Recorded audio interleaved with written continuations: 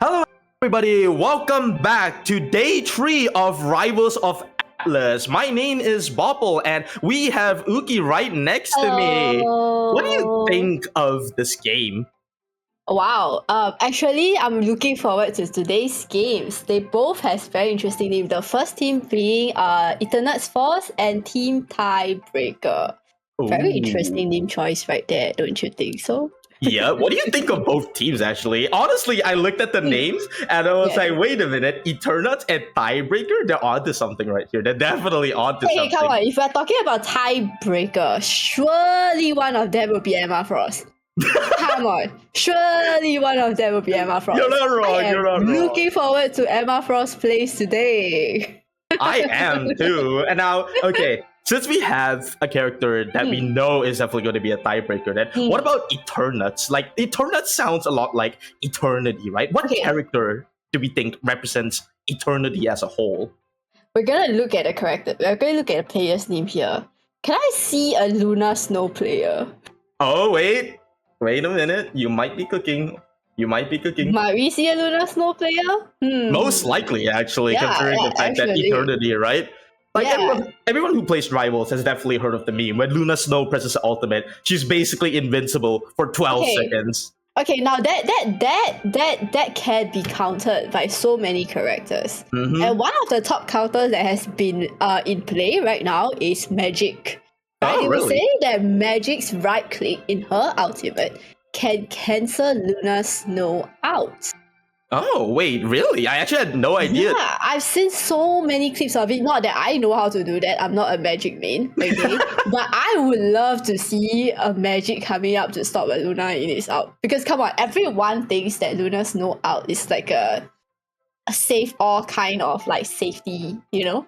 It would be nice to see someone be able to be like, no, you ain't getting away with that. Okay, here's the question though. Is it able to contest against Loki's immortality field? Now that is something I am not too sure about. The immortality field is way too good. We are likely seeing Loki, especially even in like several previous rounds. Loki is such a top pick for strategies, which is something you don't really see previously. It was always in V's and Luna and Cloak and Dagger, but nowadays we are actually seeing Loki more and more, don't you think so? Like, Loki definitely used to be so much more of like, okay, people in season 0 really like considering Loki as like a troll pick, right? Because there were just so many other supports that were just doing Loki's job infinitely better. If you wanted damage, why wouldn't you just go Adam Warlock or Mantis? If you wanted pure healing, why wouldn't you just go Luna Snow or even like was it gonna Cloak and Dagger? But now that since every single major big players have been nerfed, correct? It's like Loki has suddenly risen into everybody's arsenal right now, and people can truly see how strong the God of Trickster really is. That is true. Like, having a Loki on the team actually gives you so much flexibility whether you need an additional offensive out. Imagine having 2 Hela outs at the same time.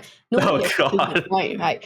Right? You get what I mean? You get what I mean? Or if you need, like, say, one of the Vanguards out. Holy shit. I do not want to see 2 Captain America out on the point. I do not want to go against two Captain America in their out.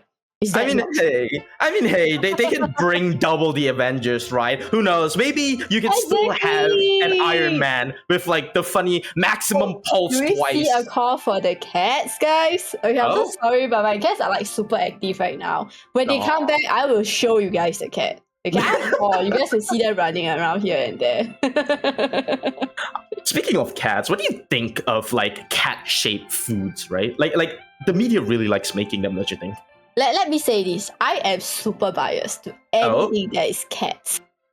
Why? There's a reason I have 4 cats. If you give me a cat-shaped food, I am eating it. You're not wrong. Okay, here's a question that I really have.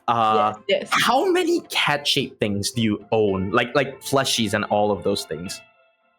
Man, no, that is a very good question. I'm sure you guys can see a part of my bed is kind of filled with plush toys. Is that Wingman? Yes. I see a shark cute veteran addict, okay. You know, to be honest, I am looking forward to like a cat outfit character in Marvel Rivals. That would be a skin that I would use my money to buy. People will instantly buy it. I would. That is also why my first character I played in Marvel Rival was Squirrel Girl. Oh, really? First Lord and first everything, because she is like the easiest character to pick up. I am actually looking forward to see if any other teams will use her. Oh, meanwhile, for me, I'm a Jeff enjoyer. I'm part of the problem. Okay. Do you know how to make the Jeff sound?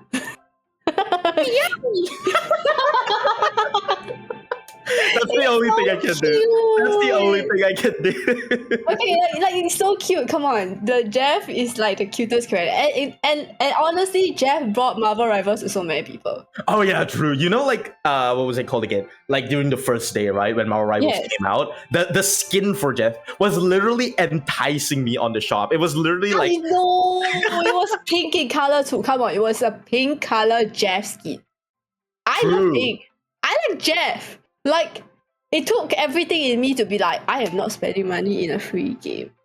Not for me. That is my money. Not for me. I saw it and I literally bought it day one. I dropped in the game. I played one game. Was like, okay, this game is a bit fun. You are the target audience. I opened the shop and looked at the costumes. Right. I saw the Jeff thing. I said nothing. I instantly bought it.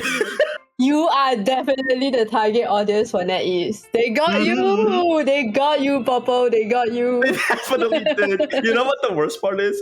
Now that some of the really good skins are coming out, right? Yes.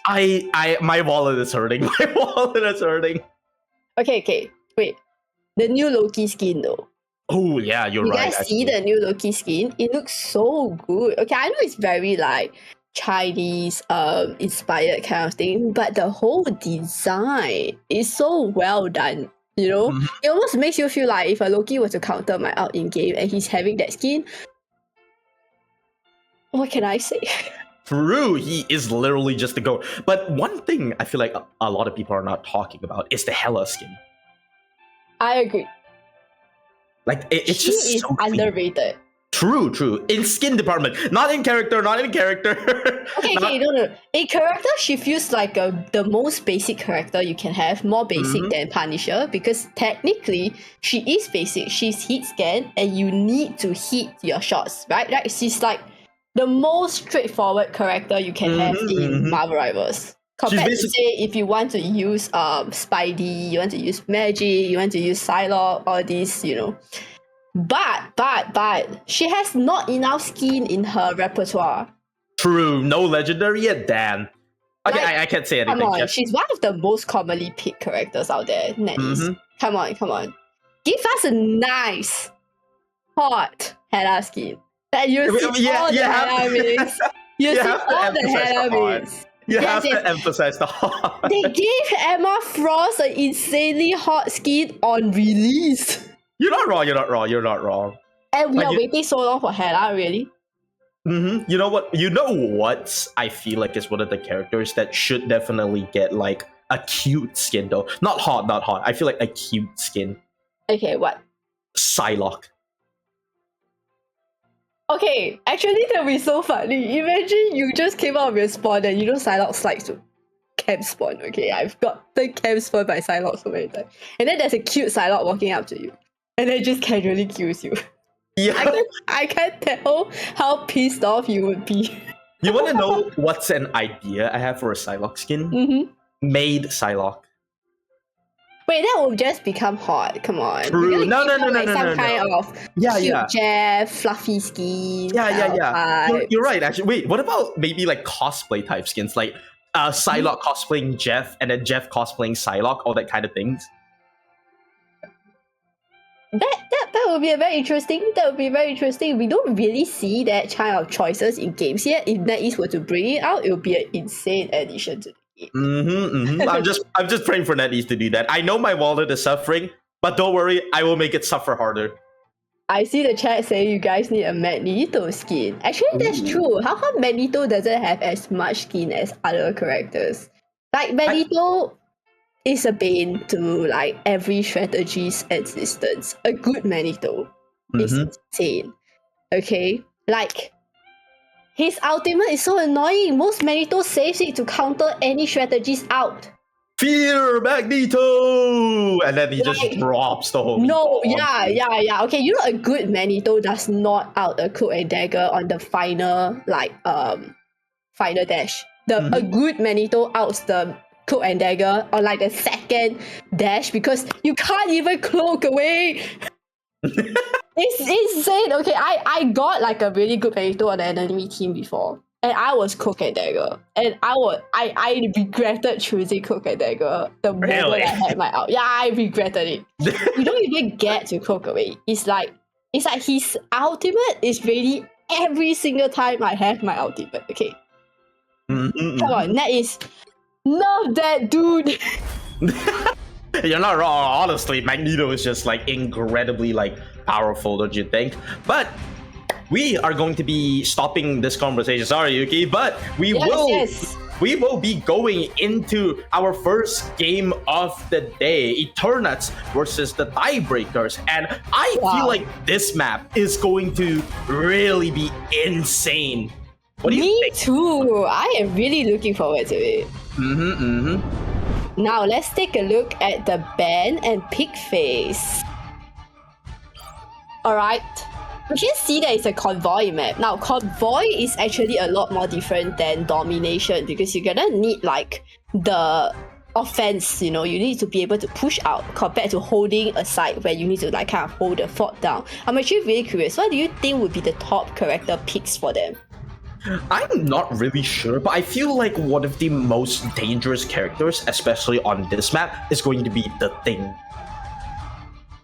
That is very true. Actually, the Thing is extremely useful to stopping mobile characters like Magic or anyone like Iron Fist. But we can see that Tiebreaker did guarantee a Thing pick in their choice. So they do think the same thing too. Here's the thing. Here's the thing, guys.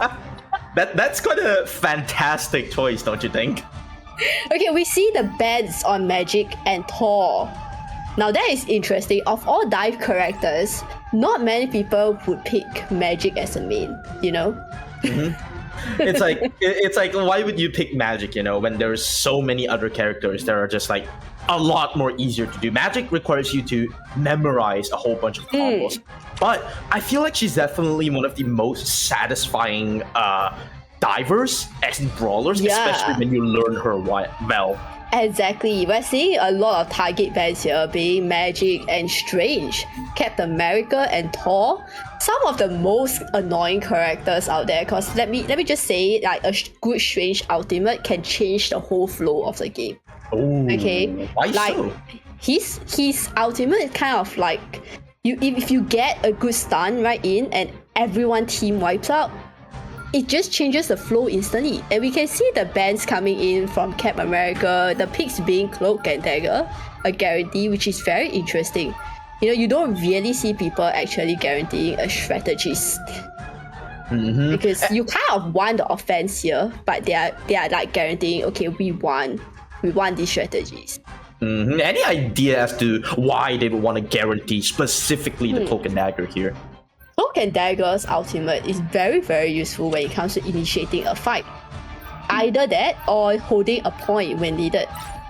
But that will also require Delphos Luna to be able to escape the Magnetos out, because as we said, Magneto is one of the top counter to most strategies, and we do see a Magneto pick on Tiebreaker. Ooh.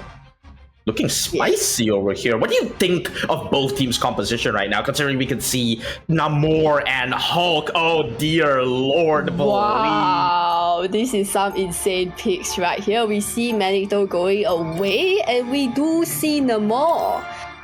Without the... Oh, there is a power-up with Hulk. Now, Namor would be a very insane counter to the Psylocke on Eternatus. That could have been the reason why they picked Namor. They do not want to be dived in the back line. But Psylocke, even if she assists the front line, she is a very strong duelist actually. People don't actually really know that, what's it called? Psylocke actually has a lot of damage on mid-range. People assume she's just there to pick off strategists and all of those stuff, right? But she's definitely not just that. And I hope Psynut from Eternatus is actually going to show them how much of a menace Psylocke is going to be as the timer starts counting down, and we are heading into the first game. Over here, you can see Psylocke trying to get a pick. It's a diver versus diver combo here. Ooh. The Sea King's Petioka are vanquished. Oh, wait a minute. Damage is being put out. Risu is actually on the flank here, trying to look for a hit. While Riz is off the front. Oh, wait a minute. Some action's coming right up here. What? Look at Iron Fist just dealing the damage and taking down the Rocket's Rest immediately. Actually, that is an insane place the Rocket Rest, and Psylocke is on the back row. Psylocke is trying to get a pick. Will she get the raccoon? No, she dashes back to the team. Just an inch, and Risu is back there or to support their strategist right now. Tiebreaker still holding on too strong, but Eternatus are actually slowly pushing up the point. Riz nearly getting eliminated. Wait a minute, getting chokeslammed. Wait, is there an elimination over here? No, not yet. It seems as Tiebreaker are doing their best to hold up the point. Eternatus losing a member but instantly getting it back. Dive actually nearly getting taken out on 2 HP, single point right now with not a lot of strategists looking at him. The last judgment comes out, but instantly gets out. Oh my lord, it seems like action is actually going to be started. Everyone was just farming ults from earlier. Oh my. This is where we see how strong Psylocke is just from pushing the front line. She does not need to go to the back.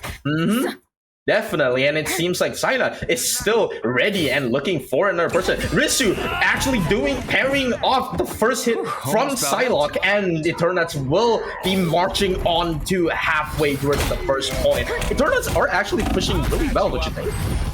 We can see that Psylocke is trying to get a pick up front, and the out is wait a minute.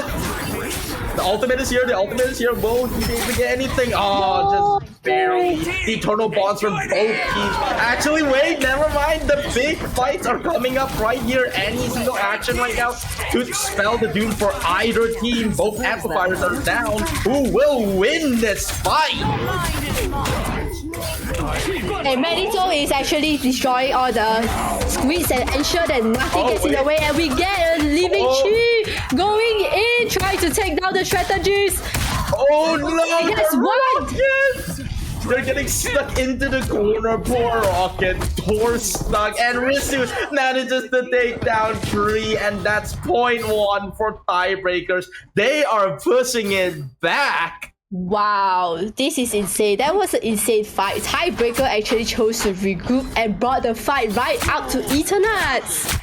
And it seems like you can see Psynut swapping out to the Hela, one of his most comfort picks from how long I've known him. Hela, the most important pick when it comes to like countering all the dive characters. We're gonna see how she's able to do the hit scan. Wait. There might be something. Oh, Risu nearly gets taken out. It's clawing time. and it seems like the entire team will actually get staggered back by both ends, picking up every single elimination right now. Tiebreaker not letting Eternats push up any on the point, and Eternats might just fall here. Saina doing the best in order to survive, but might just get bursted out. Oh, she does. Yes, she does. Okay, that clobbering out is insane. Here's the thing, guys. Here's the thing. That was quite fantastic, don't you think? I would like to see more of those. I'm sorry, I'll stop with the puns. Here we go, and the team is still taking the offensive on by getting choke slammed by Emma Frost.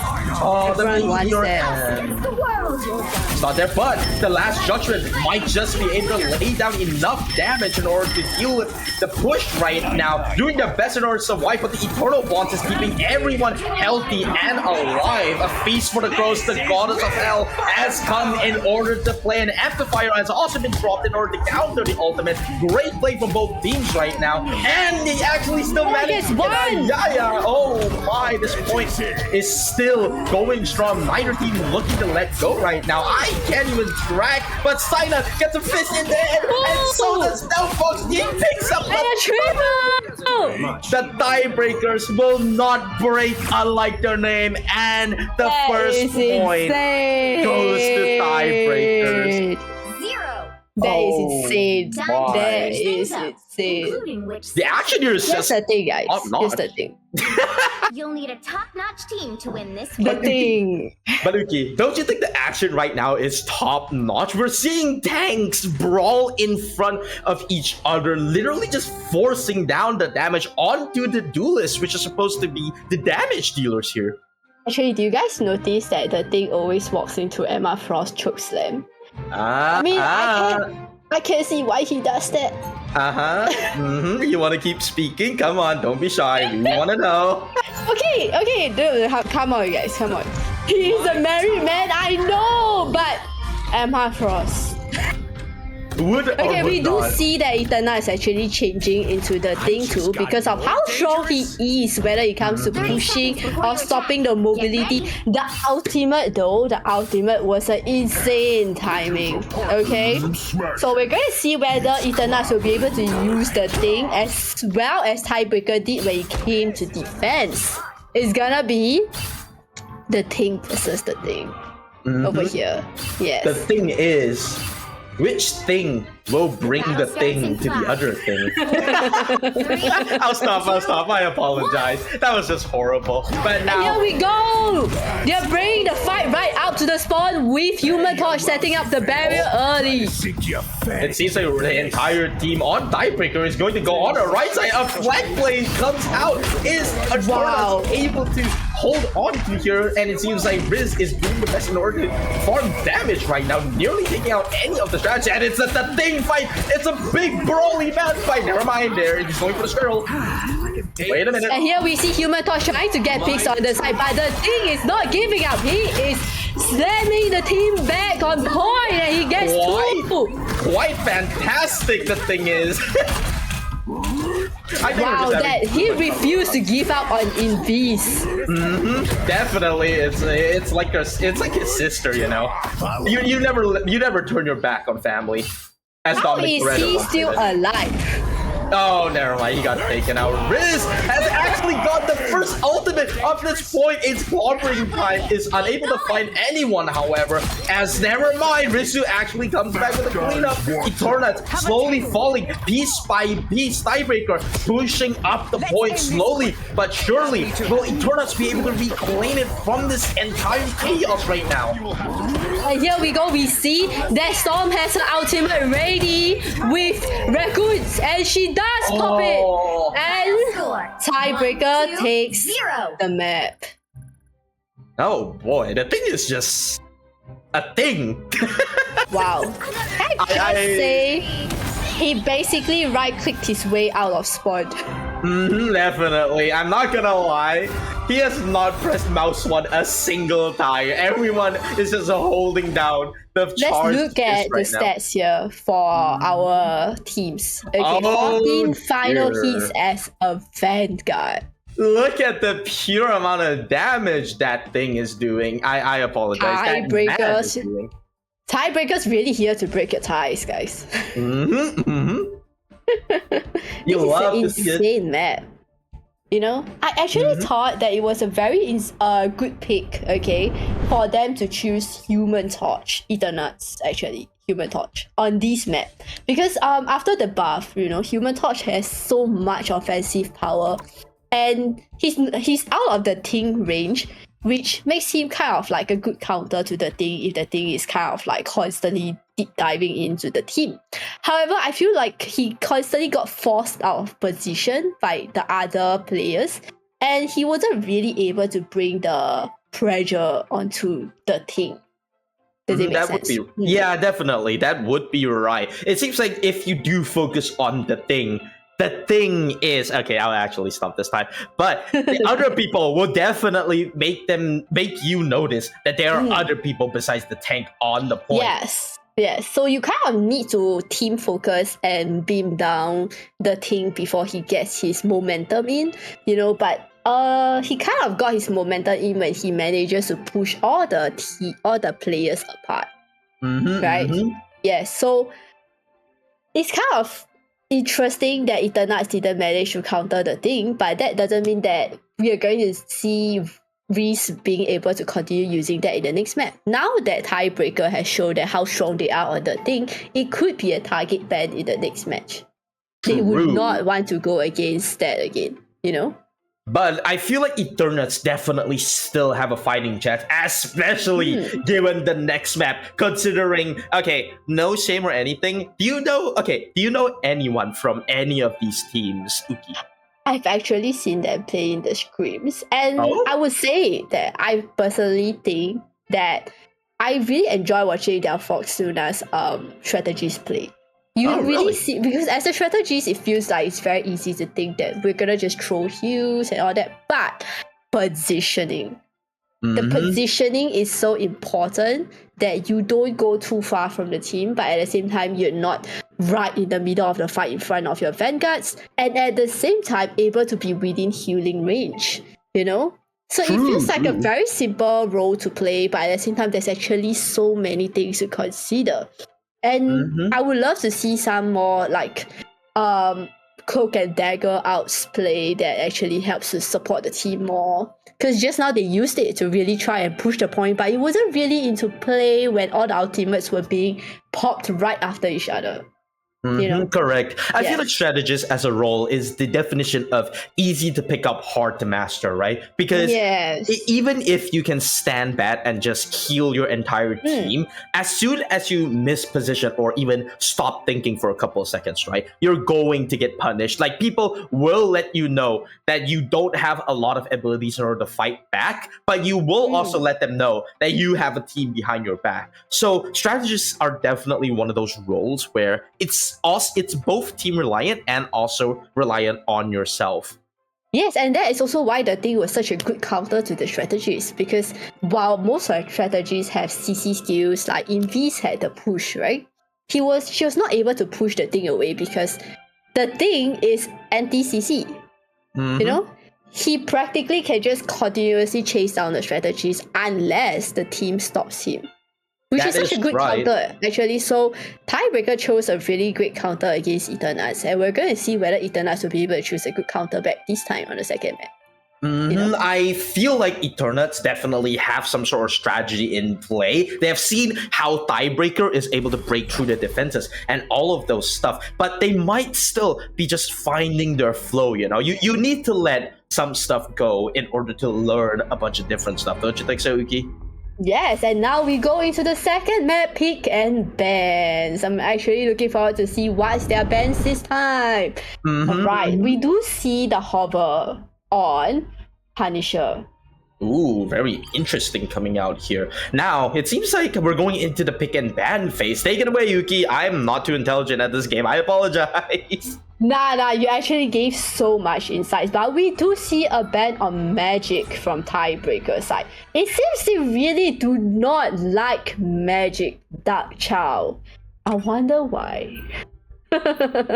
I mean, let's be real here, right? I also don't like dive. As a strategist being myself, I do not enjoy getting dove on by people. And a dangerous magic, right, can make your life a literal living quote unquote hell. HEL, by the way, sorry. Wow, we do see both teams using their guarantee on the Vanguards, one side being Strange and one side being Thing. Tiebreaker seems to think that the Thing is their winning condition, it seems. And Eternals are actually going to be saving Doctor Strange here. What do you think is their plan here? Considering we don't really see Strangers a lot more, right? Considering Strange just recently got nerfed due to his oppressiveness, but he still remains a pretty stable pick. Like, what do you think of the meta? Well, actually, Strange does bring a lot of utils in with his shield that recharges really fast.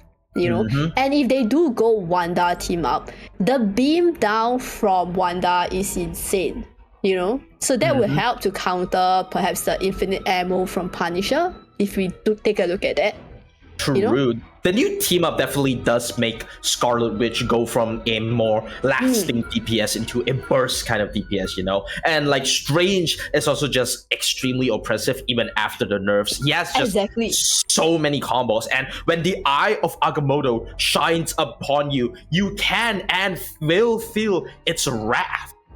Yeah, exactly. So we're gonna be able to see some Vanguards fight here because we do see the guarantee being two Vanguards. It's gonna be a Strange versus the Thing fight here now.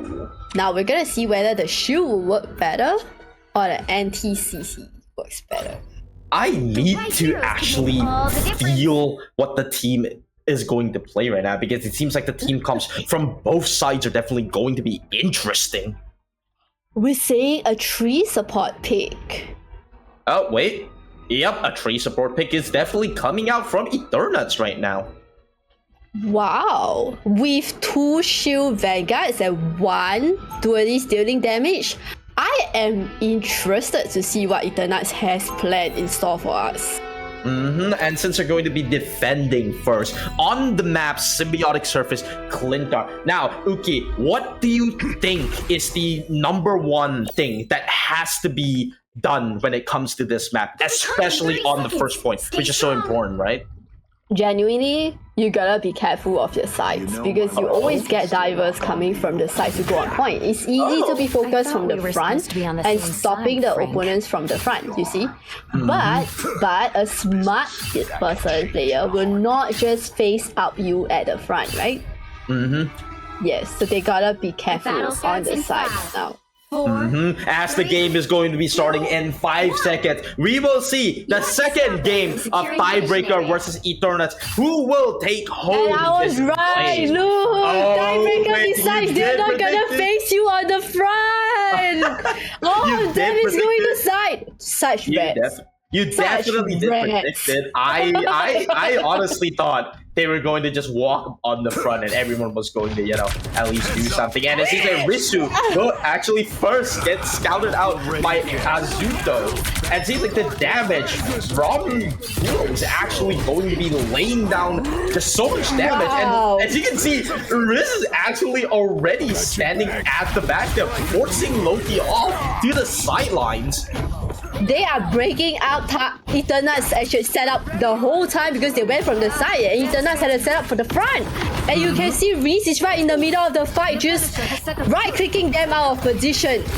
Yup, and even though they the Strange got taken out, they still have the rocket revive, which is extremely important here. Risk going to actually set up a turret and managing to take out one with the help of Taibei on Scarlet. The damage is just getting rained down from afar, and it seems that Eternals are unable to hold the point steady no matter how hard they try. The thing is coming, and the Immortality Field is actually going to be forced out as Wolf has to dash away.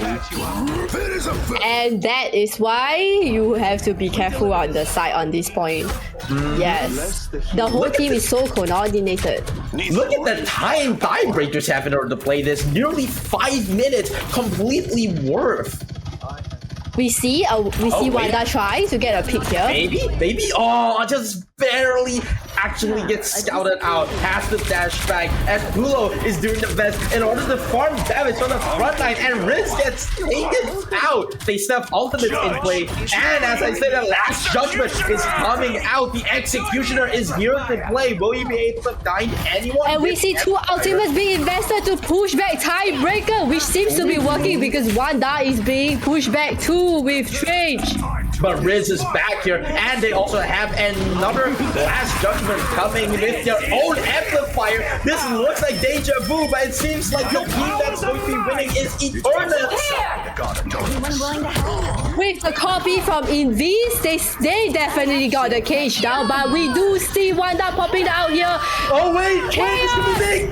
That's she gets two. Reality has been shattered by the big blade from Taipei right there. Oh my goodness. Wow, that was some insane outcycling. You get Reese and you get Wanda right after. No amount of strategies out could cover that.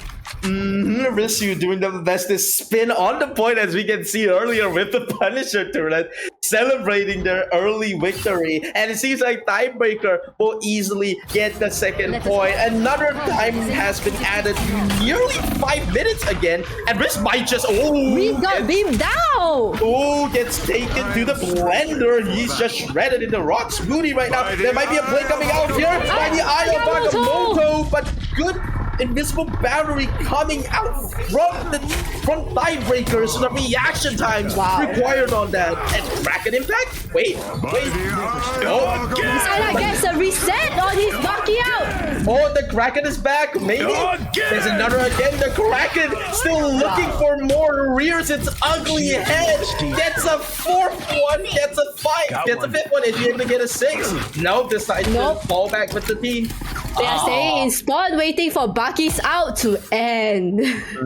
But that is an insane out by Cyanide. That was... He got a reset on every single kill. It feels like what's it called, Loki in this case, right? Would definitely be one of the most major dangerous. But if clobbering times comes out, but the Loki with the immortality actually managing to hold everyone on the point, as Cyanide and Bulu are doing their best to rain down damage from afar. Look at this man. He has no care in the world, just sitting on his turret. Ultimates are still in play. Will we be able to see any of them part of this game? Nope. As the Riz gets taken back to spawn by a shotgun in your face. And that is where you see how strong a Punisher shotgun. You do not want to go straight up to it. Riz has changed to Spidey for the versatility and mobility on this map. Oh, and it seems like the Spider-Man team are Riz getting stuck on top right now. Unfortunate. Wait, they have ultimates. This might be the play. Judge, Jury, Executioner, and it seems like the last judgment will be coming out. Bulu raining down damage from afar again, managing to at least get one. Wait, on the flank. Wait a minute. See Wanda at the back, Wanda with the out at the back. Oh, but gets scouted out by Syla. Insane! Oh my god. She tried to escape and she could not escape. The amazing Spider-Man. Oh, the amazing Spider-Man comes out, but is still nearly get shut down by Ghoul right now. But still, Tiebreakers actually managed to force everyone back, and that will be an ace onto Eternals. And then Tiebreakers is getting the space now, but that is because Spidey got 3 kills with the ultimate. Still, they have a lot of ultimates in play, while Tiebreakers are closing in onto Eternals right now, but Eternals still have a lot of ultimates. Venom is going in. Yep. Oh, we are Venom, Feast of the Abyss, and an invisible boundary gets forced out. Wait, a big ultimate here? Oh, gets a triple kill! Oh my god, that's insane! Wait, there might be more. There might be more eliminations on the way. Let him cook. Let him cook. Wait a minute. Gordon Ramsay gets a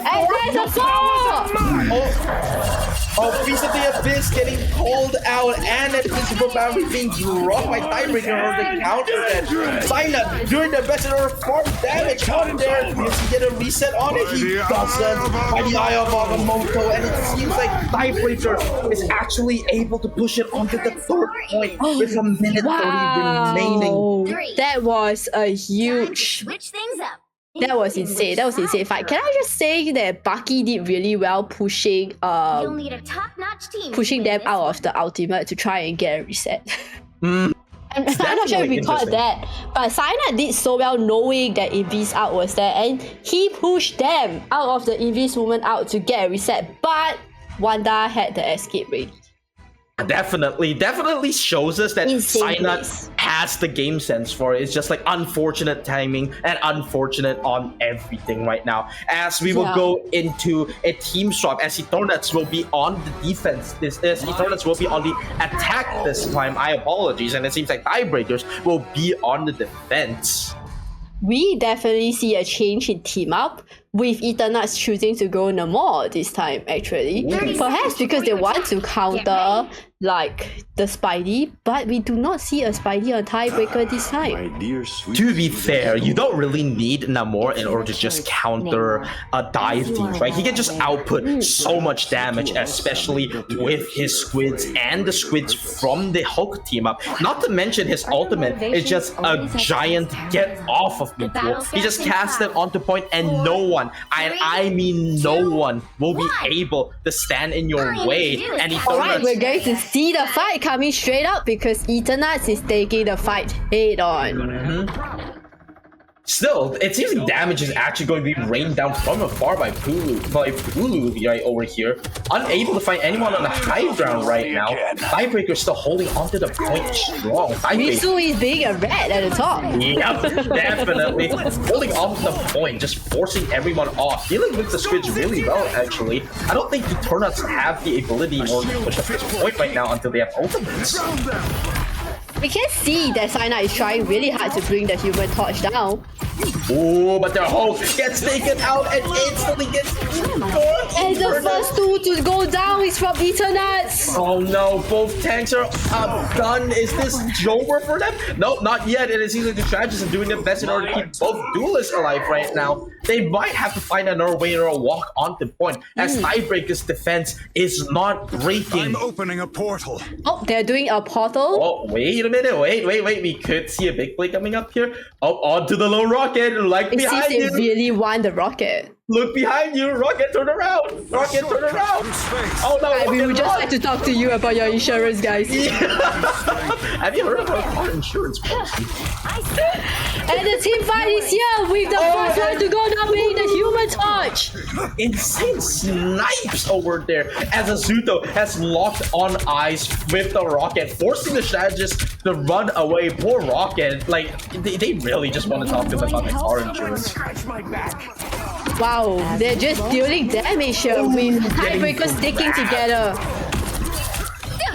Oh, wait a minute. Damage is being dealt here. Oh, but typing damaging enough. And pure chaos has been led. Reality might be getting wiped here. And gets off Luna. And he gets Luna. Sai, only player doing the best in order to survive, but getting pushed out of the point, unable to do anything. As he And the whole Double KO. No worries. they just fall. They Oh, fell boy. against Tiebreaker's defense.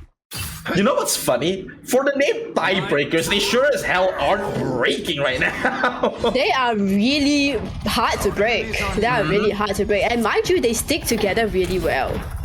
But it seems like Eternals have a lot of ultimates on point. We're going to see if they can use it to force Tiebreaker off. And it seems like we don't really have a lot of ultimates. Here we go. We do see two ultimates being popped instantly to try and get the point. But Supernova is in counter. Oh, wait a minute. Oh, the amplifier goes down, but is it enough? And it seems like Ryan And Magamoto comes in. insane ult, and they're actually doing the best to hold back the point right now. This might be the point where the Tiebreakers will have to break over here, but no, Eternals will still be unable to get the point with a minute remaining. They have one last fight. They can do one last fight. Eternals. Still They holding have on two to ultimates. Sorry, if you're hearing this, you always make the flurry if you lose this, by the way. So think of your money. Definitely think of your money. McFlurry. I'm praying for his fall off right now because we want he has a really good sniping point. Are we going to see? Yes, he's getting a strategy technique. Yes, he takes down one. The muscle stop gets one and it's even maybe. Are we going to see a 2? Oh, maybe a 2, maybe a 2. The big ultimates are coming out of here. Sai doing the best in damage, getting 2. Is there a third coming out of here? Maybe. Wait. We spoke too soon. Tiebreakers might just be falling to Eternals right now. So he's doing a lot of damage. He's just getting so many of them. Can anyone stop this man? He hurt me. He hurt me from the gaster. He hurt you. He does not want to give you any McFlurry. He does not want to lose his money. God damn it. I want a free food. No.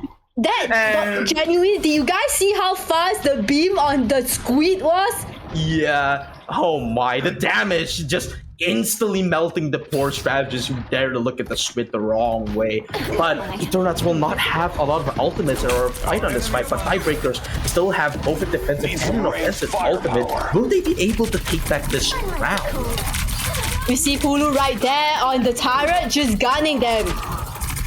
Saina getting a trade onto Sora, but instantly Akito gets actually traded off instantly. But Asudo also managing to trade off Ravens. Eternals might actually be able to just have found that footing. The last judgment comes out. The Executioner is here, and he's looking to take a lot more with him. Is he able to get more than one right now? No, but they are hiding. They do not want to face him. And it seems like the Squid's also doing work right now. 2 ultimates, and Pure Chaos is coming.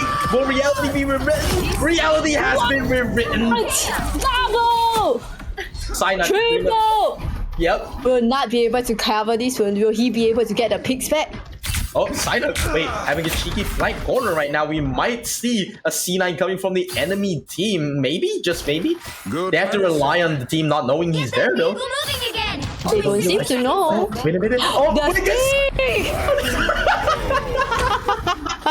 manages to get taken out. Rest in pieces. Now you definitely owe me that McFlurry. I'm kidding, Sai. You still have your chance. But we do see Luna already. Maybe a fate of both worlds at stake here. With 40 seconds, they will need to push out to the point.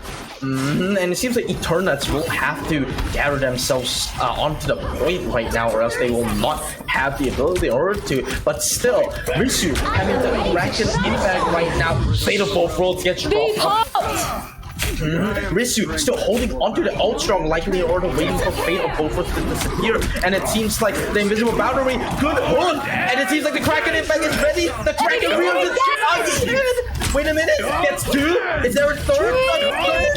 And the point will fall to Tiebreakers. Will fall to Tiebreakers. Eternals unable to push up. The Kraken rears its ugly head as Tiebreakers will not break any ties today. Eternals might just be falling, but Saya unable to touch the final. 1, 2, 3. Does Tiebreaker always have to end the match with four takedowns? Like they did that last match. Is it always a quad thing? No, I don't know. Maybe ask them.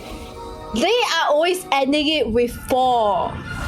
You know what else? Tiebreaker. You know what else 4 is also related to? Fantastic Four. God damn it. I was going to make the joke, but you made it more fantastic, shall we say. Insane place. I gotta say. Cyanide came in clutch with Namor. Definitely. The Namor pick was there in order to secure came in clutch with Namor. I was not expecting Namor to be able to be a decent pick because they don't really have a diverse, you know? But he showed how good Namor is. The beaming down was insane. And he showed that when you are focused on the squid and you're killing off his squid, he got you. He's gonna snipe you. He's not letting you kill off his squid for free. You know? True. But on the other hand, Taife and Risu are just an incredible DPS duo right now. With Taife clearing it every time they have the reality changer or, well, you know, the ultimate from Scarlet Witch. By the time the ultimate is ready, you think you're safe. Nope. Armed and Dangerous is coming out in order to play with Risu with the Kraken impact. But we cannot say anything on their tanks as well. Riz doing a good job to force the team to conform onto him. And the vanguards were insane. Yes. Definitely. The strategists were doing their fair share of work as well, healing the team as they go through with this kind of dive heavy comp, don't you think?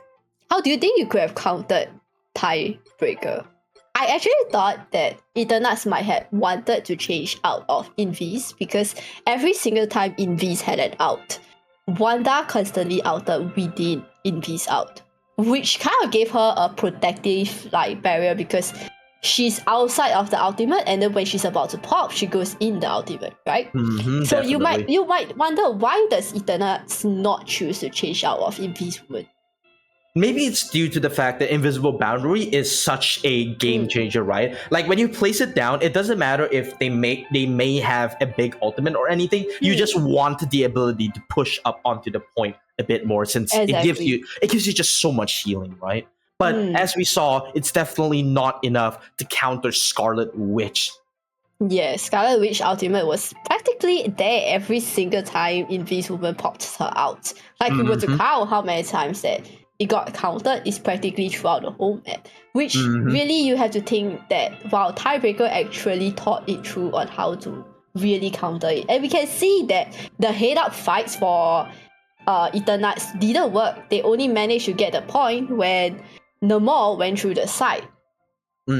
Still, good try from Eternuts and Tiebreaker. Congratulations to you guys for winning this round.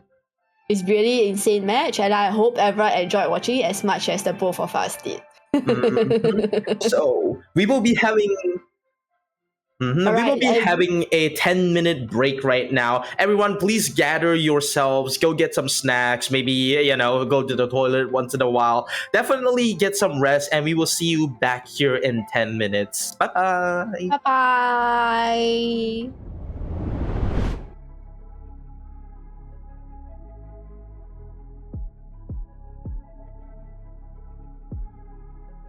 Conjure on the sweet,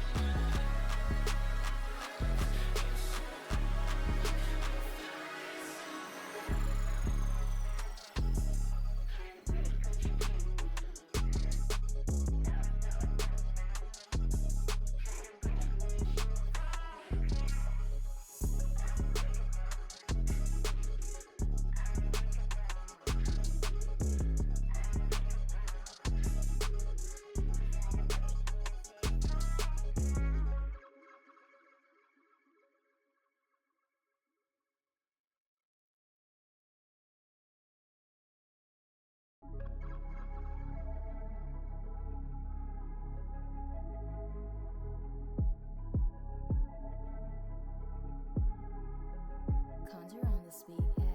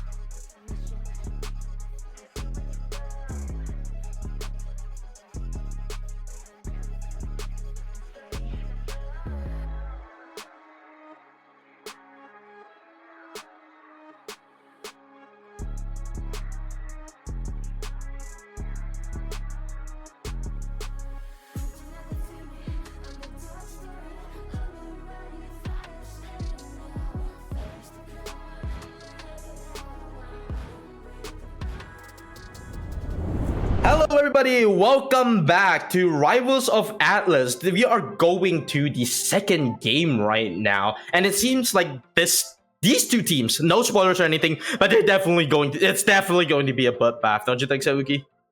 Yeah, oh my god. Hello everyone, welcome back again. And I'm actually looking forward to our second match of the day.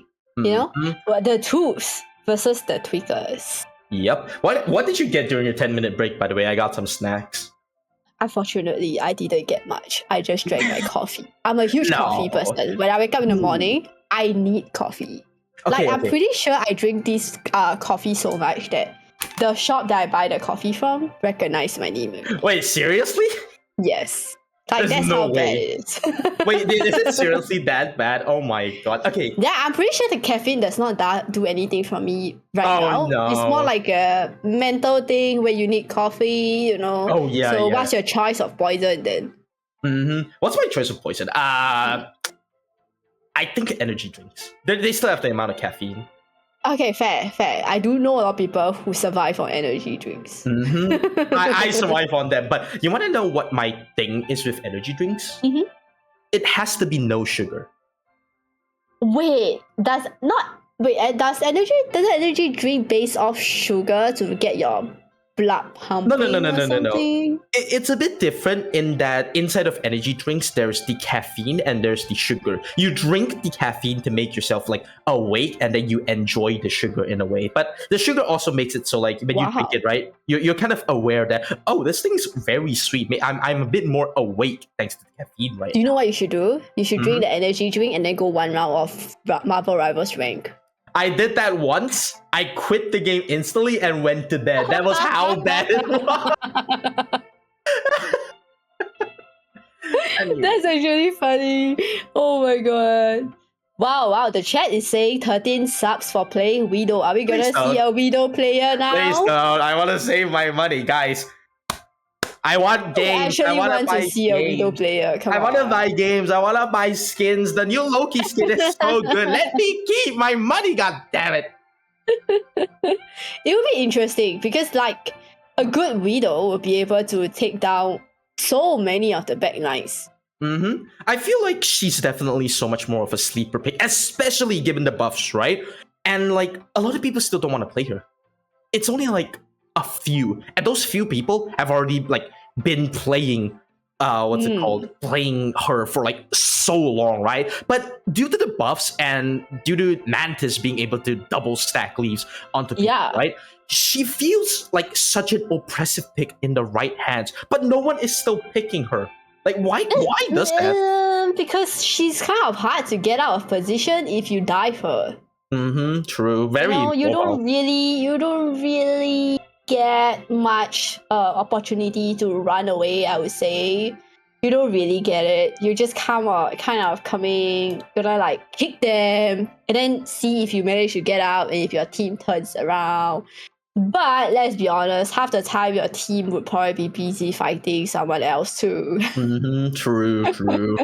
It feels like a lot of the other sniper characters, right? Like Hela, Hawkeye, they all have some form of like get off me tool or Definitely get out of that ability. Widow just doesn't really have all of those things, and I feel like lowering just having damage on the team is not just important. You need to also be able to survive so that the strategists don't have to constantly heal you, the tanks don't have to move out of the position. You don't have to run away if everyone else is dead. That is a fact. I agree with that. And also, yes, Widow Kick is goated. She's probably one of the lowest pick rate one in Marvel right now. She is actually the lowest pick rate character in the game currently. Which is surprising because she's hot. Okay, let's be real here. A lot of the girls in Marvel Rivals are hot. Have you just seen Mantis? In these? Not wrong, but she's married. I'm not touching that. She practically has a married skin in the game. Yeah. I'm not asking for a hand in marriage. I'm gonna get backhanded. Loki is the hottest woman. Okay.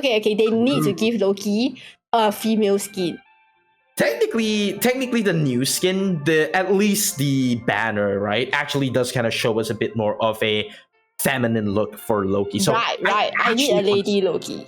We have seen a lady Loki in, the Loki, the series, but like, yes, we need to see it in game. Please, I'm begging you. I need a lady Loki skin. I will toss in money. Definitely going to be interesting. I will actually get it. I'm spending not money. Enough to compensate the hot mess of an aim most players have. Wow, Ferris, that is the vibe I have when we are all queuing with randos and the game is ready to be started. Let's move on to our ban and pick phase for the first map of the second match. Yggdrasil path on Convoy is going to be interesting for the Tweakers and the twos. Okay, now the ads actually. I remember the name now. I just realized why they were named this way because I completely forgot that we had a briefing that their name actually means something else, but it's slightly not family friendly, so we're gonna like get off. Okay, so we're gonna keep that under wrap. We're not gonna What do you think of this first ban right now? It seems like something is going on here. I fully approve of the two ban. I hate Spidey on this map. I love this map. Okay, this is probably my highest win rate map actually. Oh, really? Yeah. When I play Marvel, this is like one of the best map ever. But because of how open it is, right? Spidey is just insanely annoying to deal with. True. Not to mention, he actually just has a lot of capabilities to just swing in, swing out, and there's so many health points scattered around the map. There's like hallways with health packs for a good Spidey to go and get. So you really do not want to deal with it, especially if the tools knows that the tweakers have someone that's good on Spidey. But we do see the ban coming out for another duelist, which is they do not want to deal with Wanda. Not surprising considering, the Wanda buffs, right? She definitely needed buffs because she was kind of like an underrated pick. What was it called again? Before, like a few seasons ago. But now that she's been buffed and with the Doctor Strange team up, she is just shredding everyone. She went from being a consistent damage dealer to a burst pick right now. And she can just melt down teams really fast. I don't think the Tweakers want to deal with that. It seems like the Tweakers decided that Raccoon is what they need to guarantee a win, while the Twos have picked Emma Frost, which is very surprising, one being Vanguard and one being the strategist. We do see the ban on Punisher. Looking at the rocket save, right? They probably thought, they're most likely going to be going for a Punisher. Did the Tweakers give out one of the ban? Nope. It seems like the banning thing.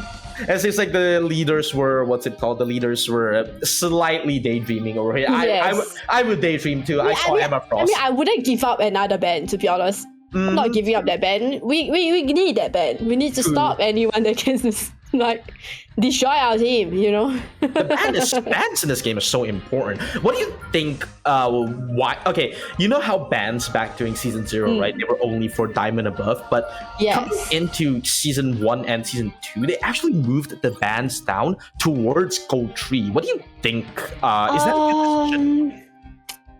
How do I put it in the way that does not offend everyone? Let me see. Let me tell you. I enjoy having the ban. Okay, you get to ban like Spideys and whatnot. Like you really enjoy it. However, it does feel really annoying when, because they buffed a certain character and you play that character, but because it's so overpowered, right? You are constantly being banned and you can't play the character you like. You get what I mean? Like you play these games that are fun, so you will want to play a character you like. So it comes to a point where it's a bit annoying. Also, but I say Yuki is on Squirrel Girl. Ooh, wait. My man! You wanted this a couple of games ago, you have gone ahead. It seems like Ixie. She is a good pick on this map. True. It would be so annoying that you die to the Acorns knowing that the Squirrel Girl was not even looking at you. She's just shooting her Acorns and you just walk into it. Okay? We go! We call that a skill issue in the gamer lingo right now. Let's say, Squirrel Girl is an insane pick, okay? You see a lot of people actually hate on Squirrel Girl, okay? Say that Squirrel Girl has no skills. But to aim her trap, okay? To aim her trap against a flyer, you need skills. Definitely. Like, it's one of the most exhilarating things that you can do when you actually just snipe a flyer like in the air with the trap. Like you will feel like God that day, and we have so many gods in this game. And like the splash damage from a Squirrel Girl is insane, and I really like seeing that the Tweakers is bringing her out in their team comp. And here we go, the first fight has begun. Would the two S's be able to counter this? I wonder. They do have a Hawkeye. We're seeing both teams not really playing high characters here. Oh, the Squirrel Girl gets taken out, but gets and the they say back. rest. Insane from Wayne right now, putting out the damage, actually getting another one. Oh, Ixie coming back with a vengeance. He's mad, he's very mad. Who took my girl Squirrel Girl down earlier, looking back for the revenge? Oh my god. Good medicine. The first team fight seems to be going towards the Tweakers with 2 taken down from the 2s, and they are back in the fight. Look at the damage Kitsune Yuki is doing, and they already have an ult ready for play, but they will sacrifice Luna on Strange for that. Good stop. Oh my. Wow. Imagine you're just walking up and you get snapped, but they do take out Squirrel Girl. Good trade from them there. Kitsune Yuki gets taken out, and the Eternal Bonds will actually be coming out. This might be the start of a big fight. I want to see it. Come on. Anything happening? But he's going all the way forward, trying to get peeks among the Cloak and Dagger out.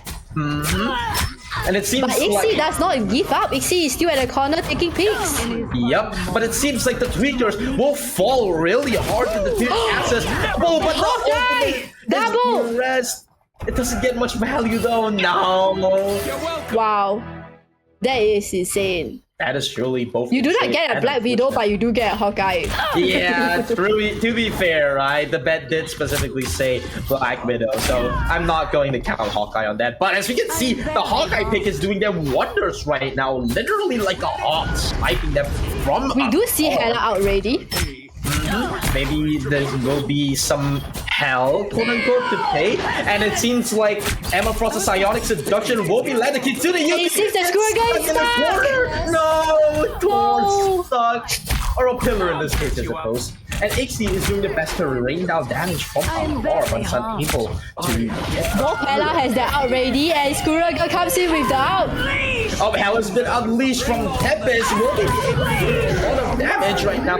Magneto with buff double Magneto and looking at the There is too many 2 outs and 2 Helas invested in that one team fight with the Cloak and Dagger Eternal Bond. Both of them actually getting an elimination as well. That was just so funny looking at both of them floating up. Luna hammering 2 of them, call them the handyman right now. Oh my They really god. say Thor is here to save the day. Yep, Sonic is actually the entire team for Sonic is just getting pushed back, and the two S's will have to find a bit of ground right now compared to the We Tweakers. do see the 2S being forced back to regroup, but they do have ultimates ready. Will they be able to bring back the point, I wonder? But the Tweakers have a good hold on it. Still 3 minutes onto the point for the two S's. They have an entire advantage when it comes to time right now. Everybody needs a Exit. And then we see the Acorns dealing the damage on Hella with Cook and Dagger having to heal real fast.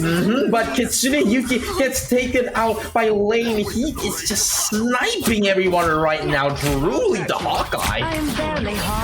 Lane's Hawkeye does not miss. And the Eternal Balls will actually be And casted Thor from is in with the ultimate. the God of Thunder has descended but is unable He got to fight frozen. any picks. He got frozen. Lane is just pumping out so much damage right now, and it seems like the second point will go to the two S's. The Tweakers defense is just falling. You think they would come back? Wow. a touch of healing. And they got the second point with 3 minutes 56 seconds.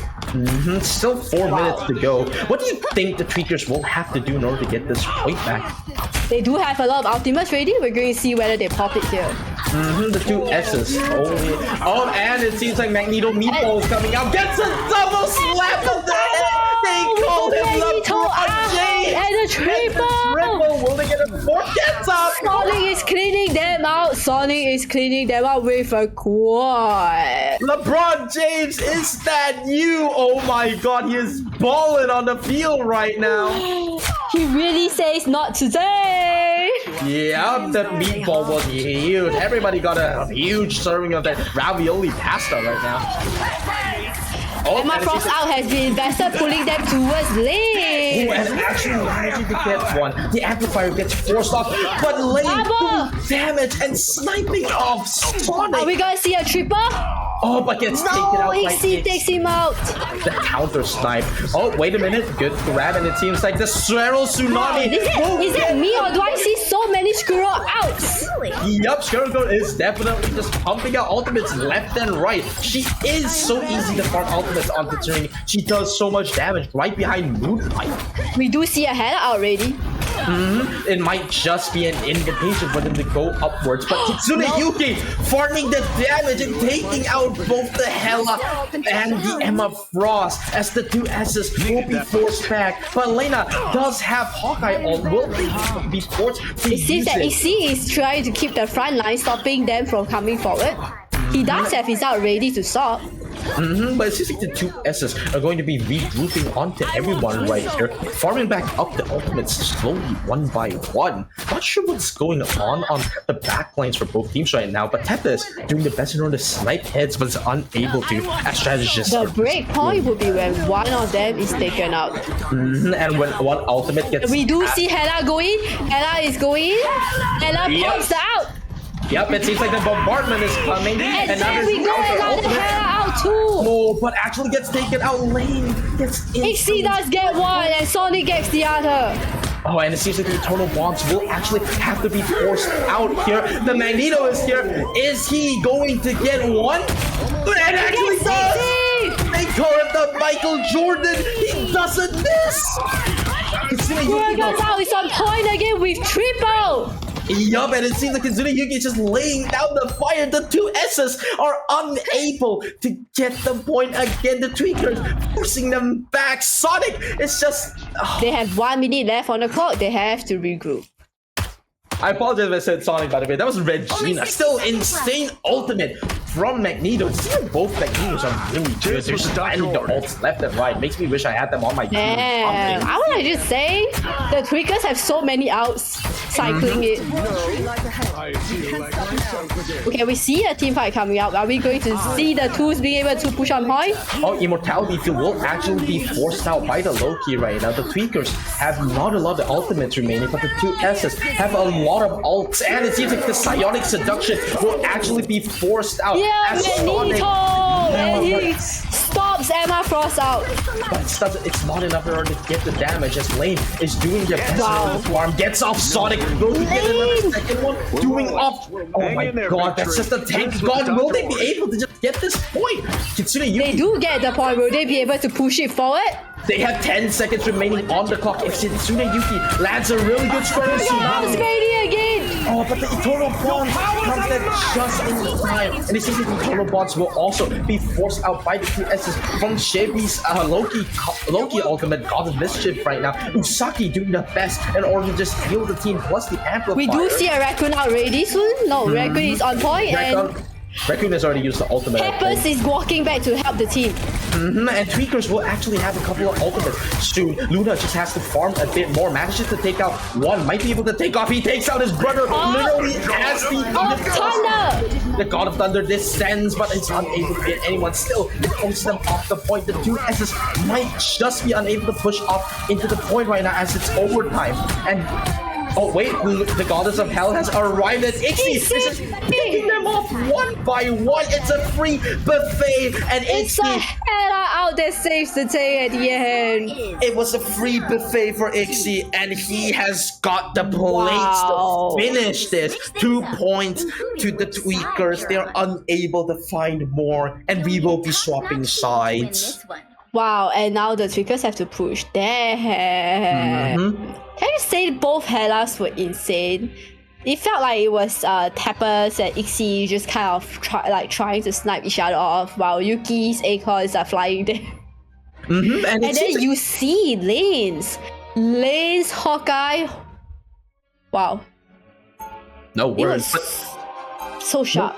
no words, but Kitsune Yuki's Squirrel is on point right now, just farming up the damage every time the Squirrel Tsunami comes out, even if it gets taken out, right? Oh, but we will see a switch onto Bucky. Maybe they think that the Kraken Impact has a lot more effective use than 30 Squirrel seconds before Tsunami you in a attack. pushing Get scenario. ready. We will do have see to the Tweakers having group this time on the team.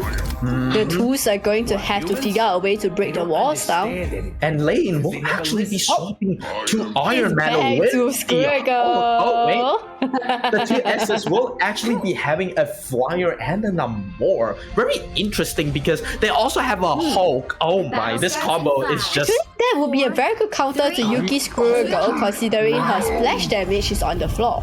true, but you still have to consider that Ixie is there in order to back up the support, right? Lane is just able to just farm up damage for Fido from left to right, just being able to play onto the corners, and Tempest will just be We do linked see the Iron Man playing around the corners to try and avoid being sniped by Ixie. Oh, that the damage is not enough. Lane gets taken out by Ixie, as we said from earlier. Just sniping. The Goddess of Hell is invited another one into her realm. And it seems like Lane will not take that and will be swapping to a Luna, and will be swapping to a... Yeah, we see why the group is constantly being banned right now. The walls are just separating the vanguards from their strategies. Kitsune Yuki doing the best in order to farm damage. And the ultimate seems to be up. The Squirrel Tsunami will actually be called out. Will it be able to get damage? Doesn't seem to be, as the two S's will actually be holding strong in this regard. We do see the Squirrel Girl out actually forcing people onto high ground, but we do see that the Twos is surviving with Coke and Dagger investing out to initiate the fight.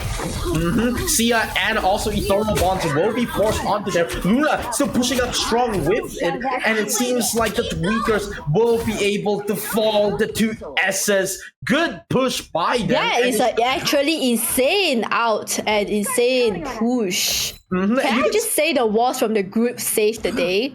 Definitely. They were just so oppressive. But you can also see that as soon as like Akun used the ultimate, right, and Isaki just drops the amplifier, Luna is just there in order to start walking up because they Luna need says, business. nope, we are stopping you right here. Not forcing them out and just doing all of the damage with the walls, forcing them away. They still have ultimates in play as well, but the two S's have a lot more ultimates. Will they We do be see able- Groots out ready along with Sonic. Oops, apologies.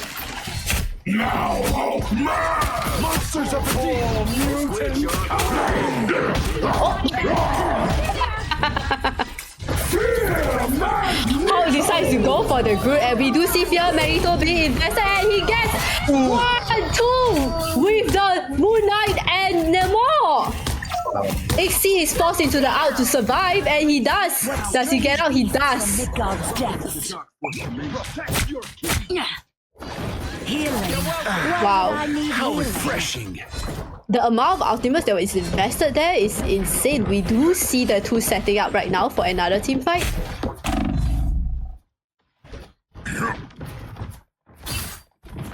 Bopple? Alright, and we do see that AC actually is following up with this, but the group wall is annoying, and right now they are trying their best to break the group wall with the moon out being invested, and they are unable to push any more forward. The Tweakers is being forced back, and we do see that Yuki is all the way in front. Will she be able to escape? Nope, there is the out, and she does jump back. The Tweakers is being forced all the way back to their spawn, with the twos being very strong on the offensive, and we do see Skuragos out being ready here. And Considering Groot is Yuki, moving forward. considering Yuki might be able to just cast an ultimate up here and force everyone off, and it seems like the Groot ult will actually be casted, and the damage has been done. The two S's fall, 3 of them get taken out. The Tweakers will continue pushing as they find their last victim, Bruce Banner, just being sent back. A into the spawn room. combination of the Groot out and Skuragos Tsunami, insane. Definitely. I feel like the ultimates here, they have such a good combination, right? Like, it's like as soon as like the Groot has an ultimate, like you can use Ixie's ultimate, you can use Kitsune Yuki's ultimate, you can use Akubega's ultimate. It's just so much damage coming from every side, and it seems like they will actually be Ixie's out of position. Yep, will Ixie be able to survive there? Oh, actually barely manages to get into the Eternal Bonds field and survives. Tempest actually manages to snipe them back, doing a lot of damage. The Hawk is right in the middle of the fight. Will they be able to get any form of damage done? Or will the two S's be able to force them back? It seems like the two S's will actually force the entire team back, and the Tweakers will lose here.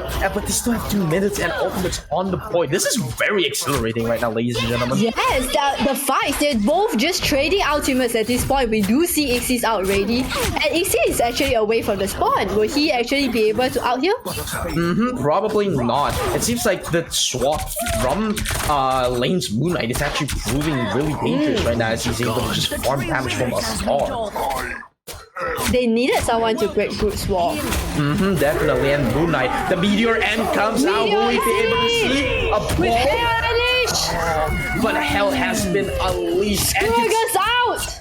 yup, and it seems like Bruce Banner will be free for the taking here, and they will actually push the point for free. The Tweakers, And the Tweakers does a cleanup. the Tweakers lose 1, but gain so much. Everything is for them right now. They still have a minute in order to play, and Luna is forcing themselves above the point, forcing them out. You will not be able to stand onto here. But Oh, and that guy is trying to use the out to secure point. Yup, and it seems like they might just be able to Sonic actually getting the other strategies low. Usaki doing the best in order to heal the team right now. Nearly drops the amplifier, decides to hold on to it in case of next because of Eternal Bonds. And it seems like the Tweakers might be able to manage to get this point, as the two S's will be extremely mispositioned. And that is point to the Tweakers. Tempest having to run back to the They team. do get the second point. Keep up the momentum.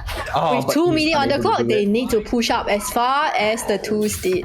Yup, and it seems like the two S's will have to be holding a hard point here. A minute 50 still on the clock. The Tweakers have a lot of time to play around, but not a lot of ultimates. The two S's only are having their ult economy still up and ready, and it might just be coming up soon. Will we be able to see a giant play coming from Tempest? We know that the ultimate can change the tide of the fight extremely We do see well. Namos out ready along with Elise. But the Groot's ultimate is back, and will they use it? Oh, it gets down, but the Groot rocket. gets taken down. Oh, but the rocket. But the rest. But I don't think it matters. The amplifier is dropped a bit too late, and it seems like the And entire. Yuki gets Namo. The two S's will force out an invisible boundary right now, but the Tweakers are actually forcing their way up the point with a massive Groot ultimate, getting Three. Double. Triple. The team might have just been aced. It seems like the two S's are unable to hold. The Tweakers are tweaking right now, quite literally, as they are pushing up further. Luna has no fear. He's all the way up to their spawn. Tempest doing the best in order to contest point right now. The Monstro spawn gets called, but is And the unable Tweaker to. saves the first one. Oh my god, it was so Wow. close from both sides. It was so close. Actually, the Twos had a longer time to push the third point than the Tweakers did, but the Groot wars were annoying. Also, Squirrel Girl MVP. Let's go! We love to see it. We love to see it. First game, first point going to Tweakers. Now going into the scoreboard right here. Wow. Okay, you want to tell me? 40k damage on Squirrel Girl. my. Yuki is the hidden assassin. Definitely. And as Squirrel Girl as well. 23 last hits. Damn. Wow, those are some insane stats from Yuki. He is cooking. Definitely. But no 40k damage. but still no shame to Ixie farming a substantial 2.69k damage. Nice. And it seems like the final hits would be 26.9k. Still nice damage. Yeah. And the strategists will actually be healing a lot. Both teams having 30k and Shark having 51k healing respectively, Wow. actually. Can I just say that Lane's Hawkeye was insane? Like, he has 20 final hits. Definitely just picking off people left and right as soon as they have the chance. As soon as Lane spots that opportunity, right? With his quote unquote hawk eyes. I'm sorry I had to do it. They instantly go in for the assassination and take out anyone that dares look at it wrong. They will show you what You don't really see like Hawkeye with such insane aim, and Lane is showing you that Hawkeye is a playable character. But the only reason he chose to switch to Moon Knight was because they needed to break the group wall. And I think that's very insane because like they forced the top duelists on the opposing team to actually had to switch out of a comfort pick. You know what the one thing I like about Lane is? They're not scared to play sniper characters like a front line.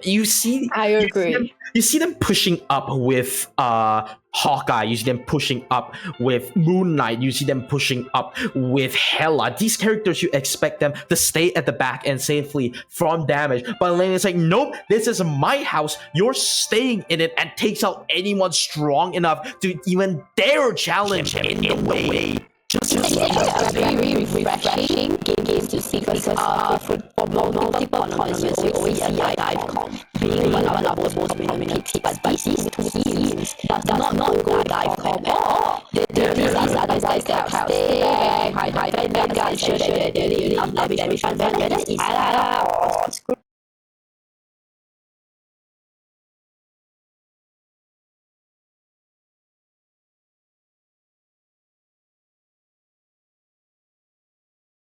dive in to get the takedowns, you know? Definitely. And Lane is just insane with like all these sniper characters just doing damage from afar, forcing everyone to conform to him, while the strategists are in overtime trying to heal off the tanks, while Lane is just forcing damage onto them. But even so, the Tweakers literally have just an entire stronger team, right? As soon as the ultimates keep coming, the two S's are unable to find their footing, and the Tweakers will just be literally steamrolling everyone in their way. But this is not the end, as we can see here. Maybe the two S's have a bit of a plan in order to revamp themselves. They will they have been knocked down on the foot a little bit, but they're still not out. They will definitely still have the ability in order to take out the Tweakers, don't you think? We are going to the second map. I'm actually really excited to see, especially Lane. Are we going to see a Black Widow? Oh, please don't. Please don't. I need money. Please don't. I mean, he was insane on Hawkeye. I'm sure he can do something on Black Widow. True. We do want to see it. I sure as hell don't, because I want my money to be safe. I know chat wants it. I know everyone wants it. I know also really shout out to the rare picks of like all the tanks, especially Groot. We don't really get to see Groot anymore because Groot is constantly banned. It's really annoying, you know, to deal with that. And Luna really say, I'm not scared, I'm bringing Groot in. And going all the way to the front and putting the walls there, insane walls. Not many people who plays Groot. Okay, I would say most people now would know that your walls kind of heal you and also gives you shield, right? But actually, there are people who play Groot that does not know that. I thought that was very interesting that he put the wall on the side. Yep, actually putting Before down he a starts wall. fighting. Yep, putting down a wall in order to actually like heal there. Most groups would not even remember that, would just use Yeah, they the just wall use it to block damages, Mhm. right? But that's not the whole point of it, you know? Like Mhm. like some of the walls you're supposed to put towards your team is for your shield and your heals. But half the time in my games, all I see is group putting walls in front to be broken. So shout out to Luna. That was some insane group plays. Well done. Can we? Okay, we know that Groot in lore, right, is technically considered a endangered species, the last of his kind. Can we consider Groot players in like the current meta also endangered species? You know, because there's just so much other better shield characters. You know, it was so funny because at one point, Hawk decided to actually slam Groot on the floor, and I was like, "That is deforestation right there." We call that playing Minecraft still, chopping down trees. It's so interesting to see like both teams actually have very good counters for each other. You know, so we're going to look forward to the next map. It seems like they're ready for the next map. I really like how in this tournament, right, both scrims and actual games wise, everyone has just been showing us these different types of choices compared to the meta and all that stuff, right? Definitely. Everyone is just creative with what they've chosen. Still, we have not seen a Black Widow yet. That's the one thing I'm going to complain about. We're going to go into the picks and bans. Are we going to see a hover on Popple's Black Widow? No, we do see a Hawkeye. Oh, wait a minute. And the next match, Yuki wants to play Shibuya. Spidey. But it's in pick ban phase. Will they actually ban off the Tweaker's main standing point here? They will. Well, we do say that. We do see that. The Spidey is a nope. The two said, I do not want to deal with your Spidey, Yuki. I'm sorry, Tweakers. I have a secret comm link onto two S's right now. It's like they can hear me, right? It's like. I'm pretty sure the twos have like some kind of thing that the moment they see that they're going against the Tweakers, they're like, we're not doing Spidey here. We're not. No. Yep. I am not. I do not want that. And it seems like the Tweakers has coming back in response. I emailed them this, by the way. Tweakers say that they do not want to deal with Wanda too. And here we see a very similar ban. Are we going to see the same guarantees here? Probably. It feels like maybe they're going to be sticking to a point where they're a lot more, what's it called, comfortable? And it seems like they actually know. Magic. The Tweakers are actually going a dive comp. Ooh. Relatively interesting. I actually... Marvel Rivals made you a J. Jonah supporter. Because I hate Spider-Man. I feel you right there in my Kokoro. You're not wrong. Every game, right? I feel like the one time I see a Spider-Man diving onto me, and as soon as I get eliminated, the first things that come out of my mouth, I want a picture stat on the Spider-Man. He's literally just causing chaos through the city. I do not want him in New York right now. And then like I proceed to print an entire rant post on Twitter for we worth do 7 see pages. that the twos decided that Luna's Groot deserve a ban. It feels like And they that is don't. how strong the Groot is. Guys, that's no Groot, says Luna, the Groot player. Luna is sad. And we do see the Tweaker say, since you banned our Groot, no Hawkeye for you. Very interesting save from the Tweakers. Yes, those are very target bans. Those are very target bans. Oh, wait a actually. minute. We see a Black Widow save. Maybe. Those are very target bans. Those are very target bans. Maybe okay? I will have to donate 20 subs here. Maybe I will donate Luna 10 subs. say, you don't want to give me my Groot, I don't give you your Hawkeye. Now, I'm actually curious to see what is the final team comp here, because we do see a guarantee on Emma Frost, and then we also do see a guarantee on Magic. You know? What do you We did not think? see them playing dive comp the last map, so now we're going to see whether they're going to go a bit of a more dive comp on this map. This map in particular kind of requires you to take space early on, so that could be a reason why they would want a Magic on their pick. What do you think is the best team comp in this map, in your opinion? Genuinely, Penny is extremely important when it comes to like holding down. If you can manage to stop them from even taking the first point, I do actually like Moon Knight on this. There's a widow pick. There might Is be there a widow pick. Is Lane actually making you spend money, Lane? Please, you hear no. us? You hear Lane. us? Please pick the widow. Oh, he says no. My money is safe, but there will be no action from Lane here. We see. Oh, we do wait. see a widow pick. Oh my god! Okay. Shout out to the two. Okay, but still, we will have to see Lane do damage, and even if they swap off, I do think Lane will be very comfortable on Widow because he has insane Stay aim. strong. Definitely. Are we looking at always important to watch you the work, twerking emote here? In the chef, Well, Natasha. we might actually see the damage come out from Lane right now. Now, remember, they will have to do some damage in order to at least, Yes.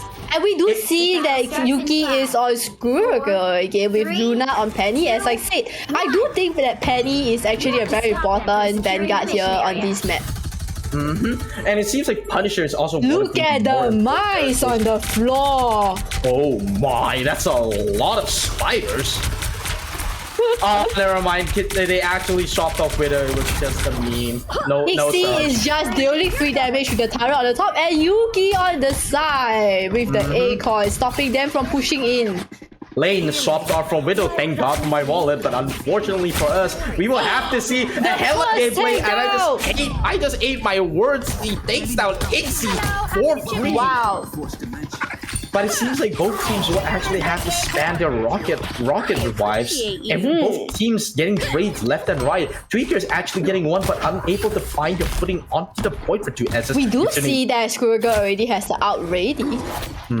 Kitsune Yuki still has the ultimate. Will they use it in this fight? As we know, Screwgirl's ultimate is really good in enclosed spaces. And the first point of Tokyo 2099 is exactly that. And she is trying to snipe Lane off the position. And she does, but Lane is coming back in. Lane refused to give up the higher ground and trying to snipe off the back line. Oh, wait a minute, look at Ixie! Oh, Duelist is there on top! Look at Ixie! The point! He's literally a rat! Ixie is such a rat! What is this? No way! What is this turret? What in the fresh thing am I seeing right here? Oh my Wow, god. and he has his ultimate ready! That Is he really angle. saying, I got you guys from the back? I got you guys. That angle is insane, and the tweakers are actually holding up the point really well, nearly getting taken out by the enemy Punisher from Tempest as well. Yeah, and here we see how strong Penny Mice is because they are forced to actually go into the open instead of being able to roundabout to the mines, you know? But it seems like But we do see a portal. and it seems like Ixie will be forced off the high ground, and then it seems like an ultimate will come up from Tempest, and an ultimate will come up from Wow, all Shark. the ultimates! The big Eye of Agamotto actually. Wait a Oh my minute. god, and he gets gunned down by Ixie! He's still going strong. He's actually doing damage, and the tweakers might just take the point. Wait, the 2Ss might have a way in order to come back from this if Lane takes down one of them, but gets Lane got stunned trapped. double. Wait, the insane play. Wait, what is that shit? Wait, they survived for so long! What is that shift? What is that shift? Wow! Oh my god. Tries they made, though, they get taken out, but aggressive. And actually, like, Let's just get casual KO by Yuki, Screwgirl shooting the Acons. Like, you guys can't escape the Acons. I didn't even see how Tempest got sniped. And it seems like AC will be pumping out damage. Lane is trying to get high ground but got gunned down by the turret.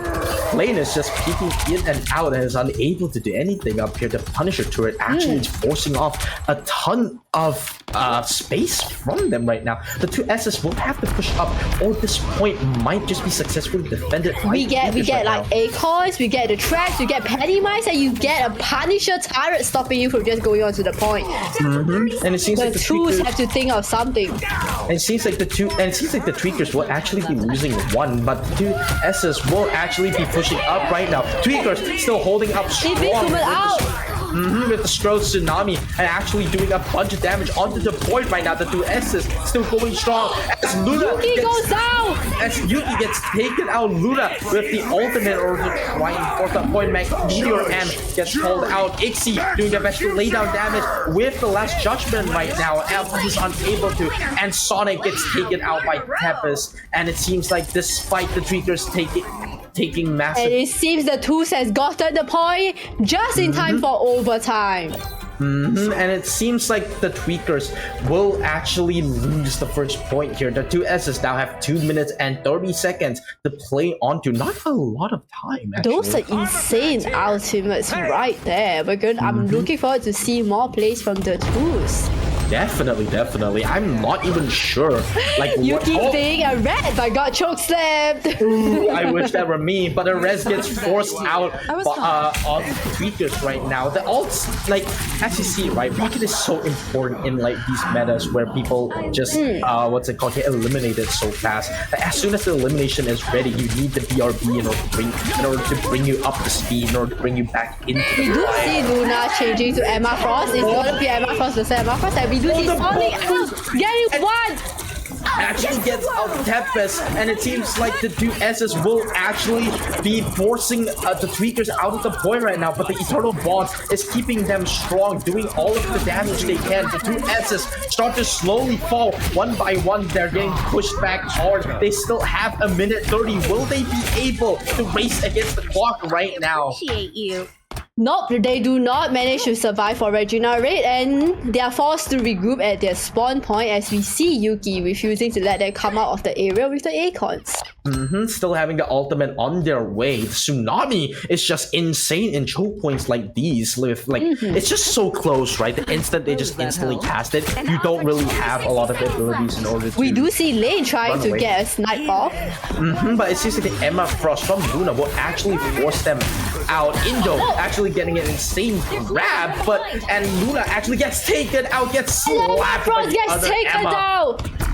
Will they actually be able to force the Tweakers off the point right now? Kitsune Yuki still holding onto the point, still trying to wait steady. Last Judgment comes up from Ixie, but the invisible boundary might just be unable to force enough damage out of the both teams. Last Judgment comes out. Whose judgment is stronger? It is Tempest cleaning up everything right now.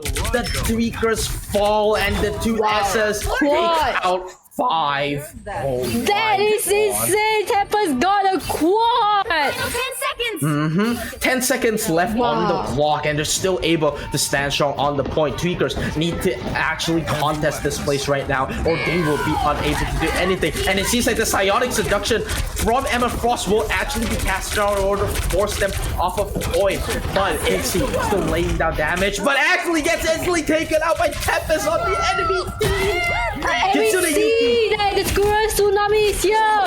Doing insane damage, holding up to the point. She had the ult from earlier, but it was still not used till now. Yuki doing the best in order to find a perfect position, stopping off Shark, and it seems like the first point. And it seems that will go they to the do Tweakers. get 1 point. Pretty interesting. Insane hole, actually. Pretty interesting coming from the Tweakers, really. I expected them to, have a bit more, leeway when they got forced back, right? Because post the first point, it's not really that good for Penny Parker, correct? Wait, Lane is going Skuro Go too. I am so happy to see Skuro Go being Lane just saw the meta, said, alright, I'm here Lane is like, I tried aiming at you guys, but you're just throwing Acons at me. I'm gonna throw Acons back at you. They are not taking it right now. They are angry. Went for the Raccoon just now at the end, even though the Twos already went off point. Oh my, and it seems like the Tweakers will be going with Luna on the Venom? Oh, never mind. Luna on the Strange. I thought we were gonna see a Venom. This is gonna be interesting. The Twos actually brought really strong offensive just now, with Tempest out being always on point. He outs right after Ixie, out after all the strategies out, and that is how his Judge Jury Executioner gets so much damage in. That is really good timing read right there. You know? It seems like they know when is the time to rotate your ultimate, Alright, right? and we see the game is starting. We see the Skura goes against each other and the Punisher. Just capture the mission area. Yup, it seems that it's a kind of what's called mirror comp from both Yes. teams' duelists right now. But it seems like the tank from Luna will actually be interesting. Thor is pretty strong here, no? Considering that they need to push forward, Thor is a pretty good pick. I appreciate But will they be able to push forward with Thor is the question right here, as Amethyst Shield is actually going to be preventing a lot of Wait, damage. Ixie is just turreting there, like, for Yeah, there's another setup. Ixie is literally just no, not Ixie actually. Tempest is just learning these lineups for free, and Lane is still doing damage. Tempest with infinite ammo right now, trying to. How are best the way- Punishers just turreting without being punished? I have no idea. He's like the Punishers have this code, right? Where every time, like when they turret, they'll just go, "All right, you don't shoot me, I don't shoot you. We just farm damage for free until we get our ultimates. Then we shoot each other." Do you correct? see that they are being forced in the choke point and they are Oh, trying wait to a get minute. out of the choke point? The tweakers are there. Oh, but Lane with the first takedown on Luna. But he does get the rest in. insane grab from the Kitsune Yuki being forced off high ground, and Lane still remains the king up here. Ultimates from both sides actually remaining strong right now, and the two S's will actually be defending really well. Lane actually laying down the It's damage. animal geography right now when we still see two squirrel girls against each other. It's like the National Geographic, right? You have to play the theme song like Yuki has a very sneaky area, but Lane is right above him. Oh, Oh, and Lane shows them who the but best Lane got so is. shot. Oh my god, insane play from there. Lane got the shot. Ixie actually trying to find a spot in order to place down the turret, but is unable to as Tempest is just raining down damage for free. Ixie knows Kitsune Wait, Yuki Tempest on is top. just being a turret there. Oh, wait a minute. There might be one more. Oh, unable to close. This is the time when what's it called? This is the point where Squirrel kind of has an issue, right? Like, especially during like front confrontations versus head-scan Oh, we players. do see a co-op time being used to initiate the fight onto point. But Lane has out ready and another Invis woman out being invested. It seems like both teams are actually now forcing out both ultimates and damage right Yes. now. Whoever will win in this point, Judge Jury Executioner coming up on both points, and it seems like Regilla's ult will actually stop Ixie enough for them to actually just let Tempest farm up Tempest is the just damage. beaming them down from the top. And it seems like the Tweakers will be unable to push. I actually thought Tweakers had the advantage here, but it seems like the two S's are holding on to point really well, don't you think? Yeah, oh my god, Lane hasn't moved from that top area since just now. He is dominating from the high ground. Still showing us who the better sniper is. Tempest Peppers once steal again with the turret right lineup. there. And you see Sonic is actually getting beamed down when trying to enter. We do see new peasants being invested here by Luna. Psionic Seduction might be a good play here, but the Sonic... And Yuki but with the Shredder's out. Tsunami- The Shredder's Tsunami might actually be able to just farm a lot of damage. Kitsune Yuki actually managing to take Yes, out one the strategy said two. That's two. Might be able to get it third. Three, Actually nearly gets the fourth. wow. Take them. I should not have called it. I said earlier, right, that Tweakers might actually be getting pushed back by the two S's, and then the two S's fall to the Tweakers. It took one good ultimate. Yuki for them. really said, I'm the squirrel here.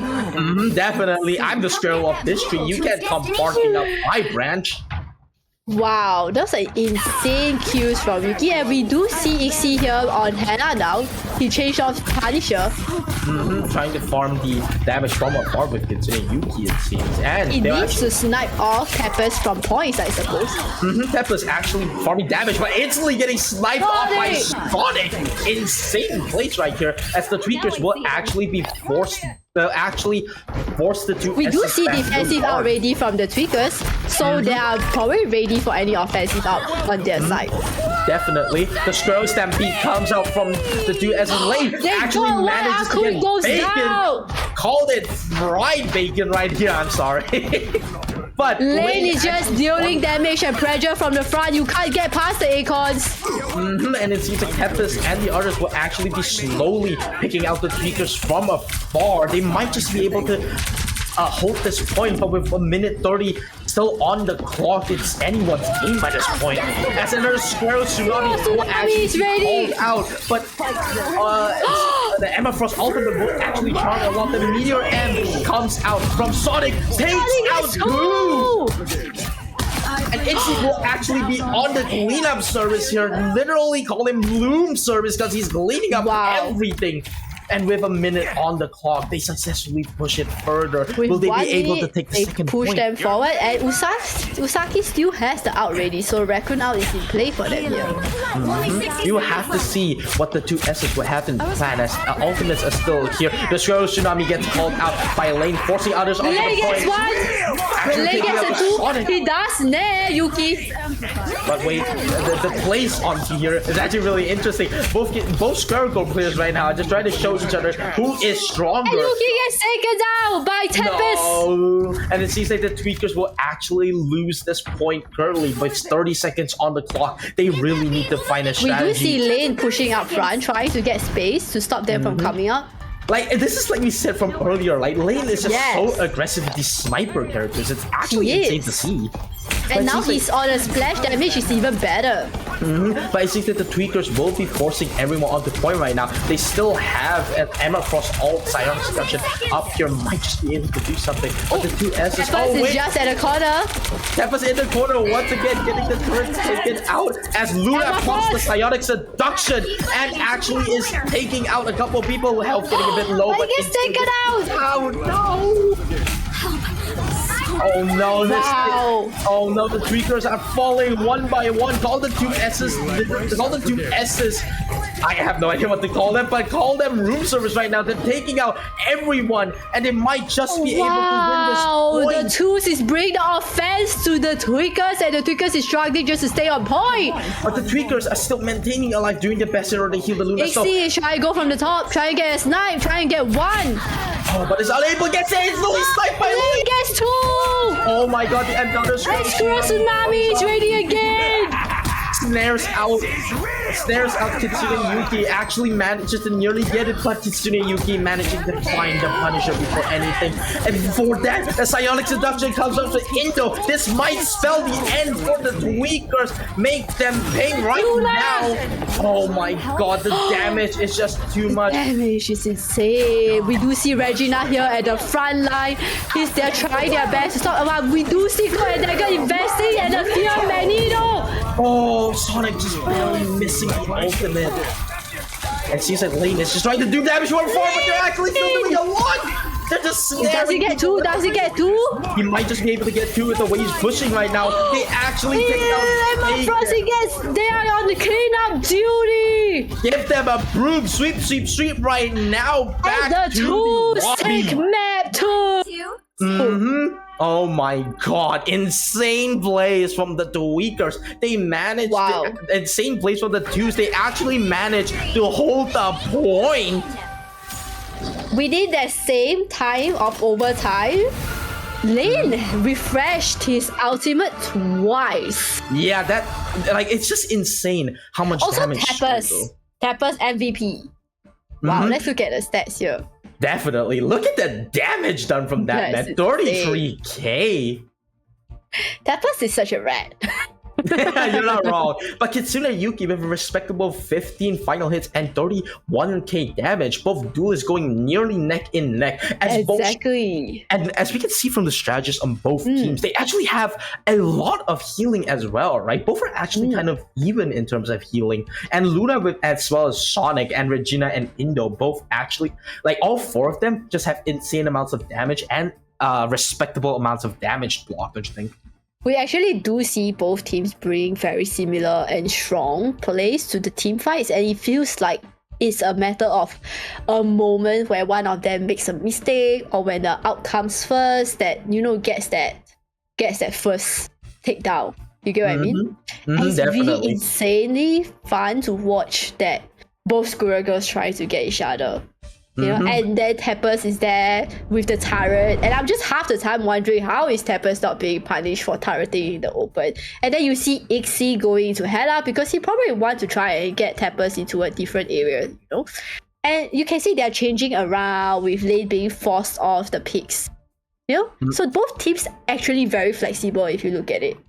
Definitely. But with now a point onto both team, both the two S's and the Tweakers will have to actually figure out who is going home and who will be advancing to the next round in our next game. And as we're looking at the maps right now, oh my, this is going to be a massacre. Don't you think? I am really so excited to see. I would like to say the team fights were insane. Both teams got their best to it, and it was so fun to watch. It's really fun seeing the duelist characters, like the snipers, right? Playing instead of afar, they start playing a lot more in front, right? It's definitely a lot more different than what you expect the character to see. We do see them right beside the vanguards, dealing the damage right up front, and those are really, really fun to see because it's like, I'm right here, you know, kind of presence. And so we're going to the third map. No spoilers, I think we've seen both convoys map so far. Are we going to be seeing a domination?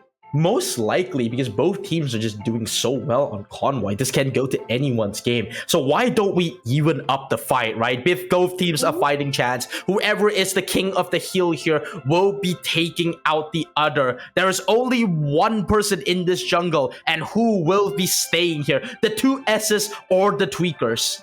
Now, I actually think that on a domination map, Punisher is a very good pick. The turret is insane. So we're probably going to see both teams actually had Punisher at the start. We're going to see who gets the Punisher in, you know?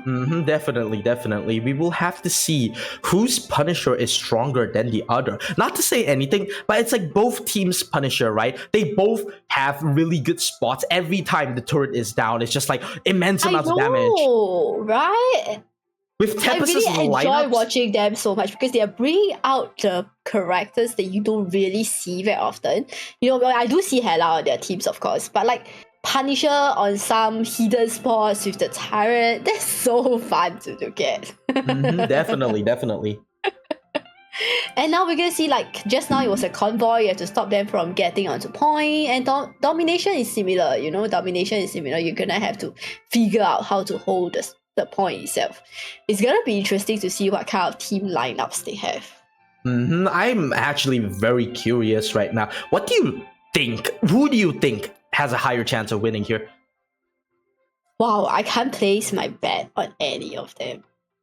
Because, as we see, both teams have shown that they are more than formidable. You know? Wow, I can't place my bets.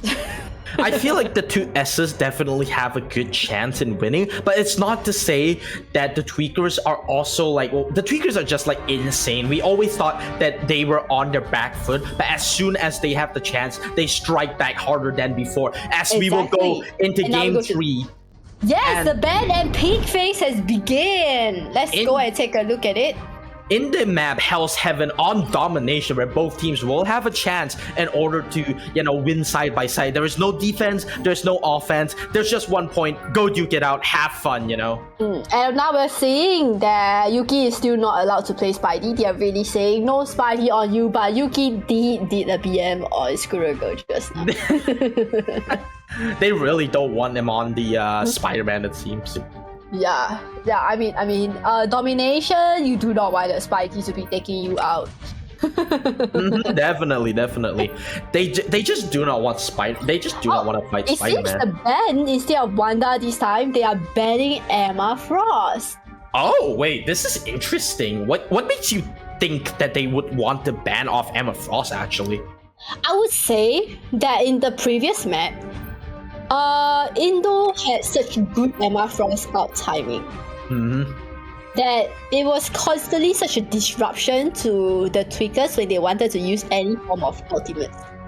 Oh, true. Like the silence is just. We do see the guarantee for Groot on the Tweakers. It seems that the Tweakers thinks that we do need to save the Earth here.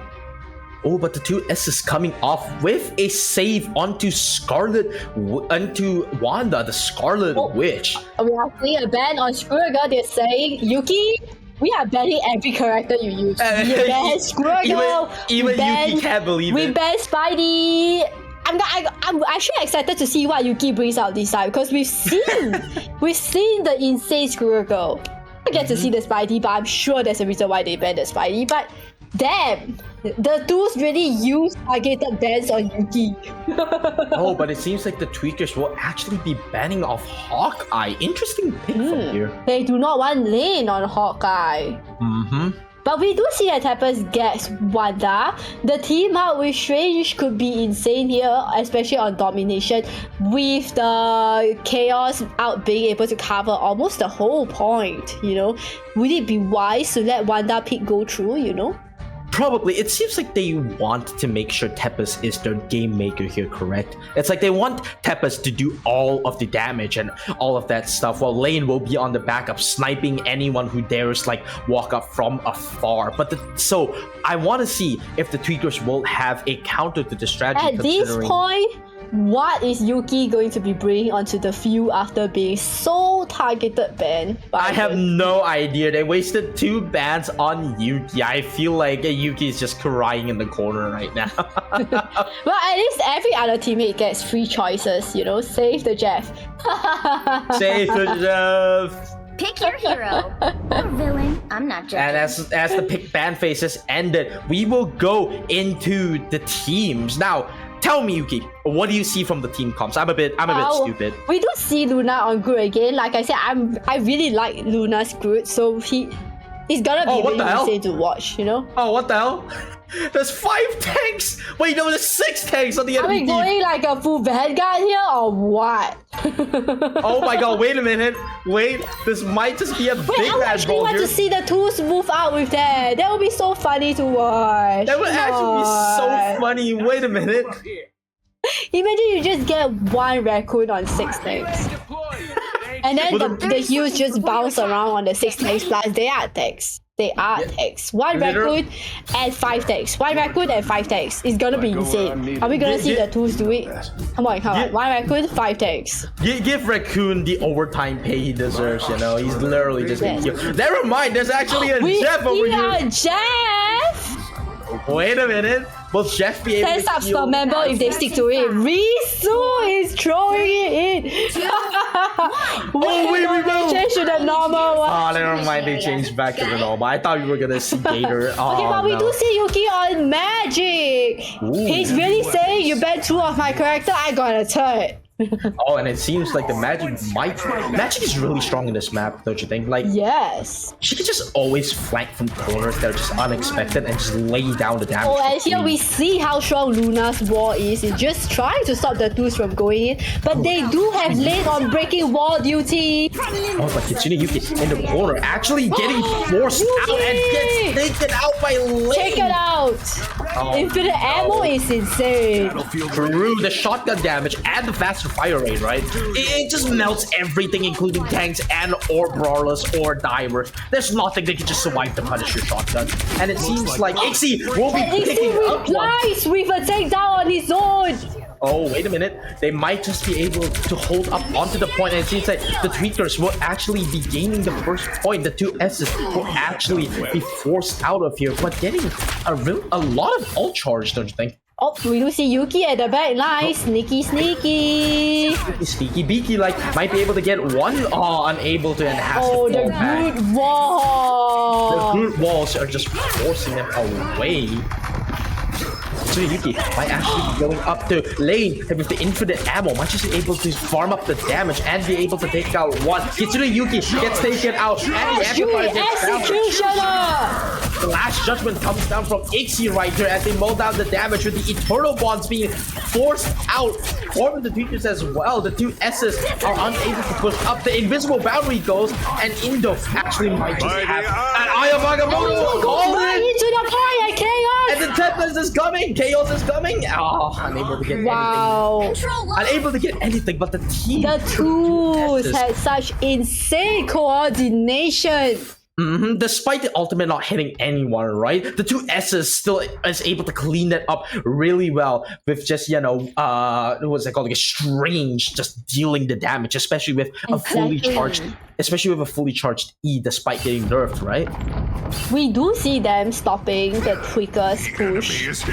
But they are trying to take space right here. But the Tweakers have the ultimate in order to force out anything right now. Sonic nearly getting off someone. Dark Child has been come out. Is going in. Will the limbo has come to play and targets a lane. Actually gets taken down by the rest from lane. The God of Thunder has come and Sonic gets taken out, but is able to at least take one back. Ixie now having to deal. Now the team is having to deal with two strategists. The two S's having no strategists on point right now. Will they be able to hold? Ixie doing a lot of damage right now. Kitsune Yuki is just flanking and dealing damage. Takes out lane. Takes out two. Gets out Indo. Oh, the team from Tweakers falls and the two S's are unable to hold the point. Tweakers get the next point and actually hold it. They are exchanging points right now. It seems like both teams are neck and neck. It's really hard in order to see which team will be able to win this fighter's deck. Place your predictions, guys, because I can't. They are insane in their place. We do see a portal and all of them is going through. They're going to go for the top. They're going to go for high ground as both strangers are going to have a bit of a measuring contest. Who is better than the other at shielding, Like, the Tweakers are just nailing the damage from afar right now. The infinite ammo felt like it was being spent just to try and break the walls. Oh, but Shark gets taken out by Kitsune Yuki from the flank earlier, and their team doesn't have a lot of heal. Yuki is not giving space at all, and Lane goes taking out Lane. Yuki taking out Tempest. The Tweakers, they're holding the point strong. Ixie with the shotgun pump, one by one, gets a quad. It's 4 onto the scoreboard right now. Ixie showing us why they're so strong as the Tweakers take the first point. Oh my god. Punisher shotguns needs to be nerfed. Yeah, you're not wrong. Punisher shotgun Infinite ammo with Punisher shotgun is like not it. It just gives too much damage. It's like faster fire rate and it has infinite ammo. Like, come on, that's a match made in heaven. Any Punisher players knows that the moment you have like infinite ammo and someone is close to you, you just go infinite shotgun. True. Yeah. But it was so hard for Yuki just to get close, Definitely, but the Tweakers don't have a lot of ultimates up their sleeves. They do have a few coming right up, but they won't be ready in time. Meanwhile, two S's actually nearly have all 6 ultimates ready. Both Invisible Woman as well. I wonder if they'll actually invest the ultimate to try and get point first, because it's early fight. They might just use 1 or 2. Maybe. We will have to see as game 2 will actually be starting. Yuki has changed to Baki. Ooh, interesting play here. My path may be pretty cloudy. We do see the Wanda out combination ready. Clear. But it seems like Wanda is actually pretty easily countered by what is it called again? By Bucky, right? Because as soon as she ultimates, as long as you land the hook, it's a free cancel. The last judgment actually. We do see Lei investing at the walls. The walls is stopping his ultimate. Ixie replies. Oh my god, invisible boundary gets forced out. The Eye of Agamotto gets called out. The Tempest coming out with the ultimate takes out Sonic. Oh my god, the Tweakers are falling one by one. 2 S's take the point. You were right. Ultimates were invested. We said they were 4 right now. There are none, and the Tweakers are unable Luna to does have 1 ready. We're gonna see a very strong pushback from the Tweakers once they regroup. Yep. We will have to see Luna actually slowly trying to lure. Look at him. Up, throws a bomb. Wait, this might. We're going to see whether the group goes in. Sneaky like Kitsune Yuki actually grabs one, but is unable to because the invisible woman jumps off. Luna actually is still holding on to the ultimate because of the Doctor Strange ult and manages to take the point for free. The Tweakers will have this point handed to them. Wait, that is so evil of you. Yeah. Catch that? They grabbed onto the invisible woman, but actually managed to survive. Actually grabs it back, survive, but punches into that is karma right there. And a res gets used. Truly karma right there. The Kraken impact is still there, but will they use in order to see the points right now? Fully off the We do see Yuki's out actually ready, so I see gonna Luna still has the out. And this is Kitsune Yuki with the Kraken impact. We do see the Invis woman out being invested here. Oh, but it's unable to get anything. Judge, jury, executioner. As Ixie actually gets completely pulled up by Lee.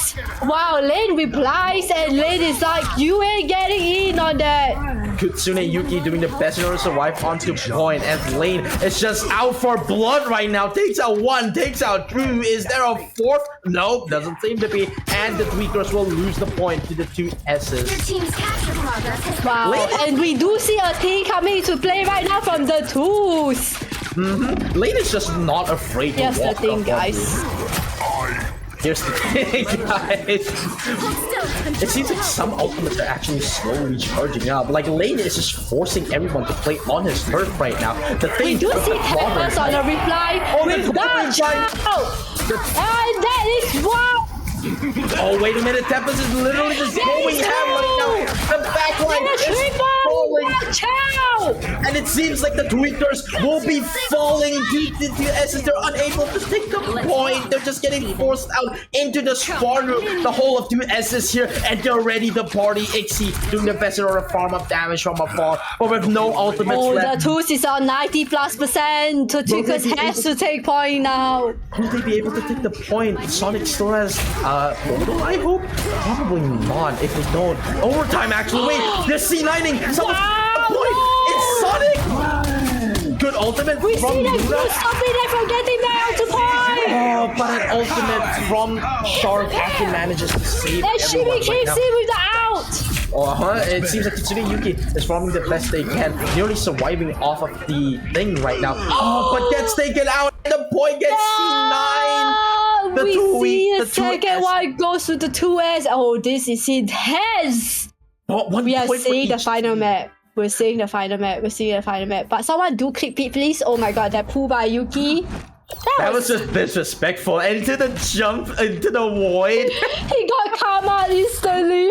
Oh my god. That was just unfortunate. Someone in chat just said we can't defend Yuki. No, we can't. What was that? When the screen went there, I was like, nope. It seems like both teams are neck and neck, don't you think? They both have a single point right now. They do. And we do see that Tempest replying to Yuki's play of magic with magic itself. And that Dark Child, insane. Definitely. The Dark Child is just forcing them all out as soon as they have a bit of an advantage with the But we do see Yuki having it out ready on his own. Are we going to see a reset, a quad Q, a penta? Maybe we will have to see as we go into game 3. That rhymed pretty well, don't you think? Yeah, definitely.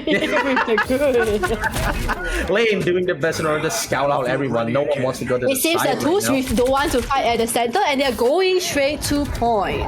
Both Punishers nearly having their ultimate. Both Punishers now having their ultimate. The Kraken impact gets blocked! Just Jury Executioner! No! 2! 3! Oh, but the ball hits the wall. Wow! No, but did you Yuki see does that? not get a reset because the Judge Jury Executioner came into play. Oh, did you see that? Yuki's ult actually got hit by Luna's group wall by complete accident. Yes. Forcing him to be unable to get a reset as two S's will get the point for free. We do see Tapper's Dark Child ready again. Is he gonna do the same as previous map? But the Tweakers have two ultimates that are both defensive. Both strategist ults might just force, what's it called? Tempest to be unable to force It out. seems Yuki is back on magic too. Oh wait, maybe they know that magic's the play. Does anyone know that Tempest is in the corner? It's clobbering time. Is invested and he does goes in with the Tempest leading point with Dark Child. Tempest is literally doing damage, but the Tweakers are actually doing a lot more damage than the two S's right now. Regina gets taken out. has been taken down and then Oh, but- Fire comes into play with Lame on the out again. Oh wait, they might just be able to take this point back for free. But everyone's just wanting this point right now. Kitsune Yuki doing the best in order to survive and actually might be Peppers is in the Tweaker's back line. Will he get taken down? Yes, Yuki does not let him get away with it. Oh, but Yuki actually gets 2. Dula gets 1 more as well. Oh my. And we do see the Twos is trying their best to stay on point, but it seems they have to back off. The 2 S's aren't able to hold the point right now, as the point will go to the 2. Never mind. Wait, Indo actually holding on. Indo is just charging around, but he does not get out. Bring around the Rosie back to the spawn point. No, they were so close to taking it as well. Wow.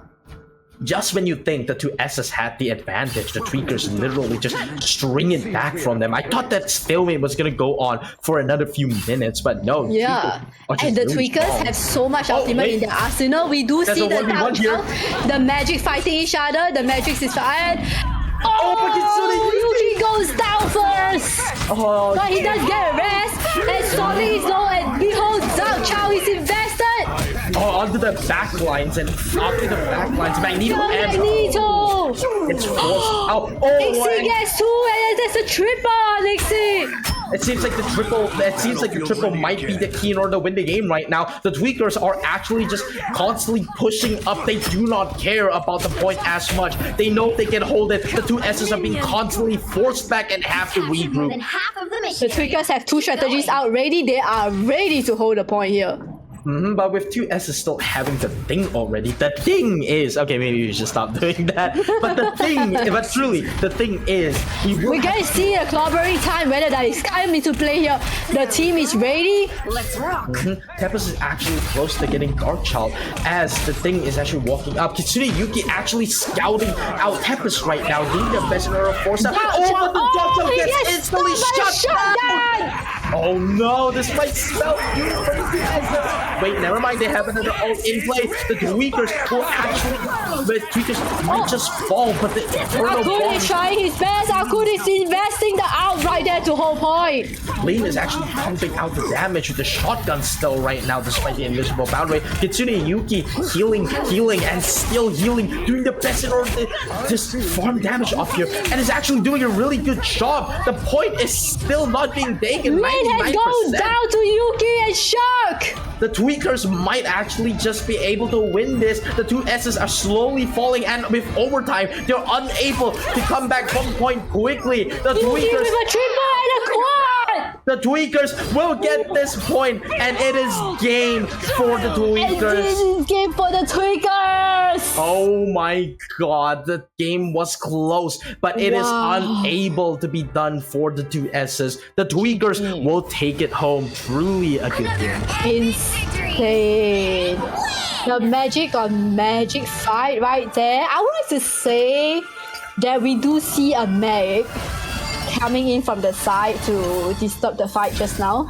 The 1v1 cannot be respected, unfortunately. It was not respected, unfortunately, but we do see insane fights here.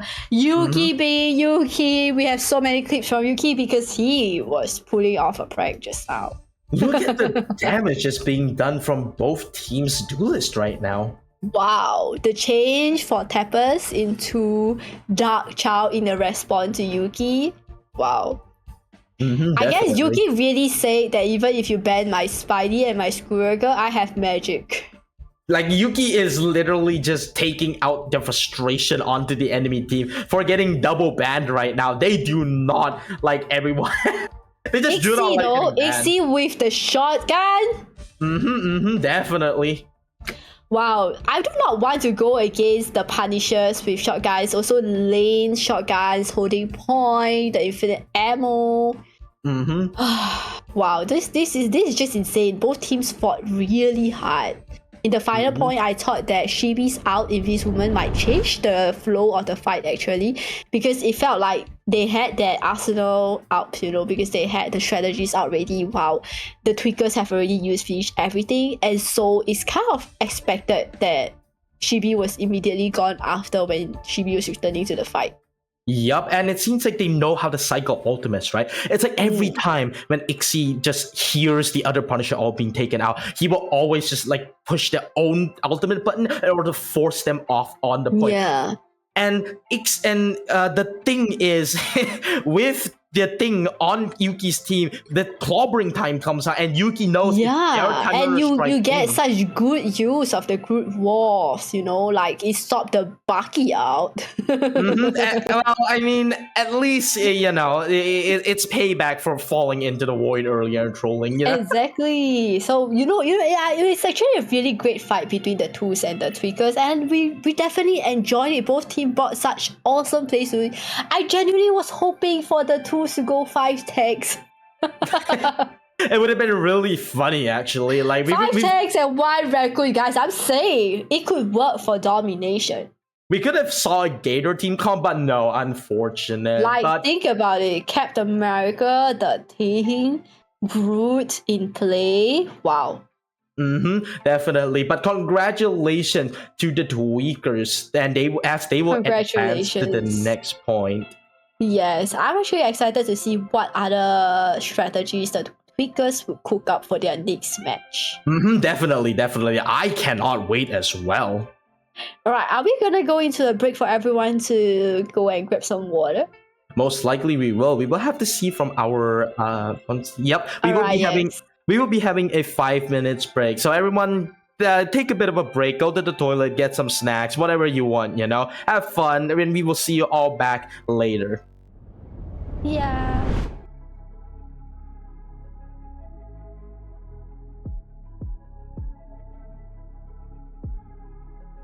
Conjure on the speed,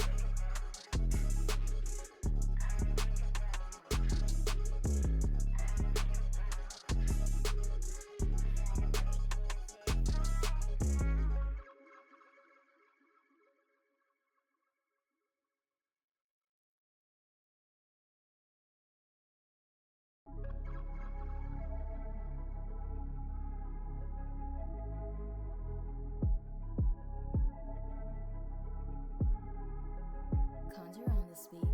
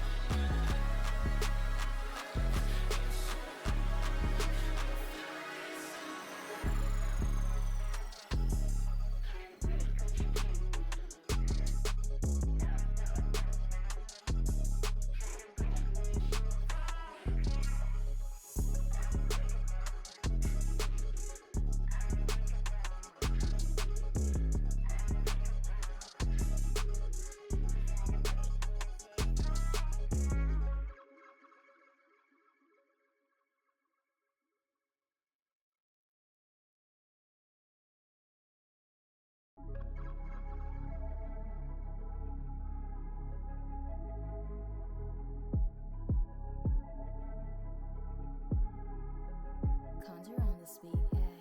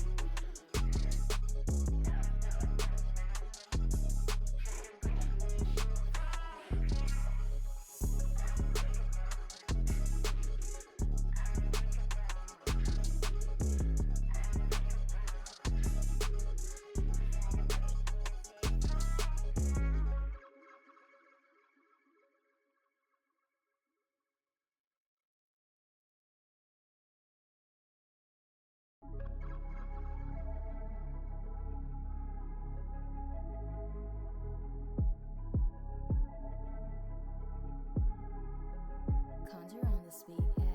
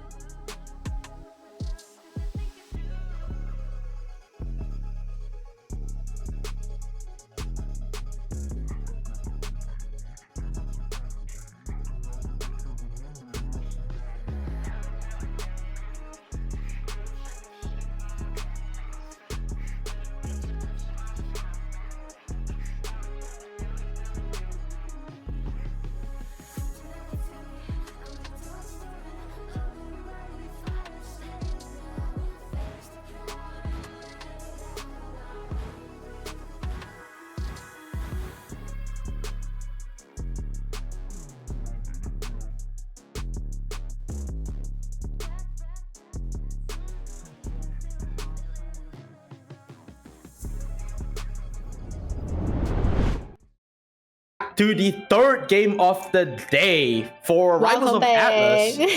As everybody got in a good rest, I sure as hell did. I definitely went down and got some stuff. I totally didn't just go into the toilet and sit there for 5 minutes because I had a stomach ache. The need to over-explain seems to say something, Bobo. Maybe, I don't know. I just had a stomach ache. Nothing much to say about it. I definitely did not grab anything sus. Okay, we do see that the third match of the day is Wild Chimpanzees with Last Breath. Very Definitely. interesting names. Okay, here's a question, Uki. Do you know anyone from these two teams? Okay, I played against Pablo before, if I remember correctly, in really? custom. Really? Yes, I vaguely remember him being a really good Spidey and bullying me. Oh, really? Yeah, it was definitely a custom. Yes. But because I had to rush off after that, so I didn't really like remember who was in the custom. But so we're gonna be able to see some really strong duelists here. You want to know what's something that's really funny? I actually know people in the Wild Teams team as well, specifically being Domomo and Sejuani, or else known as Ansel here. Now, okay, not to brag or anything, but Ansel is definitely one of the best field players I've ever seen. You can put him on strategist, you can put him on duelist, you can put him on tank. He will just be able to do anything. He's just that flexible, basically. Oh, okay. I'm actually really excited to see Last Breath too. Very interesting name from them. I wonder why they're called Last Breath. Is it because they're going to deal you your last breath? Oh, were you in the scrims for them? Like during No, I Last didn't Breath? actually get to see Last Breath play. Did you get to see them? I did actually. Last Breath was actually scraping off everyone from the scrims right now. Wow. They are definitely a wild horse when it comes to this I am tournament. so excited for our third match already. And it seems like the team is ready. Are we gonna go into pick and ban phase? I'm actually wondering. Okay, let me see. Both teams seems to have really strong players on their side. That would be true. Are they gonna go into a target ban, or are they going to ban based on like their team comps? Only time will tell. I really don't know if target banning people is actually that effective. As we could see from like last game for Kitsune Yuki, right? You target ban their Spider-Man, you target ban their all those characters, and he's still able to just find so much damage on on magic. It's just unreal, like. Alright, we're going into the first match, and that is called the Domination. Ooh, Hell's Haven. What do you think of this map? I don't like Domination. I don't like Domination mode. It's like the worst for me. I'd rather have a convoy where we're pushing the thing. But no, Domination exists, so we do have to deal with it. Really? Why do you really just hate Domination? Is it because like you just constantly keep getting swung on by Spidey? So yes, and then if you stagger, that's it. If you stagger, that's it. Okay, and we do see the pick and bans here. We see Psylocke and Wanda, and we see Bucky. Sejuani is on Emma Frost. Oh wow, we see a ban on Venom. And that's actually a pretty common ban. That's actually I would not want to be a strategist and having a Venom constantly running my ass down, so that's that. And it seems like a ban on Bucky. It seems like a bit of a target ban because Domo is a pretty well-known, DPS player. Yeah, and he's been tearing it up in scrims with Bucky, right? We do see the guarantee of Wanda from Last Breath for Alphonse. Maybe they really want to go for the team up because we already see a Strange on Race Chi. Oh, but that's a good ban coming out for watching pansies. Wow. They know. They're like, you want Wanda? I'm not letting you get Strange. It's like you can play Wanda all you want. We're just not letting you have the bonus damage, you know? Yeah, but we do see the picks here. Okay, so if we look at solo guarantees here, it feels as if like Emma Frost and Wanda is both, by themselves. And then we see a ban on Groot here. They really don't want to deal with breaking the walls. Definitely normal because, Groot, am I right? That character is it's just really annoying to deal with. You have to change your whole duelist just to break the wall? Yeah, not me. True. I ain't doing that. I'm a strategist main. All I do is I heal you guys in the background. Please deal with the shields. It's not my problem. That is such a mood right there. You get Cloak and Dagger throwing their shields over. But right now we do see that we see Luna Snow. And we see Cloak and Dagger. Both very strong strategies out here with Magneto on the team. Definitely. I'm actually curious to see what kind of team comp will come up from both teams right now. I'm so excited to see Fairy Psylocke right now. I actually feel like Wild Chimpanzees might actually, have a bit more of an advantage when it comes to, team comp because they banned off two really annoying tanks that both have really strong team-ups, right?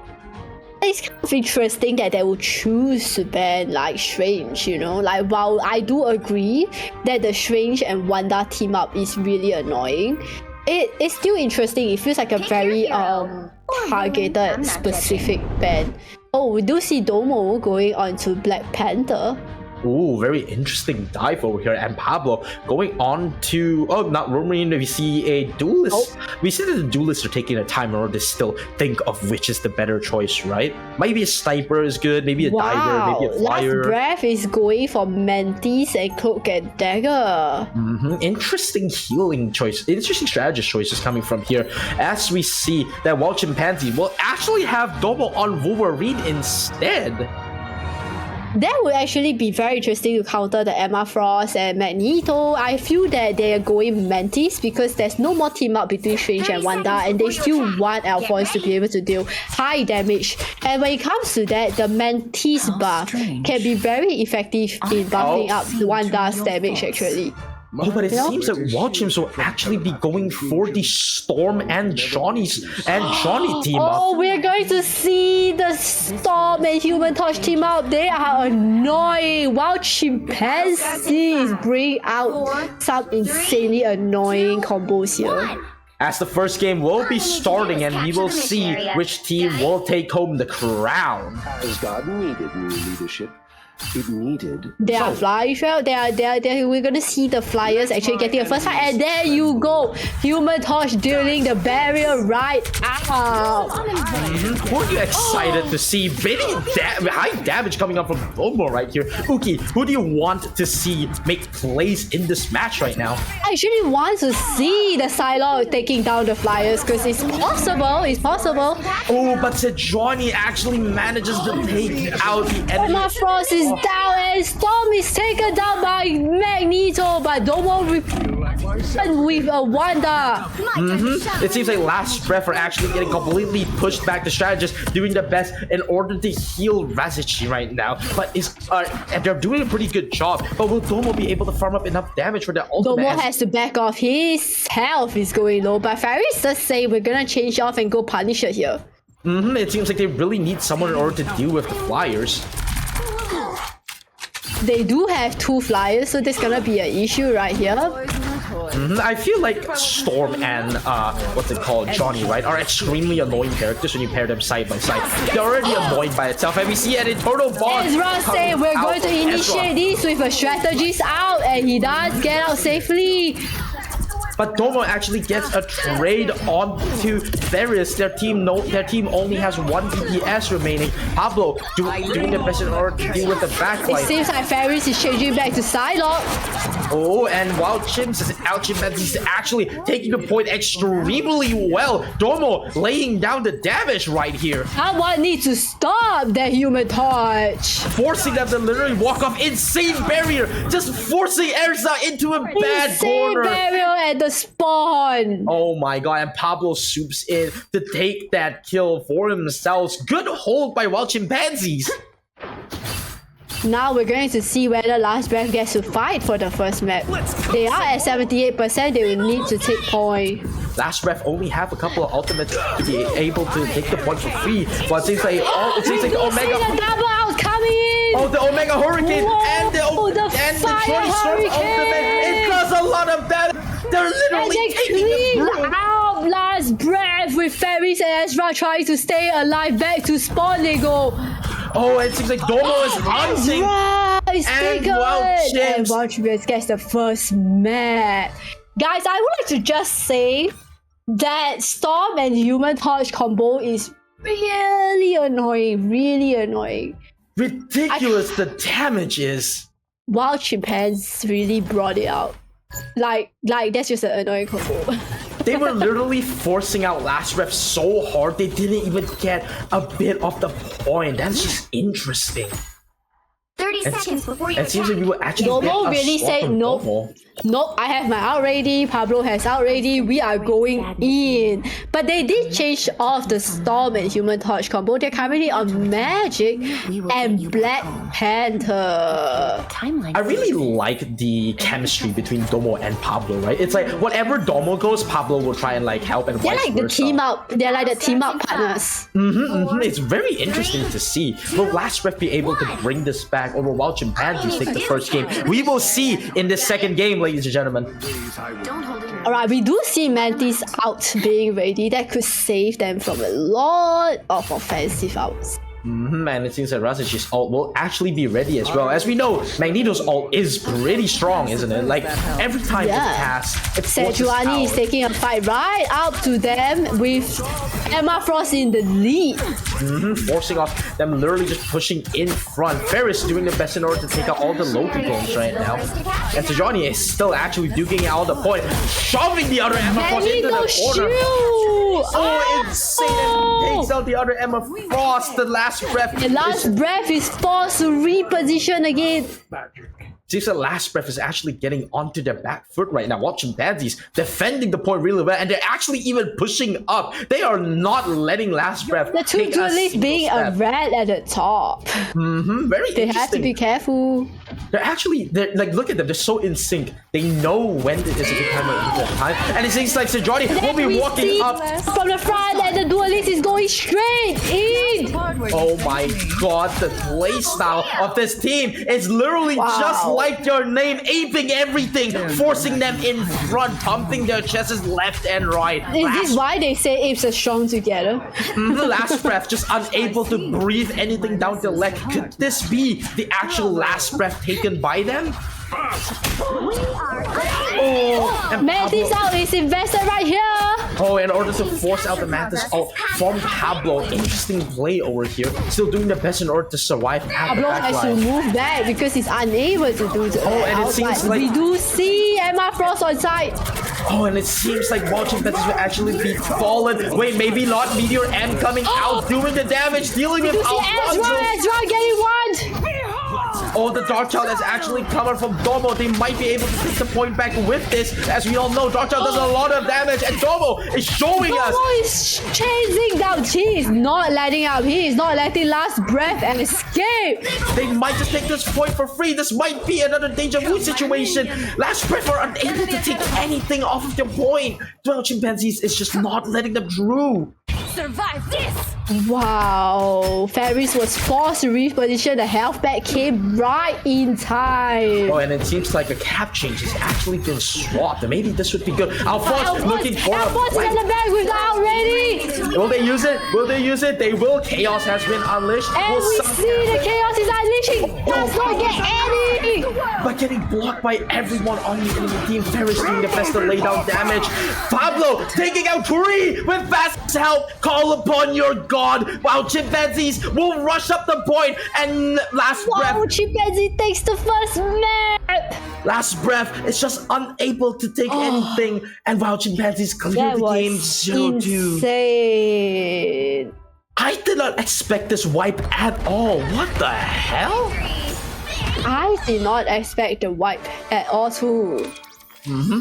And we will get Domo as the MVP. Well deserved. We see the Dark Child just coming in every time they have the opportunity to, and just like The outputting so much combination damage. after you deal with a Dark Child, you have a Black Panther.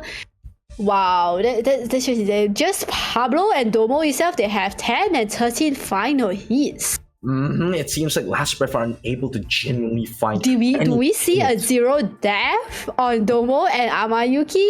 Yeah, it seems like their team is really strong right now. Each team actually having a very low amount of deaths. Pablo actually having the most on Black Panther being 2, but that's normal, right? If you dive in as Black Panther and you miss your combo, it's bound to happen. You don't really have a choice. You really have to just sit there and And take it like considering it's a how flexible both Pablo and Domo is on their duelist picks, it almost feels as if it's impossible to really target ban their characters. You know, if you were to ban, say, the Human Torch or Storm, they can go Black Panther and Magic, and I'm sure they have more up their arsenal, you know?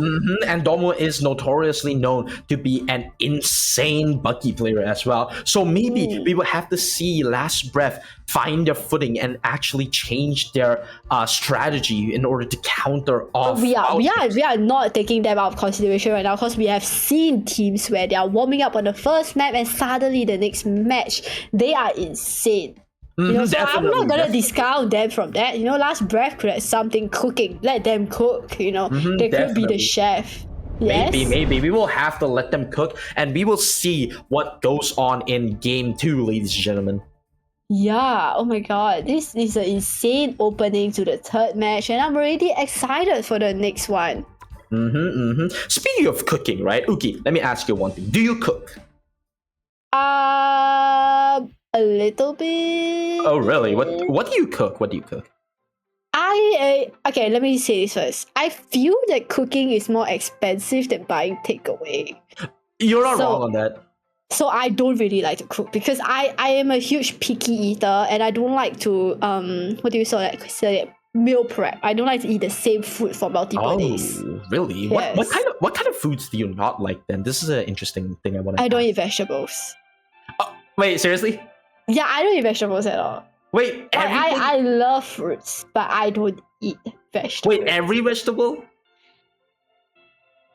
Or do you have Kind like of. specific ones? Kind of. I do quite like, the shredded cabbage with the sesame sauce on it that the Japanese I get people you. always have that. Yeah, that's nice, but it's more of the sauce that's nice than the vegetables. But other than that, it's kind of like a no veggie in my meat for me kind of thing. Oh, you know? true. You want to know who you would be extremely good friends with? Oh, who? You would be extremely good friends with Ansel.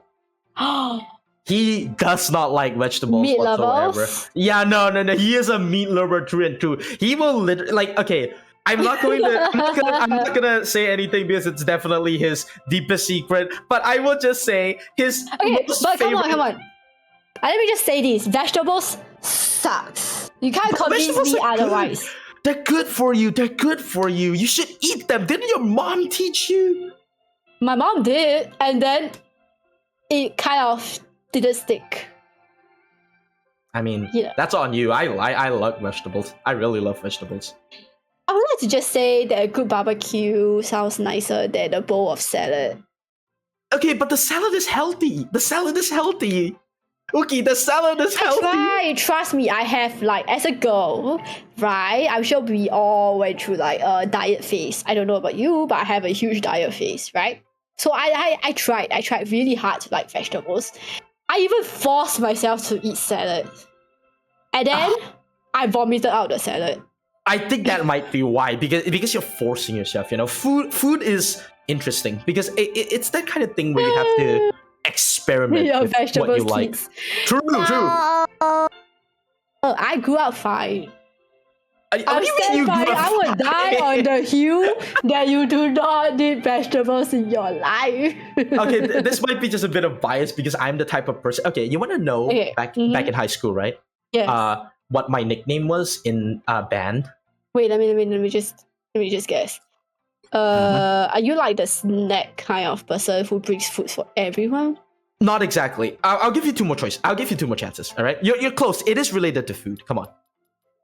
Are you like the chef? No. Unfortunately, I haven't learned how to cook that. Then I only learned how to cook when I went into university. Well, at least you know how to cook now. So what was your role in the band? They call me Tong Samfa Why? because every time when someone needed their vegetables to be eaten, everyone just tossed it to me. Like it's literally, hey, Bubble. You will be my best friend in school. I will give you all my vegetables. It's like, hey, Bubble, I have onions right here. You want to eat them? And I'm like, sure. I would you see the veggie there, I'll pick out and put onto your bowl. And that's what I do to all my friends who love vegetables all the time. And I have don't friends who mind. hate meat, so I'll take their meat. Oh, wait, really? I don't mind both actually. But if you want to give me vegetables, just give it to me. It's free food, dude. I will not take food slander. Food is food. I will stand on this hill. Food is food. I agree. Food is food. Okay, but let me come on. I eat lots of fruits. So fruits covers up the lack of vegetables here. Definitely. Okay. If that's the case, what fruits do you like? Say it wisely or I will leave the I call love right apples. now. I'm Okay, sorry, never mind. I love apples. I really you're love safe. apples. I'm not leaving the Like- call. You're safe. Absolute cinema.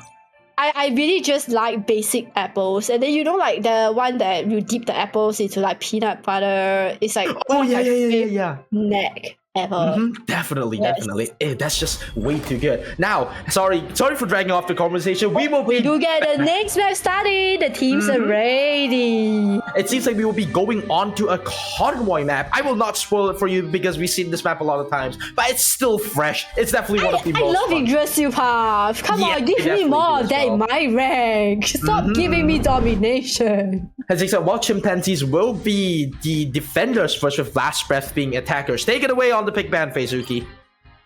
Well, we're gonna see whether they're gonna target ban the duelist, because previously they did ban Baki.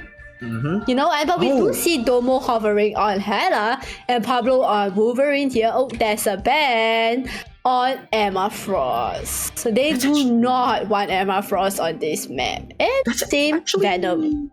That's actually relatively interesting, right? Emma Frost is... Okay, I will not sugarcoat this. She's definitely really broken.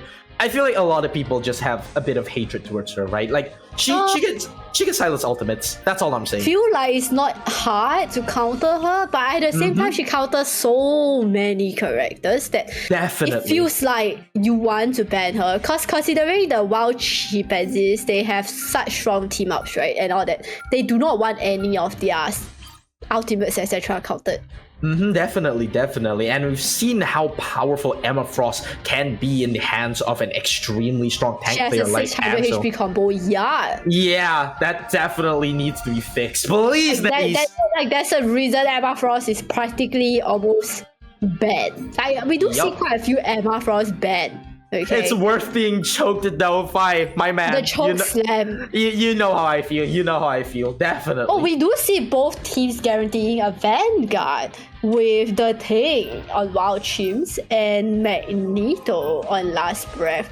I'm actually very curious on the guarantee on Magneto. I feel like It Magneto's... seems the standard ban for Wild Chimps is definitely the Strange.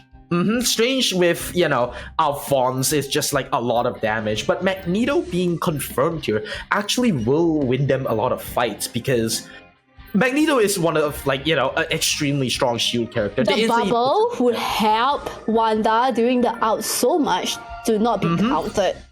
Definitely. And it seems like they will be saving a Jeff and a Rocket here, but the last ban does not matter, ladies and gentlemen. It's technically only 2 bans and 1 save. Okay, we're gonna be able to see really interesting fights here, considering it's no longer domination, it's convoy.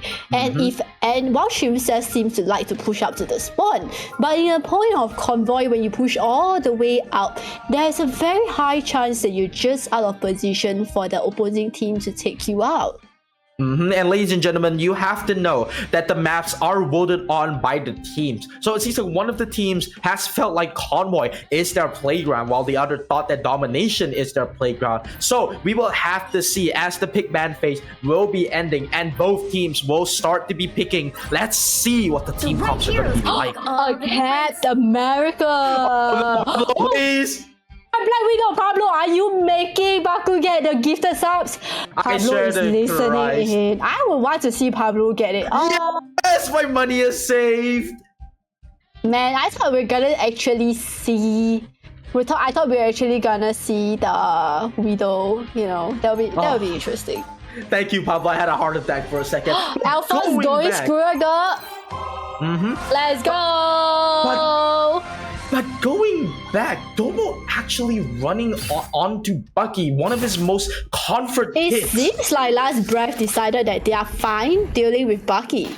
Very interesting. Could this be a mistake or could this be an opportunity for Last Breath? I don't like that look, Eric. We're gonna see when the first team fight plays out, but I'm excited to see Fairy show us his Psylocke. Psylocke is a very good dive pick on this map, considering there's so many angles for you to go from the side and escape and health packs. Dive character just feels really strong here. 4, 3, 2, 1. As the game has now started, Last Breath on the offense while Wild Chimpanzees on And the Fairy defense right is now. going from the side. Ooh, wait a minute. Are we going to see a luck here? Oh, doesn't seem to be alert here, and Ferris is actually not going to get scouted out. Oh wait, but Alphonse of Last Breath was actually taken out. Ferris nearly getting punished for being out positioned Wow, as well. that is insane damage from Wild Chiefs just from early game. We do see Pablo jumping in and out as a Wolverine. Oh, really insane fast. kidnap! Wait a minute, they might just be able Wait to a take minute, one more. does Cap leaves? Is Cap after? Oh, Cap is actually living. Cap lived with 1 HP. Alphonse doing the damage, doing as much damage as they can. As a kidnap comes up. Oh! They kidnap race! And Domo finishes on the Mantis, and that's wow, 3 numbers down on Last Breath, and that is a double from Domo. Pause. We might want to look back on what Uki just said. Wait, did I say something? Oh my god. Maybe. I'll let the audience know. But even then, while Chimpanzees is definitely just holding on to point really strong right now. Pablo's still playing the off corner. Last Breath I feel like Last Breath need to find a way to deal with what's it called? Pablo is such a luck Pablo. right there. Yeah, he's still alive. Oh, Domo with the kidnap. Wait a minute. Domo has his out. Oh, the Kraken impact is ready. Will he show him? Will they show them? Oh, one of them is actually in execute range. Domo actually using the ultimate, looking at the Mantis, Oh, dealing the with Mantis him. was Gets out of one. position from the out.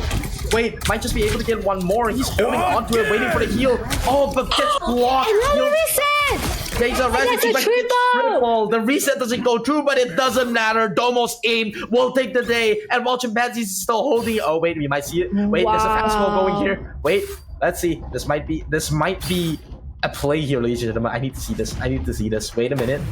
Wait. Yeah, let's see. Wait. Let's see. Hold on.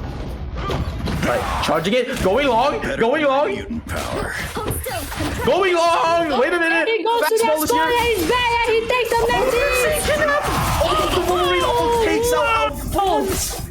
Oh my god. That's an insane fastball. Oh, the dance of the butterflies gets cast off the Ferris. Ferris is going to try and get one, but he does not get. Oh, they're actually just getting pushed back. While Chimpanzees is doing a lot of damage. Will the Captain America be able to save them?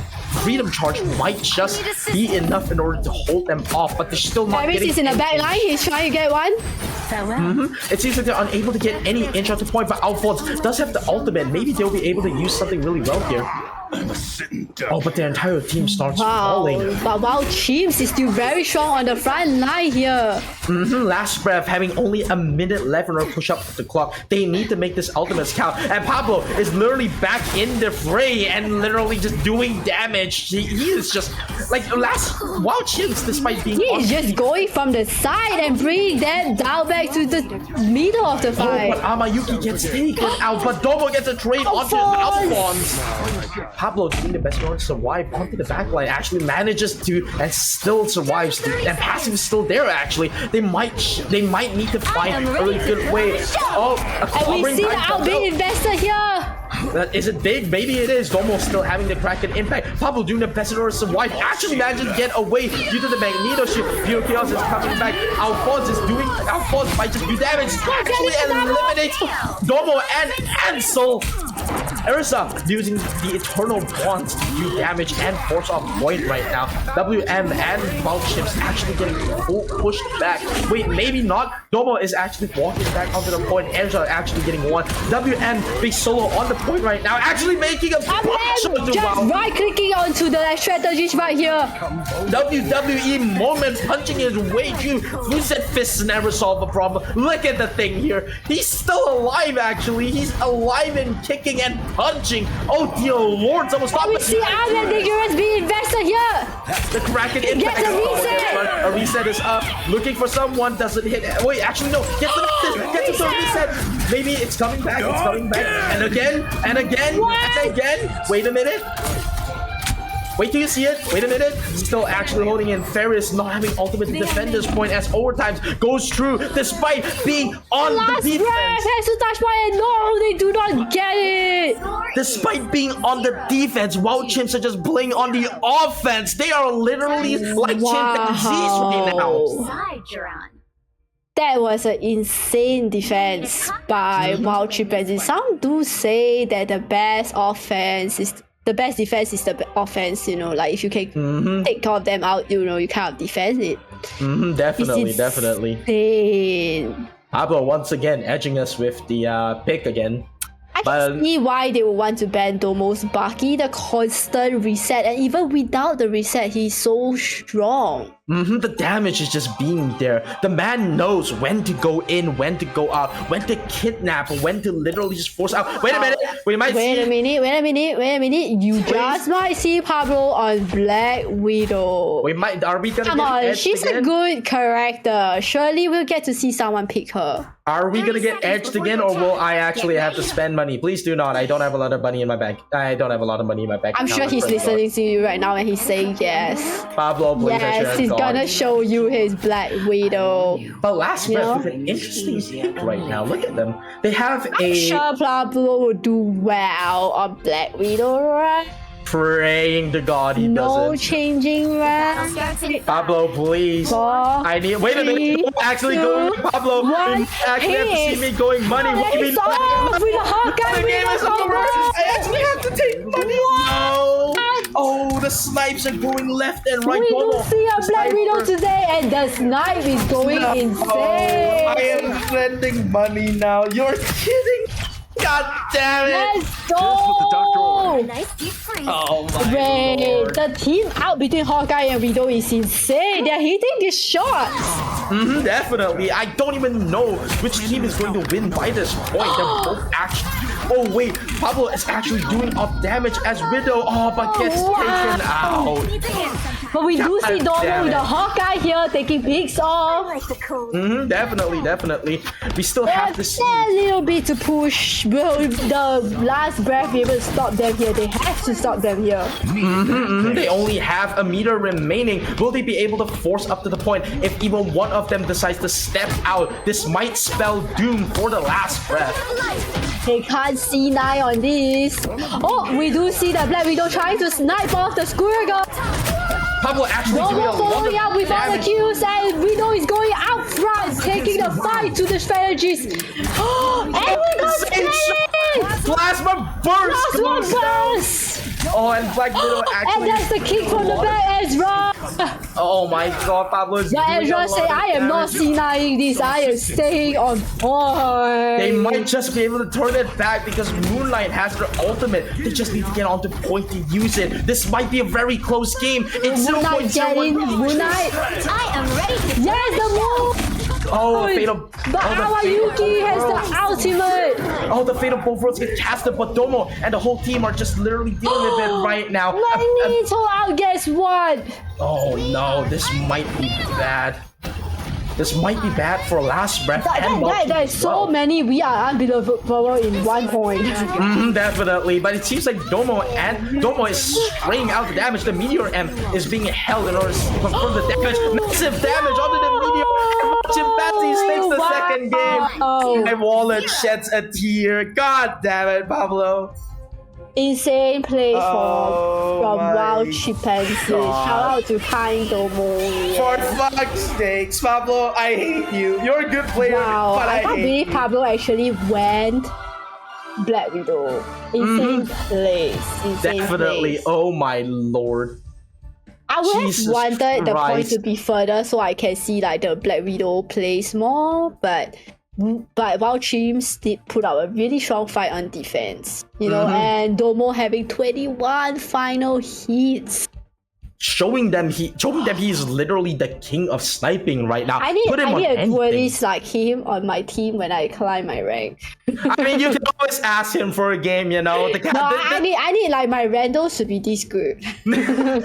a bit wishful, but definitely, Pablo. Thank you for finally picking the game. The viewers have been asking for a long time, and thank you for literally ripping a hole in my wallet. I will It's not be okay, able last to buy breath. any You guys games. put up a really, really awesome fight. We see you, Ezra, when you were constantly getting targeted by the Widow, and you definitely. still stay on point. You know how common it is for people to C9 right there?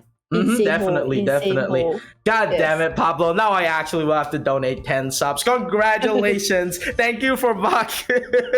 I will actually have to spend a lot of money right now. That's not good. Wow, we're going to see all the gifted subs, and Pablo did it for everyone. Definitely. Oh my lord. Don't worry. Yeah, that was insane play. I actually want to see more stop. from Thank you, like Last Advance. Breath, but maybe next time we do see a very great hold and quick push. Ferries on the back line, Alphonse The at subs the go to front, Baku. and Yes, the also- subs did go to Baku. It was a bit of a gamble. No, I will do the gifted subs. I am a woman of my word, even though I don't sound like a woman, or maybe I don't even have words to say this. But the people, Nah, you are a woman of your words. We get it. the people have asked, the people have seen, the people have came, the people have wanted. I will be generous, and I will be donating it down the line, Raider. Do not worry, ladies and gentlemen.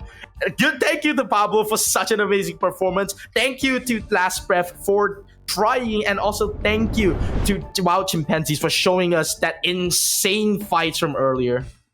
Yeah, insane match. We have so many matches today, and we are going to come up with the next fourth match of the day. Now, all the players on this tournament has been insane. Definitely. Which player so far stayed on your mind the longest? I think the one player that's stayed on my mind the longest, scrim out and scrim in, right, is definitely going to be one of the few people in the next team. So I'm not going to spoil. But if we are talking about the players that we've seen before, I feel like big names such as Ixie, Riz, and also like, what was that called again? Domo, and all of the other really insane players that have just been showing us like how they play Lane with the his roles differently. Hawkeye, Yugi with his multiple different kind of like duelists, Domo, and we have like Ixie, insane Punisher plays today. It feels like a very duelist based plays today actually. Definitely. I would like to give some credits to our dearest vanguards and our strategies. Really great plays from like say Indo on Emma Frost, Luna on Groot. It's really nice to see like those really awesome vanguards going up front, because without the vanguards at the front, like Reese on Ting, you can't really get the duelists out. Definitely. To be able to even deal your damage, you need your vanguards right in front with you. True. So while we do get hyped up on all those duelist plays here, I think today we saw a lot of insane vanguard plays. And if you notice, there's a reason most of the bans are from vanguards. Definitely. You ban most vanguards. You get Venoms, you get Venom ban, you get Emma Frost ban, you get Ting, you get Strange. That's because the hidden ones, the vanguards, are super annoying. And their utilities and skills can just change the flow of the game so well. We don't. Okay, yeah. So in preparation for our fourth match, we shall take another short break for everyone to catch their breath, get some snacks, hydrate out. Definitely. Right? We will see you back later in 5 minutes. Thank you for stopping by, ladies and gentlemen. Go have a bit of a break, and I will go cry in the corner because my wallet is weeping. See you guys. Bye-bye.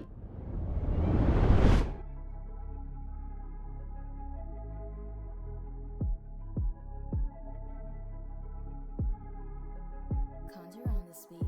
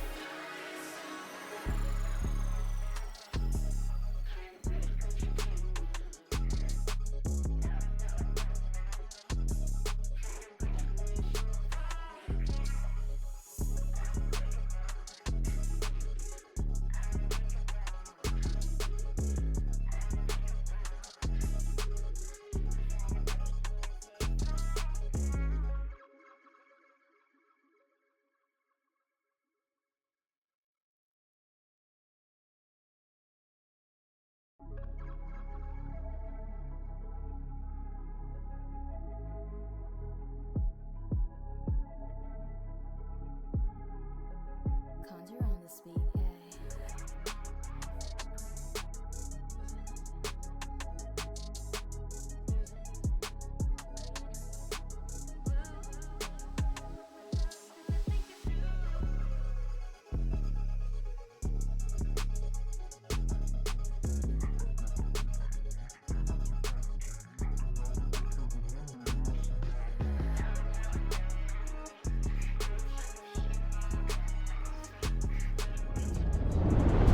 Hello, everybody. Welcome back to the fourth and technically last game for me and Uki because this is our last shift, believe it or not, in a way. Yeah, oh my god, I'm actually really excited for the fourth match of the day. It's up to you guys and time to get sticky. Who do you think, like, interesting names, right? But who do you think is one of those teams that when you hear the name, it just strikes fear into you, right? I'm sorry, but the names doesn't really strike fear. It sounds more cheeky and fun. Like they sound like people that would be fun to talk to, you know? True. Like the name is just funny. Like time to get sticky and up to you guys who's like, oh, we don't know what name to choose, and so that's just up to you guys. I wonder if that is how the name came by. Definitely. I have no words because everyone on both teams are just like, what was it called again? Insanely good, right? Yes. And I see you, Papa. Yeah, I am a woman of my word. I will gift whatever is owed. I will give whatever is owed. The reason I ran back earlier during the during the what's it called rest was because I had to get some money somehow, some way. I might have forgotten to give a what's it called sub to Azu, but do not worry, I will give it back later. Maybe like when I get a bit more money. I'm sorry, Azu. I forgot. I apologize. To witness you gifting subs. Tossing money on stream. Thank you to Pablo for giving what the people what they want. And unfortunately for me, I will be eating what's it called ice for the rest of my day. You know, in a way, vegetables are kind of cheap. Okay. Is this karma from earlier? Come on. Really? Come on. Seriously? Is this from earlier? Oh my god. I mean, you get to eat vegetables. Yeah, but okay. Not to say anything, but like, what was it called again? A couple of streams before on my channel, I was already eating vegetables due to a sub goal. And I will tell you, if you eat too much of cabbage, the smell remains in your mouth. Cabbage have smell? Okay, it's a bit of a weird thing because cabbage... Okay, how do I explain it? Cabbage, in order to wash it well, right? You have to wash it inside of salt water in order to get rid of all of the crooks and crevices of dirt. So sometimes when you don't have... What's it called? You don't have enough... how do I explain? You don't have enough water and stuff, right? Sometimes the dirt and all that stuff still remains on the cabbage. And it definitely just tastes not good. You know what? Everything you're saying just tells me that we should not eat vegetables. Don't listen to that, kids. Don't listen to that, kids. You have to eat real vegetables. Alright, it seems like our two teams are ready for the fourth match. Definitely. Time to get sticky. Are we starting the games? We will be soon. Time to get sticky and up to you guys. Have you seen these teams perform in scrims? We saw up to you guys. I genuinely think that these people in the tournament are addicts. Do you guys know what grass is? Do you guys touch grass? Actual question. I wanna say no, but the worst part is I actually just touched grass this morning because of an errand. Like, I can't. You guys are playing at high levels, like constantly so focused and locked in, and you're playing multiple matches per day. Wow. I'm not gonna lie, I also can't do that. I'm sorry for everyone watching, but I played one round of Marvel Rivals today. I won it, I got bored, and I went to play Fortnite. I'm not gonna lie, the game is not strong with this one. I'm kidding. The game is still fun. I will still definitely play Jeff as much as I like, if they give Jeff a new skin. I'm just saying, please just give Jeff a new skin. Yes. Let's start the match going, and then we get to see both teams. Up to you guys, and time to get sticky. Let's go. I like this map. We've seen this map so many times. Okay, like it's the top tourney. map or what? Do we have another convoy map? But like it feels like every team loves Yggdrasil. Hands down, I love this map too. Okay, I do love this map too. Why so? Why do you love this map? It's open, you don't get too much choke points, you get just right amount of choke points, and you know, all kinds of ultimates are very useful here. It feels like you have a lot of flexibility to play around. Really? You know, yeah, it's like one of the few, I feel like, convoy maps that is not very one-sided.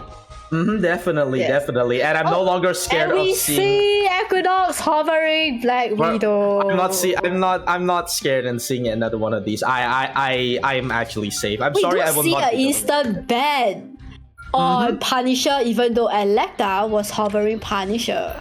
Definitely interesting over here. Yeah, and then a ban from Up to You Guys on Thor and a guarantee on Star-Lord. Now, I'm actually very, very excited to see Star-Lord. We haven't seen Star-Lord today, so it'll be the first that we're going to see Star-Lord. Definitely, definitely. I feel like Yes. Star-Lord is such an underrated character, right? He's one of those Yes. characters that can be played assassin-wise. You can play him as a frontline. You can play him as like a corner damage. You can play him in a lot of things, but people tend to only view him as a assassin, which is the one thing I don't like. I mean, I do see the Star-Lords out being quite easy to be stopped. So, you know, maybe that's the reason why it's not picked as much. But we do see like a ban on Namor from Time to Get Sticky.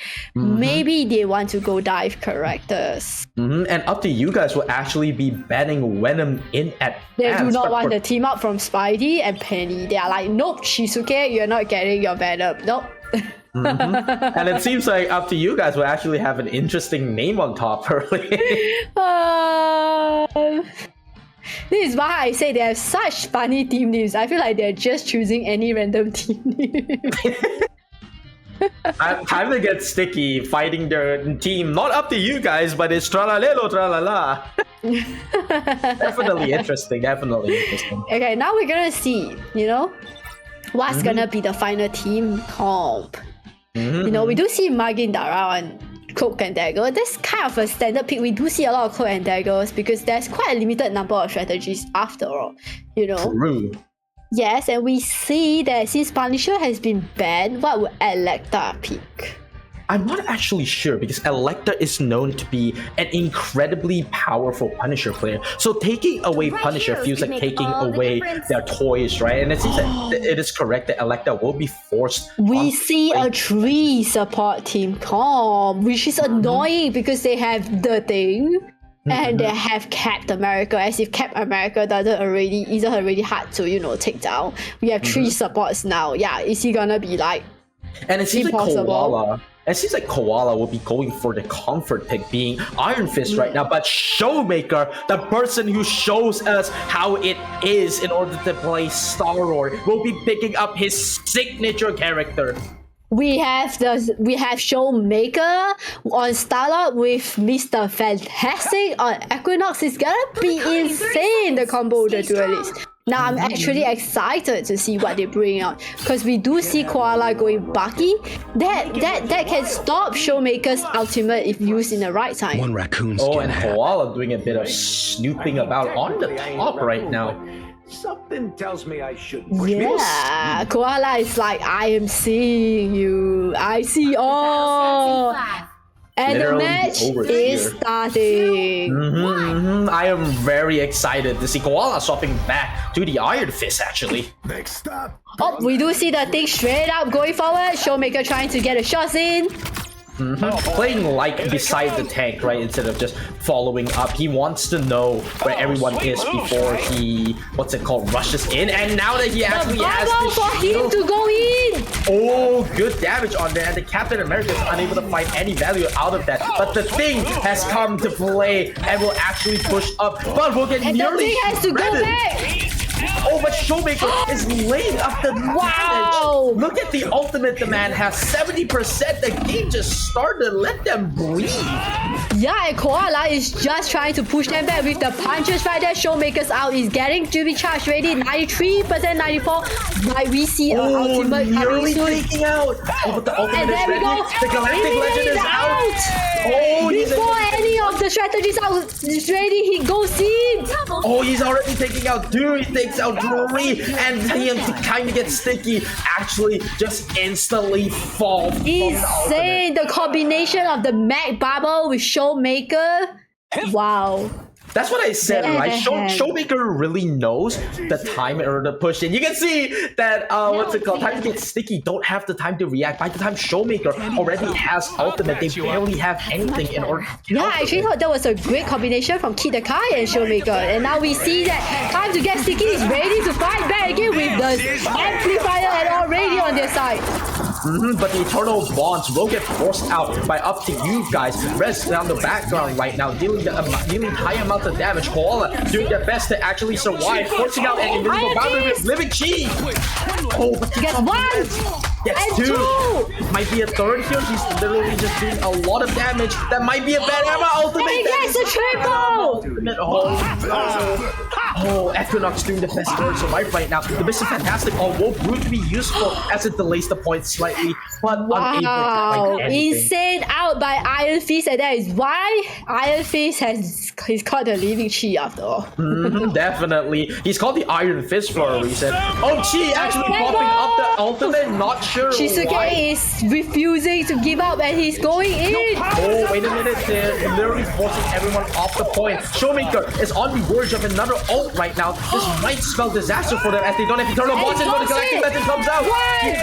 He gets 1, he gets 2. He gets a 2, he might just get a 3rd. He's close to getting a 3rd, he gets a 3rd. He's close to getting a 4th. Will he get a 4th with the viewers? He gets a 4th. That's how the show out, and Showmaker brings the show to us once again. Took the words right out of my mouth. Okay, Showmaker once again showing us why he's the most dangerous Star-Lord alive. We haven't seen Star-Lord the whole day and he really immediately brings it to us. Definitely interesting, right? It's like we've never seen Star-Lord like being played for so long, and then like Showmaker just appears. It's like, all right, this is my. Yeah, Iron Fist here trying to get in. He's going to the back. Immediately followed up by the Thing. Oh, the Thing actually forcing them off with because of the Iron Fist pushing in. Kid the Kai actually having an insane ultimate coming from Kid the Kai and Blobbery time countering the Kid the Kai. Oh wait, but that's a counter on the 30 seconds on the clock, and up to you guys will use the point. Still, not a bad And they trade. do get the #1 point with 2 minutes plus on the clock. Still, not a bad trade, not a bad trade, right? Remember, Time to Get Sticky still have the advantage in terms of pushing people away, and it seems like Time to Get Sticky will have to push up this point a lot more. And the second point is notorious in the They part, scouted right? out Showmaker. Showmaker's trying to stretch it out again. Definitely, we will have to see if Showmaker is able to find anything here. Still doing in the damage with the Magneto shield. It's like his signature play, you know, every time in a Yeah, it seems as if the shield is just for him, and he does get 1 with the Thing going down, but there's a rest coming in play. Doing with the back action, It's a getting 1. double! Oh, With Equinox following up with 2 on his own. Oh, countering the Electa's invisible boundary. It is just not quick enough, and the point will be lost for Time to Get. Will be lost for up to you guys. Time to get. Will be lost for Time to Get Sticky. Sorry, I mixed up. My It's okay. brain Time to Get Sticky is regrouping, and they're coming back, and we see Iron Fist on the wall trying to find a position to go in. Oh, Galactic Legend comes up from Showmaker. Showmaker, his out is fast. He knows who to pick off. He's literally picking off the strategy. With a double and a triple. Are we seeing a triple? He might get a triple. The Rocket is very mispositioned right now. He's literally laying down fire. There's a He triple does get from a Kid the triple. Kai took it, but they do clean up. Time to Get Sticky. Oh my With 1 lord. minute and 20 seconds on the clock, they had to touch point. But Koala is from the top. He has his out. he just needs a really good position to be use it, and they might just be able. Nebusagi sees him. Nebusagi sees him. Oh, but Nebusagi also has the Karmic Revival. Gets instantly knocked up, unable to do anything. The first strategist falls, but also gets taken out by Showmaker as well. Koala doing the best in order to lay down damage on the backside. But unable to. Wait, he's still getting healed. He's actually not dead. Living Chi is in play here. Living Chi, he's hunting for the strategy. He's hungry. He knows where his point is. He gets one. And he gets two. Oh, he gets Equinox as well. Is that a clean up coming tree? That's definitely a clean up. But Nebusagi with the best coming to play. The Karmic Revival, she's been holding it for the whole time. That was that's literally legendary right now. The Showmaker is coming in to make the show for himself, laying down the damage, but the ultimate is just too much. Wow, and we see that rest. The reason why Adam Waller is in play here. Oh, but the speedball comes out. Will he be able to find something? He gets one in time. Koala goes down. Call him Michael Jordan. He is sniping people with the ball right now. Rest OP is trying to secure point right there. We see the clobbering time comes into play. And it seems like overtime will not be able to save up to you guys. Not be able to save time to Sticky right now. Equinox with the ultimate, accidentally knocking on the high ground the last one, but that's okay. He did all he could in order for the damage. Showmaker surviving. Look at the movement on that man, but he still gets taken out. Koala says no. Oh no. But Showmaker still has the res actually using it, and they might just be able to find their safe haven. Time to get Sticky is just unable to push up at the point versus up to you guys right now. But Showmaker is actually getting taken out, and up to you guys is slowly falling.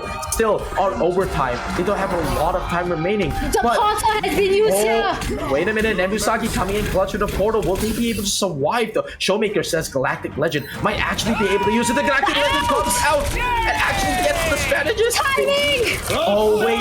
Oh, they have to waste Captain America's Freedom Charge in order to save it. Strategist ults coming out left and right now. Doggy House. Wow. Doggy House still running in. They do not want Showmaker to force him out. The clobbering out gets forced out, but he's not able to hit anyone. Oh, but yeah, he's also getting pushed. But he's too far from the team. Oh no, still the point gets taken with a minute 30 up to the point. That is insane fight. You almost thought it was the third point, but it's only the second. Definitely, that was such intense right now. There was no point in time where both teams were winning. And then another team fight with the Evis woman out being used right there.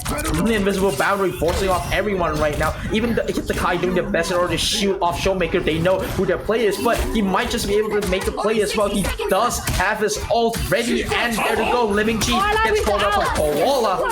Showmaker also has the ultimate waiting for their Eternal onto the end. The invisible woman boundary gets called out right now. Showmaker doing the best to survive. He knows his win con and he's trying to survive. Clobbering time comes out. Koala gets stunned. Galactic Legend coming out again. How many ults does this man have? He's pulling them out left and right. Wow, that's a clean out triple. We see a fall. 30 seconds. Yep, 30 seconds left on the clock. Will they be able to push Time to up get the sticky. point? Has to regroup and get to the point. But with both tanks on up to you guys, and early said the other name. My bad there. I was ready for them to initiate. But Chisuke will have to find a way in order to run the point. They spot a single straggler right now, and they're doing the best in order to hold up the point. Koala going in for the cleanup. Actually, managed to take out both energies.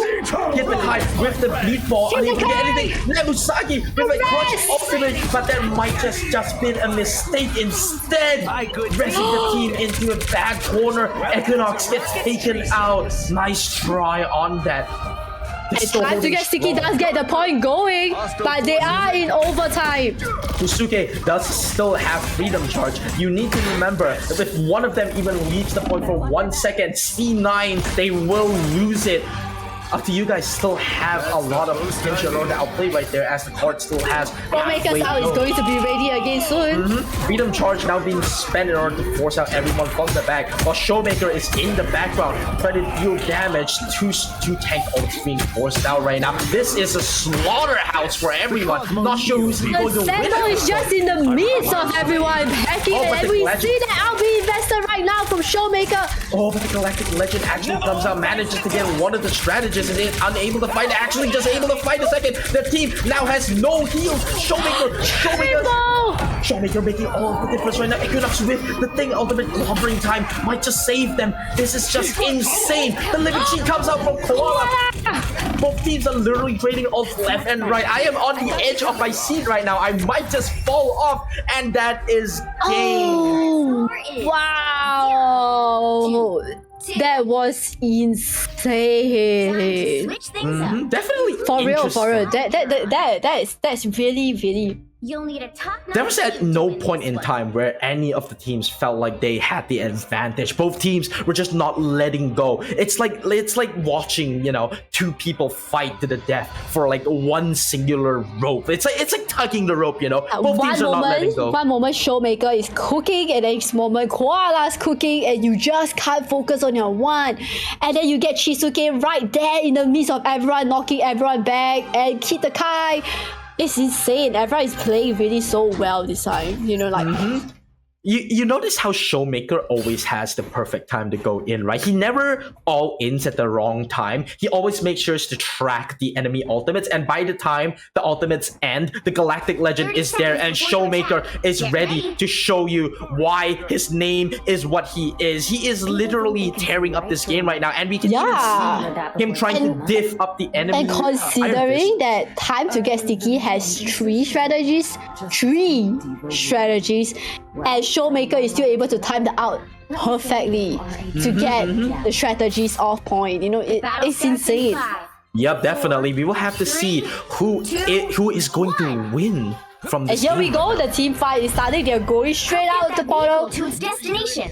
Oh, Equinox Equinox. on Wolverine. Oh, but Kid the Kai is actually going to get forced off. Oh, but they What? That was an get insane down. fight there. Oh yeah, Time to Get Sticky is actually defending pretty well versus up to you guys. But Showmaker still doing a lot of damage onto the front line right You now. see all Look the at him. punches right there with Equinox and Showmaker taking two.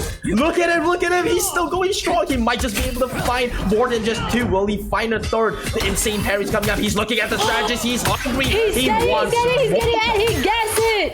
Oh my god, barely making out there alive. That's what it means to be a Showmaker. Wow, he's still going for He's more. not giving He's up not- his target, and he gets He's not another. done. He's not done. Let this man cook. He's literally the Gordon Ramsay of this game right now. Oh my god, Showmaker. Wow. Give them a chance. And we see Equinox right there with Iron Fist following up on every. Oh, he found the other Iron Fist. Actually managed to scout him out, and he Oh, actually he gets got the the Iron elimination. Fist. Showmaker showing Koala who is the better player right now. This is such a big measuring contest that I don't even know who's I'm going actually to thinking win. Koala is gonna cook here. Wait, we're gonna see Koala come back. Showmaker doing the best in order to, Yes. farm damage. Oh, and it seems like the Living Oh, we do Chi. see the Living Chi. Oh, Living Chi will actually come out from Showmaker first compared to Koala, despite both being close. And Showmaker is just laying down the damage. Oh my god, Showmaker, give them a chance. We want to see that plays. You are just They showing are us how not strong giving you up are. on these two with Equinox following up real fast. Look at Equinox. It seems like every time Showmaker is in the front line, Equinox is in the back line. And then like when the roles are reversed, Equinox is just in the front line dealing with everyone, and Showmaker is in the back line dealing with the strategist. The team chemistry is on point right now. We're going to see how Time to Get Sticky counter this. And it seems like Shizuke will actually get grabbed to the floor line, which that would Oh, mean... Sam and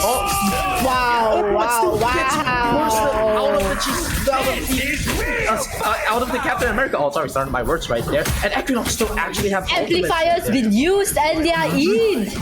It seems like Kid the Kai are doing their best in order to run up to the enemies right now, and it seems like they're doing a really good job. Time to Get Sticky, they have to get Sticky, literally just forcing up to you guys to be unable. Is this up to you guys? Is Oh, wait, no. really using all the utilities together. They're so grouped out. Time to Get Sticky have to do something to force them apart. And we see Chisuke now on Human Torch. Interesting swap over here. The thing on a solo Vanguard. Definitely. And it seems like the Eternal Bonds will actually be casted out while Equinox is still laying down the damage. Still surviving because, you know, as we all know, all the living chi will come out from Koala right here. They might just be able to do damage, but Captain America with the Freedom Charge is actually holding in. Oh my god, everyone. He's trying to get Tyree Who. Oh, but he's unable to anymore. Get bursted down, actually. Hit the Kai. Oh, Nemusagi with the good ultimate is unable to save it, but still, they're actually finding the ground. And out to you guys They gets do pushed get back. Nemusagi down. Time to get Sticky, defending really well still. It seems like the Iron Fist swap into Johnny Storm, or else known No, as I think there's still Iron Fist. Koala is still on Iron Fist, but I wait. think the double duelist is actually dealing enough damage. Oh, they do only have one Yeah, hand. because up to you guys have such strong damage base, right? And we can see Equinox going to Storm better to test deal with Human Torch. Now we're going to see two flyers on the map. It's going to be very interesting to see who out damages the other. Storm is definitely going to be an interesting pick here. As we all know, Omega Hurricane is insanely powerful even without the team up, right? And as you can see, Equinox You is can literally see- here grooving us right, dealing the damage, but Koala is Why is suddenly taken out by Koala? He says no! oh my god, Iron Fist showing us once again why he is the strongest counter to fly. Showmaker having the ultimate, he can easily use it, or he's going to keep holding it in order to ensure the team still wins the point. Shizuki actually takes out Showmaker. Oh my god. We're seeing the amplifier in play here. It seems like it's everyone's game right now. Up to you guys, have to find a way in order to push this point hard, or time to get Sticky might just win. Supernova comes out. Johnny Storm doing the max amount of damage he can, forcing everyone off the point. And the Omega Donner Hurricane. says, yes, I'm here. Equinox doing damage onto the backline, managing to nearly find the strategist, but unable to. But wait, Showmaker is coming in the background. Maybe he might be the one that makes all the difference. He is the one that makes all the difference. Oh my god, wait, let him cook. He's literally Gordon Ramsay, as we all said again. Oh, he's still alive. He's literally punching his way through despite time to get Sticky, actually dealing with everyone on the team. Up to you guys actually losing a lot of plays right now. Koala is right there. He responds with the living chi. Oh, Koala smart despite having ultimate, knows when to back off instead of pushing too far. Wow, that's an insane hole from time to get Sticky. We're going to see how up to you guys deal with this in the last 1 minute. It's possible in order to win this as long as they can get the strategist out of the way, right? We see And Showmaker trying to Showmaker. get the back. Showmaker's the back. He does get Ooh, he one. gets That legs up. Wait, there might be more, Hold your horses, Yuki. We might see a whole team wipe from here. Wait. Oh wait, we might actually we see a complete Insane team flag wipe. from Showmaker. A little I really like seeing how Showmaker plays, right? He always just instantly knows when the correct time to flank is, and like he's always But just we do see the thing go in, but he's unable to stop them. No, they got the second point. and it seems like the second point will go the time to get Wow. will go to Then look up the to side you from guys. Showmaker, got them the point. Definitely. Time to get Sticky now, have to defend as hard as they could. Remember, they didn't take the third point. So if up to you guys, Shizuke here setting up the barriers. We're going to see how they can deal with this. Yep, definitely. Equinox still having the Omega Hurricane, still holding it until a big fight, trying to see if there's any use to be had here. Remember, each team still has a lot of ultimates in play right now. Oh, Showmaker taking out the strategist in the backline, actually. Are we going to see a storm here? We do see Disappear being used. Oh, wait a minute. Showmaker's literally just forcing into a big brawl fight. Both Iron It's Fists Iron are... Fist versus Iron Fist in the center, guys. Ooh, Showmaker with the living chi Living and a chi! thing earlier. Wait, actually dealing with... Oh my god, look at him. This is why he's the best He takes counter out to two. flyers. Oh my god, look at him. He's going for another one, but he's getting stuck on the ramp, and he still gets doggy. This might spell the end for time to get Sticky. They still have a couple of... 40 seconds, 40 seconds. I'm sure time to get Sticky will be good. They have ultimates and they have time, and most importantly, they have spirit. Yup, Fire in with Supernova. and it seems like And the Equinox. Invisa is used. use. And it seems like this is a giant team fight coming on from both teams right now. We will have to see who takes this point with the amount of ultimates being used. Equinox actually getting taken out after you guys losing 3 players. This might spell the end for them. They only have 10 seconds left. We do see Showmaker still alive. Is he gonna clutch in again? No, he doesn't. No. And it seems like the point is unable to be given to them, and time to get sticky. Wow. Successfully defend. Oh my And god. we see that Time to Get Sticky gets the first map. Definitely. That is Jesus. insane. First game will go to Well Time to Get Sticky. played. I actually thought that Time to Get Sticky would not be able to defend against this one, but they continued to prove me wrong. Showmaker unable to find anything as soon as they started. Let's look at the stats, and we do see the Thing as MVP. This is not the first time we see the Thing as an MVP on this map in particular. Is this gonna become the meta? Because we do see the Thing being very strong in a convoy map on this map especially, you know? Definitely, He's definitely. really good at stopping like the mobility of the team. His clobbering time is insane. 41 kills, 13 final hits, 40k damage as a Vanguard. Definitely. I feel like the Thing just shuts down a lot of stuff, right? Not just dive. He's so good at shutting down brawl. He's so good at shutting down sniper teams. He's so good at shutting down just anything. I feel like maybe after Emma Frost, the Thing is going to be the second tank that's going to be looked into and having to get nerfed. Also, we do see Showmaker stats 6160 with 40 final hits. He is definitely. putting out the show of his life. He Okay, is that still- clutch where he comes from the side and take down Electa, it gave the team the needed clutch in that instant. You know? I like how Showmaker just seems to know where to position and how to punish misposition. Despite not winning this round, we can see that their team is just insane. Showmaker and their team will definitely be able to pull back. But first game, congratulations to Time to Get Sticky.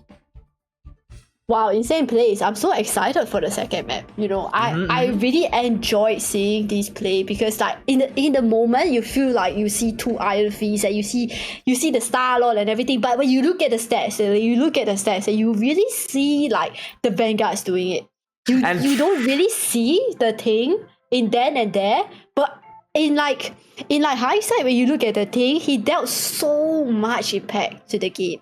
Definitely. And Trick with the knowledgeable, in my opinion, if you score more than the other opponent, you will win the game. Thank you, Trick. That is definitely one of the advices of all time. That is definitely one of the advices. Yeah, you know, there are so time. many people that has very high KDAs and all that, but if you accidentally C9, there's nothing that can help you there.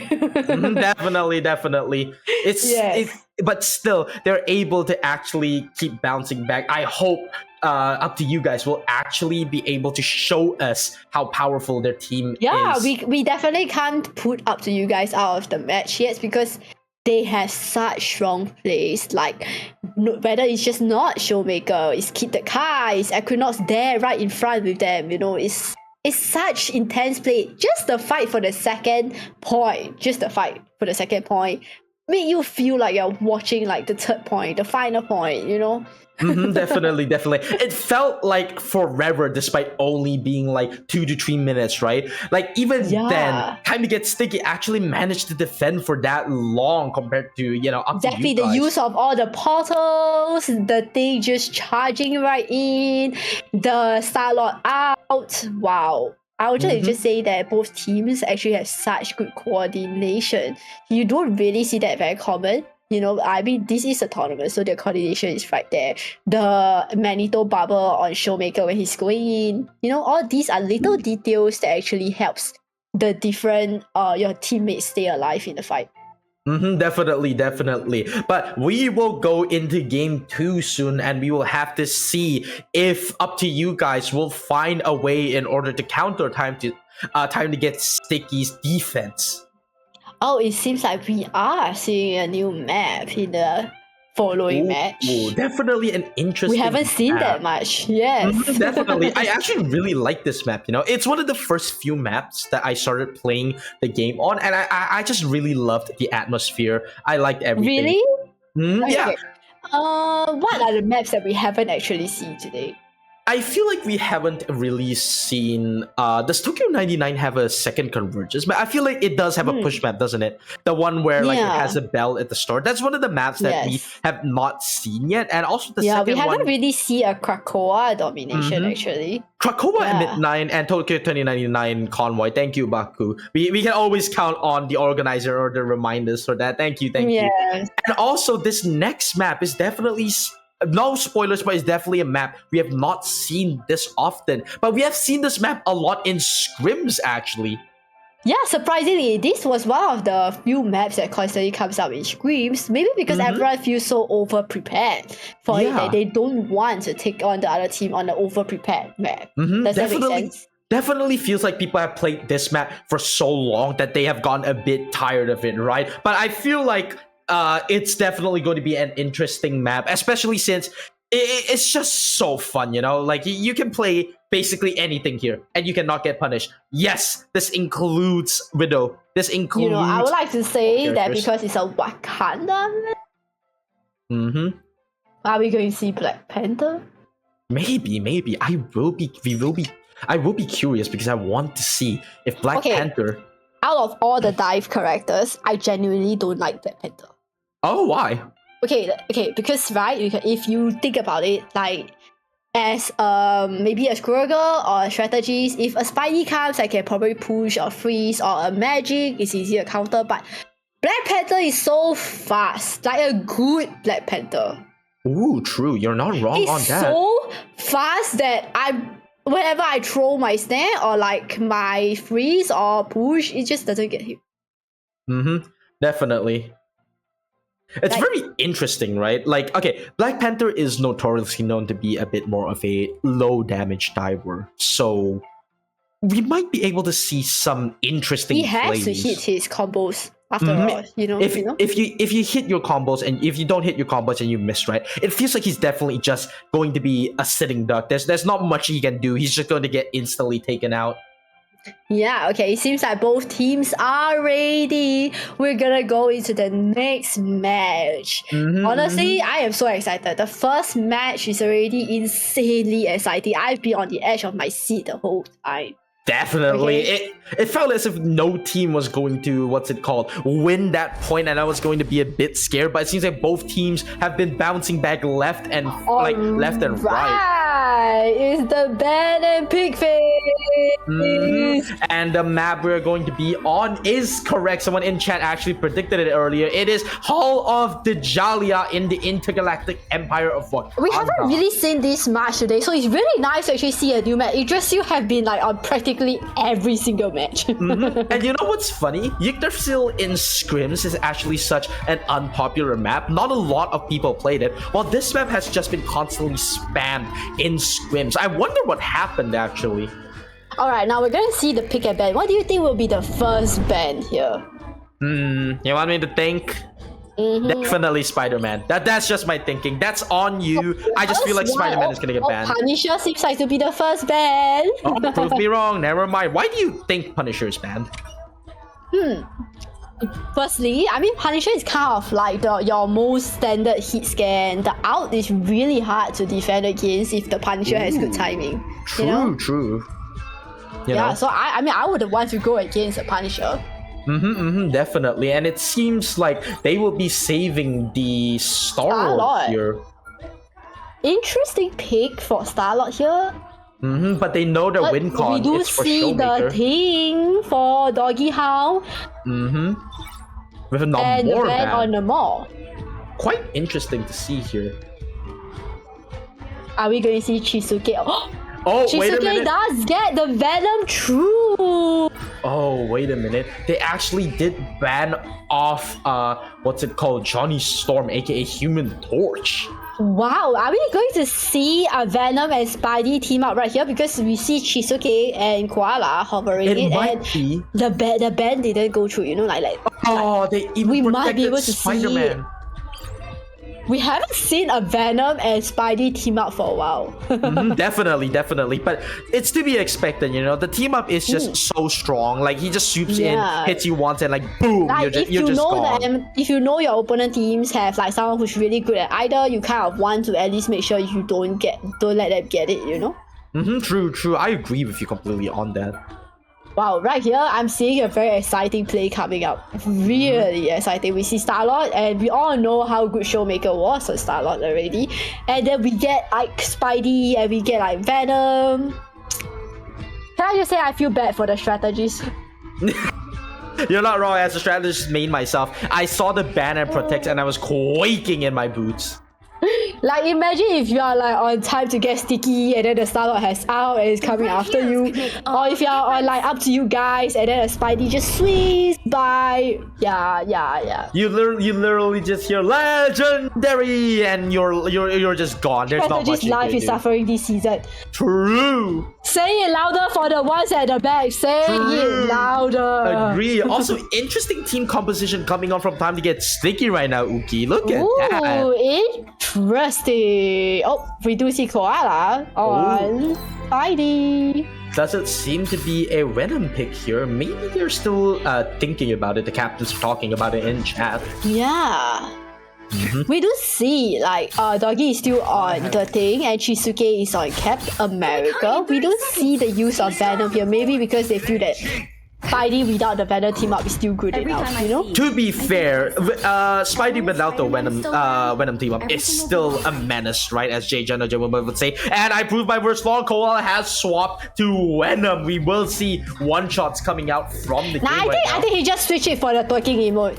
Maybe, most likely. Everyone likes that emote. Yep, I actually don't have it right now. Oh, Nebusagi going for the lineup. Lineup by Nebusagi. Does he get one? Does he get it?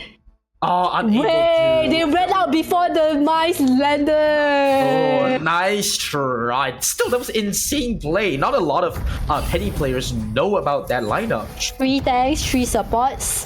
Definitely interesting. And it seemed like time to get sticky are going onto the sidelines. Wow, they instant dive in with Venom. Oh, but the Venom's HP is getting a bit low and gets kidnapped by Showmaker, doing the best to survive right now. Actually manages to get out. Showmaker on Wolverine. What do you think? The mice are insane. They can't get onto that point of sight, and Equinox is just trapping them down from the other side.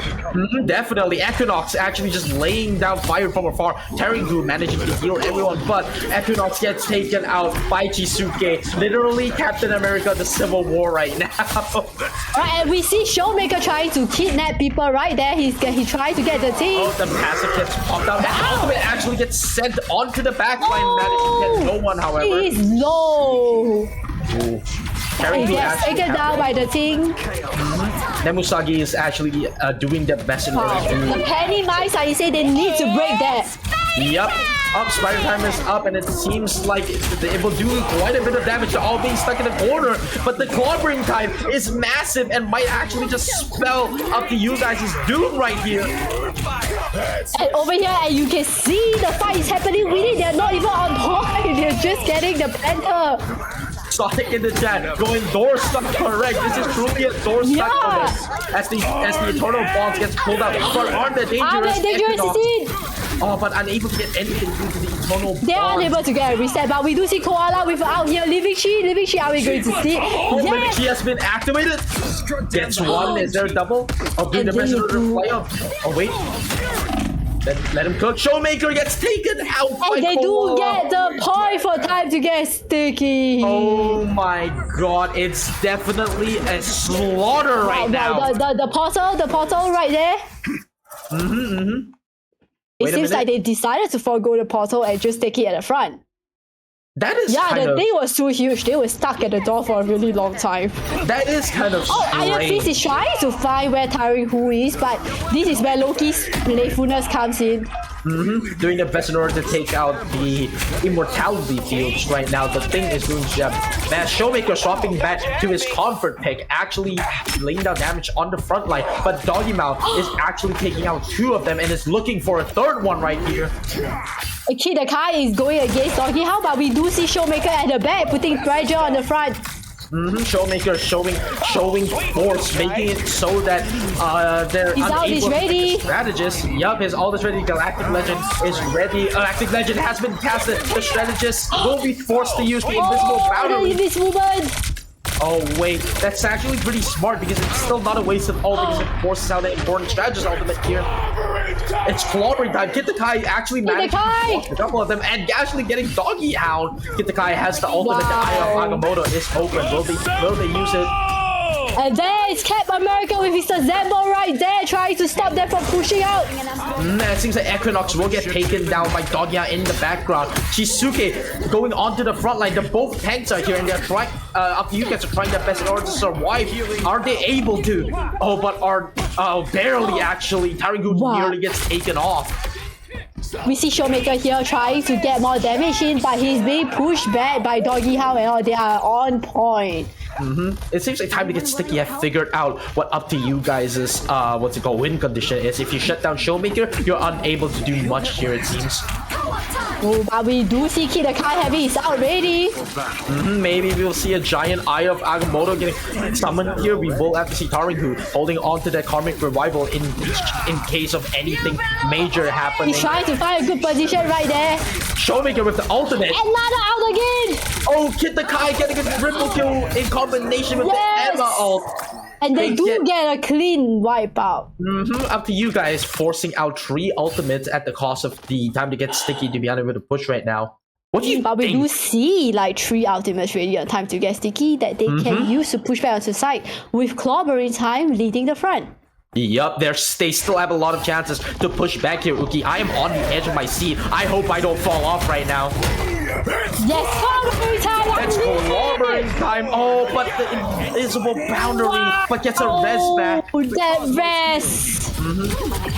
Doing the Oh, best yeah, in really her- say I'm still here. Yep, but Koala is laying down damage in the backline right now with Living Chi. But Tariku is proving to be a menace right now with Soulbot and healing, and the ultimate runs out. That's one of the strengths of Adam Warlock. We do Oh see my Iron God. Fist on Showmaker. Doing the best to lay down the damage right now. It seems like Time to Get Sticky really want to push this point really hard. And Showmaker gets taken out. Wow, and Restopi is taken out. They are down 1 strategist. We need them to hold the point here.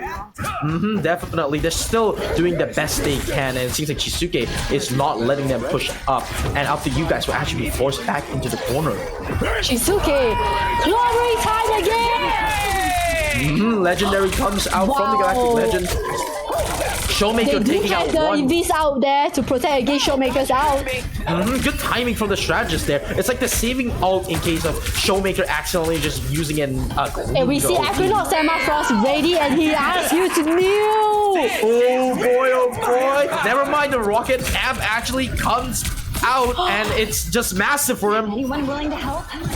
Wow, those are massive strategies out right there. The initiate from Tarik. Oh, and it seems like the eternal bonds from Time to Get Sticky will actually be able to- no! Oh Wow, Time to Get Sticky got the point again. no. Showmaker still not close to ultimate yet. Up to you guys, might be forced off a point here. This is not the time that you want to hear Assemble. Yep, it seems like the freedom charge from Captain America is going to force everyone off right now. He gets one. Will he get a second one? Will he get a second one? His eyes are locked at Taringu. He does get a second one, but Taringu still has the revive. And Kid the Kai still holding on to the ultimate by the Eye of Agamotto. It comes out, gets a triple. Stretch out. But it seems like every strategist on their team has a heal, like has a revive right now, and Taringu is still holding on to the Karmic Revival. Wow, that's an insane out from Kid the Kai. Insane play. But look at up to you guys' team, right? They have They Mantis. do have 40 seconds to hold. 40 seconds. They have Mantis, they have Adam Warlock, and they have Showmaker. The revive is just insanely Yes. powerful. And they still have Karmic Revival in their back pocket. And Doggy is immediately beat down. There was no chance for him to survive that, but he does get a rest. Gets pushed. Showmaker gets pushed back by up to you guys' team right now. Oh wait, time gets Equinox is diving in. Equinox is beaming them down. And his out is about to be ready, but Showmaker might be going in. Koala gets taken out. Kitakai doing the best in order to hold in front of point right now. The thing in the background, clobbering time. Yes, Showmaker does the Tariku out. Oh, Tariku presses a karmic revival early in order to prevent the team from getting down. This is very important right now. It's like, and we hear the side here, right here. Everything is going down right now. This is going to be important. Whoever wins this fight will take the point as we go into overtime, ladies and gentlemen. Wow. Oh, are we seeing another out from Kitakai? He's charging out. His out is ready. Kitakai actually having the Eye of Agamotto. One good placement will force the entire team to their knees. The Eye of Agamotto has been used by the cloak. Oh, but still the cloak. But the cloak. The cloak forcing out everyone just by being unable to survive. Wow, I forgot. Showmaker. Oh.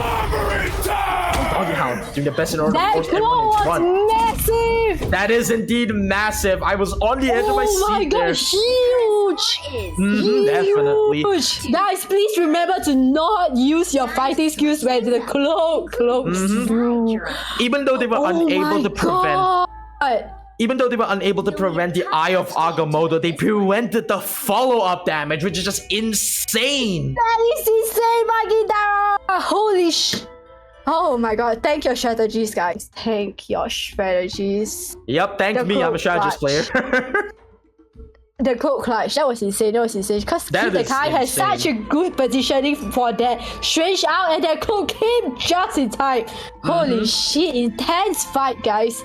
As he will go into the next fight where everyone will be swapping positions. Up to you guys on the offense. The time to get sticky on the defense instead this time. Do you think there will be any sort of roster changes? Or to, No, so far we're seeing Penny being a must pick on defense actually. Not surprising because the mines are really hard to destroy on the first point, you know? And it seems like Towering, who earlier was setting up with the Penny mines, but decides to swap off. It seems like Shizuke is still on Cap America, which is gonna be annoying. He did really well on Cap America with Doggy Hound on the front line as the thing too. Definitely. As we will go into the next fight, we will see if this is a slaughter, a massacre, or an even tug. Showmaker looking to go up the flank right now, but they do have another window on top. Both of them staring at each other pretty much. Both IFVs are trying to get some high points here. Look at Koala. Oh yes, Showmaker goes in first. That's actually so funny. Yep, and it seems like Okay, exchanges of blows right here. As he says, Showmaker will be forcing Chisuke up. Actually, in the corner, the door is literally stuck on Chisuke. Oh, the thing is no. They do take out the thing. Oh, but Equinox gets taken out. Koala does get frozen, but it does not matter. They might just actually clean up everyone here. Wow, Koala is getting the combo in with a double. The best defense is a good offense, it seems like. And despite being on the defending team, time to get sticky will force. That door area is such a scam because Iron Fist just gets free reset. Yep, you should not ever walk in there if they ever have. Shizuke is just taking down Showmaker like I'm not letting you go. Definitely. And it seems like up to you guys will have to find their footing again. Time to get sticky. Still charging up the ultimates, but a lot of them are ready. Wow, we can see Showmaker trying to get the roundabout, but this time he seems to be going with the team. Interesting stick over here, but it's not a bad one as Iron Fist Equinox is going in, Shizuke. A fight is coming out. Wait. Let it happen. I need to see this. Oh, manages to get out of there and a big fight starts. And it seems like... Yep. and it seems like this Avengers Assemble will actually become a freedom charge on Captain America. Forces the point out, and the Sia, the Cosmic Yarn Amplifier will be dropped, as well as the Eternal Bonds. Multiple big ultimates coming in the fight right now. Oh, both Cloak and Dagger are trying their best to use their ultimate here. Are we seeing another strategies out soon? Possibly Kitakai coming out with the freedom charge, doing the best in order to farm up damage, but Electa is close to the invisible boundary, decides to save it or decides to use it. Doesn't he's get to. second! Nemusagi gets the snipe onto, and also uses Fate of both worlds in order to secure the team right now, as an invisible boundary is also dropped in order to prevent Showmaker's damage right now. Harry, who has his already? He's finding a good position. We might see a rest here. She might be able to just hold on to everyone, but I don't think it's needed because Kitakai is just sticky.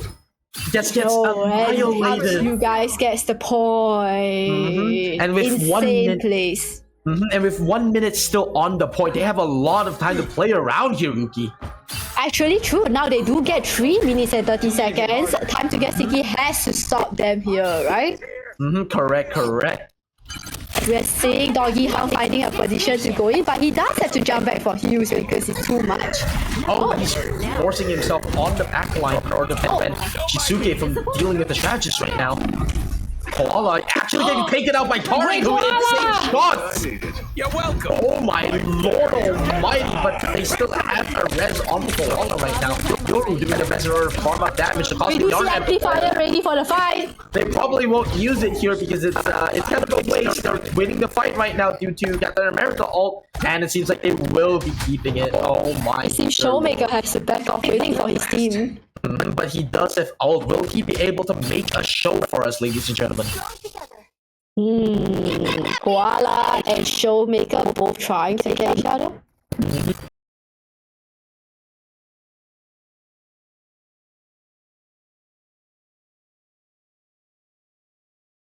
Going to be forcing Equinox going in with the covering time is used and they are in. And it seems like Showmaker will be casting the Living Chi and doing insane amounts of damage onto the backline. Another Living Chi comes up with Koala.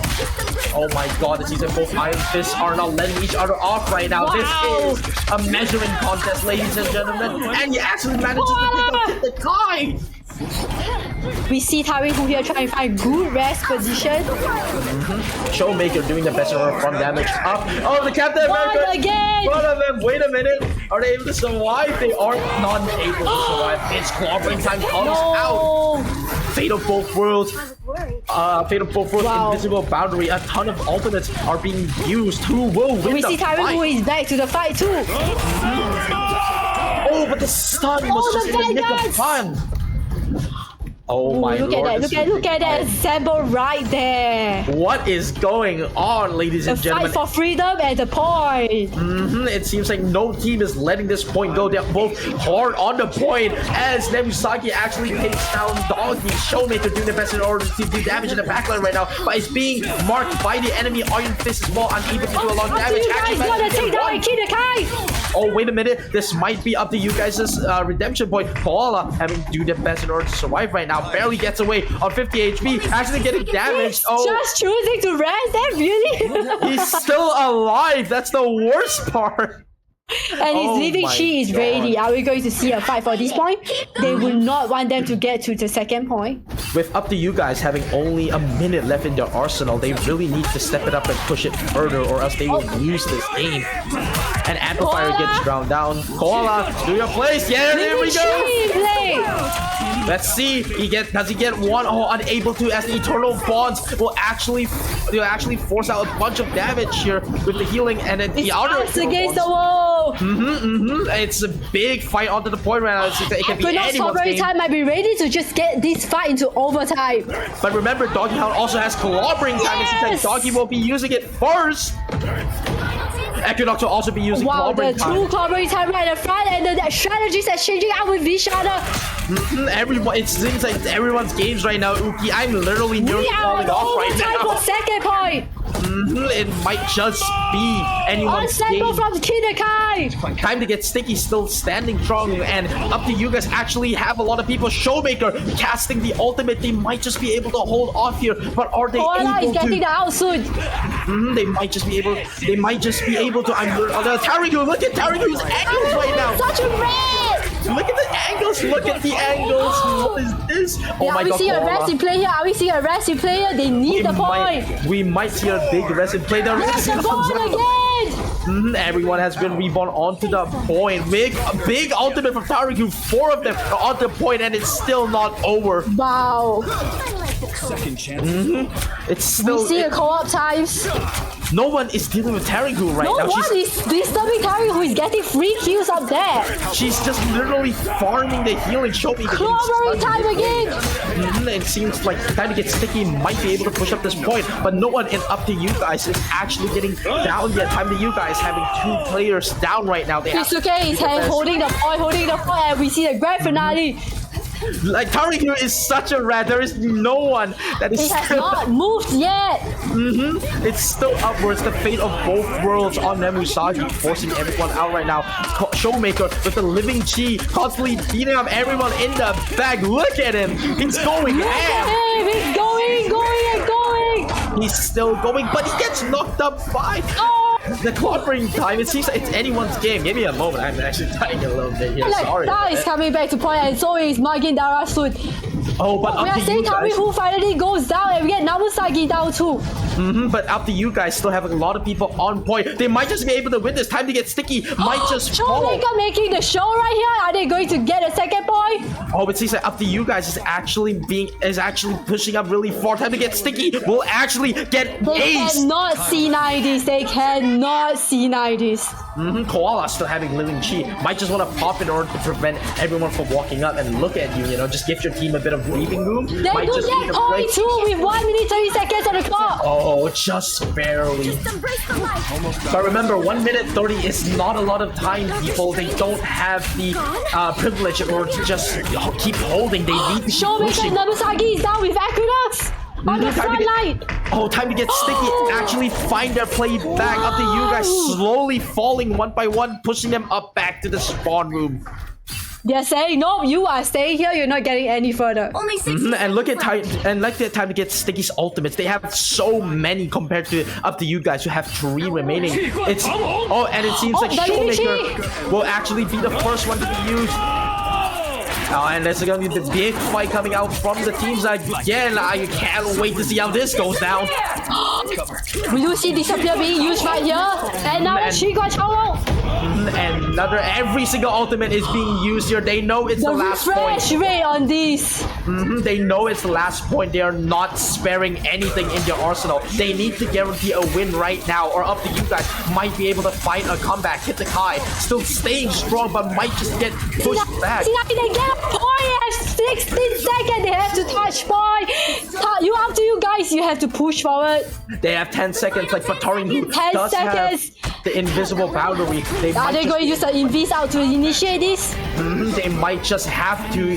They don't have a choice. And Like, have to- Desire is ready. Yes, and he does use it. And it seems like clobbering time on Equinox is still ready and might be used in order to prevent everything. Yup, it seems like Clobbering clobbering time. time actually gets the point here. Up to you guys, might just be able to hold this strong to go into the second overtime of the game. They do get the point and they are in overtime. Up to you guys Oh cannot my leave this point God. at this time.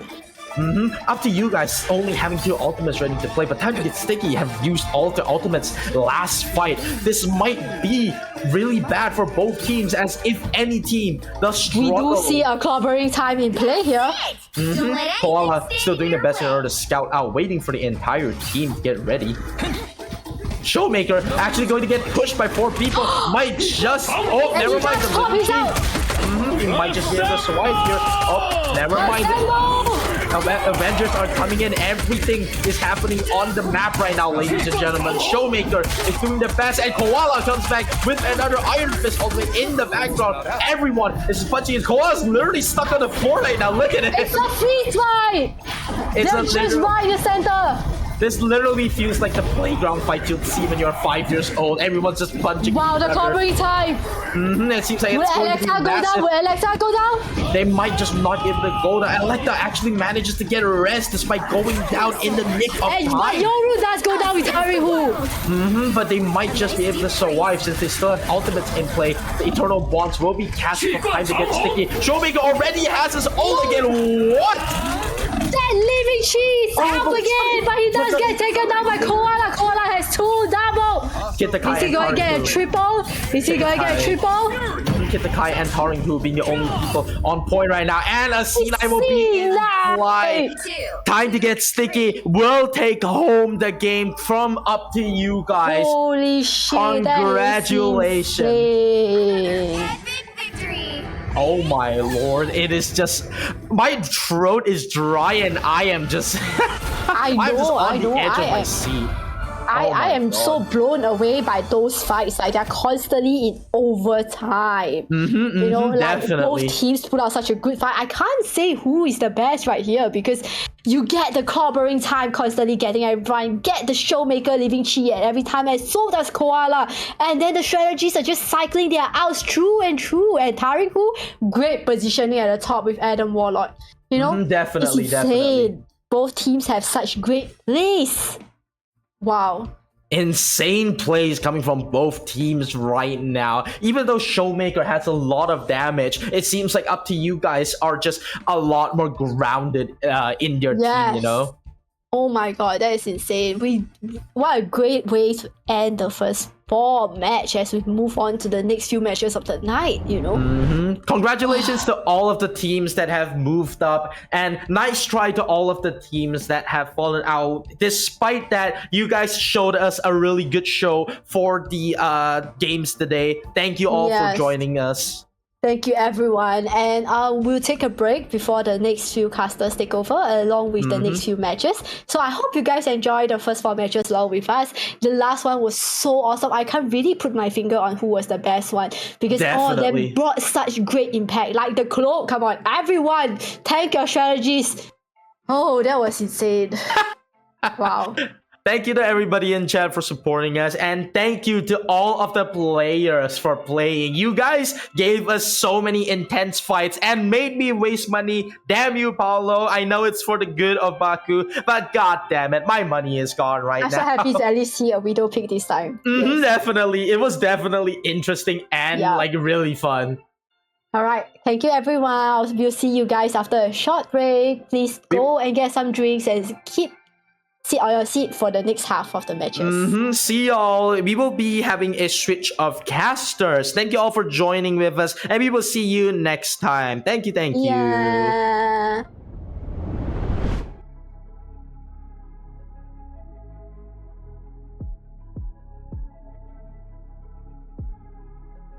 Conjure on the speed.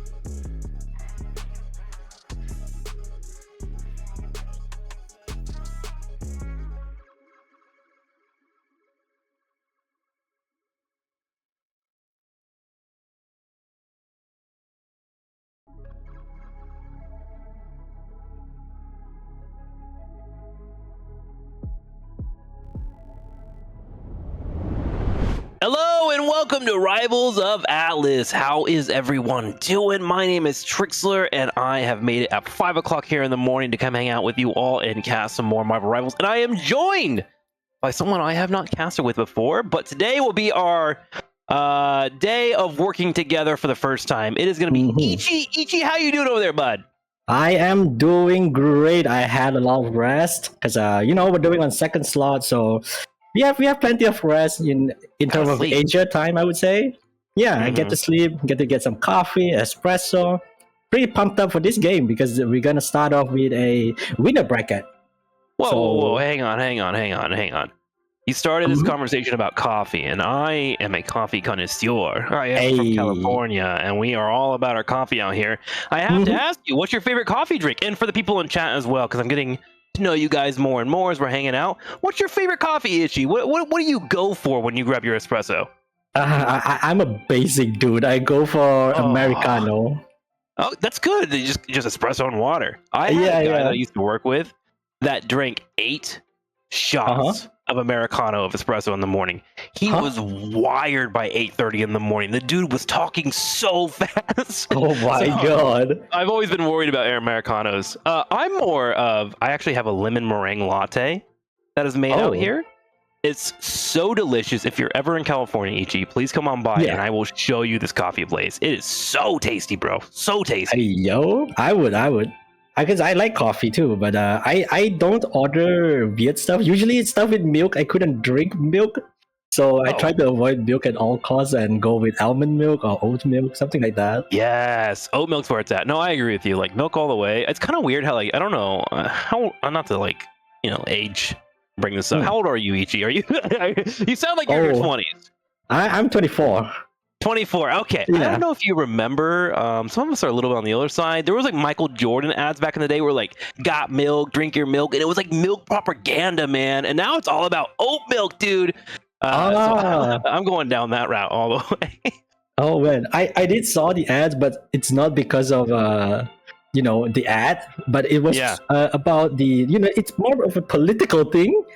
I did saw about that, and it's pretty interesting that they try to sell milk a lot. Yeah. They try to ingrain it in our brains. You have to have milk all day, every day. And there's definitely some other options. Regardless, weird way to start the day. But I'm glad you went there with me, Ichi. I want to ask you about Marvel Rivals, man. Like, what do you play? Who's your favorite character? I like to know what my co-caster's into a lot before we get to the actual matches.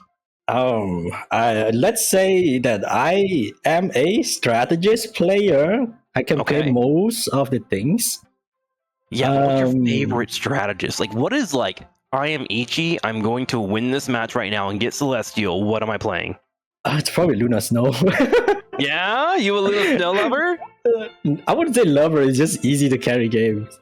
Oh, fair enough. So you go for the, whatever gives me the win, bro. All right, that's cool. Yeah, exactly. How about you, though, Triggs? Originally I was a Storm main, but I would say lately I'm an Emma Frost main. I really love her gameplay. I like the mechanical challenge that she brings to the table in terms of positioning and all of her abilities. Like if you use them, it feels like you're just you're in the Matrix, dude. Like you're bringing out the shields, you're dropping out the combos. I love it. Speaking of love, it looks like we're about to head into our first match, EG, as Symbiotic Surface is going to be our map. Yep, first game. Convergence. C9 inches against White Yokai. Yeah, we were discussing this in the pre-lobby. We aren't fully sure. At least I'm not. I'm going to say we as in I wasn't sure. But I'm going to make the rest of the team deal with it. What does C9 inches mean? Like, I have an immediate thought about what it could be, but I'm not going to verbally say it. Versus White Yokai, so hopefully we get that mystery solved in the future. As we head into our bans, Magneto and Torch being taken out first. Yeah, Magneto enables a lot of team play, I would say. If you made a mistake as a team member, you could always shield them, you could also shield yourself. White Yokai does not like to have the enemy to get shielded, maybe. So that's why they take Magneto off C9 inches. Yeah, currently if you are building just a meta composition, Magneto and Doctor Strange are usually the go-tos, although Doctor Strange is falling off pretty hard due to his damage nerfs for the last 3 or 14,000 patches. Exactly. So Magneto is always a great standard ban if you're ever heading into a match and you don't know exactly what your team is going to play. And then, of course, as mentioned, Torch is high S tier right now, which is surprising because he was considered C/D tier last season. Yeah, but with yeah, the yeah. latest changes, he's pretty strong. Yeah, it's very surprising how strong that Human Torch can be, and it's pretty scary. 'Cause they This is can actually deny a lot of zone as well, right? Yeah, he certainly can. And just to I wanted to point out here, I think a lot of people, there's a lot of negativity in the Marvel Rival space right now, and this is just me as someone who's been around gaming for a while. There's a lot of characters that might be a D tier, but they move to S tier in the next patch after a slight couple of changes. This is a sign of a very healthy, well-balanced game. And in my experience, that's something that you're going to be seeing a lot in this game, is you're going to have a couple of changes, about 5 to 8% here and there, and you're going to see people jump up and down. And that's a good sign. I mean, the devs are really doing a good job. So if you're ever in a patch where you're like, man, I'm not feeling good about my character, just wait 6 weeks, man. I'm telling you, they're in a really good spot right now. I just wanted to say that right now, because I've been seeing a lot of negativity in Marvel Rivals and a lot of stuff, and we're in a good spot when it comes to this game, and when it comes to balance. Just wait it out, man. They're figuring it out. Just take your time, if you're a certain main, let's say you're an Adam Warlock main, just wait it out. Maybe Adam Warlock will be meta next patch. Yeah, and I would even say he's still really good on defense. He just really isn't really good offense anymore, right? Because you kind of have to push into potential divers. Could make all With that being said, we do have our characters being selected now. We will have a Storm being highlighted for C9 inches and a Spider-Man and Venom combo. You ready for some dive? Oh yeah, I'm ready for some dive from C9 inches. You will see how synergistic they are when it comes to dive. It's pretty amazing to watch. Yeah. And that kind of explains why we got rid of the Magneto. Iron Fist got rid of as well. Iron Fist, whenever you're playing against a dive comp, can kind of elect to go for the opposing strategist, and that can cause this weird tug of war between the divers, who's getting the picks, who's finding the same quick enough. And so getting rid of that option allows for the dives to go full all in. Also, amazing skin here. We're going to be having Ron Bliss showing the Spider-Man. Riffing, what do you call it? Riff the guitar? Guitar riff? Riff, yeah, R-I-F-F, riff, yeah. Really like that skin. You ever pull out a guitar, Ichi? You a guitar man? Nah. My hand is too tiny to pilot a guitar. It's too tiny. I tried. Sorry, but you're gonna do okay in life. Trust me. You're gonna be fine. Oh, we got a quick little pause here. A very early pause too. I'm vibing with this cast right now. We got some coffee talk, we got some guitar picks, and we got a little bit of a pause going on. Ichi, you got to bring up a subject right now on the spot. Go. A subject, huh? Now we marvel, then we rival. Let's marvel rival. What, did you just do a haiku? What was that, bro? What was that? I asked you to bring up a subject, and you were like, "Bro, I'm gonna rhyme." Are you Eminem? I tried to put that on early onto the stream. It's a Minecraft movie reference. Oh, okay. I haven't seen that movie yet. Okay. I thought you were flowing out of your mind. I was like, "Dang, dude, we got a poet here." Nah. That's awesome. All right, we're set up for our maps here. Hang on, got a bit of a connection issue, it would appear. While this is happening, I actually wanted to check in with chat earlier. They were talking about their favorite coffees. We have a coffee latte matcha. You know what a coffee latte matcha is? It's a matcha with caffeine, is it? Yeah. I have you tried matcha? I don't know if I'm a fan. I think I'm scared of it. Matcha is fine. Matcha is fine. Yeah. I prefer hojicha. Hojicha? It's it's grayish. Yeah, it's grayish, and it's I think it's roasted instead. Yeah, that sounds tasty. Ooh, I may have to look that up. I'm writing that. How do you spell that? Hojicha. Hojicha, I think. That is not even close to how I spelled it. I spelled it Hachagi. Listen, I haven't done a spelling bee since the 4th grade. All right, it's been a minute. It's fine. It's Japanese.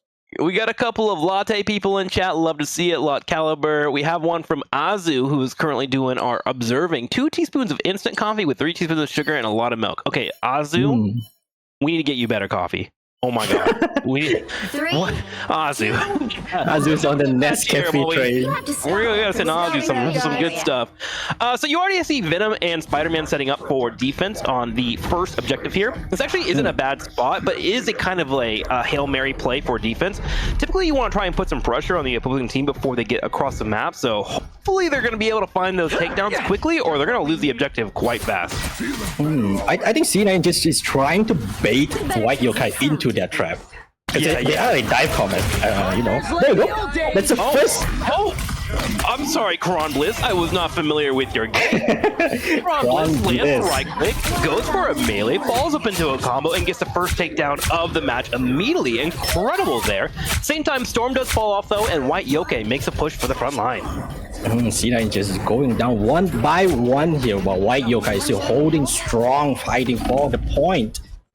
Playing very slowly, not rushing it at all, but C9 just crumbling right now. Yeah, they lost a lot of their firepower. The thing about a Spider-Man composition is, yes, Spider-Man has some one-shot capability against 250 health bar units, but you do need someone to kind of melt/burn the front line. And with Storm getting picked off early there, that allowed for White Yokai to push in relatively quickly. They got a support afterwards as well, and they're just steamrolling forward here. So we're going to have to see C9 Inches grab the corner here. Looks like we're having a couple of internet issues. It happens. It's whatever. It's a small game. But so far, the game has been pretty aggressive here from White Yokai. What do you like seeing here? I think C9 Inches tried to set up a bait play. It didn't work out as they thought, because you know, I think they just panicked when they saw the yogurt was also on Spider-Man. Perhaps, can't tell. Sure. Yeah, the aggression. This is kind of also like, man, when you have Spider-Man and Venom on both teams, like we have here, it can show how volatile Marvel Rivals can be.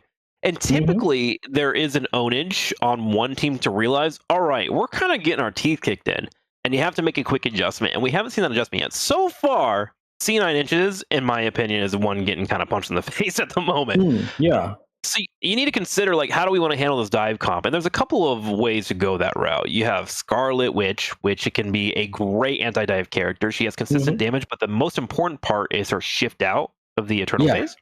And then, of course, you have Penny. Now, Penny can be a little bit harder to pull off, but when you can look at the opposing team and say, hey, you don't have much range, Penny and her nest becomes a lot more valuable.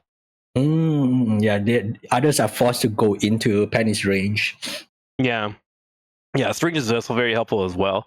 So I'm kind of curious to see if we're going to see those adjustments. There is always the Fable triple support, like everyone in ranked wants to run when they're losing. Which, if I can stand on my soapbox for a second, every time you're losing does not mean we should flowchart in the triple support, everybody. So,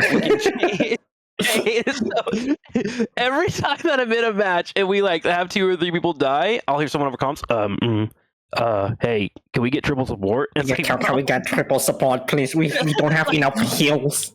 There's a time and place, my man, for triple support, but that is always an option to have in the back of your mind. I just wanted to stress to everybody that maybe it's not the option all the time.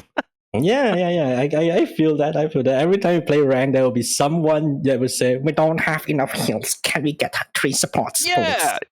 Like, as a strategist main, as you mentioned earlier, I mean, how do you feel when you get asked for a triple support? Are you like, hey, is my job not good enough? Like, what goes through your brain, Ichi? If we're getting burst too fast, then I think triple strategist would be the play. But if it's like you're not doing enough damage to secure anything and your objective is just to stall, I wouldn't say triple support is a great pick. Definitely a time and place for it, and I like that you are thinking about where. Oh, so we're keeping an eye on Kron Bliss, it looks like. Never mind. Kron Bliss is not going to be in the game for a few seconds as Suzu is picking up. Ooh, I saw Suzu in chat earlier. Suzu, let's keep some eye on their gameplay. They've been killing it as far as I have seen in terms of really being able to work in those auto attacks. Poking down your ultimate does come out. The thing working on the front line. It's clobbering time, Ichi. Big ult coming from Fei Lin right there, knocking up 4, but unfortunately could not get anyone there. So they're just gonna take it slow, but the lawnmower for coming right up onto the point. Oh, but that baby haven't answered for that.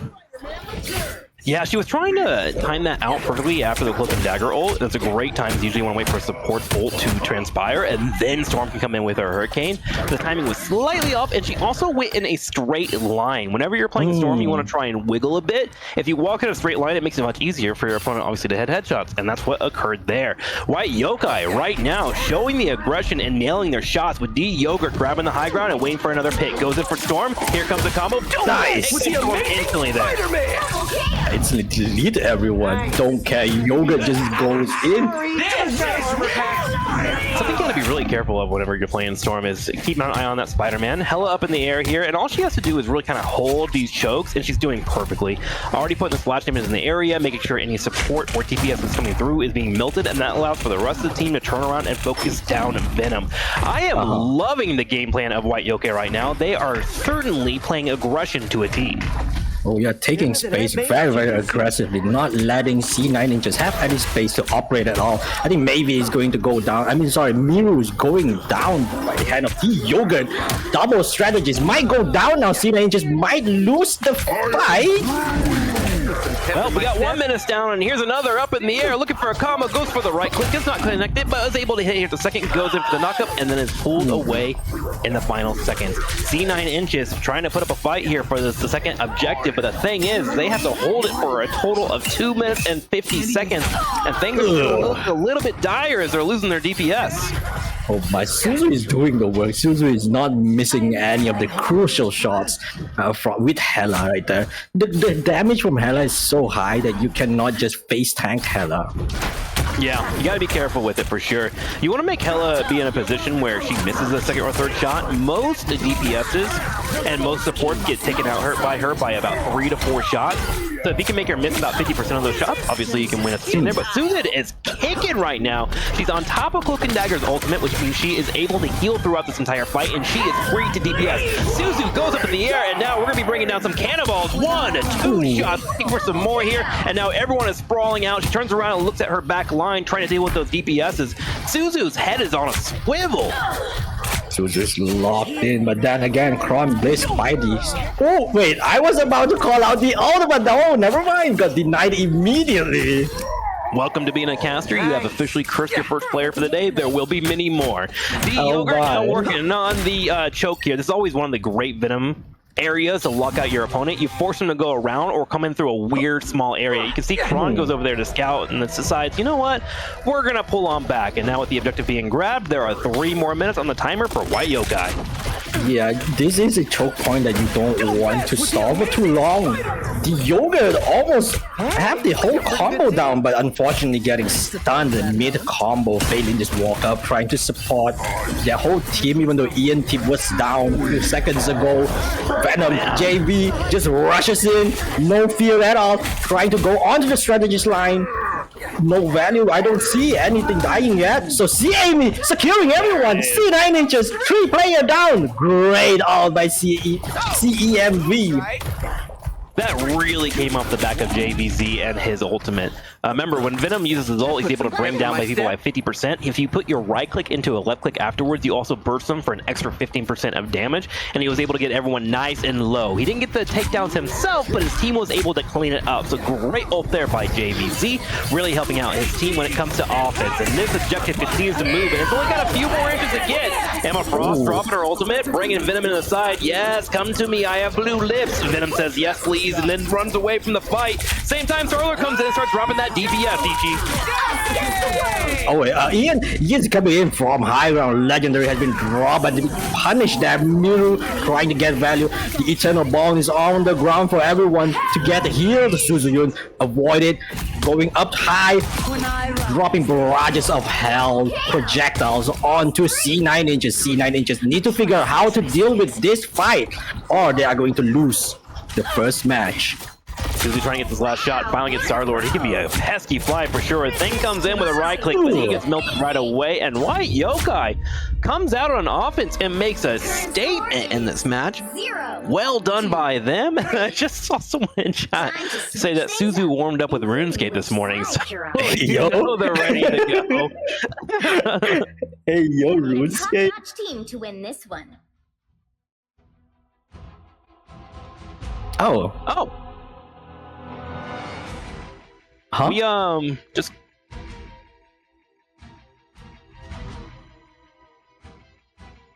weird. Oh. Okay, Huh. I don't know if did the chat just hear that, or should I update them? Aku. Okay, we just got an update from production. Apparently, one of our members was getting I guess DDoS slash like hacked on the internet. That's why we had some pauses. They were able to resolve that. Just a friendly reminder not to be a douche nozzle and allow for things to happen in life, guys. We're all out here having fun and enjoying ourselves. Good to know we got the update, and I hope the internet will be okay going forward. Yeah, it's really unfortunate that getting hacked during tournaments. Really unfortunate, but you know, at least they got it back, I guess. Yeah, that's always a bummer when you're trying to just like play a tournament and have fun, and people are trying to disrupt it. People stop ruining fun, man. We only got so many lives or years in this life, man. Let's enjoy it. We do have some switch ups. It looks like an Iron Man's coming out with Hulk. So we do have that team up. That team's still in the game, right? Yeah. Played Iron Man a bit. Okay. Just making sure. I know They he also got still one Gamma with Beam. Namor. Yeah. Okay, cool. Namor has I'm also new surprised, squids. Yeah, I'm surprised we haven't seen more Hulk bans because of that, because now Hulk empowers 2 different characters, but regardless, we now have Namor and Iron Man, which are being powered up by the Hulk. The beam goes crazy on Iron Man. The Yoga though don't care at all, just cleaning up back C9 Inches backline. Yeah, this can be one of the rough issues with playing against Spider-Man and knowing it, is Iron Man's probably the weakest at dealing with a Spider-Man due to his lack of mobility, and also a lot of his abilities force him to slow down and gets in this weird stuck position, which makes it easier for Spider-Man to come in and do damage. But he does have the trade-off of the extra DPS from the Hulk, so hopefully they can make that work. For now, Suzu's holding that choke really well, and D Yogurt is just zipping around. Is this the real Spider-Man? Is he Peter Parker? Is that Peter Parker, huh? Plays like one, feels like one. Yeah. And this guy's been training in the alleyways of New York for many a day. Another combo on the Hulk, and he flies on back and goes straight to get healed up. Maybe this is a Peter Parker from another universe, because this Peter Parker kind of KO people, unalive people too much. Yeah, you knocked them out, man. Oh my gosh. Well, we do have some solid defense from White Yokai, and they have burned off a solid minute and a half on the clock. We're going to be going for about another 2.5 more minutes here. But the thing is, ults are being built up for White Yokai. Suzu in particular is a great way to hold chokes, especially on the ground. And then you're going to be having the supports in their ult relatively soon here as well, with the Invisible Woman and Brute following it up. Here's Suzu ulting away, Ichi. Okay, there. Look at that Suzu taking space very aggressively. I would thought that Suzu might use it for defensively, but no, it's setting up for the Yogurt probably. And everyone walked up with the Yogurt, following the tempo set by Yogurt as well, not leaving them alone to deal with everything. So it is a really good call by C9 Inches, but White Yokai need to respond to follow there. Maybe saw that coming miles away. Drop their eternal bonds. Wait, what? Follow? Sniped there by Storm. Storm will turn around and get a shot there, but Spider-Man comes in and takes out Storm afterwards. Not going to be able to get the kill, so they're going to be going straight back into Iron Man.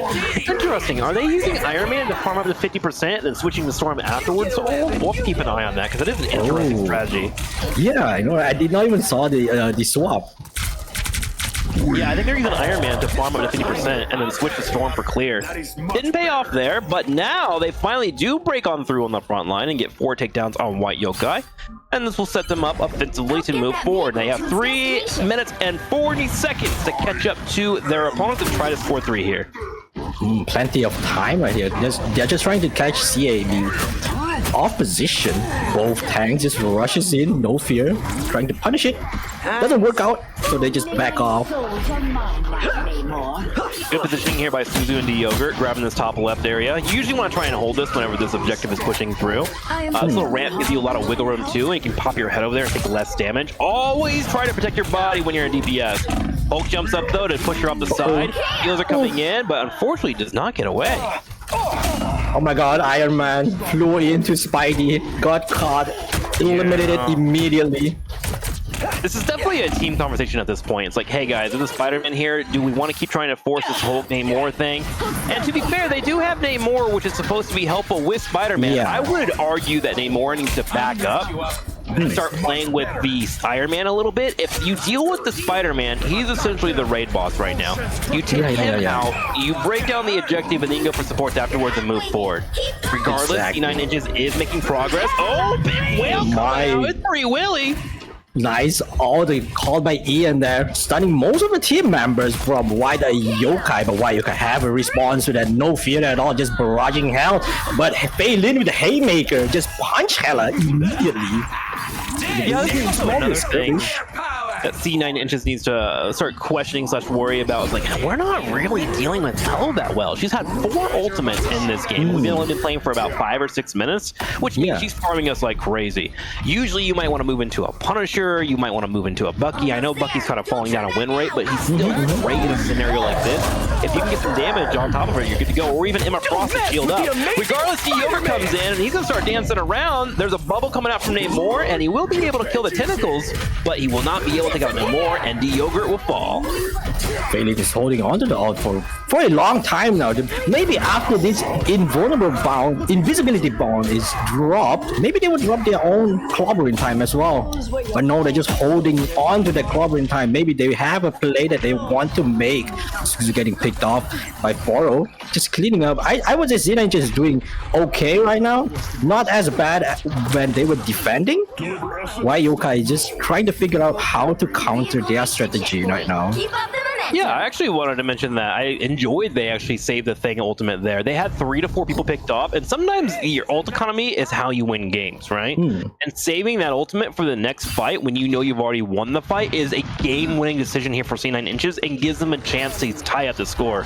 It's kind of something you have to kind of think about a lot, too. It also gives this combination of clobbering time into Namor Whale, which is about to be built up. Oh, here we go. Punch coming out on top of Groove. Couple of 1-2-3s into a charge in the slam. He still has an ultimate available too. Once he kills the front line, here's a whale. There we go.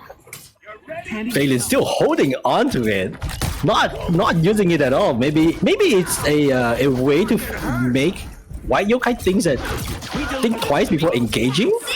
Yeah, I mean, just having it is a threat itself. And also, the whale there was so good from Ian Tips, he didn't need the clobbering time. That whale came in, hit 3 people, and nailed a support. And if you've done that in a fight, the fight is essentially won. I think Phelan's doing a really good job of understanding. Oh, my team is kicking butt right now. I'm going to say my own for the moment. They're not kicking butt. Oh my god. Big shot. Here's Suzu up in the air, though, and the Suzu is trying to go for Rocket Raccoon. Cloak and Dagger will counter with an ult herself, and for the first time here, Suzu doesn't find any kills, and it might be enough for C9 Inches to move forward and tie up the game. I think the game will go to C9 now. They might just go to overtime. There's no way that White Yokai can touch it effectively with Phelan still clutching onto the ult even the game has ended. 3. Hey man, if you don't gotta use it, you don't gotta use it, man. That's a life lesson we can all learn here. Save your energy. We're human after all. Save the ult.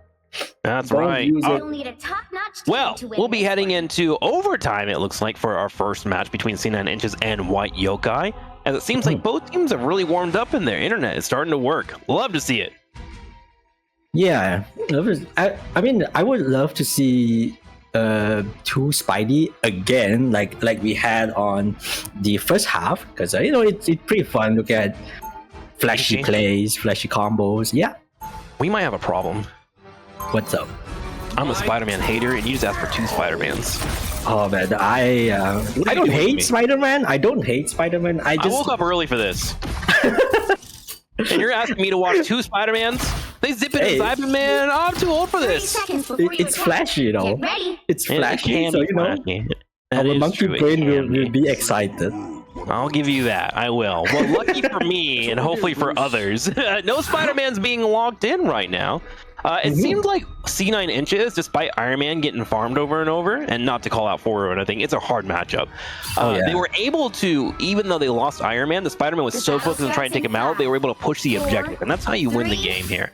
So White Yokai has decided to switch it up, and we have D-Yogurt moving into Hawkeye. Got it? I think they're trying to play more of a range instead of brawling, just like what they did. So they're trying to play it safe now, probably.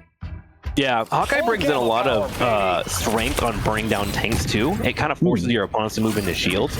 Right now, between Hulk and Thing, there aren't any shields in terms of big, massive AoE shields and that stuff. They do have their individual stuff, and of course that Hulk Gamma shield.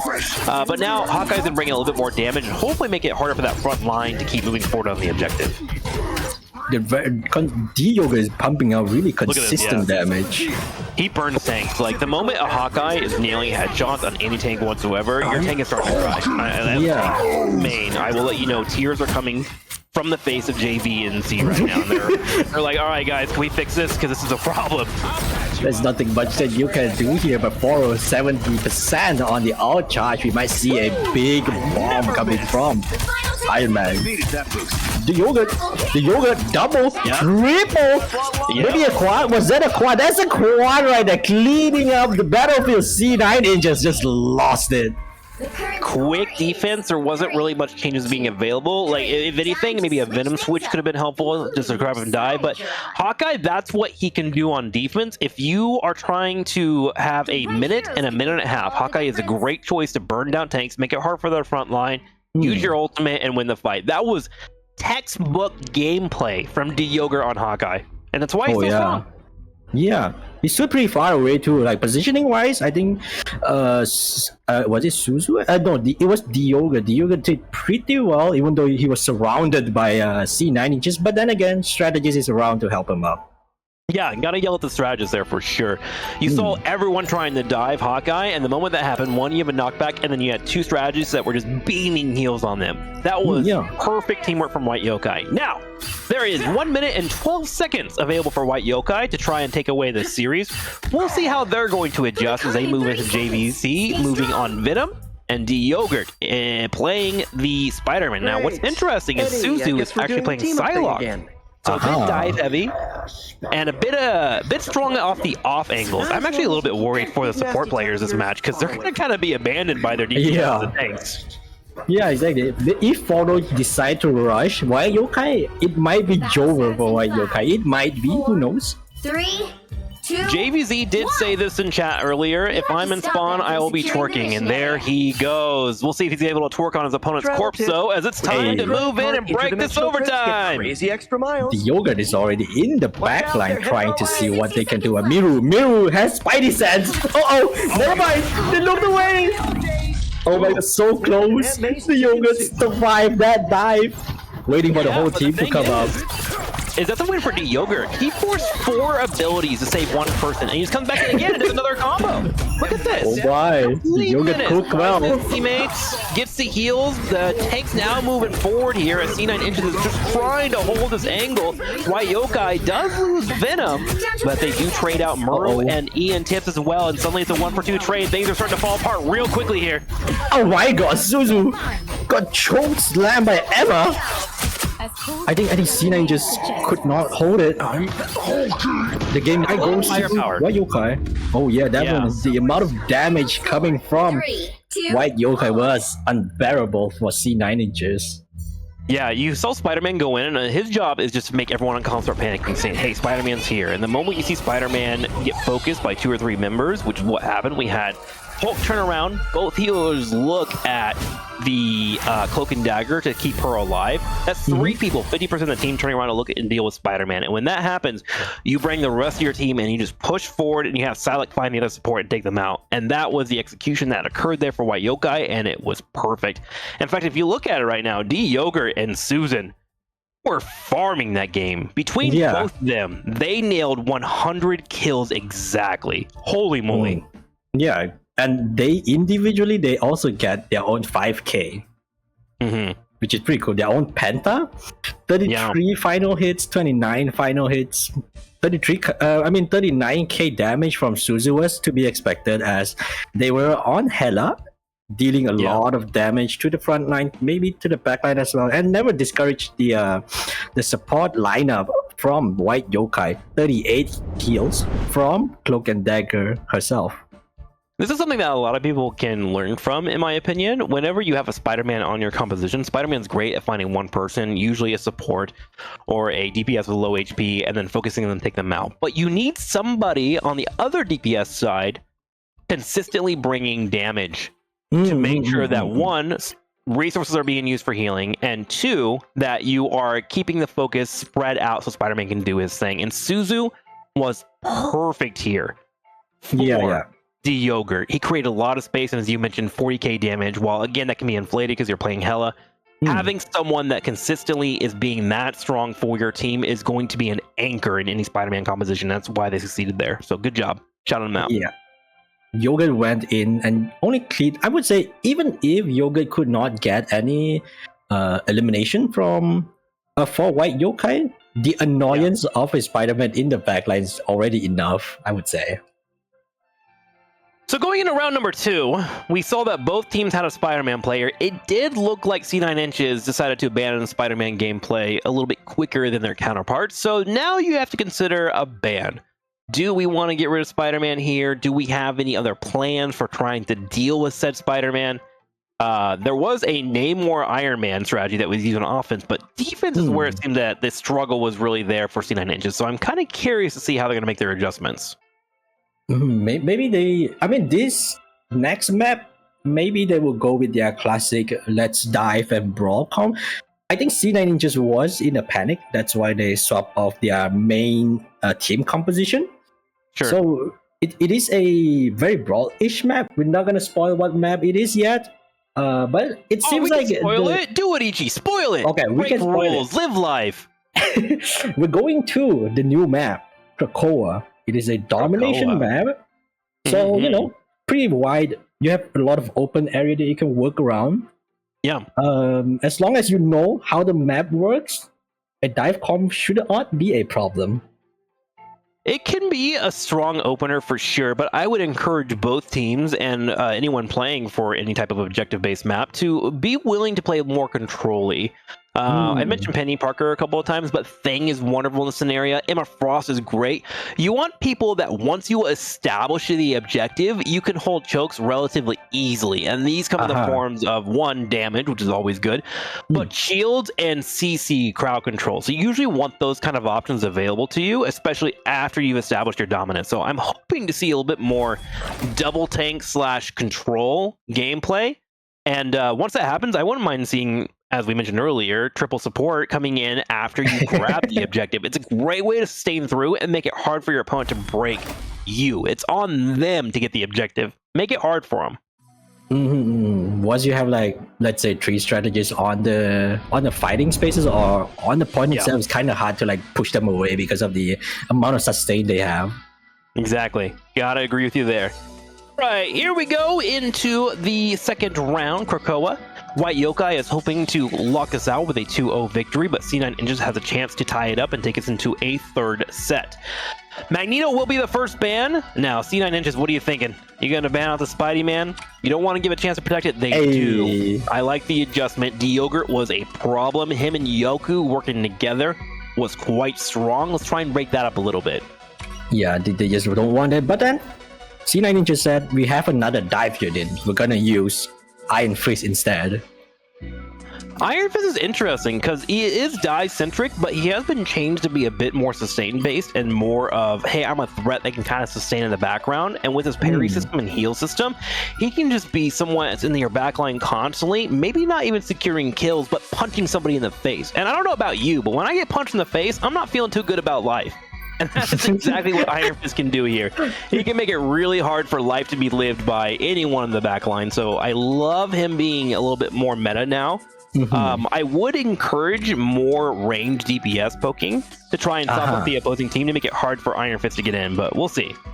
Yeah, we'll see how they try to set up the game, because according to the ban that we are looking at, C9 Inches banned off Rocket Raccoon, so we won't be able to see a team up with Punisher. So I'm not sure what Yokai would do. Probably D-Yogurt will also go with a what do you call it? A melee DPS as well.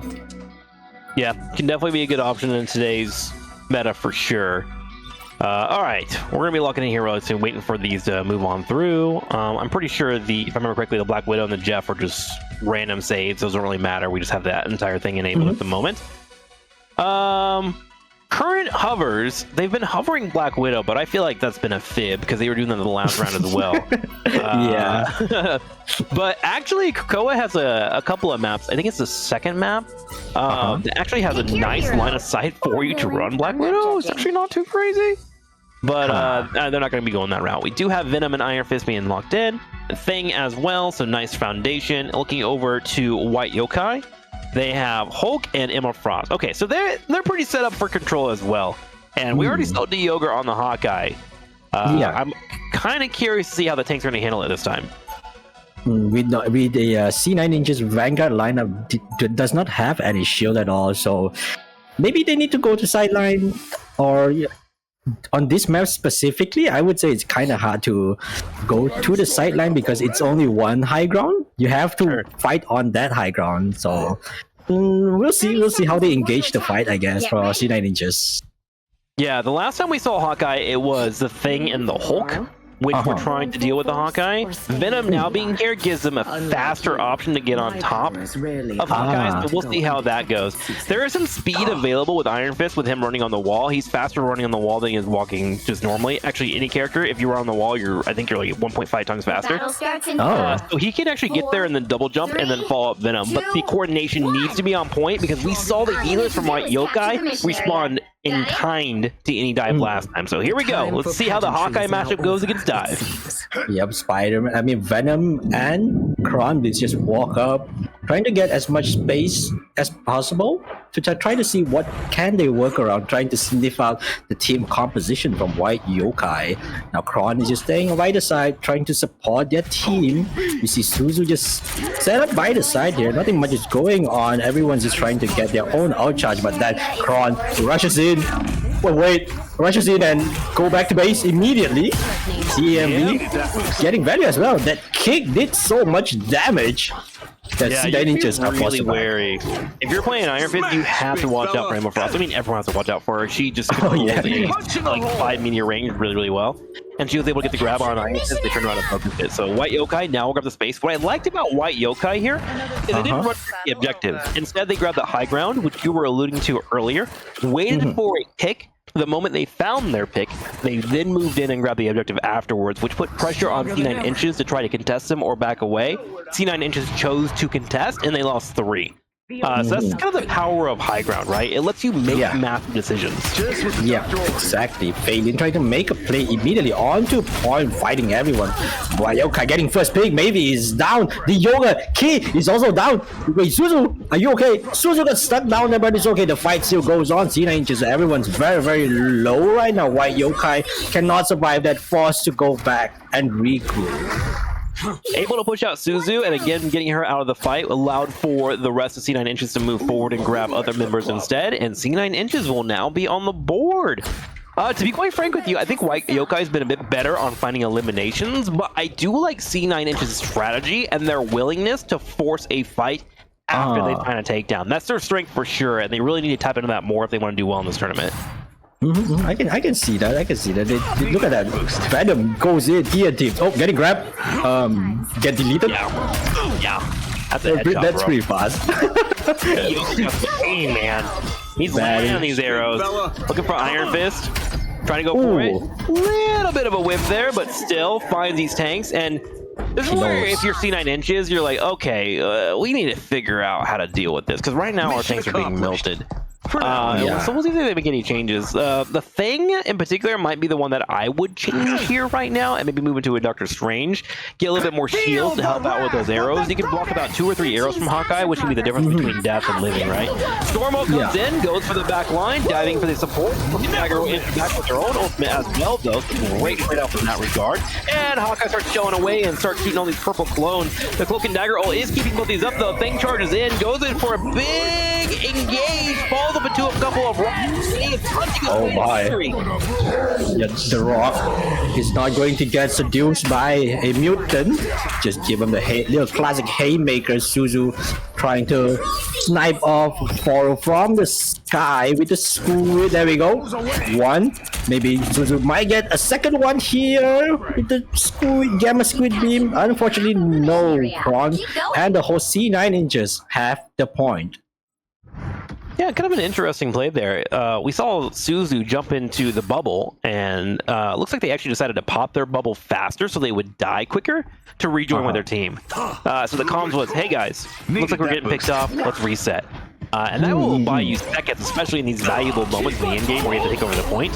Iron Fist jumps in, but gets immediately locked down by Emma Frost. The shields come in to keep him alive, though. Able to dash away. Now turning forward, going for the backline once again. Punching his support. There goes the kill on Cloak and Dagger, and that's going to be 2 people wiped. Maybe a third. Kron Bliss is putting his own punch on this match here right now. He's trying to get a win for his team, and he's looking like he's in a great spot for it as he goes straight for the Invisible Woman. Oh my, great communication from C9 just coordinating that fight.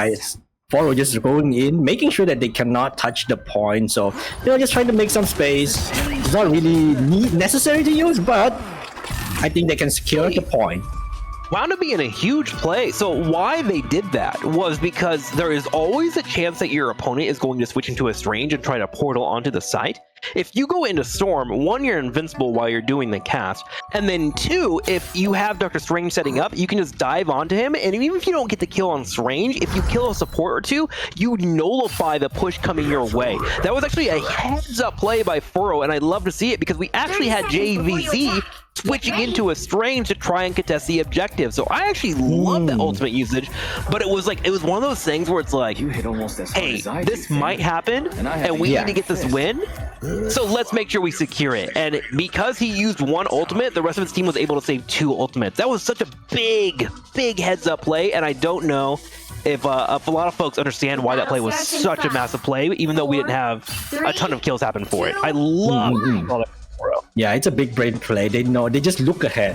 They're not short-sighted at all. Yeah, it's one of those things that, like, in a solo ranked environment, it might seem like it's ending, but in a competitive team environment, it's got so much value in its own way, you know? So I know I'm talking about it too much, but I love that play from Foro. You're right. Yep, Jay's just standing by the side trying to see what they can do, how to engage the fight, maybe calling out what position everyone should be playing. Jay's got looked at. Fei Ling got stunned there somehow. We did not saw that, but it's okay. C9 just it's not down yet. Still have 3 ultimates in their grabs. They can use it if they need to. The Yoga is not having fun there, having 2-person diving them. But then the support comes in, trying to help out. They really hate the Yoga.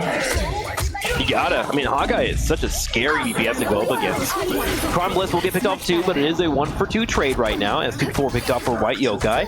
Ian Tip is getting relatively low, but luckily, we're gonna get some decent heals in from their healers, and there's also a support ult from the Invisible Woman. There it goes to secure the objective. C9 Inches is trying to contest, and they have 4 on the point, only 2 here for White Yokai. White Yokai finally will lose out on their Emma Frost. Hulk will also take some damage too if they can find JVZ here. C9 Inches is gonna be in a good spot, and they are, as the objective begins to be building up. We're at 7% and climbing as White Yokai trying to make their way in, but they're starting to stagger. Things are starting to fall apart a little bit. It's not looking good for White Yokai. If they keep getting staggered, it's going to be very hard to just touch the point. Not even securing, just by just touching it is going to be hard. Yeah, you don't want to be at a number disadvantage, that's for sure. Okay, here's the good news though. They do have 4 ultimates, so White Yokai needs to make the play now. Needs to try and get on in there. They're looking for a pick. A Storm pick would be wonderful. Suzu bringing in the DPS and working on that tank as they continue to use those tentacles to their advantage. Ooh, the well drawn follow up by the right click. It's leading the Viper. The follow though coming in. Okay, double kill. Maybe a triple. My god, for what are you cooking? That's my goddess right there. That's Storm. I love her, dude. Oh my gosh, able to clean out the back line. Now, of course, that came off the back of Kron Bliss. Got to shout him out first. Between him and Venom, they worked together to take out D-Yogurt, who has been running the Hawkeye. And D-Yogurt's like, okay, maybe I'm over this. He switches into the Punisher, and JVZ is going to portal the team in. Here we go. New change-up. Oh my, Fei Ling holding that out for a purpose. That was the purpose. Kron as well pop their own chi and try to punch away with 4K under C9 inches now. White Yokai have a number disadvantage and getting aced. The area's almost C9 Inches is really turning it on right now. Their ult economy has really propelled them into a potential 2-0 right now, and they are at 90% on the objective. White Yokai will have one chance, but they only have 2 ultimates. The good news is it is the 2 ultimates to help out with this offensive pressure. They have Cloak and Dagger and Invisible Woman. Now they step up. Cloak and Dagger are going to use her ultimate first to try to get the team on the point. Doctor Strange comes in, hits the ultimate. 5-man! It is a 5-man ult, but Invisible Woman was able to answer back, which kept everyone alive here. 4-0 Special will be coming into the team relatively soon. White Yokai and crew doing everything they can here to burn down their tanks. Here's Scarlet Witch. The nuclear Scream is able to take out 2 of them, and the 2 people that went down are the tank and the healer. White Yokai now in a 5v4. Can they do it, Ichi? Great comeback from White Yokai there, but then again, same situation goes for C9 Inches. C9 Inches also building up their ult, slowly but surely fading, also clutching on to collaborate time. We will see how would White Yokai need to play. Do they play close and getting the risk of getting punched by Fading, or playing very far away and risking the point, giving it to C9 Inches? Well, one thing they're doing is they're playing a little bit more forward here. They're trying to force out ults a little bit early so they're not using on the actual objective themselves. Doctor Strange is trying to hold the thing. The thing moves forward. That's the advantage of Shield. The clobbering time coming in from C9 Inches. Fei Lin is Fei punching as he takes out 3 in the front line. He was able to help burn down the shield on Doctor Strange for JZ and JVZ. And the moment that Doctor Strange shield went down, he brought in the clobbering time, locked down 4 people, brought in the right haymaker, and that was going to put a 2-0 up here for C9 Inches. And we have a tied series, Itchy, as we go into game number 3. Number 3 it is. I think they're going to go for a... they did a convergence map. They did domination map. So they're going to a convoy map. Hopefully they're going to do it. So, about this game. C9 Inches did very well. They managed their ult. I think they timed their ult usage very well. Even though Fei Lin tends to hold on to their ult a lot, but they always have the ult in the crucial moment that they need. Yeah, I would agree. Their ult economy was really the paying dividends in that entire matchup. Again, it comes down to 4-0 in that massive ult at the end of game number 1, where the rest of the team was able to save their ultimates to go into the second objective and control it.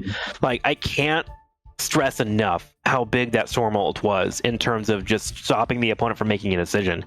On top of that, if you kind of look at the stats here, and the stats aren't the full story, but there's a lot of spread out damage and a lot of spread out eliminations, which means the comms was vibing to me.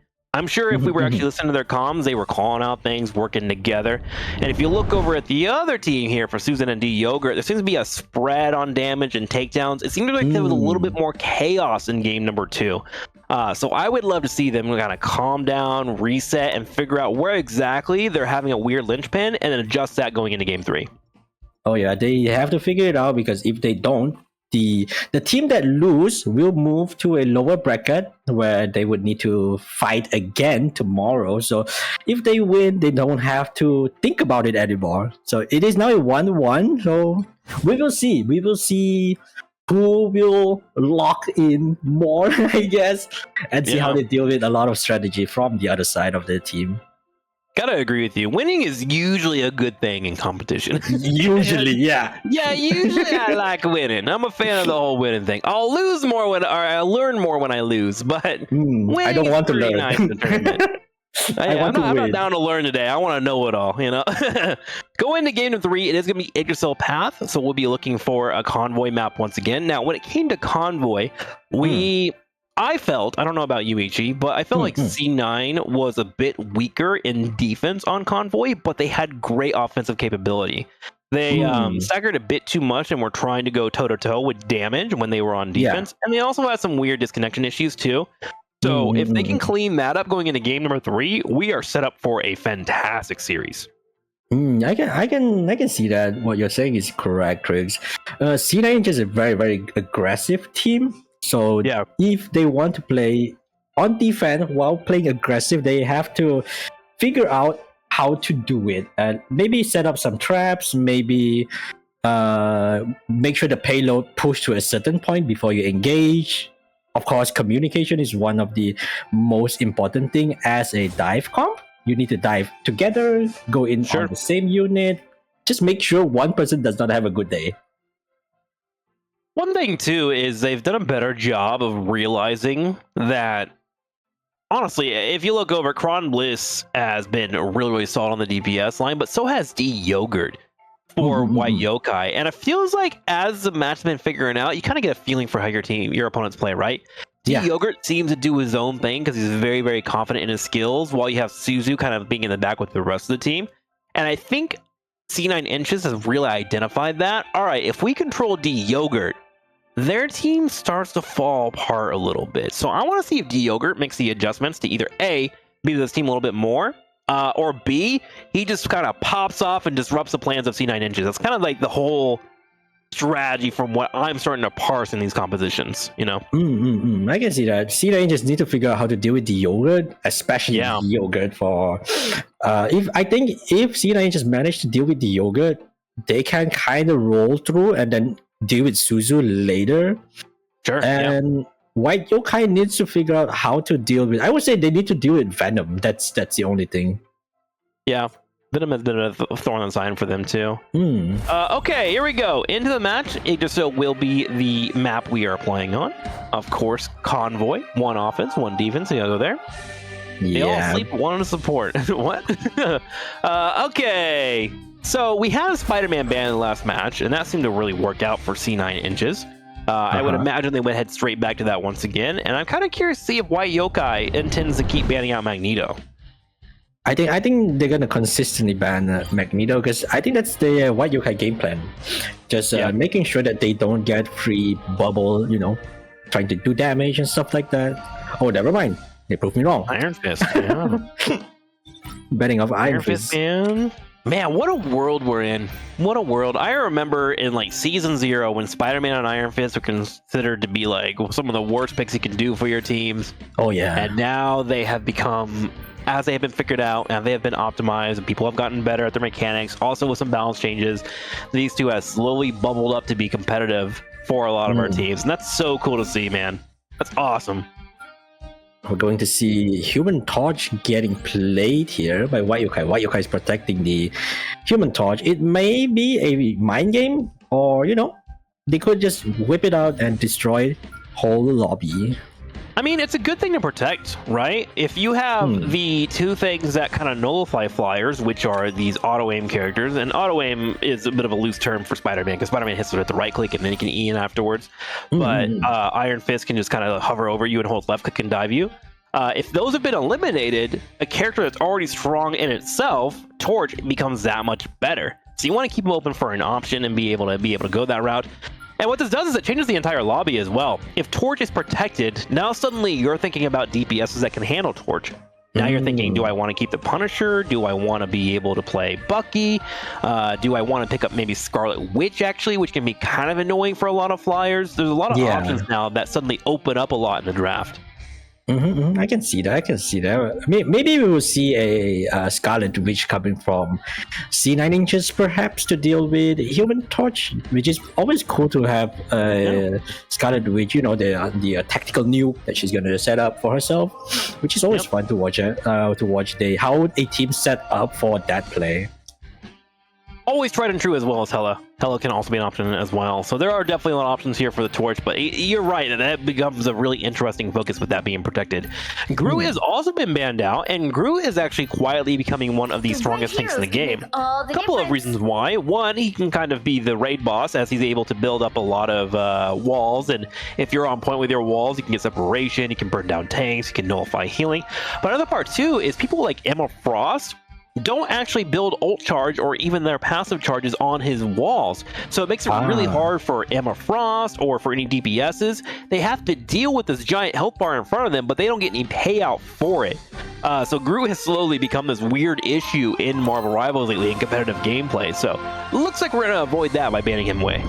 Yeah, you have to deal with the walls, you have to deal with the massive HP pool, you have to figure out where the walls are. It's just a lot of things to think about. Why not just ban it and not think about it? And it's so interesting too, because like there's something in our human brains. I don't know what it is. I don't know if it's the lizard part of us or what. But like when it comes to group walls, nobody wants to shoot them. They want to shoot the opposing team. Exactly. And so it becomes this really annoying back and forth where you have to do the certain thing to win the game, but if you don't do the certain thing to win the game because it's boring, you put yourself in this weird spiral of death. So we aren't going to deal with him here as we head into our last match. This is for all the marbles in the winner's bracket. The winner moves forward and loser falls into loser's bracket. Here we go, Ichi, take it away. Starting off slow there, C9 just baiting them, trying to force to fight on this choke point instead of fighting in front of white Yokai's face, giving them a little bit of space to work on. C9 inches just playing very slowly, making sure that hey, whenever they push to that choke point, both Vanguard just gonna push in. Look at that, Vanguard is already on the payload, fighting them back. Not letting them take the space for free at all. The Yogurt not having fun, they're getting blasted by Iron Man, slowly but surely, consistent damage. It's a battle for air superiority right now. You have Iron Man on one side, you have Torch on the other. The rest of the team are fighting below, but both of the high ground flyers are attempting to try and burn down the back line, just trying to get damage anywhere they can. Burrow Spectre trying to use his right click whenever he gets a chance to use for that gamma ray, but with the Torch sitting right above him and trying to shock him from ahead, and one of the supports that can actually go for headshots is actually a little bit harder for him to do that. Oop, and it looks like we're getting a little bit of lag in our match here, so we're going to go ahead and pause up and see how it goes. Get that fixed up. Obviously, we would like to have the perfect connection between both of these players and teams. But you can kind of see the struggle between Torch and Iron Man and how much of a jagged edge it is. If one person makes mistakes and they lose that high ground superiority in the air, that's when you can see an entire team just start to really snowball forward. Exactly. There are two flyers on this game. One is Iron Man from C9 inches, and the other one is Human Torch for White Yokai. They have to do aerial battle. I would say they have to fly around, fight each other, as well as fighting people that are underneath them. They have to deal with the hit scans. They have to deal with maybe the mobile tanks that might get into their face, like Hulk. That is also a risk. Once you get tagged by a Hulk, you're gonna fall down.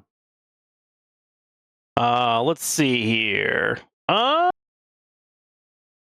gonna wait this out, make sure we're good to go. Let our pause limit go forward. I'm just trying to think here. What is the best way for either team to get this victory? And I don't mind. We got Namor, right? I actually can't quite see there. Is it Rocket and Namor? That's coming in. I think it's in the Namor. Yeah. I'm really curious why we've fallen off so hard on the Punisher. Because the Punisher actually has like insane DPS, especially against flyers. And of course, if you aim to the right side, he's actually pretty good at putting yourself in a good situation. And the best part too is he's like interchangeable. You can switch into a shotgun, you can clear the back lines, you can buy your own time, and you always have the turrets. Now, the turrets do struggle a little bit against flyers, just a smidgen, but it's still a health bar that can put pressure on a lot of people there. So I wouldn't mind seeing some of those switches too, but we'll see how this goes. We will see. The game will continue pretty soon. Hopefully Miru will not have a problem again. Poor soul. Let her play, heart goes out to Miru. It sucks to like lose out on the internet, man. So annoying. And she's playing like a really important role too, right? Like, I mean, every role is important in Marvel Rivals, but Sport's got to land those important ults to be completely focused in. Iron Fist comes in with an ultimate. Emma Frost answers back really quickly with a shield. The Yogurt now popping their ult and trying to shell away here on the side, trying to clear up anything in the way. We'll deal with the Rocket ultimate and stuff. And then look at the damage he does this thing. Not with this arrow. That is a nasty damage from the Yogurt. Don't care at all, just blast it off like a machine gun. Ian teams have to fight very far away, could not help out the team, but Moby Dick's will is gonna come out from Ian tips, perhaps, or not. Getting traded. Moby Dick, man, showing up out of nowhere. Oh, it's been a thorn in the side since 1960. Venom charging down though. Going in, getting a couple of headshots here. JVZ trying to keep up with the pressure. Now, this is somewhere where you can be a bit on the annoying side if you have your shift. just want to try and get an eye on where the opposing team is and slow down their progression so you can get the objective, and it looks like he's doing that perfectly. As he stays on the side here, keeping up with the run and showing himself. Nice. That put a spring in my step. Very nice indeed. But C9 just trying to fight for this ground. White Yokai, of course, is not going to let them have it for free. Suzuki just breaking the bridge. Maybe they have a dive composition they want to do. Taking off that bridge will enable. Oh, is it a big wall? It got the support lineup though. Yeah, well, they both got one there in the back. However, Suzu's able to step up on the torch and starts taking down these tornadoes. You want to try and get up here on the choke on the right side and put a tornado in that area. Make it hard for your opponent to push through. If they do push through, they take damage. Hulk steps forward though and goes straight into Hulkin mode. Starts crushing where he can, but he's still eating a lot of damage here. He had 1500 HP and he's already down to 200. Oh my! Frost comes in for the combo, and you can just see how strong Emma Frost can be when it's given the opportunity to be up in the melee range. And suddenly, C9 inches. Oh my god! Oh my! How did that work? That was nutty. I don't know if this is proper to say, but Foro Spectre has the biggest cojones I've ever seen on an Iron Man. Jarvis clipped that. We are taking that home later on and looking at it. Oh my gosh. Foro jumping in, steps up in melee range, and hits the Q button and deletes 4 people in front of a Hawkeye. I cannot believe that, dude. I have never seen something like that. That was nasty though, but the yogurt that stopped the glaze on him, just snipe him off. Am I playing Iron Man incorrectly? Someone needs to speak to me. I can't believe that worked. I am in complete awe at the moment. CEMV steps up on Emma Frost and drops out her ult and screams at the opposing team, pulling them forward. Rocket the Raccoon getting low on HP. He's trying to dash away. He will get away from the fight, but White Yokai are trying to step forward themselves. Huge Whale comes out though, as Tips attempts to slow down his opponents, and Foro Spectre comes in right now again with the Iron Man and finds 2 more takedowns. Wow. Have to run away from here. Oh, that mine could not run away there. A little small stagger for White Yokai. I'm sorry, I'm still thinking about that Iron Man play. Like there's so much, the implications, like the cojones, the like matter-of-fact statement, like the putting your chest out there in front of your opponent and beating it like a gorilla. Like there's just so much going in my mind about that play and how it really like puts so much impact on the entire match. Now you're scared of this Iron Man that usually is flying around and poking from distance, but he is willing to get in your face and show that his suit is made of iron. Literally, that is such a cool way to play. He has his ultimate once again. We'll see if he does it more. He might do it again. More damage. He might do it again. You might see it. On HP. He gets the shield coming in from his teammate. Okay, here comes the fly. click of the Gamma Ray. Got sniped off by Diogen with their own ultimate there. Unfortunate. Could have done a big nuke on the backline. Went in for the engagement pretty quickly. All right. That's what I'm used to hearing. Maximum. That's what we were thinking was gonna happen here. He tried to cook. Oh, big kill. Dagger. Yeah, the CC even is good too. It helps out with the clobber in time as Failing comes in. E first thing here to jump away, gets the heals as well, but that convoy is encroaching on the corner slowly but surely. Yeah, I don't think C9 Inches would try to contest it and just let White Yokai have the space and fight later. A bomb of life. My time to shine. Okay, so we're gonna get the objective here. There's 2 minutes and 10 seconds, doable. This is arguably the hardest part on Idrisil to push through. You have 2 choke angles that you have to go through, and it makes it really easy for defense to hold their corners. One thing, this is where Suzu should pop off as the torch. The torch is very good, especially in this scenario. I'm just trying to grab these angles to get the convoy around. Cloak and Dagger is going to answer back with the Cloak and Dagger ultimate. And at the same time, we're going to have another ult coming in from the Invisible Woman to hold out the location. Very, very coordinated ult usage. So everyone has not traded their own life yet. They're just poking each other. missed the ult, but it's fine. Foro missed the ult, but it's fine. There's space made from that ult. Yeah, space created from that, so it's fine. It's not bad. Kron could not survive the snipe from the Yogurt, unfortunately, going down 4v6 right now for C9 inches. Never mind, 3v6. They might have to back off here, or they're gonna get staggered. You can really see the high level of gameplay coming out from both teams right now. They know how important it is to get around these chokes and how much time is left in the game, so they got to use their ultimates now and then farm up another one for when they get into overtime.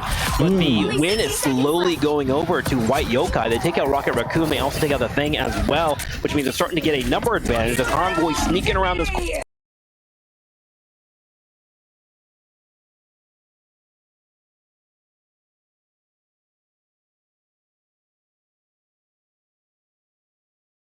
Because White Yokai is coming for 3.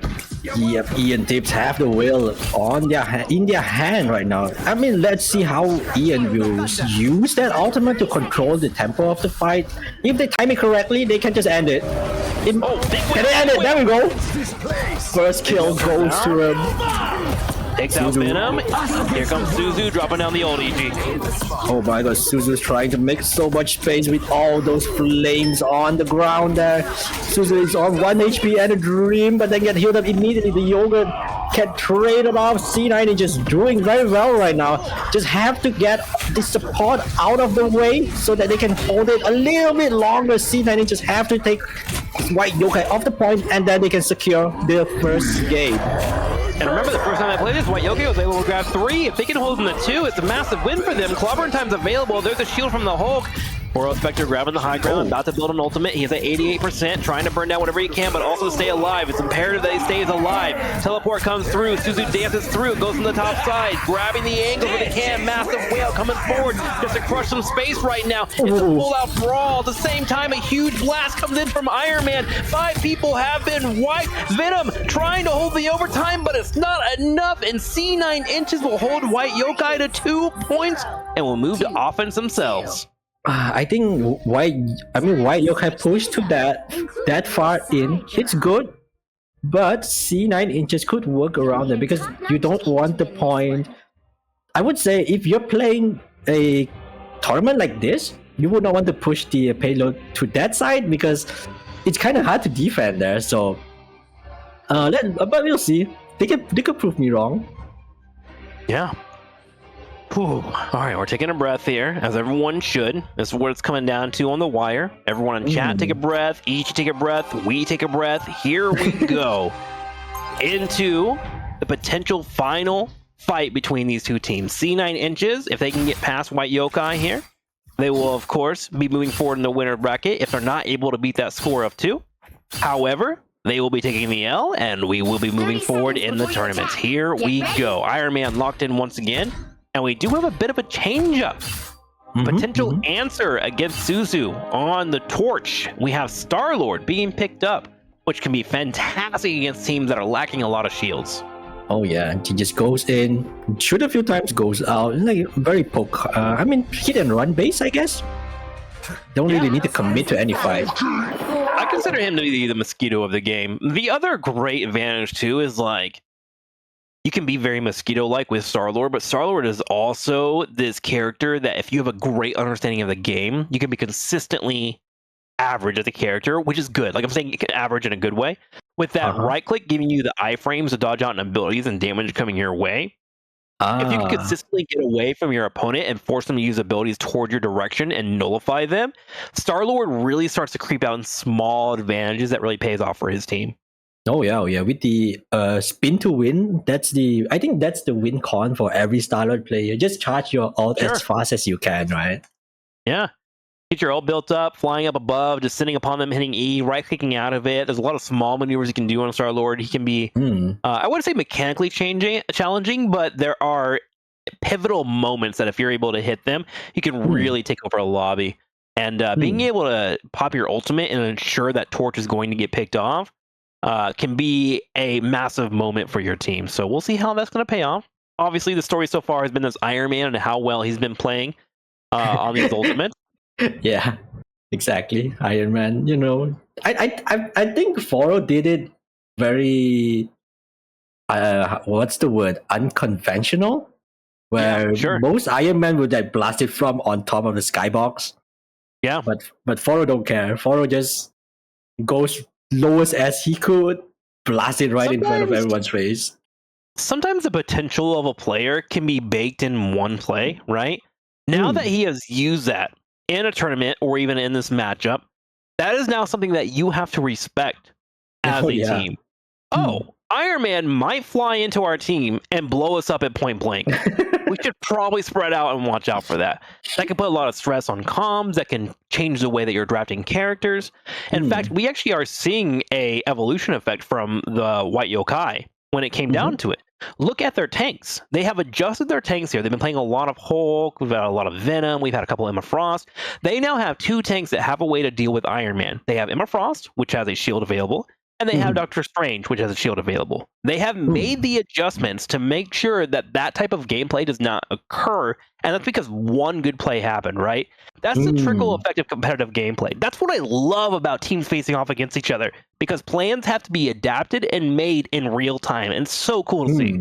Yeah. C9 is also swapping a little bit. They tweaked their team composition a little bit compared to first map and then also the second map. This time they're going with, I would say, a hit and run, because they have a Iron Man that can poke from the sky. They have Ian.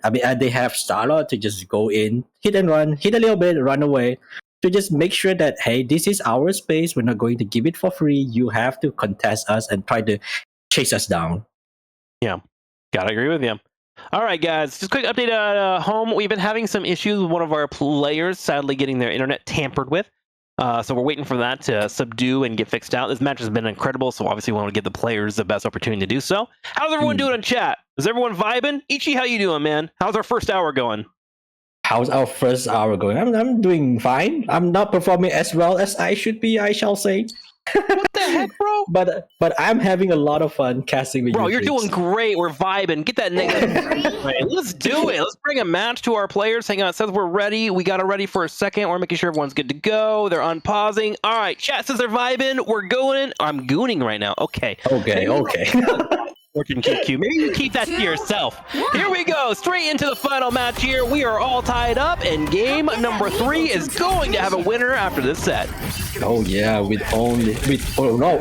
have 4 minutes to work around here, so taking it slow. Suzu flying very high up, contesting, slowly dwindling the health of C9 inches. They're going in for the slam, securing Hulk there.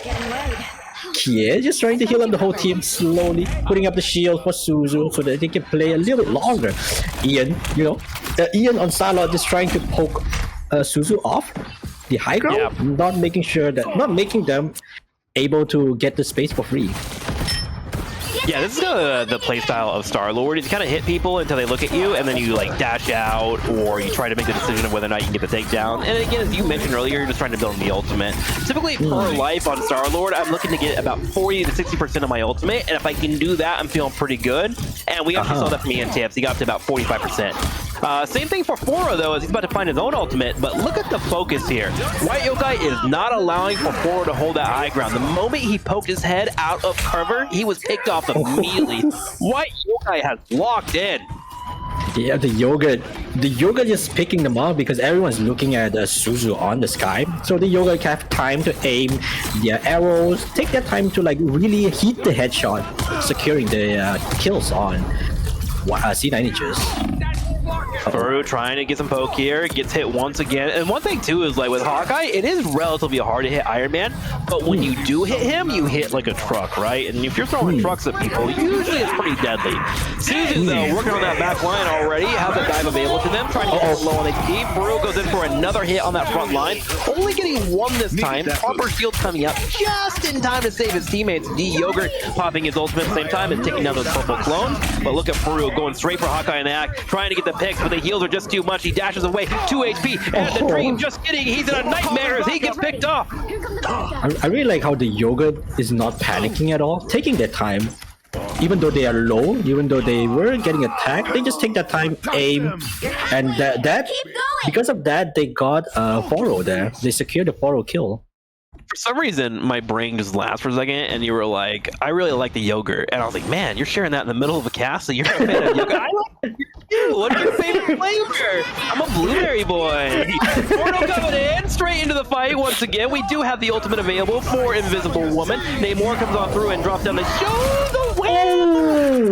Bella's popping out here. 3 gonna get picked, a 4th as well. Suzu trying his best here to pull away, but he's only 1 member of the party, as it looks like C9 it continues to control this space, and they're gonna be able to move forward and get the first objective. 3 minutes and 30 seconds to work with. I think they have a very, very good chance of just pushing it and securing the second point.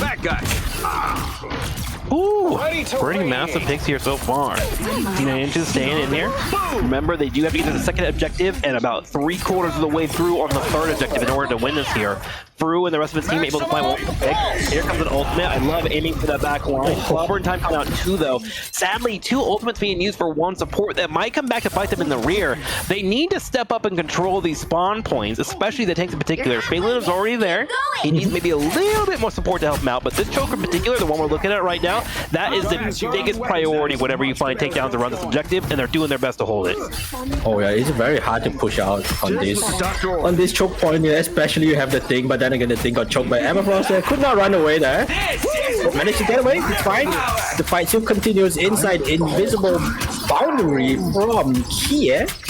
The Yoga just spamming. Moment for Phelan, and really wished he had his ultimate that he used earlier. This is where that ultimate on that 1 support may have been a bit of a waste, and now they're getting chased back, and this is kind of where the ult economy can be so important. Suzu comes forward as well with their own ultimate, as we're gonna have Psylocke clearing out that back line. The heals are a bit too much though. Turns around, looks at a Rocket Raccoon, tries to dash away, gets invisible as well. He's gonna be on their own. The rest of C9 Inches though turn forward. There goes the whale as they try to get on this convoy, and they answer back well.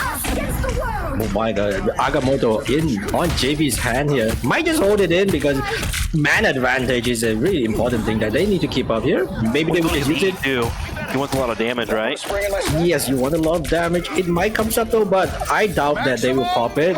Borrow though. Oh, unfortunate.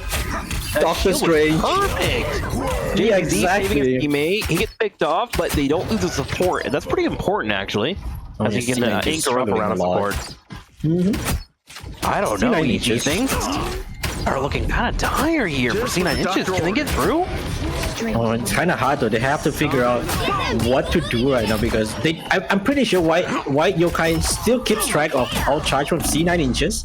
C9 Inches is kind of losing track on the ultimate because they just look so lost right now. Phelan is rushing around, providing outcharge to the enemy. Suzu gets another ultimate as well. I think the clutch factor is really just coming in here for White Yokai. C9 Inches are trying to create a couple of monumental moments, but they're getting pushed back to their spawn. And here's the thing is now they have to fight all the way through this entire choke by using abilities, and the convoy's behind it. This is where Clobber in time comes out. The Yogurt gets hit. He gets stunned the last second, but will he fall victim? No, he stays alive with 70 HP, and he gets healed up. He answers back with his own ultimate, and D-Yogurt is letting the arrows fly like a machine gun, just melting down everyone on the opposing side.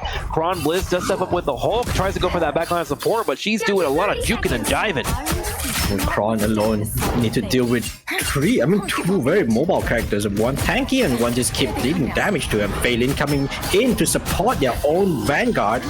Now it is time for C9 Inches to push up, go a little bit more aggressive, just setting up the Eternal Bond nicely. Wait, they might get this. 7 seconds at ultimate. They do have to get the convoy crew. They have to hold a choke, but 3 members are down for White Yokai. D-Yogurt trying to hold the corner. Suzu does have an ultimate. Can't run the back line and pop it here to buy time. Goes in. There's the ultimate. Wants to find a kill. If everyone groups up, though, they might be okay. Heals are coming in. Everyone's nice and juicy. Here's a wheel on the front line, too. That's a pick. C9 Inches may have kept their tournament life alive here. They could still contest here. Why you guys still can contest here? Because CAMV is seducing it. C9 Inches with that ultimate. Maybe also dropping their Eternal Bound. Maximum Pulse delivered by Foro. Deleted Suzuyan from the game. Yeah, now it's just trying to take out Cloak and Dagger. Didn't quite hit it, but getting in DPS is a great constellation prize itself. Phelan trying to hold the front line. Here's a couple of right clicks. There goes a knockdown, trying to make sure no momentum is happening. Clobber in time on that backline support, really trying to take him out. Finally does get it. C9 Inches in overtime mode, fighting for every inch, but White Yokai just keep pouring in like ants one by one as they try to hold them down. big damage coming from JV with the E ability there, but the Kron has a respawn. Get out! Hulk is He's angry. hulking! Almost stepped out of there, but it's okay. They got the point E and they even swapped to Doctor Strange just to get to point fast. Wow. What a back and forth between those two. White Yokai felt like being too aggressive, but they were so close to getting it. But now they're on the back foot because C9 Inches is finding a couple of takedowns, and they are just steamrolling. Momentum is in full swing for them. Hawkeye gets taken out by the Hulk. He comes in with a clap and hits him in the cheeks. Exactly. Now this is the crucial part where C9 Inches have to really think about how they engage, how they disengage right now. It is going to be intense. This fight will be intense. A lot of out has been built from C9 Inches as well as White Yokai with a lot of damaging ultimate. Suzu dropping their ultimate first, trying to do a lot of damage. JV might pop the Agamotto just to stop the potential. No, never mind. For deal with Suzu nicely with the pulse in his hand, popping it immediately. Oh, the yogurt! The priest getting deleted. Oh, an insane series between these two. The ultimate usage, the economy being used at the end. We had Rocket Raccoon and Cloak and Dagger working together. Hawkeye unable to ult at the last second. Iron Man popping off. Regardless, when it comes to that series, White Yokai and C9 Inches should be proud of that series because that was awesome to watch. What a great comeback. And the back and forth between the two, it was just haymaker after haymaker after haymaker, EG. Oh my god. Exactly. Man, I really love how they kind of got confused on the second point on what to do. They're just running around and stuff like that. And then they got their grip.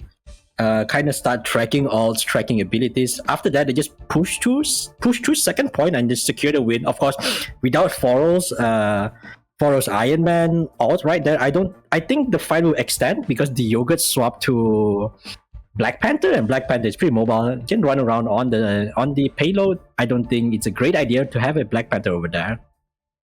I think it was more of like a miracle play. Like the Black Panther kind of changes the way you play the game, right? And if you can get surprised by a Black Panther, especially in a pivotal moment like that, the Yogurt was probably trying to jump in and kill off the supports quickly, and that would allow for them to win. Because remember, if you win one team fight with Black Panther, you won the game there. So you don't mind the change up the last second, but I think honestly what it came down to is Cloak and Dagger and Rocket Raccoon popped their ultimates at the right time, and they literally said, this is our moment to win. And it kind of caught White Yokai surprised. They turned around, tried to deal with the Rocket Raccoon ultimate, and that's when Iron Man swung in and found a couple of kills. It was just seriously just a great layered aggression from both teams, and the surprise just happened to come in from C9 Inches. I did not think that far. So, you analyzing it makes me, I can kind of see it now. Man. I had the chance to be here quiet and watch it all. So, we're a team, dude. We're a team, bro. We have a good team up. Wait, do we get more? I thought it was a best of 3. Is this a best of 5? Okay, I think best of 3. Okay. I saw some matches happening over here in the background, but it looks like we were just getting the next lobby set up. Yes. Wow. Well, great series so far between these two teams. I hope you guys enjoyed. If you enjoyed, spam your favorite emote in chat. We're going to take a 5-minute break. Ichi and I will be back for our next match. Ichi, you got any words before I say goodbye? Yippee! Yippee indeed! We'll see you guys in 5 minutes. Bye-bye.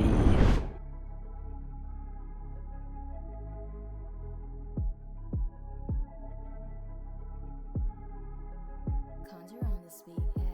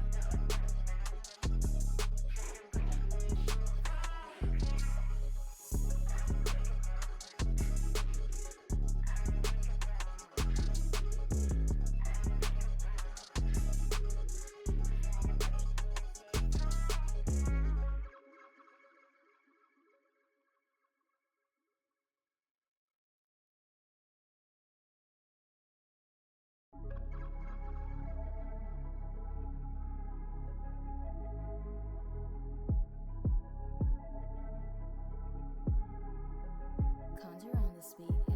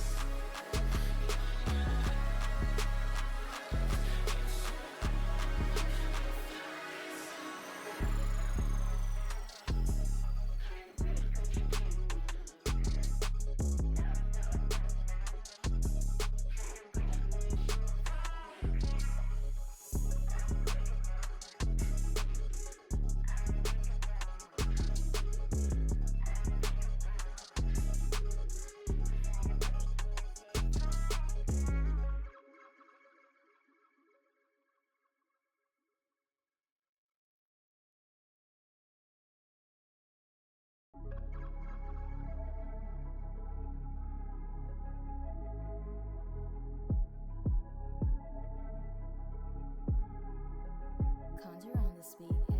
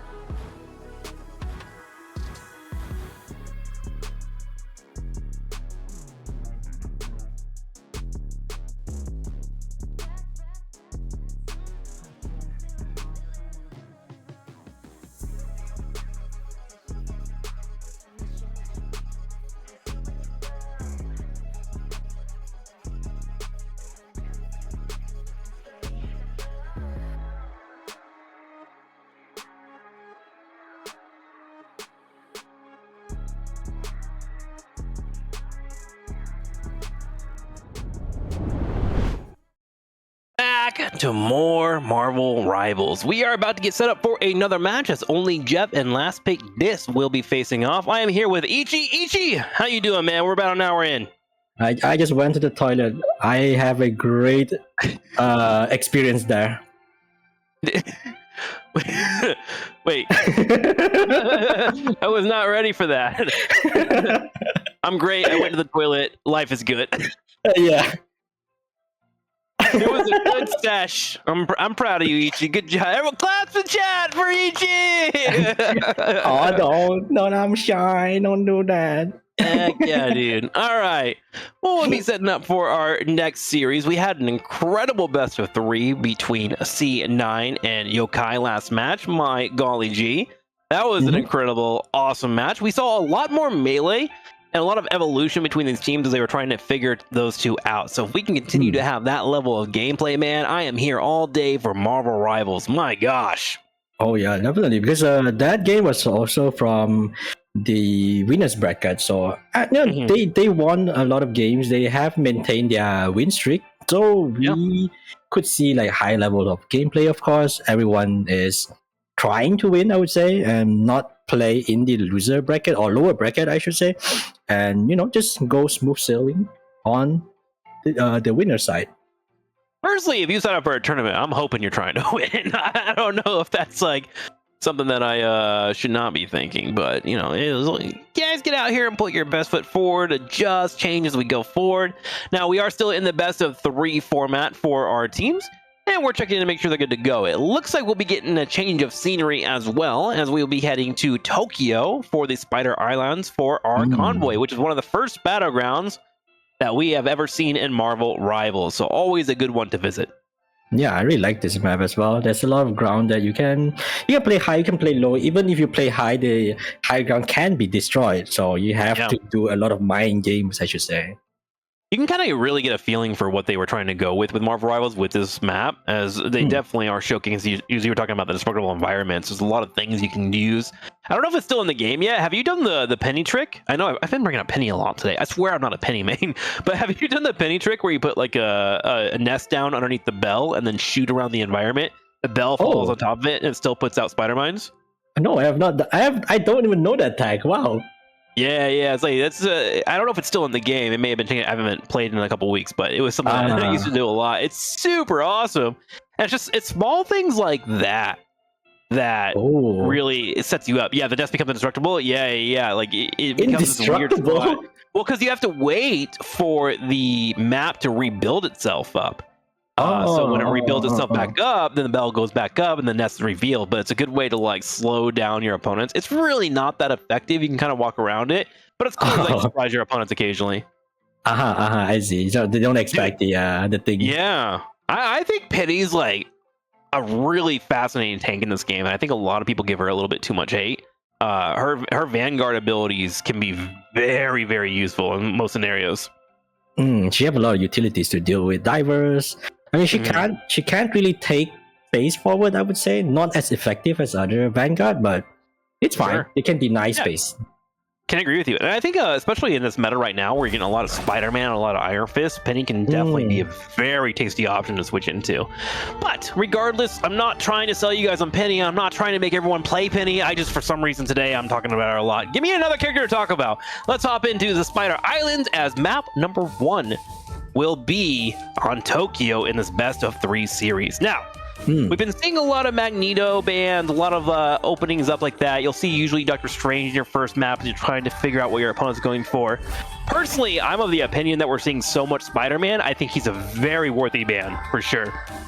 I would need to disagree on that, because last week, Last Pick Disadvantage did pick this map and kind of steamroll with I think if I remember correctly, they played Hela with a Hawkeye, a very poke composition, and just steamroll the fight. So if only Jeff respect Last Pick Disadvantage, they would ban off Hawkeye, I would say. Okay, you're saying Hawkeye and Hela could be a strong pick for Last Pick if they've done their homework. We'll see if that will come to fruition. We do have a ban on Rocket Raccoon, who is, in terms of stats, we don't have the official stats yet, so don't take this fully to heart, but Rocket Raccoon is one of the highest win rate supports in the game right now. He will be banned out, and the same for Iron Fist. And then we actually have a Magic Protect. Magic is a character that we don't get to see very, very often, but Magic is someone that if you put a lot of time into and learn her combos, she can be a complete menace on backlines. And so I'm hoping we can see some of that today. Yeah, as well, Magic can be flexible, I would say. You can play as a brawler, you can play as a assassin. You have options instead of just playing on one role.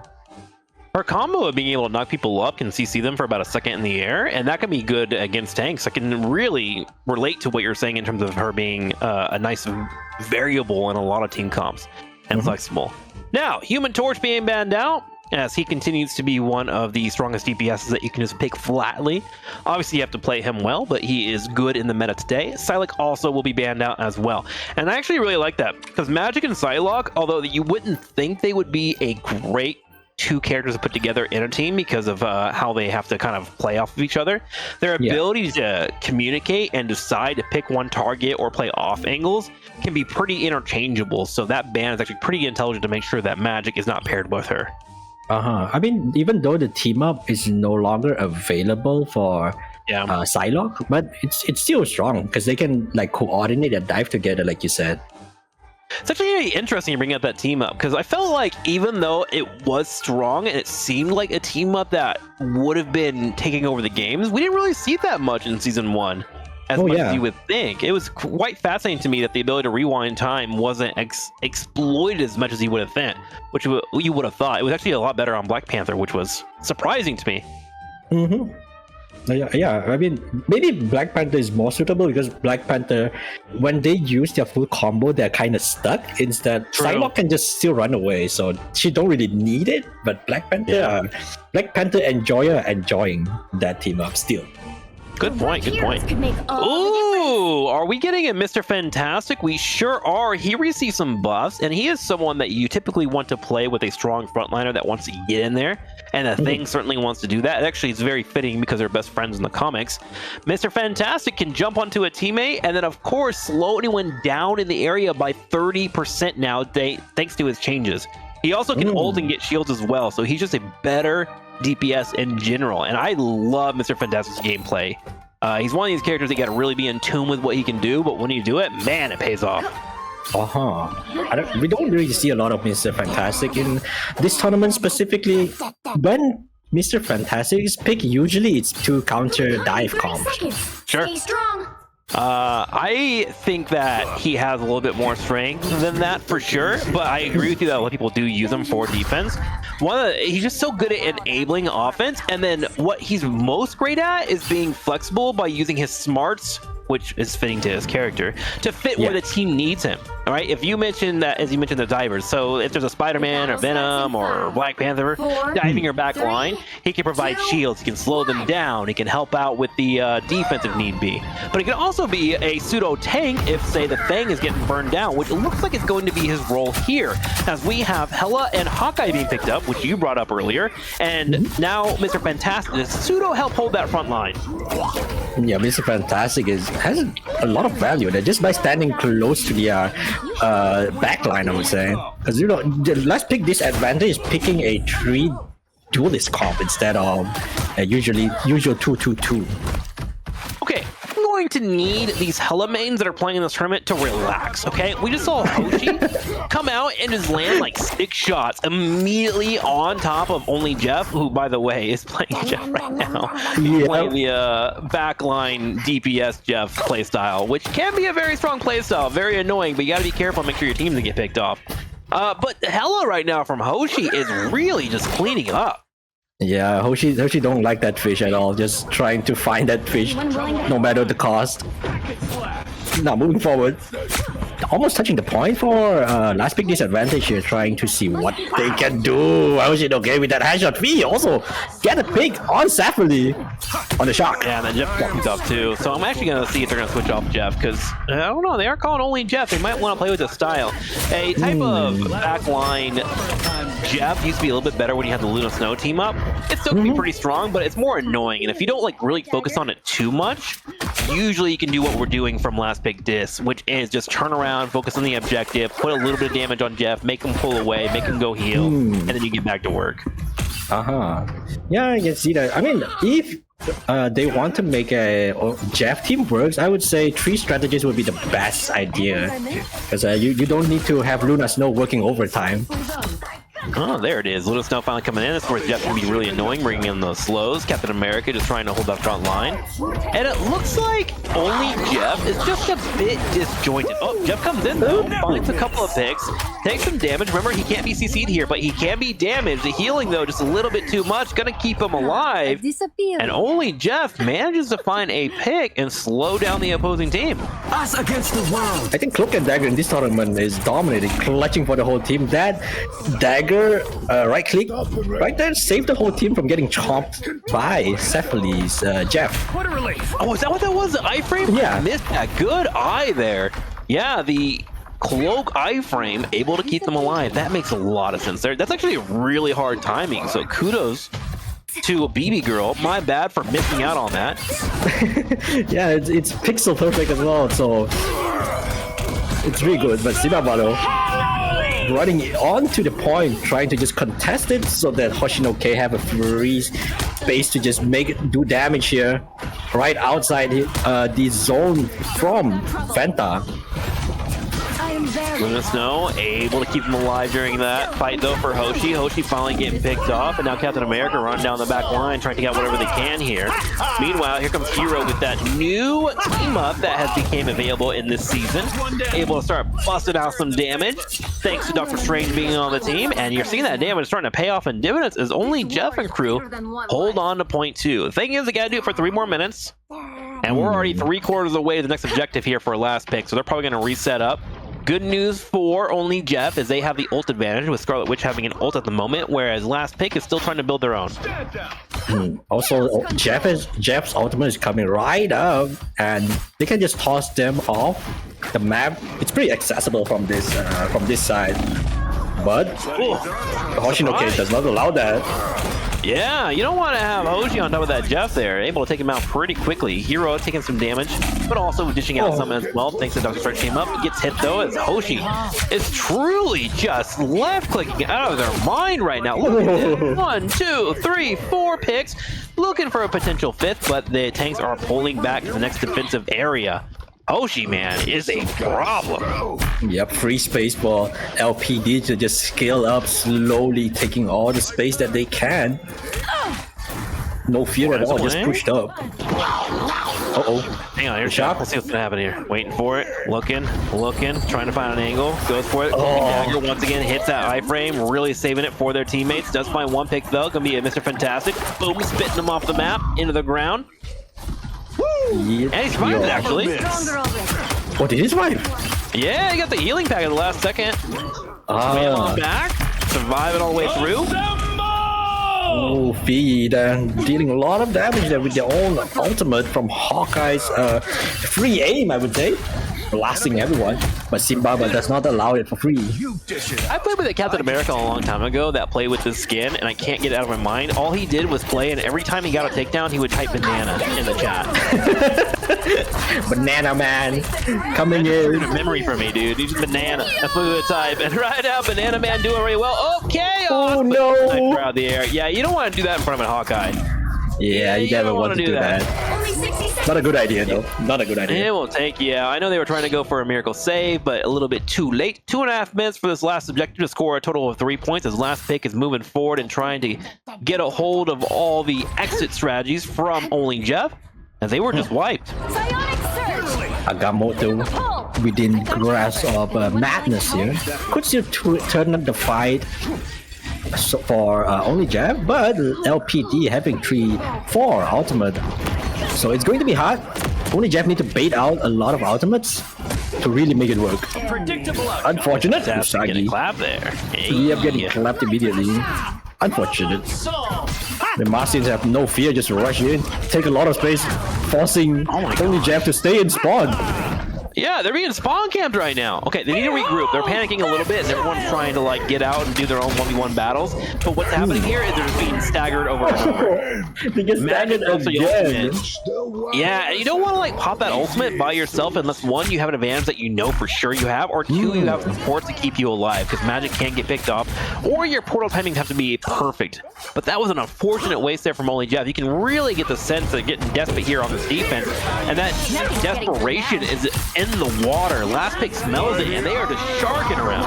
Oh, Oh, the combo. I might just jump off here. There we go. The Jeff made a big play there, chopping off. I mean, Agamotto really did set up the play for our shark there, because if the Agamotto did not drop that, I'm pretty sure BB Girl is just going to the iframe the thing. Yeah, BB Girls are pretty on point there. That Jeff ult does buy some time though. You're right about Upper's range, land that Eye of the Agamotto, but it came at the cost of 2 ultimates, and they have yet to stabilize here. Last pick continues to keep tripling again.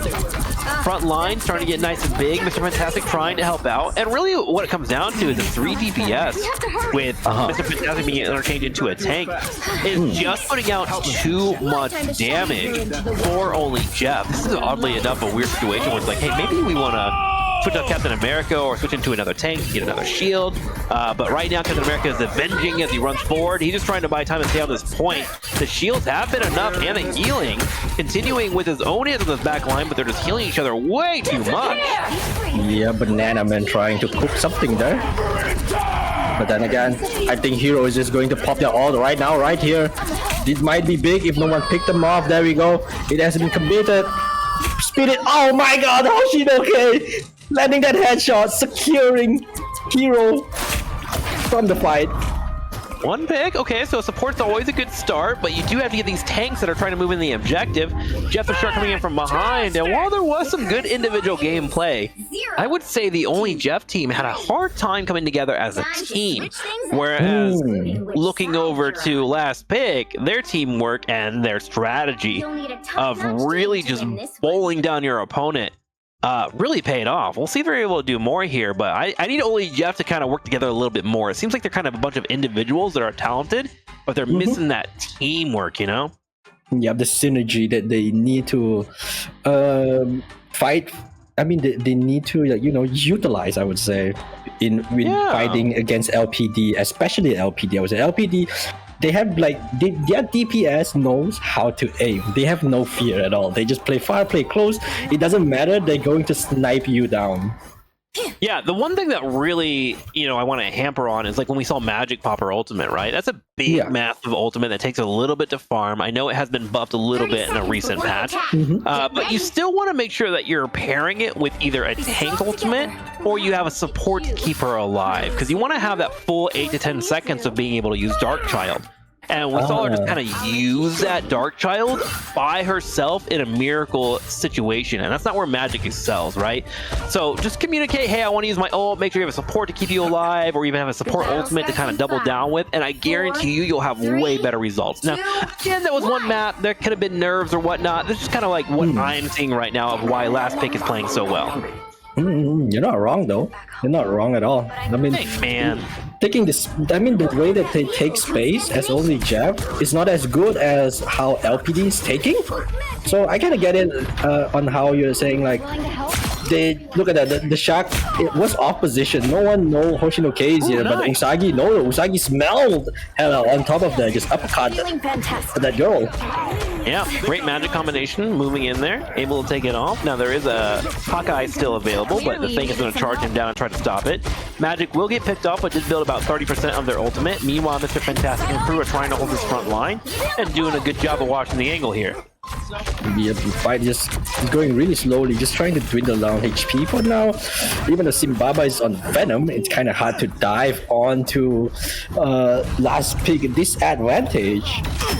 Look at that. Oh my, that headshot almost take Jeff off the game. Yeah, Jeff's passive there coming into fruition. He can't be critted as hard when it comes to his headshots. Does the damage, but he's able to reduce a little bit. Hawkeye. Oh, okay, Fire. Oh my god. He heard me saying that that team is starting to be a little on the individual side. He took that personally. He's focused on me each down. As they walk through, there's already a flank here of Jeff as he's in the background. Yeah, that's a reason why we call Fee the Reaper of the tournament. Just take lives. Look at that. Usagi is already gone. Hero is gone. My god. Oh my, Simbaba is also gone. No way. Well, Jeff comes in the back once again, trying to go for these miracle ultimates, and we'll grab 2 of them. Gets 1 pick. Thing falls out as well. Poor Thing has no one to jump to, so he gets picked off at the same time. So Jeff is making some plays here. The thing is, like, are these plays helpful for the team? And yes, it's starting to look like it with this couple of picks. His team can move forward now. Mr. Protect's going to use an ultimate to try and survive, but I think it's going to be for nothing. Jeff finally gets a little bit of pressure. Yeah, I think Jeff did really well trying to carry only Jeff on his back, but it's still a team game. You cannot win by yourself. You have to have your team work together. The Zimbabwe don't even care. Stephanie is getting chased by the thing there, but no, Zimbabwe is making their own play, getting the first K. Oh, right on the choke. Zimbabwe, come on, you can do it. That was actually a great don't get sniped. Don't get sniped. Oh, Agamotto coming in clutch. Here we go. Team starting to come together. At the same time, Scarlet Witch shows up with her own ultimate, gets a kick as well with Doctor Strange. And only Jeff starting to bring it together. Okay, so it may have seemed like perhaps their defense was a little bit spread out, but they are doing a much better job on offense of synergizing and bringing their ultimate together. Now have a chance here to fight for point objective number 2. Yeah, Jeff on only Jeff team is doing really well, going off angle, like they playing like they're a dive unit. Yeah. This is one of the playstyles of a Jeff that some people find effective, some people don't. But Safley's making it work here. The only thing you have to be aware of is you are pulling a support away from your own team, so your team has to be better at not getting picked off. And Let Us Know, of course, brings out a decent amount of ultimate to keep them alive. Hello, get a couple of shots here from the side as we move forward on the actual fight around this choke. As Last Pig is attempting to try and get through this area, Doctor Strange finally is going to fall victim to a death here, as 4 are going to get picked off, and it's just Safley and Hero left over. Fees and Hoshinoke's aim are on point. If we look at the kill feed just now, both the kills that they got was a headshot. Get that vehicle Love moving it. again. That's what you want to do with the DPS. Oh my gosh, speaking of DPS, Fi comes in, gets another pick on Safley. That's that Jeff falling off. Magic goes to the back line and is going for the support. Cloak and Dagger is perfectly equipped to deal with this though. Drops down her healing bubble, then turns into Cloak herself for the extra DPS. I decides to go ahead and pull off the ultimate, showing away at this Venom, getting that free damage in here as he left clicks away. Here comes Jeff though. Jeff comes up, will find one pick, couldn't get the other two, spits him off and falls off. Oh, that was unfortunate for Fiji right there because they pressed the melee button for the last second there after getting into the invisibility mode. Unlucky for them, which means they were unable to get iframed. Very unfortunate, though, but they have to communicate to make it work. There are 3 ultimates available for both teams here. And it's getting to a point where only Jeff is going to need to make a play. We're down to a minute and a half, and they're not even close to getting to that second objective. Yeah. They need to break their opponents. Here comes Venom, goes up for a bite, gets a couple of people. Heals coming in as well. Marston starts jumping around as he giggles on his opponents. Oh my god, Hiro Michi is coming in. My god, snipe, never mind!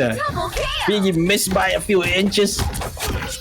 And that's why Scarlet Witch is a little bit better. That shield she gets whenever she pops her ultimate gave her just enough HP to survive the shot from Hawkeye, which allowed for her to connect. Yeah, just enough there. It's not even a lot, it's just enough to get through. 63 HP more than she needed. Let Us Know popping an ultimate as the Clobber in time comes out, making sure to keep her teammates nice and healthy. Only Jeff starting to have an advantage here of a 6v3 as they do move forward on this second objective. Last Pick doing everything they can here to defend though. Here's the Doctor Strange ultimate. They're going to try and hold this last objective because there is 30 seconds. If they can somehow win this team fight, then Last Pick would be able to pull off the victory. But only Jeff so far is going to be able to move forward. There's going to be an ult from Safley to ensure that they get it in case any weird surprises happen. Brings his teammates forward, gives them a heal, and now they're going to go for one last push. This push might be hard here because, as we know, LPD is going with a poke comp, and you know, from this high ground right here, you can poke infinitely. I would say there's cover for you. You can play left, you can play right. If you're scared, you can always play on the left side, fighting with your team. It'll be hard for only Jeff to figure out what to do here. I mean, the only thing that only Jeff has to do is move the objective, right? Poke is poke. And at some point, if that poke doesn't transition into a takedown, you're going to be moving forward. Oh, that jump scare. His thumb face sometimes. He just comes flop it up and he's like, hey! He finally gets cleaned up there, but gosh, this game can be so cinematic sometimes. He said hi though. Yeah, he did. He got his greeting in. The problem is that Jeff gets picked off there, and then the rest of Last Pick is able to start working on some more members of only Jeff, and they have to get this convoy up. But we've seen this method happen a couple of times where the kills are certainly coming in for Last Pick, but only Jeff somehow, some way finds a clutch play to move forward. Now, there is an ultimate here for Venom, as well as another one for the Scarlet Witch. We're going to see if they're going to be able to get through here and break this choke. Might be a big nuke, but the Vector also have an invisible boundary. They could use that, but I think they're just going to take it slow, fill it out when they can use it, when they should use it. Ooh, Gwen getting a little too low there, jumping away. Trying not to get sniped off. Zimbabwe got sniped off by Fee. Very unfortunate. Can't do anything about that. Fee just takes space now. Oh, nice push there. Snipe him off. Oh my god, that was so close.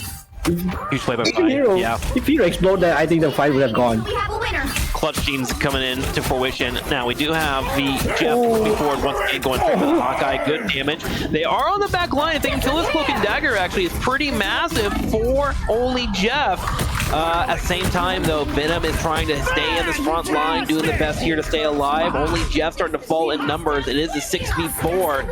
Darkchild does pop, but immediately magic is deleted once again, and that was pretty much the saving grace. Luna Snow steps forward. She is going to be invincible during this, but she can't get headshot. She's trying to dance around to make sure that Hawkeye can't pick her off. The heals are enough. Oh my god, here comes Jeff, though, as Jeff pops his ultimate at the same time. I don't know if he picked anybody up. Meanwhile, there is going to be a Hella shelling away, and the overtime is going to tick down, and Last Pick Dis is going to be able to grab the victory just barely there in those final moments. Oh my, that was close. That was close. I kind of like how they figured out how to deal with LPD's team comp from only Jeff. Only Jeff did their best. They sent in their shark to deal with the DPSs. Yeah, I think just like the Jeff playstyle is really interesting and fun to watch, but the Jeff playstyle puts a lot of ownage on the rest of the team to be able to play in a 5v6, essentially, why the Jeff tries to figure out where they want to find kills. Jeff here got 28 kills, right? And whenever he did find a moment or he got an ultimate that paid off, then they were able to move forward. But you're putting a lot of pressure on one character. So I'm kind of curious to see if they're going to change or if they can continue with this type of play style. Because if you look at the stats, you can really see in terms of trading, it was heavily going in favor of Last Pick. Now, a part of that was when they were on offense and the Jeff team was having a hard time with defense. But it is something to consider is like, are we okay with this weird 5v6 style where Jeff goes off and does their own thing, you know? It's kind of an interesting thing that we're going to have to really approach as we go into game number 2. Really enough, it worked for only Jeff. Because, you know, maybe they call only Jeff for a reason, but they have to figure out, like you said, they have to figure out how to fix this comp, because now it's 0-1. They can't mess around anymore. They have to win this. So if they were messing around just now, which would be funny, and if they manage to also win this round without using the Jeff strategy, that means that they were just messing around just now. And actually, second game, they're using their optimal composition. Sure, yeah. One thing that was an issue, which would have maybe made this comp a little bit easier to play, is having Rocket Raccoon. Rocket 1 giving the respawn, so it makes 5v6 a little bit better. 2, he has some of the best healing in the game. And 3, he has dashes to stay out of trouble in case you get dived on, so he becomes self-sufficient, similar to what Jeff is trying to do. But wisely, the Rocket Raccoon was banned out. Another option is like you have Luna Snow, and Luna Snow's ultimate is incredible. And if you are on top of your cooldowns, you're able to keep yourself alive long enough. But I'm wondering if Cloak and Dagger may have been a better option. You do lose a team up with Jeff, who's trying to play this aggressive back style. But you do have self-sustain, you have your own iframes, and you do have a pretty easy ult to build up as you're just really healing everybody up, you know? So there are options for their adjustments. Or, of course, there's always a tried and true one. Play better. You know, just go off. Play start hitting all your shots, man. Yeah, there's always that too. Yeah, I'm pretty surprised that they run the composition without 3 strategies. They just run with 2 strategies, which you know, put a lot of pressure on their own Luna Snow for only Jeff, because basically Lunaso is the single mother that needs to heal everyone. Yeah. It becomes weird, right? Because if you want to run 3 strategists, then what are you going to get rid of? Are you going to remove some DPS? Are you going to remove a tank? Honestly, running a solo tank might be fine. I might want to get rid of the Captain America, although the Captain America kind of creates a lot of space and chaos for Jeff to be well on. Yeah. I mean, to be honest, they might just want to just commit to Jeff strategies, right? And it's fun that someone in the tournament is doing something a little bit on the different side. But you can see against a well-constructed team how hard it can be to pick people off, you know? Oh yeah. They kind of need to work a lot harder than expected. So to get just a tiny amount of value. If the Jeff is really good, do they deserve an OnlyFins? Oh my god. Wait, what? Someone in chat asked if Jeff should have an OnlyFins. I'm in. Let's do it. I tip that. Okay, looks like we're getting ready for game number 2. It's going to be a convergence. We'll be moving on to the symbiotic surface. Going to be Venom's map here for our map pick.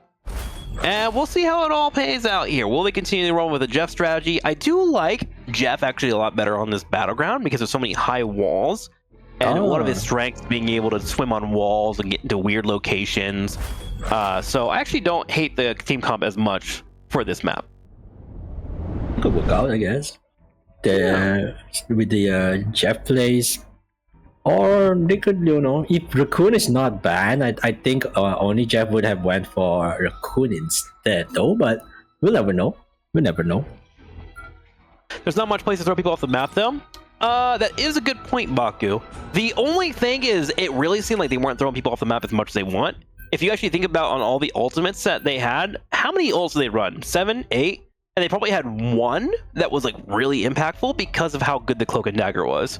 Oh yeah. So it doesn't really matter, right?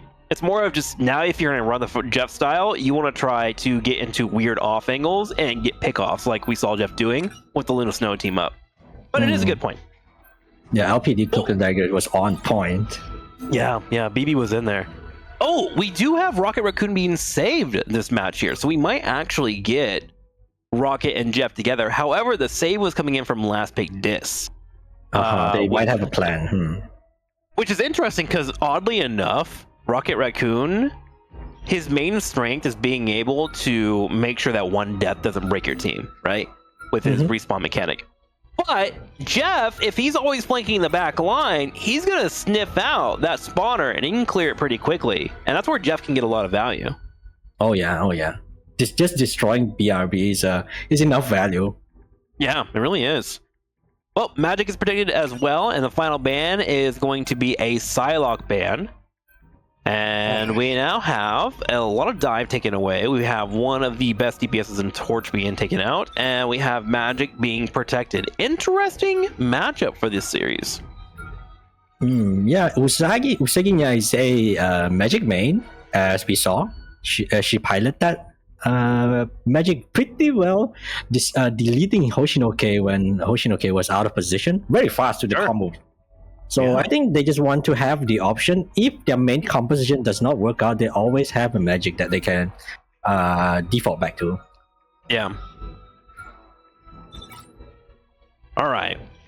Waiting to see how this unfolds here. I'm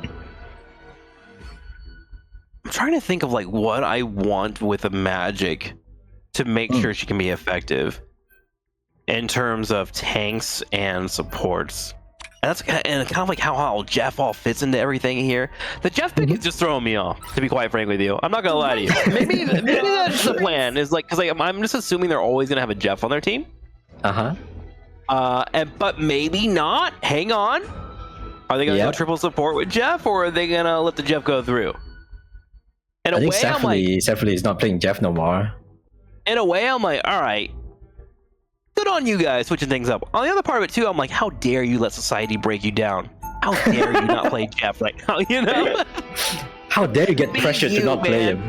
It triggered in me. How does it make it work? Okay, so adjustments have been changed here.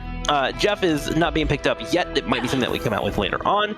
And instead we have the Rocket Raccoon into a Luna Snow. And then we do have our normal Magic and Scarlet Witch pickup coming in. Got it.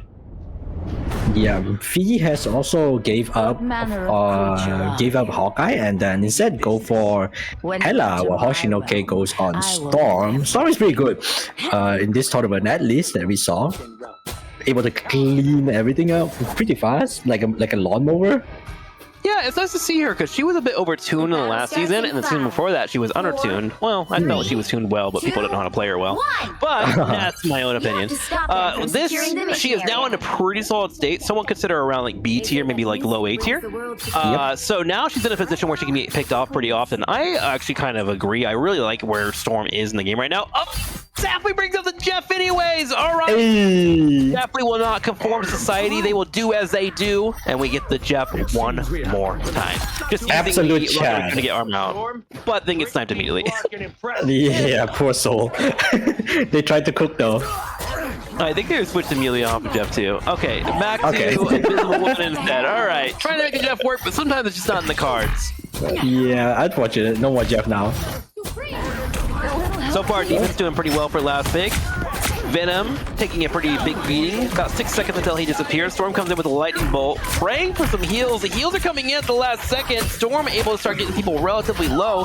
Human Soup at the same time trying to keep his tanks alive, but he is starting to run out of cooldowns. They're going to have to start backing out as only Jeff, trying to be on the offense here, is losing too many members and have to back away. The group was kind of annoying for only Jeff to deal with right now. Last pick disadvantage actually used the walls to their disadvantage pretty well. Why would I need having Groot actually Groot does like pretty consistent damage too. Like when you're able to get walls up, and then of course you move into your left clicks and the walls are hit out with the damage, and then you have a Storm floating above you, providing an extra 10% damage, 18% whenever she moves into her E. You will start to milk people on the front line, and we're really seeing that being paid off. Now, only Jeff is trying to find a solution. How exactly do we get to this? I think the first thing you have to do is start switching out their DPSs. You have Scarlet Witch, and you have Magic, and they are not very good at taking down group walls. It's not one of their fortes. Yeah. So you got to be really, really careful with that, and neither is Doctor Strange or Captain America. So this group is continuing to be an issue. Yeah, I think only Jeff is just trying to ignore the walls and do their best to not deal with the wall, but it seems like it's working out fine. They got to like a few spaces, but it's not as effective as they're thinking. Hoshinoke though comes in, bait out. Human Soup's ultimate fate of the world. Hoshinoke just float around, trying to get a pick here. Madness might go down here. Oh my god, Simbaba coming in, trying to save their tank, but unfortunately it goes down. Can't do much about it. Simbaba wasted that ult. Yeah, the old exchange really not going in favor here for only Jeff. Good news is they have 3 more, and they are about to have their magic ult. So that's what I want to see from them. I want to see the Magic get her ultimate off, and I want Safely to make sure that she puts the Invisible Woman ult right on top of Magic when she goes in. Portal goes forward. Everyone starts to charge in. Hiromachi coming in. He is with the KS ult. Ayabagamato does not connect as last pick is able to back away and stay away from this fight completely. Perfect execution of handling a Doctor Strange teleport. And things are just not looking good for only Jeff. They can't get together. Darkchild comes out, but once again, by themselves. We'll see if they're going to be able to do anything with it. The wall. Yeah, they got walled out, are able to finally break through it, but look at this. The ult is wasted. She dies forward. Yeah, this is a weird thing with Magic, man. Magic is one of these characters that can be so good when you work in tandem, but that tandemness is just being missed out on right now from only Jeff. It's kind of hard.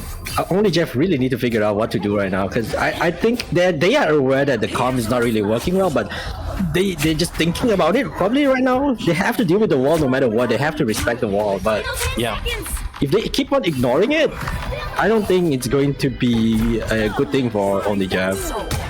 Rocket Switch helps out because you can kind of burn down some walls in front of you and get back to healing right away, but I think the change was a little bit too late.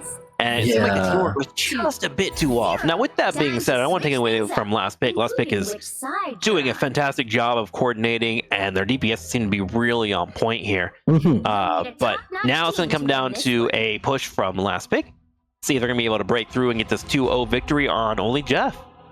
Yep, only Jeff. Probably they think maybe only Jeff is better at defending instead of attacking. We don't know because LPD likes to play a poke composition. Their DPS stay very far away, trying to dwindle down HP, while only Jeff really likes to get into their face. So let's see how they kite the fight. Yeah, this kind of comes down to how they handle the storm ult for me. Only Jeff. They have to save one support for whenever storm goes in, or you have to turn around and focus fire the storm, which can be a little bit on the harder side. So as long as they can continue to control that, they might be able to hold this defense and take us into overtime. But if Storm is able to get off an ultimate, while no support has anything available to him, I can see the entire team getting wiped, and that's going to mean game over. So we'll watch that struggle between the two and see how it pays off. We will see. Only Jeff needs to win this so that they can tie it up and play another game to secure their own victory. 4. Let's keep an eye on USA here. Jenya, I want to watch her gameplay a little bit. Aku, can we go to the Magic player? Thank you so much, if possible. If not, no worries. There we go. I want to see exactly how she is handling the control here. I would love for her to be playing a little bit more with Doctor Strange. Use that shield to your advantage. It looks like she's looking for more of a flank. To get the flank, you want to do a right-click combo. Hit it, left click, E in, into a hit. She goes for the portal. Ooh, not quite getting the combos there. And I didn't see an animation cancel, which is something that you really want to have on Magic if you're trying to go for those types. If you go for a left click into a melee, you actually animation cancel the damage and you get extra damage out of it and get out of the fight faster. So let's see if she goes for it. Looking for another combo and doesn't quite get it. Okay.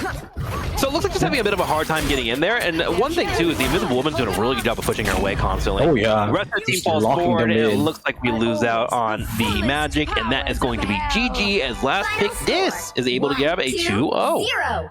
It's okay though. It's okay. Only Jeff, you still have a chance tomorrow. You still can't play. So Sure. we will see you tomorrow. Hopefully you guys figured out what to do there. But I mean, you guys did put up a good fight. It's not that easy for LPD to just, dominate you, which is good. We can see a lot of big plays from your Jeffs. So yeah. Sure. Yeah, I think honestly, just a little bit of practice, a little bit of comms, and working on synergizing ultimates would go wonders for this team, truly. But glad they came out and played good stuff. We'll see them play more in the tournament. But right now, last pick, looking pretty sound. They cleaned that up pretty quickly, and we'll be moving into the next round, and we'll see how they do. So solid. I'm just like, I keep thinking about this Jeff, and like I wanted to work for them so bad. I really do. But I think if you're gonna run that type of composition, the burden of execution is so high, right? So just gotta kind of like dial it in, figure out what works, when it doesn't work, and then just change accordingly. Yeah, there is still time. You guys can figure it out before the day before tomorrow. So hopefully we will see only Jeff gives us a comeback game. All right. We're going to head to a break, guys. Thank you all for watching. That's going to be a 2-0 victory for last pick. Me and Ichi will be back. Yes, we will be back. We will be back soon.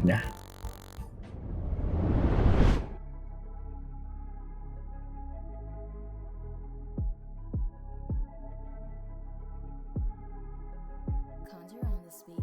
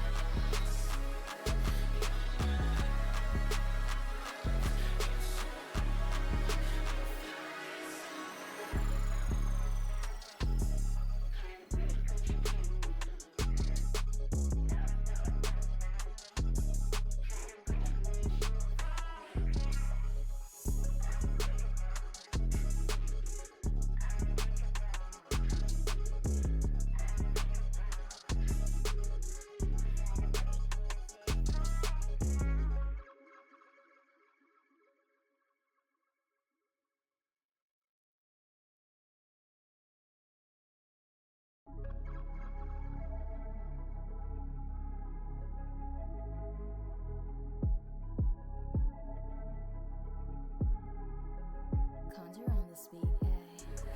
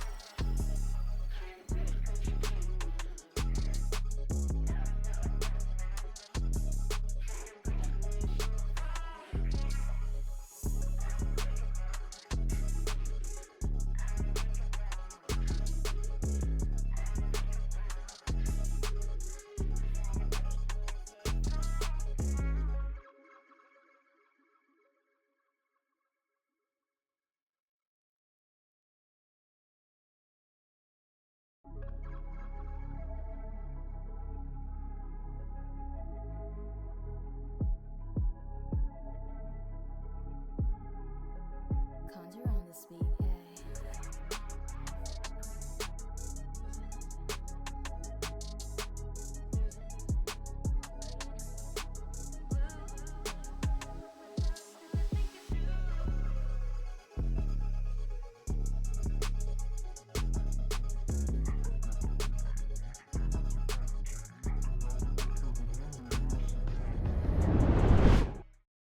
Welcome back to Rivals of Atlas. We have had 2 series occur so far. We have a couple more hours of content ahead of you. If you guys are enjoying, make sure you're following, hanging out, and liking these guys' channels. You know, it's a pleasure to be here casting with Ichi. Ichi, it's been great to cast with you as well, man. Thanks for being here. Thanks for being here too. I mean, you were busy with Sabaton, I think last week, and I was there watching it. I don't know what you're playing. I don't understand, but I saw you played an RPG where you said something along the line of, "Man, why does the boss heal? That's cheating." I was laughing so hard. Yeah, how dare the How dare opposing you NPCs use mechanics that I get to use? That's so unfair. That is unfair. I think I was playing Expedition 33, which just came out. If anyone hasn't played that, by the way, if you're a fan of old style, like classic RPG, like Final Fantasy X, that type of feel, it is my personal game of the year right now. It just came out a couple days ago. Definitely check it out. It's from a French developer studio. They have the voice actor for Shadowheart and Baldur's Gate 3 and Charlie Cox from Daredevil, the Marvel series, as the lead actors in that game. It is incredible. Highly recommend. But yeah, I mean, you know how it is. Content creation never stops, man. We always working. We doing what we can, and I love Marvel Rivals and I love casting, and I've been slowly becoming a part of the VTuber community. Just get an idea of like what's going on with you guys, what you're all working on, and I love these tournaments that you all run. So thank you for letting me come, and thanks for welcoming, I guess, a flesh tuber guy into this area. Like I thought I was gonna get a lot of crap for not being a VTuber or having a model, but it's been really nice and people have been really kind to me. So I'm just glad to be here, man. Yeah, I think back then people tend to think that, oh, I don't have a model. Will I be be hated on when you're coming into the event, stuff like that? Yeah, but then again, I think it doesn't matter. Everyone's a human anyway, so be nice, I guess. When it comes to a VTuber model, I feel like it's so hard to pick one that I'm just not even gonna do it. Yeah. How do I fit my personality in anything? Like, I'm a jaded, cynical old man. Like, what is that? what do you put into that? Yeah. Human together strong. That's right, Nix man. Actually, out of curiosity, do you have a VTuber model? I always find this so interesting. Oh, me? Yeah. I have it, but I never use it. I'm not even a VTuber. I'm just a faceless content creator. You're a faceless entity in the shadows. Well, if you had to choose one, well, so you did pick one. What'd you pick? It was a beaver kind of. You were a beaver? Did you have the 2 teeth hanging out and everything? Yeah. I have the 2 teeth. I have the tail as well. Oh my gosh, my the model that I find really interesting. I don't know if you know him. It's Red Cat. He was in this tournament that I was into last time, but he has a model where he has to move his eyebrows to move the ears, and I thought that was so fascinating that you're in control of those elements, and you got to really think about trying to move the ears and whatnot to show emotion. I don't know. I find it all really fascinating. Sorry, I'm over here just talking out my butthole. As I always do. No, it's fine. It's pretty fascinating how they actually rig the whole thing up. And if you have a better phone, let's say you have an iPhone that have a Face ID, you can make the tracking even better. That's way too above my pay grade, but man, it's cool that exists, isn't it? Technology, dude. Technology. Okay, speaking about Marvel Rivals, I'm sure some folks are like, all right, just talk about the game. We are setting up for Thiebreaker versus the Tweakers. The Tweakers and Thiebreakers. Will they tweak when they got their thigh broken? One thing I love about esports, man, is they come up with team names. They really do. They are in the kitchen and they are just cooking things that simultaneously are fun to say and sometimes embarrassing to say as a caster. But we will see how the Thiebreakers handle the Tweakers as we are getting all of our matches put up. So far today, we've seen a lot of pretty decent dive compositions, but we are starting to see a little bit more of a transition into control compositions once again. We're getting our front line set up. And a really strong Manter, and people are really moving back to that old tried and true Hela. We've had her in a lot of our matchups. Yeah. A lot. Consistent damage, survivability is good. A tiny amount of CC, which I think if Hela is a little bit overtuned, each of her ability will be too overpowered. I think she's just pretty balanced for now. She can play from far range. She can run away, even though it's not far, but people that pick Hela knows how to aim, and if you can aim, you're set.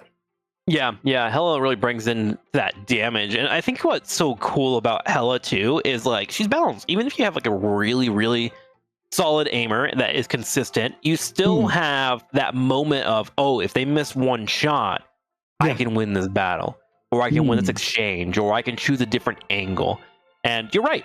Hela is one of these characters that is probably a good staple that you always want to mix in, especially with Flyers becoming so strong in this tournament. We've seen a lot of Storm. We've seen Iron Man today. We've seen the Human Torch, which, again, you always need these counterbalances in team shooters to make sure that you have hit scan available to you. So I really love where Hela is in terms of balance for Marvel Rivals. I know she can be frustrating to play against sometimes, but she really brings a stable foundation and make sure that just like Wolverine stops goats, Hela stops Flyers. And it's kind of cool that this game is so young, but has so many options already to make sure that there's a well-rounded team comps. Yeah. It's pretty cool. I mean, the character pool, the hero pool in this game is pretty massive. a lot of duelists. I mean, they're still expanding the other roles, like especially Vanguard and Strategists, which are most commonly banned in ranked plays, I would say. So I think Strategists and Vanguard are not having the most amount of fun, because if they target ban Strategists and you only have like what four other characters that you can play. So if they keep on expanding the list, I think it'll be great. That's why you should learn Loki, because Loki can play everybody. Oh, so, yeah, you can play anyone. Yeah, just screw it, man. I can heal and damage. I actually think Loki is like really underrated. I know there's like ways to just completely shut him down. One, Human Torch is really annoying. Moon Knight can be really annoying him as well. But a brilliant Loki is always fun to watch. But hopefully we'll be getting more supports. As we already know, Ultron will be coming out relatively soon, and he should be an interesting support. He's more of a summoner support from the early leaks that we have seen on him. So that'll be fun to watch. But it looks like we're getting ready for our next match. We are heading to Hell's Heaven, which is going to be a domination-based map. Best of 3 between these 3 as we head into it. Yeah, I would like to see a lot of dive plays, because tiebreakers and the you like these tiebreakers, dives, man. Yeah, I came from 2016. The other game. So I really like the dive in that game. So I mean, this game is kind of similar, but the way that you dive is a little different. Sure, that makes sense. Okay, well, we already have some dive being hovered as Spider-Man and Venom continues to be a strong pick in our tournament. Finally, a Punisher being hovered. I feel like a Punisher should be a staple for a lot of people. He is so interchangeable. And as long as you have your protection on the back lines and then your ultimate, you really are in a position where you're going to be quite dominant.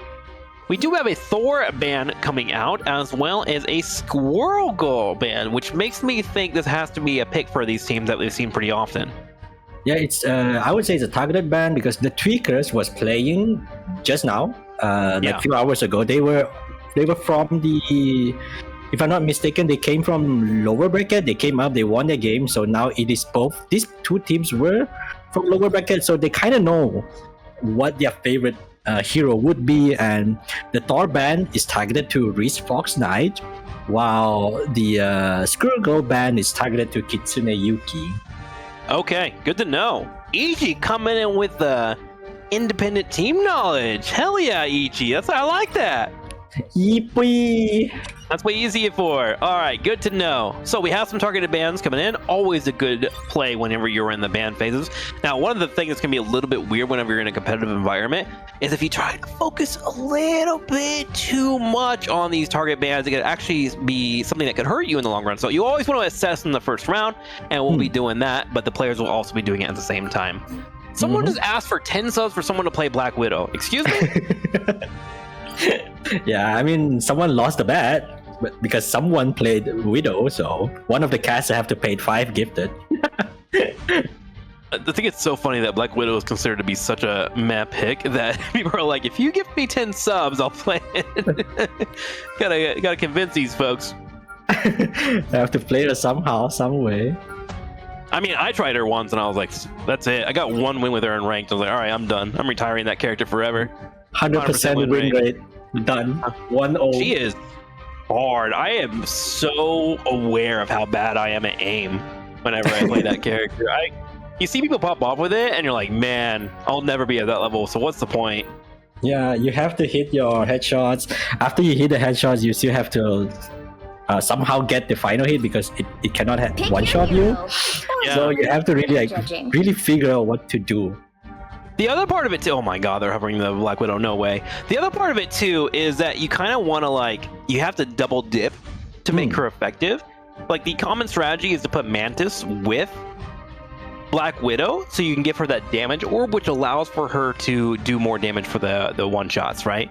On the opposing support. So you give them an orb of the damage that amplifies them, and they can headshot and they can one-shot the supports. But now that means if I play Black Widow, have to hit my shots, or I'm letting 2 people down.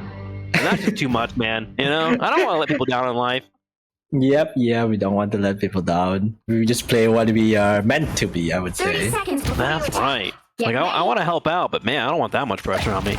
All right, here we go. Heading into the match here, in terms of team compositions, we are getting the penny that I have been talking about a lot today. And the good news is there is actually a Spider-Man on the opposing side, so we can see how effective she's going to be. The Tweaker's running the whole Spider family here. Tuxedo Cat is, I would say, a Penny main. They only play Penny most of the time, but they can play other stuff as well. 3, 2, Okay, so they excel at Penny and are probably most comfortable at it, but can adjust if needed. That's the way you want to have in a tournament, right? Already doing the thing too, or doing a small tech here. This is a tech for Penny in particular. Whenever you start the match, you can throw down your Venom Nest, and then it has a cooldown, or it has no cooldown. You can pick it back up and keep moving through the map. Kitsune comes in over here and blows up the other Spider-Man though, and Risu Spiders love things with 8 legs. miss you as he gets picked off. Nice. No way, that was so fast. I barely saw the combo as well. Oh, Spider-Man trying to get away here, caught on the wall, able to get back to his teammates though, just using that mobility to his advantage, and with that pick, they were able to grab the objective, or at least are starting to build towards it. Put 2 people on the point, Kitsune comes over, grabs another pull, brings in the Venom, goes for another combo. Pretty messy. No one's capped the point yet. Everyone's just trying out. Kitsune Yuki go to the backline there, but unfortunately the more Squid was just blasting him with the gamma radiation as well. Decent damage on him for sure. Both teams have yet to grab the objective, by the way, as even with Risu getting picked off early, the rest of the team was able to hold on long enough, but their health bars are starting to dwindle. There's going to be 1 pick on Venom. Heals are coming in. Ultimates are about to pop up for both of our teams. Venom goes in for a bite, goes straight in for the Spider-Man, but Risu will use the Venom team up to negate some of that damage, making it harder to pick him off, but the damage has been done. Tiebreaker has lost 2, and both name more. And of course the Hulk, and that will allow for the Tweaker to set up. And oh my gosh, Spider-Man go for another pick, and Risu gets picked up once again. Right now, Yuki showing that he is the true Peter Parker. The Peter Parker fight here. I think they're swapping off. Actually, I see Risu swapping off. Yeah, Risu swapped to Star-Lord, trying to change their composition out because it's not working really well for them. Tweaker's 33% on the map already. This map is shifting. Risu going to Star-Lord is actually a bit of a wild tile pick. You have the iframes, of course, for whenever Spider-Man comes in, so we're just trying to get a little bit more about skill, and then if you're able to get through that initial damage from Spider-Man, you can just pop your E and get some decent damage on him. So solid change up for him, giving a little bit more tools. Should be able to protect him in that back line, especially with the Nate Moore being on the team. However, we go over to Ivitz over here, and look at him. This is why I think the Punisher can be such a strong pickup. He's just a strong anchor for his team. Just shooting from afar. Here comes Kitsune, able to drop down his ultimate, gets 1 pick, looks for a second, and they are just kind of eating through the tiebreakers right now. The Tweakers, man. They're not tweaking enough. Tiebreakers are the one tweaking, I guess. Yeah. Little ones. Having a rough time here. Tuxedo Cat also in a position to hold down this objective, moving her nest on the far left, so there's not very many angles for the team to pick that off. Making sure she's in a position to be able to hold down that choke. And remember, whenever you get a 50% on the objective, it actually goes up and down on the objective in the middle. So with her down being in the down area, she's trying to be in a spot where if they come in, she's able to really try to lock down her opponents. Yeah, the nest is down though, but now we're just gonna see if the Tweakers will be able to survive the barrage of ultimate coming from Tiebreaker. They have to try really well there, or else the point might go to Tiebreaker though. Yep, it's going to Tiebreaker. 99% on the Tweakers. Unfortunate. Definitely an uphill battle for them here, but able to move forward, open up the objective. We're going to keep an eye over on the Tweakers, see if there's any changes occurring on the lineup. It doesn't look like it as they stick with it. Still have the Venom, Spider-Man, and Punisher combo for their trio of damage. Tiebreaker, on the other hand, did use a few ultimates to get the objective here, so now they're going to have to try and hold down. They did save their whale. Ooh, nice movement from Kitsune. I know, right? The buddy hop. Crazy. He's moving through the map here. All right, here's the Punisher open. Trying to open up this door here. Megan able to stay alive. He still has that whale available. Waiting out the objectives here. Gets the healing from his Rocket Raccoon. Venom comes up with Penny. Penny trying to get some damage on top of it. Kitsune trying to chase down some more. They're more low on HP. He's trying to live. He is getting healed by his teammates. The Spider-Man not able to find the kill. This whale is still available. Finally, the whale comes down. It knocks down 2 people. The Tweakers trying to break down this choke, but Tiebreakers are slowly dwindling in numbers as 4 go down. There's a 5th. And with the Hulk respawning, it looks like the objective will be going towards the Tweaker for round number 1. Oh, nice try, tiebreaker. Nice try. I mean, it was entertaining to watch the Spidey 1v1 very, very early on. I think the issue right now is that they don't know how to deal with the Kitsune Yuki. Well, from what we've seen in the past, the option could be just to ban it out. You can go again to the next round. And then, of course, too, is you can get your own Penny Parker. You could look into trying to have that Star-Lord a little bit on the earlier side. They have Namor already, but Kitsune has some really good movement. So ultimately, what it comes down to is when you see someone on the opposing team that knows their combos, you need to be locked in with your supports, and then you need to get damage on him in some way or some form. If you can make a Spider-Man walk away from the fight, and even if you don't get the takedown, right? If you get him to walk away from the fight and zip away for 8 to 10 seconds, that's a win in itself. So just get damage on that Spider-Man. Oh my god, nice angle on that fight. Okay. The rollout is crazy. Oh, look at the angle. Yeah, probably gonna set up Spidey on the back line of tiebreaker. I don't think people are gonna expect Kitsune Yuki on this position right here. Yeah, he's just getting into a high ground advantage with that speed that he has. Oh my. See 6 people turns around. Yeah, this is what you want to do as Spider-Man. You know what to be stuck in here. Oh my god, sneaks out. Sneaky. Everyone is on top of here. Oh my god, big ult. Gamma shield from Hulk. Hulk saved that completely. Nice Gamma shield. Nice Gamma shield. Yeah, he waited for the damage to come out for a couple of ticks and then shielded afterwards to disrupt the stack up of the root that was going to be coming, so it was perfectly timed. Tuxedo just setting up the whole side, making sure the mines are there, no one can touch it without taking damage. Sonic trying to get value here. Just stuck to Risu, but the Risu whip up the shotgun.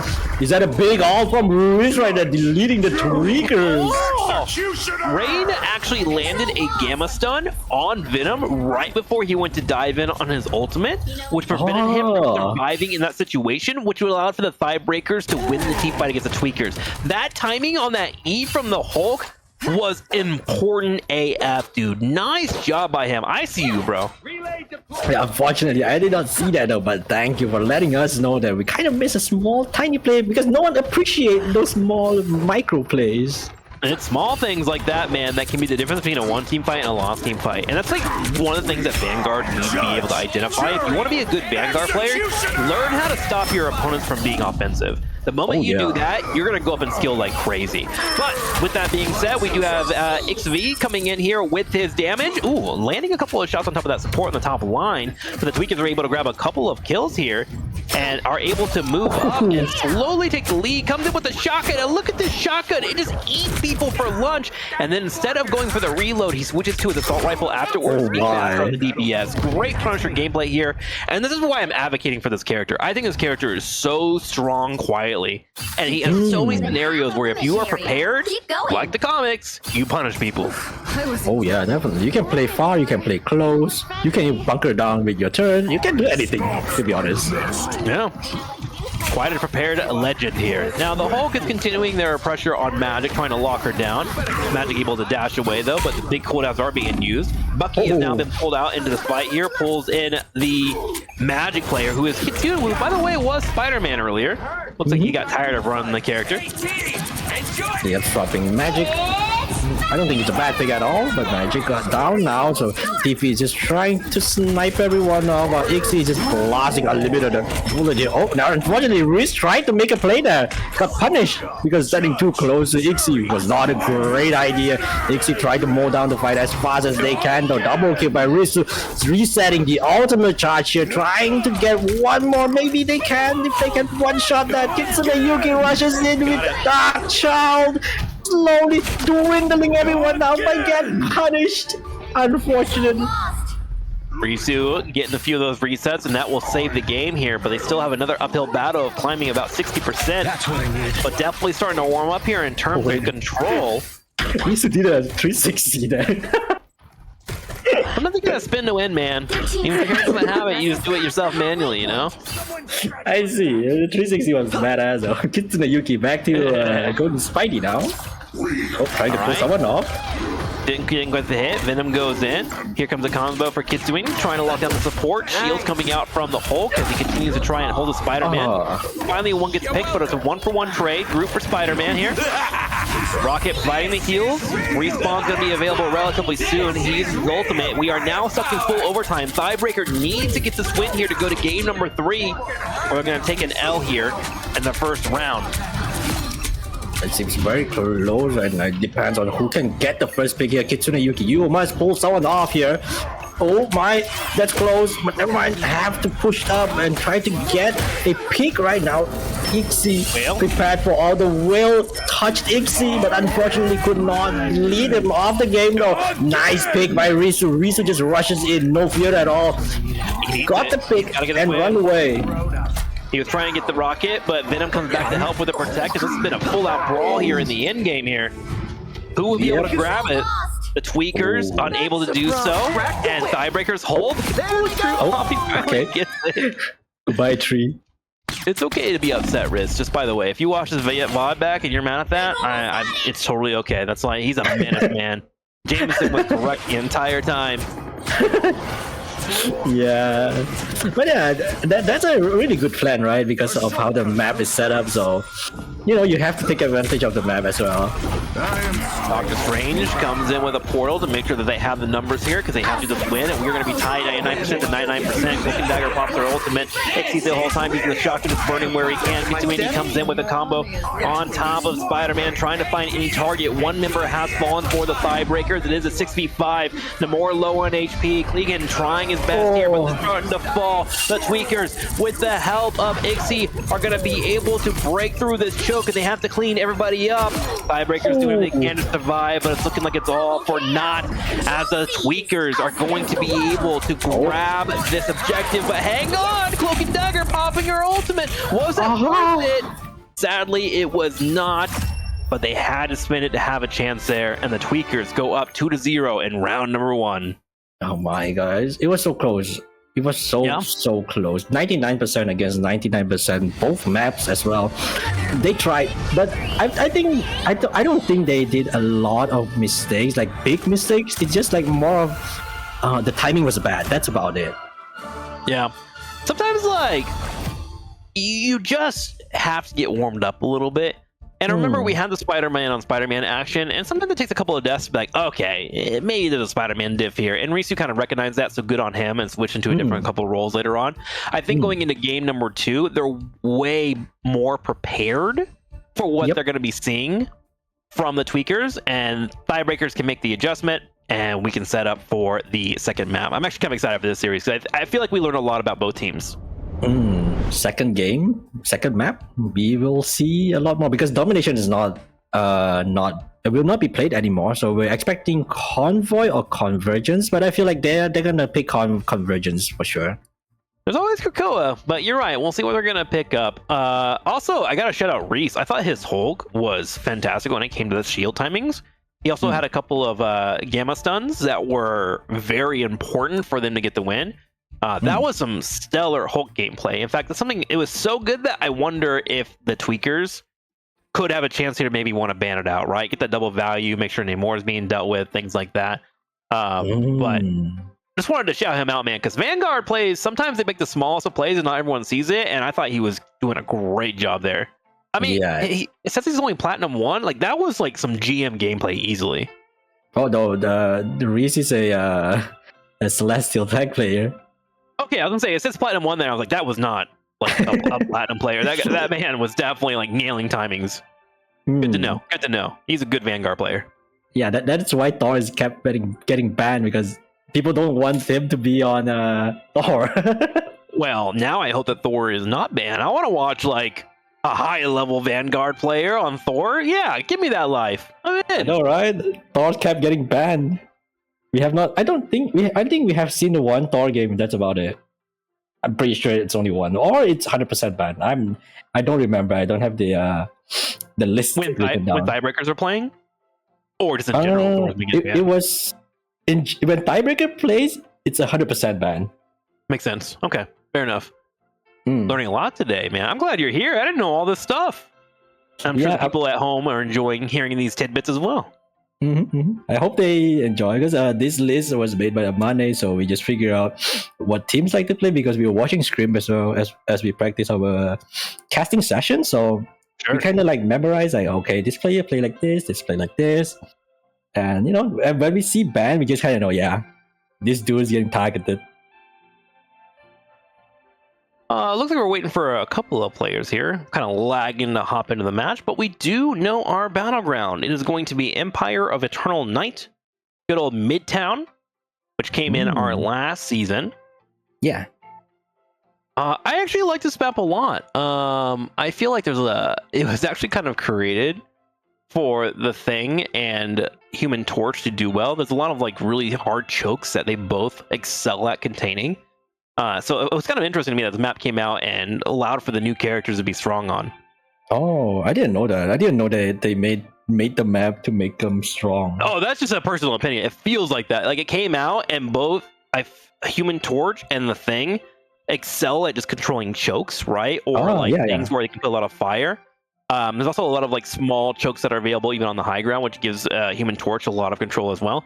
Obviously, they're not made just for those characters to kick butt on, but it was cool that this map released alongside these two that came into the game, and naturally they felt like a natural fit. It kind of made it easier for me to like learn the characters. So, they cook sometimes. They really do. I see. I'm not a huge fan of this map, but it's not like I hate it. Lay it on me. You're allowed to have opinions. Why are you disliking it, bro? What's up? I just don't like how tight the chokes are.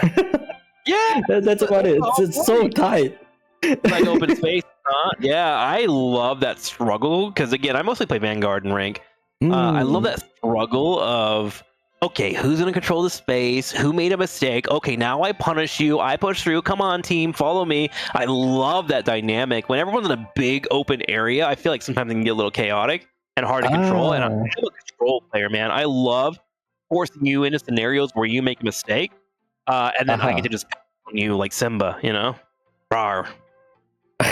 Rawr. My Simba impression. Yeah, and I think it's a good thing that you like those small choke points. I'm not a big fan of it, but there is a map that I hate, which is the Moon Knight map with the Dracula. I don't remember the name of it. Oh sure. That Midtown. Is it this? I don't think it's this one. Yeah, I'm pretty sure this one. This is the one with you spawn on Squirrel Girl's house and you move forward. Oh no, Midtown. Excuse me. Midtown is the Fantastic Four, right? Yes, you're right.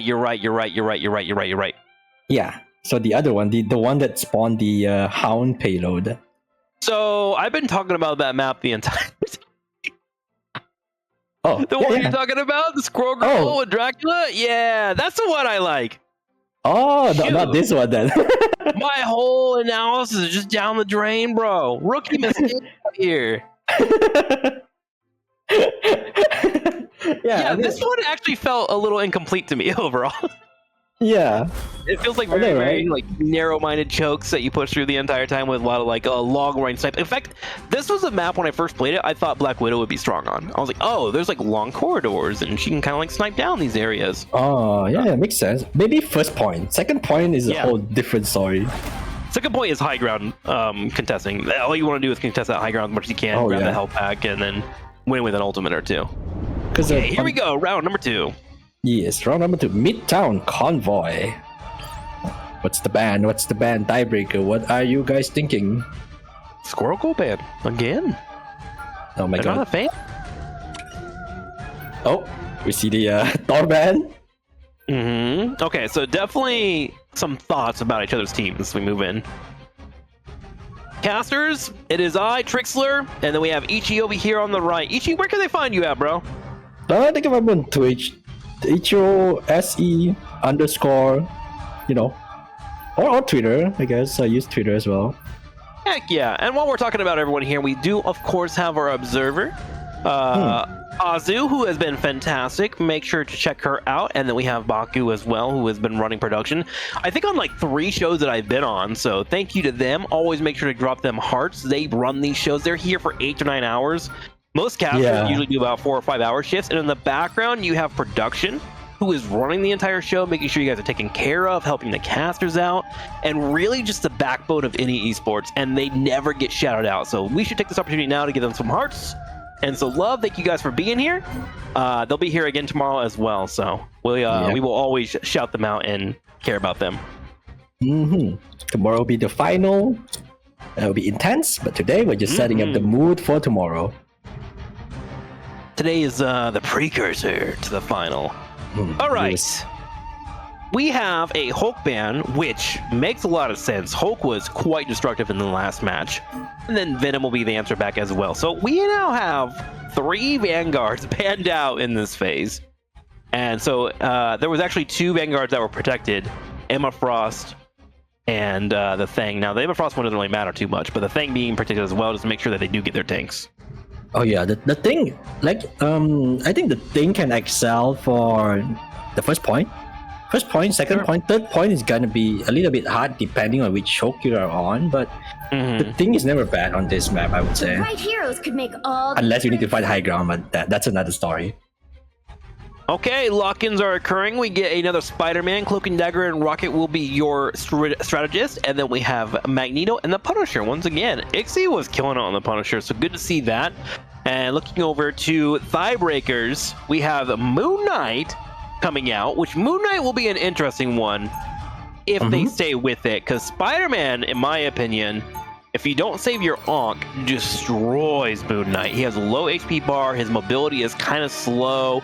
And his damage in a one-on-one scenario, if you're just left-clicking versus Spider-Man, actually doesn't quite match him as well unless you have your Ankh on the ground. So that would be an interesting matchup to see. Risu decides to change last second. He's actually going Storm instead, which I prefer.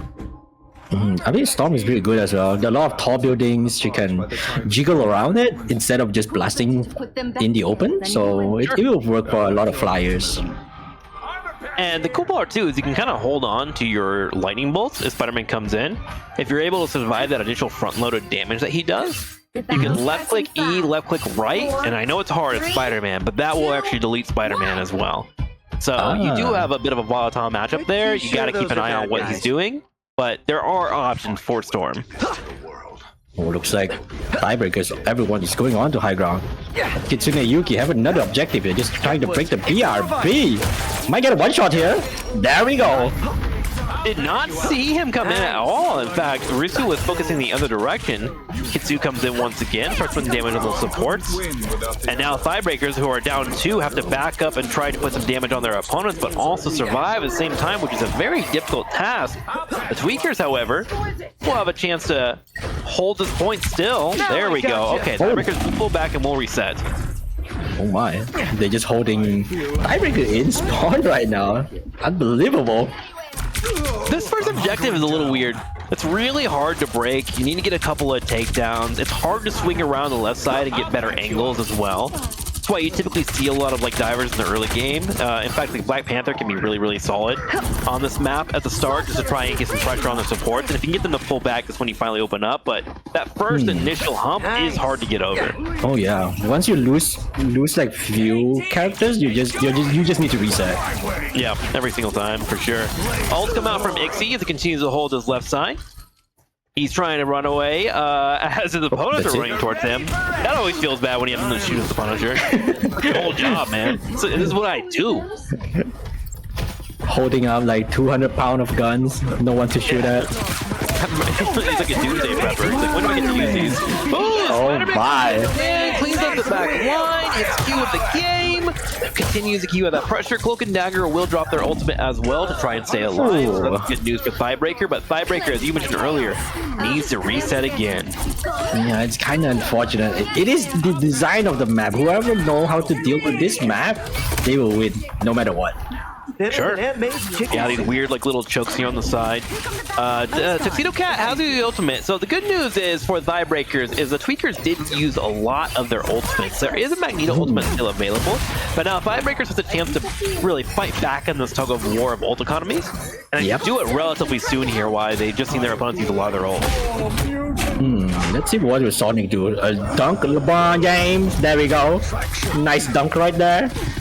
Sonic just move up. Just taking space in general. Ixie charged up another final judgment already. Pretty fast. Farming damage and stuff. Oh, miss. Who put the ledger there? I hate it when that happens. But Risu answers back with his own Punisher. Ults forward, and look at that space being created, shelling away anyone as far as they can. Everyone else runs on this right side of the map. And we do have our tanks move again. Wolverine here as well, so a couple of changes. You can definitely feel the desperation kick in for the Thighbreakers, trying to figure out some way or some route to handle their opponents, but the Tweakers just have their number right now. Oh yeah, definitely. I really like the combo Tweaker have. Oh wait, never mind. Let's talk about this first. Maybe a one shot. Never mind. Run away immediately. The combo was from Raccoon Seer Amplifier and Ixie's Final Judgment. It's a pretty cool combo. It just melt everyone. Yeah. Getting that extra damage on top of a Punisher tunnel that already does a lot of damage. That's a recipe for success, and I'm all about recipes, man. Gets grabbed though by Wolverine. Oh, no way! Oh, but Clegan goes for the Chaos Ultimate, and Emma Frost stands up and snatches her out of midair and puts her on the ground. Tuxedo Cat will be taking damage for that. Stays our entire team. Same time, the Tweakers trying to slow down their opponents. They do have time here, though, as we get closer and closer to overtime. 8 seconds in ticking for Thighbreaker. Risu swapped to Moon Knight trying to contest. Maybe this is their game plan. They have to use Moon Knight against this composition. Who knows? But look at that. Look at the damage though. It's not enough. There with his Ong, able to spread out pretty darn well. Frost goes in. Same time though, Wolverine grabs Sonic IDK, goes in for some damage. Magneto has a bubble shield. He will dance around that for the moment. Risu just trying to stay alive. His support's working overtime. AC comes from the flank though on the right though and starts showing away. Groot Wall gets eaten. He goes to the Raccoon Ultimate, but ultimately he's picked off himself. And maybe the Thighbreakers have been able to make it. They are meters away. Oh my, so close. Oh, they managed to touch though. Thighbreaker managed to touch the point. No way. Get it. Nice job by them. Into overtime. As Wolverine is starting to pay off though. Goes for a combo, gets 2 picks, looks for a third. Can't quite find it, but the Tweakers now lose 4 people.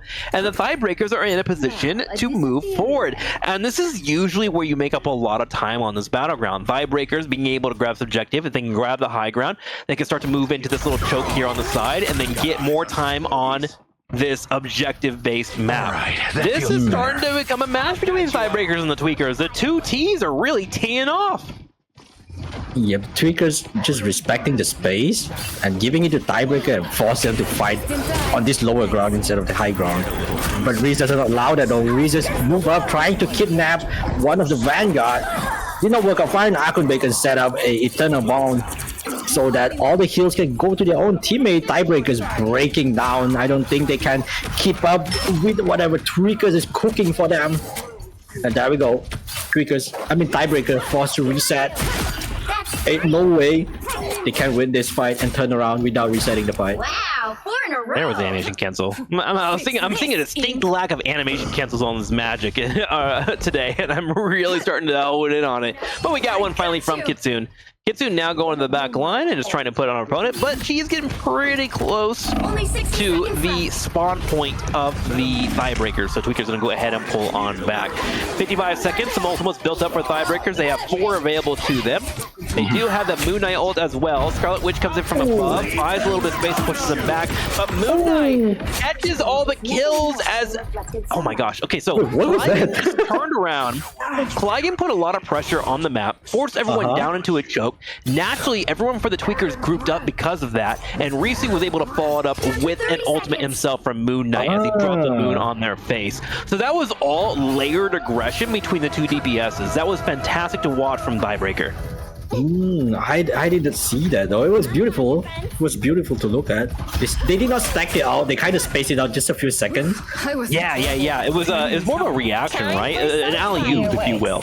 And they really pulled it off to a T. It did cost them 2 ultimates, but he got the second objective. With the ultimate, locks down a few. There's gonna be a follow-up here from Wolverine as he goes straight into his ultimate, knocking down multiple people. And the AoE ultimates are really paying off for the Thighbreakers. I think they found a way to break the Tweakers.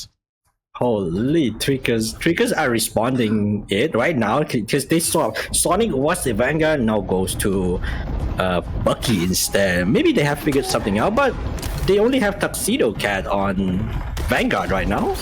Not sure if it's going to work out fine, but we will see though. We will see. I was fine. They are in a position where they have to have their opponent away from grabbing the third point, or of course the game is going to be over. And while double tank can be great, sometimes you just need plain old damage.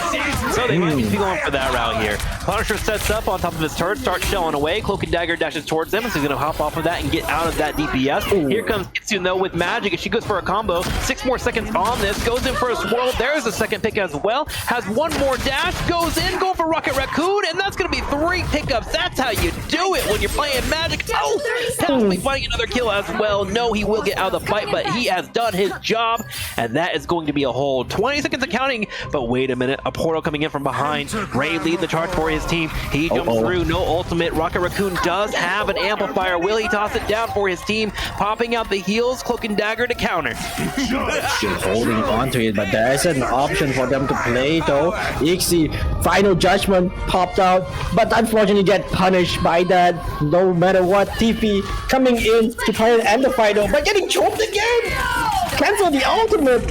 Could not trying to scream explode. at their opponents, but it's just not enough here. And now as long as someone stays on the objective, which is currently the job of Rocket Raccoon, he's using that short height to his advantage. He stays down the bottom left. Magic can't find him. Kinsu trying to find any pick, any combo, just anything to keep his team into it. The heals are flying across the field from Rocket Raccoon. Resbox 9 now joining up. Magic still alive somehow, some way. Meanwhile, here comes Iron Fist. The punches are flying left, right, 1, 2, 1, 2, cleaning up everyone in the way. And this objective finally but surely is gonna move a half scene before Kitsu comes in and drops the Dark Child. How is he still alive?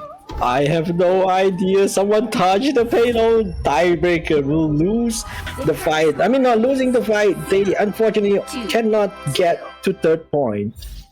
Dude, Rocket Raccoon Including which was side you're on. killing it there. 1, he had to be right back, and then 2, he was keeping Magic alive. Magic was doing a good job positioning around the objective and cutting line of sight to prevent from getting picked off. But the heals coming in from lane X was just hitting right around the angles, providing the heals just in time, and Kitsune was able to farm up an ultimate and then clear out that objective. The synergy between those two really paid off in dividends there, and that's why the Tweakers were able to shut down the Tiebreakers, because Tiebreakers were marching for a 3-0 win. Yeah, I mean, it was close, very close. Unfortunately, I think TP was on Scarlet Witch, but unfortunately, we kept seeing Scarlet Witch ultimate getting cancelled because they don't have something to protect the 30 nuke. seconds before you attack. Yeah, the Scarlet Witch wound up being less more about blowing up the opposing team and more about demanding attention, which allowed for the other members of the team to open up and get their ultimates. Like, sometimes it sucks to be that person, but sometimes you're the person that draws all the resources, right? Typically that's the Vanguard role, but you can also use it on a DPS, and we saw that from Scarlet Witch. She would pop her ultimate, it would be the first one in most fights, they would force a reaction out of the opposing team, and then they would follow up the kills afterwards. So it sucks for her, but I think she did her job correctly. Yeah, she did the job. She did the job well done. Oh, hang on. We're gonna throw a Wolverine in. Oh my god, send the cat in. Holy 720. Hit no one. Oh, never mind. Ixie. Love to watch Wolverine. He can be quite a joy to witness for sure. Doesn't feel good when you're the player getting picked off, but it's fun to watch somebody else get picked off. That's for sure. That is for sure. Kitsune Yuki on the Spider-Man again. Yeah. Let's see what can they do now. He was mentioning in chat that he really likes playing it. It's just he's just throwing Wolverine in there. Yeah, go kitty cat. Find another pick. Heals come off. Wolverine is trying to do the job here. The heals are too much, but he did get 3 people to turn around and look at him, so that's nice. They invest resources, right? So they have to figure out what to do now. Kitsune Yuki trying to get dive iffy here, but did not work out. I just wonder what Spider-Man players eat. You know what I'm saying? Like, they're just like built different, you know? They're like flying across the screen, their animation canceling, and while they didn't resort on the kill there, the movement from Kitsu is so beautiful to watch. Speaking of beauty, here's Ixie with 2 big guns, steps up, has the infinite ammo as well, and just starts to eat everybody in his way. That's 3 kills, a potential 4th coming here if he can land the headshots. Looks like the healer is going to be able to get away, but the objective is pushing. It's just pushing slowly but surely. 2 minutes and 30 seconds on the clock. We have Aya isn't trying to stall the point up. Didn't work out though, but it's fine. Just giving up the first point is not a bad idea. The bad thing is that they have a lot of time. About 5 minutes. Keep up the momentum. Gotta agree with you. Compare that to what we saw from the Tweakers on defense last round, where they defended for literally all the way into overtime. Tiebreakers unable to do the same, and now there's 4.5 minutes here for Kitsune and crew to try and move forward and win this map. The good news is they do have to go pretty far. The bad news is they just lost their group. The group got dunked there, but it's fine. It's fine, I guess. It's still pretty early on, so doesn't really matter. Now that Tweakers set, man. Yeah, but now the Tweakers set up their own station right here. It is basically a free space right now. Oops, combos, engagements, damage, great. Convoy is here. It's really hard here because like losing group made it really hard for Tiebreaker to move forward, and now you're in this weird spot where you're stuck at a choke, and Tuxedo Cat just comes in here and screams at your face. 3 people are getting pulled into a choke, and this is where the combo really starts to pay off. She goes for a combo, puts him into a wall, puts him in a corner, and that's immediately 4 people picked off. That's where you like, yes, we gotta kind of push up that weird ramp going into the second phase, but because they lost group, they couldn't do it, and that's kind of why you can't stagger deaths, because moments like that really domino effect. Definitely, yeah, we can see that. The one small mistakes and the whole point has lost. Now 5 minutes on the clock. Tweakers have plenty of time to figure out what to do. Even if they lost the fight, they still have time. They really do. Tweakers just marching forward almost effortlessly, to be honest with you. Tiebreakers just trying to recuperate and reset, but they need to get their vanguards up here. At the same time, their entire team is just taking damage. Tiebreakers, however, do have some ultimates available to them. The main combo here is Groot into Moon Knight, if Groot is able to land this ultimate. Yeah, must be a big ult there so that they don't need to invest any other ultimate, but Kitsune Yuki is already on the back line trying to disturb the combos that they're gonna set up. Starting off with Sonic. Boom! Dunk, hits Groot. Groot, however, did not use his ultimate yet. There was no combo available. AXD steps up, keeps going for damage on the amplifier, which is an interesting decision. I like the idea, but you gotta make sure you're not getting hit while you're doing that. AXD gets picked off, Cloak and Dagger comes out with the ultimates, and everything is being burnt right now. Tiebreakers burn all 5 of their ultimates. The only one left here is Groot. Meanwhile, the Tweakers are trying to step forward, and they don't even have to force this fight. They can just back up and reassess because they have 4 minutes. Yeah, no rush at all. Take that time thinking Kitsune Yuki being a menace to Tiebreaker's backline. You know, the usual Spidey thing. Just disturb the backline, making sure that people are looking at him so that the whole team can work around him. Look at this. This will be a big ult here. Him being a nuisance in the back line, even if he doesn't get the kills, keeps him in this area, which allows for his team to come in. Hit comes off. Here's the Spider-Man ult, hitting the back line. Rocket Raccoon's able to dash away. Here comes the heal, another knock-up. Moon Knight getting low on HP. Oh, they turn around and get the pick-off. Huge there for the Tiebreakers as they're trying to have this miracle hold. Spider-Man will come back. Rocket Raccoon be right back. Here comes the Tuxedo Cat popping the ult. 1 person gets locked in. 2 people get locked in as well. They're being pulled straight to fight. With a miracle wall. Nice wall. Ixie comes to the side, finds a pick though. It's a 1-for-2 trade. Sonic IDK does fall. Moon Knight trying to lock down any damage he can. Finds a little bit of damage overall. Tries to dash away, but Tuxedo Cash on this Emma Frost is thigh walking and stomping on anyone in the way, and that's going to be a win for the Tweakers as they go up 2-0 over the Tiebreakers with a 3-2 score. Congratulations to the Tweakers. As now, I think this is the last game. It's a best of 2, so best of 3. I mean, Tweakers got their 2 points now. So, unfortunately, Tiebreaker will not be able to advance to another bracket. That's right, gonna take the L there, but my gosh, a solid series. Gotta call out Kitsu on that Spider-Man. I think if anyone's fighting off against the Tweakers, they may want to ban out Spider-Man. Because even when he's not securing takedowns, which he did a lot, 27 final hits, he is still in the backline being a nuisance, eating resources. He knows how to escape, hard to lock down, and that is not something you want to put on your entire team because chaos will always make it harder to win. But with that being said, great series overall between these two. The 2-0 makes it look like it was a bit of a stomp, but it was actually a lot closer than you would have anticipated. And I loved watching the players go back and forth, honestly. Oh yeah, definitely. I think nothing can lock Spider-Man down because backline does not have any form of crowd control to even slowing Spidey down. Spidey can just comes in, tickle you a little bit, and just runs away. No punishment at all.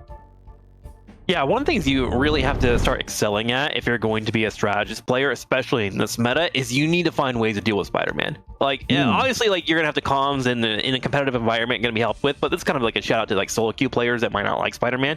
Either A, beg your team to ban him, or B, you need to get damage on him. Damage is the best form of CC that you can have against a Spider-Man if you can't lock him down. Make sure you're hitting him, even if he's taking you out. And I know it's kind of hard because he can right click E into you, then knock you up, which puts you into this weird like stun state. But if you can get damage on him and get him to half HP, at least you're putting him in a scenario where he has to leave and go get a health back, and that helps your team out more than you would think.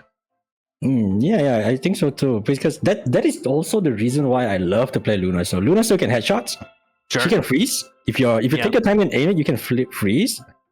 Also, every single ability of yours can kind of heal yourself. So if you're confident in your aim, then I don't think the Spider-Man is going to have fun anyway. Sure. Well, that was an awesome series between those two. It looks like we're going to be heading to break. Is that right, Baku? Are we good to go? We are good to go. Thank you, everybody, for watching and hanging out with us at the tournament. If you're enjoying, make sure to follow the stream, etc. Drop some hearts or your favorite emojis in chat, and we'll be right back in 5 minutes. Bye.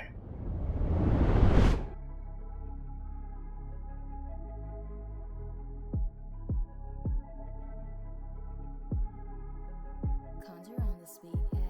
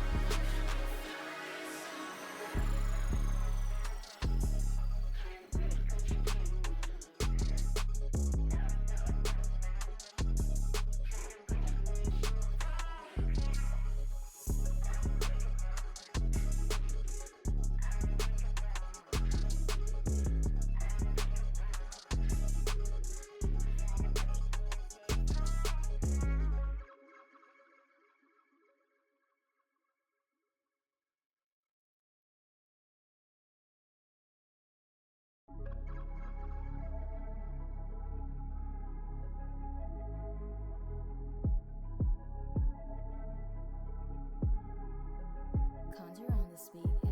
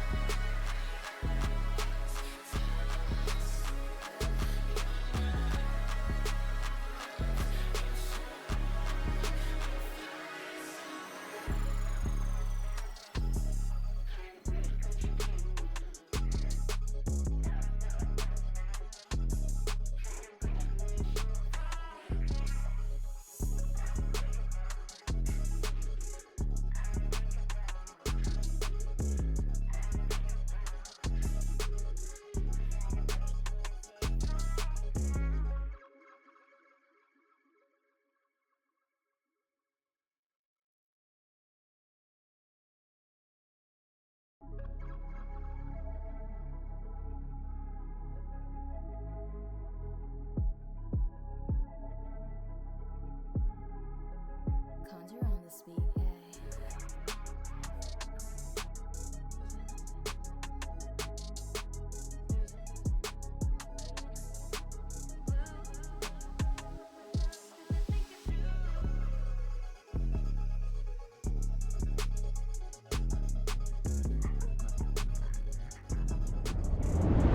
Welcome back to the Rivals of Atlas. We have one more series for you all tonight before we call it a day. My name is Trixler, and I am here with Ichi. Ichi, Hello. how's it going, man? What are you thinking about today's matches? Today matches, it's been very close, I would say. It's been a little too close, very intense, not Sure. good for my heart, but it is always nice to watch. It has been definitely a variety of strategy, that's for sure. We have seen a lot of dive comps. We've seen a decent amount of Spider-Mans. We've had a couple of Jeff the Shark compositions, which was interesting to watch.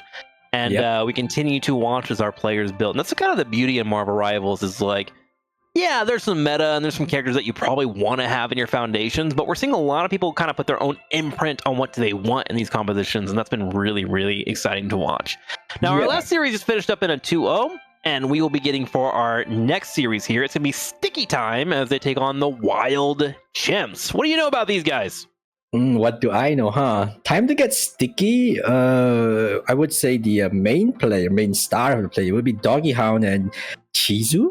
Because Doggy Hound is a Thor player. So if we don't see a Thor ban, maybe Doggy Hound would play Thor. I wish we can witness a Thor play. And Wild Chimps are actually wild because they like to switch their characters so much. Whenever something don't work, they just switch. Whenever something don't work, they just switch. And they have a huge hero pool. Sure, that's good to know, actually. And one thing, too, that I don't think a lot of people are utilizing. And I know this game is still relatively fresh, right? We're still under 6 months, 8 months, something like that, of it being out. A lot of people aren't using the mechanic of farming up an ultimate, because if you farm up to 50%, you get that full 50% when you switch over to another character. So you have a little bit of wiggle room to be like, this isn't working out, but I built like 45 of my ult, I should switch right now. You can do that kind of stuff. So I love to see the Wild Chimps playing with that strategy, and I wonder if the whole ultimate giving you 50% is one of the reasons why they do that, or if they just enjoy playing different stuff. Maybe though. I was not keeping track of the outcharge, but Pablo 6K is the one that will always switch up. He can play Vanguard, he can play Duelist, he can play Strategist, whatever the team need on that specific time, he will change. I love me some flexible players. And it also just makes the game fun more, right? Like, being able to switch things up. It's fun for us, fun for him.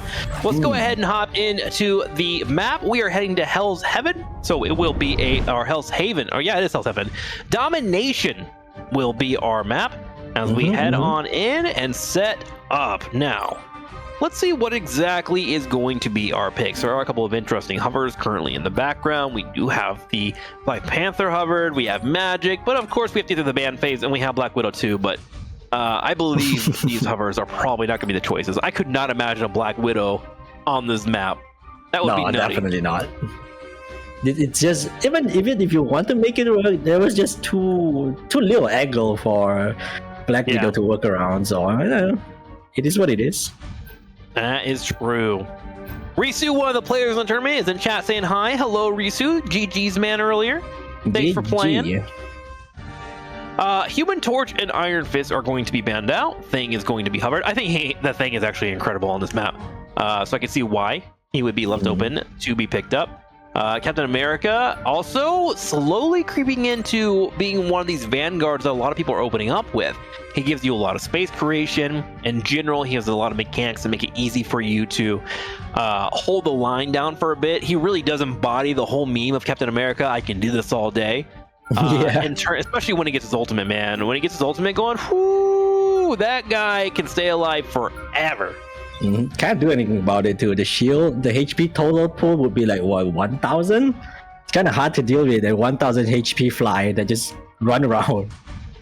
Yeah, he definitely brings in a lot of the HP with that shield that stays around 200 the entire time. And of course, he shields his teammates as well, so that's always a benefit at the same time. So, Doctor Strange will be the third ban, and we have Magic banned out as well. We have been seeing a standard amount of Magics in this tournament. We have a few Magic mains that have been pretty impactful. So you can see why that would be banned out. Those combo breakers, man, when people know what they're doing, they can be really destructive. And so it looks like Time to Sticky wants to avoid dealing with that. Yeah, I mean, if Time to Get Sticky were to try and counter ban Wild Chimps, is going to be hard because everyone on that team kind of play everything. So I think they're just working around banning certain composition that they don't want to deal with. Yeah, you usually want to try and if you run into a team that you feel like is pretty versatile, you usually want to try and focus on team ups. You want to get rid of those, or you want to get rid of things that kind of really change the dynamic, right? So that makes sense. They got rid of a flyer, they got rid of Magic.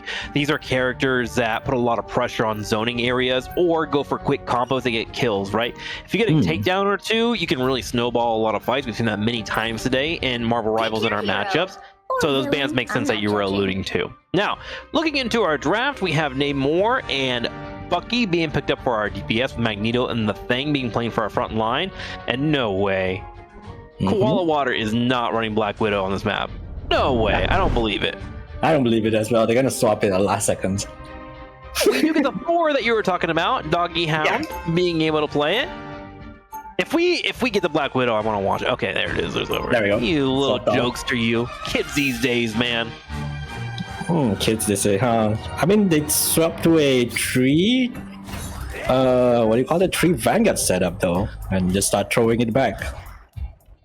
Yeah. 30 seconds. So in a weird way, Captain America and Thor actually do really consistent DPS. Yeah. But the best part about all 3 of these vanguards is they have tools to be able to survive till their healers can get to them. So they are running the 3 tanks into 3 supports. It was potential goats. Oh, hang on though, switching to doggy hound. Okay, we're gonna call the comp until we get in the match. All right, these two are messing with us, and I'm down to analyze here, but we're not quite getting there. Okay, they are doing it. Yes, 3 vanguards, 3 strategists. The immediate thought is that you may want to switch to a Wolverine the moment you see this, but we'll see how the Wild Chimps deal with it first. Yeah, let's see. Wild Chimps is running a pretty balanced lineup with 2-2-2, I would say. Yeah, 2-2-2, very balanced. Not much gap that you can fill in most of the jobs. Everyone have their own objective. Koala Water starting slow, playing as a front line first, maybe trying to feel out how the game will go. Maybe they will just do a big slam after the Loki Ruin has been expired. Loki, speaking of, is actually amazing here. Loki gets a lot of value in compositions that take a lot of time. Oh, unless you get picked up right there, of course, cast occurs. But Loki, because of how his attack works, is a spear whenever it connects to the ground. So you can aim for the ground, and you'll get both the heal and the damage, which means you get double the value on your fight. And of course, they get amplified with the amount of clones that you have on the field. Now, back and forth between these two as the fight continues to go forward. We have it again coming out already for Dominoes. He goes in, can't quite get the reset. The objective is looking to be controlled as time to sticky has 10%. Yep, 10%. So Wild Chimps, they're not stopping off. They are any hero pose yet. They're just trying to force it, see how it goes. And I think it's going pretty well. Wild Chimps has not down in numbers yet. Time to get sticky. Oh, Amayuki as a Loki copied a Vanguard instead of another support. Pretty amazing that we don't really see those plays. Yeah, and sometimes you just want to try and go for that little bit of extra damage or a little bit of control. And the fights have really been brawling back and forth, but finally the Wild Chimps has broken back. They did come at the cost of a few deaths and of course 40% going over the time to sticky, but now they're in full control. And this is where I want to see what exactly is going to happen with time to sticky. Are they going to stick with the series sports? Yes. They really believe that once they can break through this fight, this brawl, they should be able to control the space well. Yeah, Captain America setting up from the sideline. Oh, you might get squashed there. Okay, thank God. So, like, he's accused from behind. Stand down. Yep, back off immediately. Here's the thing that's going to be really annoying for them. Dealing with these tentacles, these squids, is really rough for melees. Hang on, clobbering time though. WM in, trying to hold that front line, gets the punch. Rocket Raccoon is going to fall. And here's the thing about a composition like this, where you're running 3 vanguards into 3 strategists. The moment you lose one strategist, the snowballs start to really continue because you lose a lot of that firepower and sustain that you're trying to bank on. Exactly, just like you said, the thing just happened. Time to get sticky. Forced to reset there because the Domo's Kraken, I believe the ultimate is called something about Kraken, kind of just destroy everyone. So they have to reset and figure out, time to get sticky, need to figure out how to re-engage the fight. They've made their change here. They switched Koala Water into Bucky, so they're looking for a little bit more DPS and a little bit more control. Whale comes out, hits right on top of Koala Water, and Pablo steps up, makes sure to take out Bucky. That reduces their DPS dramatically. And now Pablo able to jump into his bubble. He can be healed in this bubble. Heals come in from his teammates. Amiyaka VTuber standing still here. This is one of the best ways to play Loki, kind of to stand still. Here comes the ultimate though, as he goes straight into Cloak and Dagger, dances around the choke point here, keeping his team alive, and now he should be able to go straight into Cloak and get the damage, or excuse me, yes, in here, but hang on. Big clobbering time into an ultimate from Koala Water as they're looking for some resets. They find one pick, find another here, another clobbering time to amp back though from WN. Yep, WM timed that out really well. The Donkey Hound does not give up the fight though. Amayuki just pumping heal for their own teammates there. No fear because this support is pumping a lot of HP for the team. As a Loki, so much clones on the battlefield, so much shields. It's going to be hard. They have to deal with Loki first. There we go. Loki is down. Now the whole team should crumble down. Time to get sticky. Will get the point if they play their cards right. Shizuke just rushing in, trying to get Pablo off the point, but unfortunately didn't work out.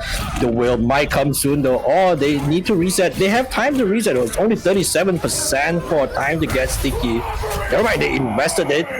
Pablo may get punished here. It might get punished here. He was looking for his ultimate, but with the Clobber Time coming out from Doggy Hound, they're able to hold him in. Domino is here, though, on Black Panther, a character that we haven't seen a lot of today.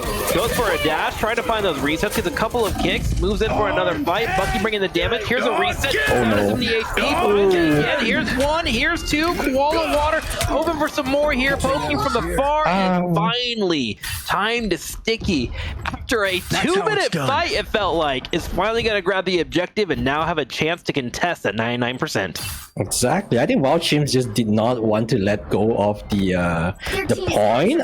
I would say sometimes letting go is the best option, as you can just reset the fight instead of just forcing it. Your powers are mine! Sure, gotta agree with you there. Power is mine. Loki steps up, starts to provide that cloak and dagger heal so his things can move in.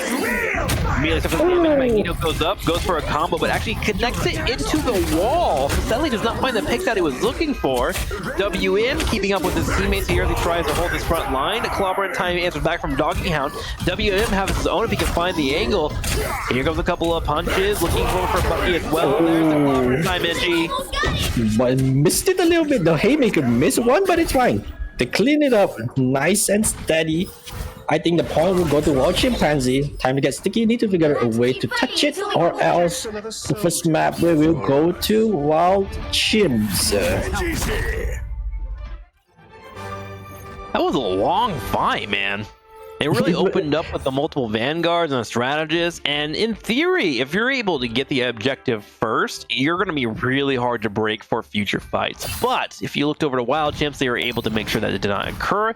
They forced Koala Water to switch into a different DPS, which we now have Bucky in the mix for. And now we're going to see how that power really pays out, because Time to Sticky, imagine if they got the objective in the first time. I could see a world where they are up 1-0 in this series. Yeah. They've kind of, I think Wild Chimps kind of figure out the gap It was a long time. on Time to get Sticky, and then they insist on not swapping characters, which they are known for, swapping their characters a lot, but they are known for that. But since they did not swap their comms, I think Time to get Sticky was like, yeah, we should swap ours, it's not working well. So that's why they just gave up the 3 Vanguard setup. Yeah, I mean, Wild Chimps was in control that entire time, and they almost Got it? gave up the point after what, like 30%, and that was it. Like, they were pretty close on it. So Wild Chimps right now really feeling their composition, and we'll see how Time to Sticky is going to handle it here. Now that they have Bucky to begin with their beginning, and he also has a reset, they have a chance to grab this objective pretty quickly.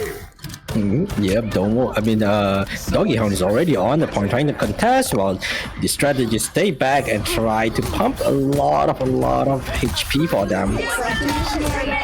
Overall, here to help out with the damage from Pablo K.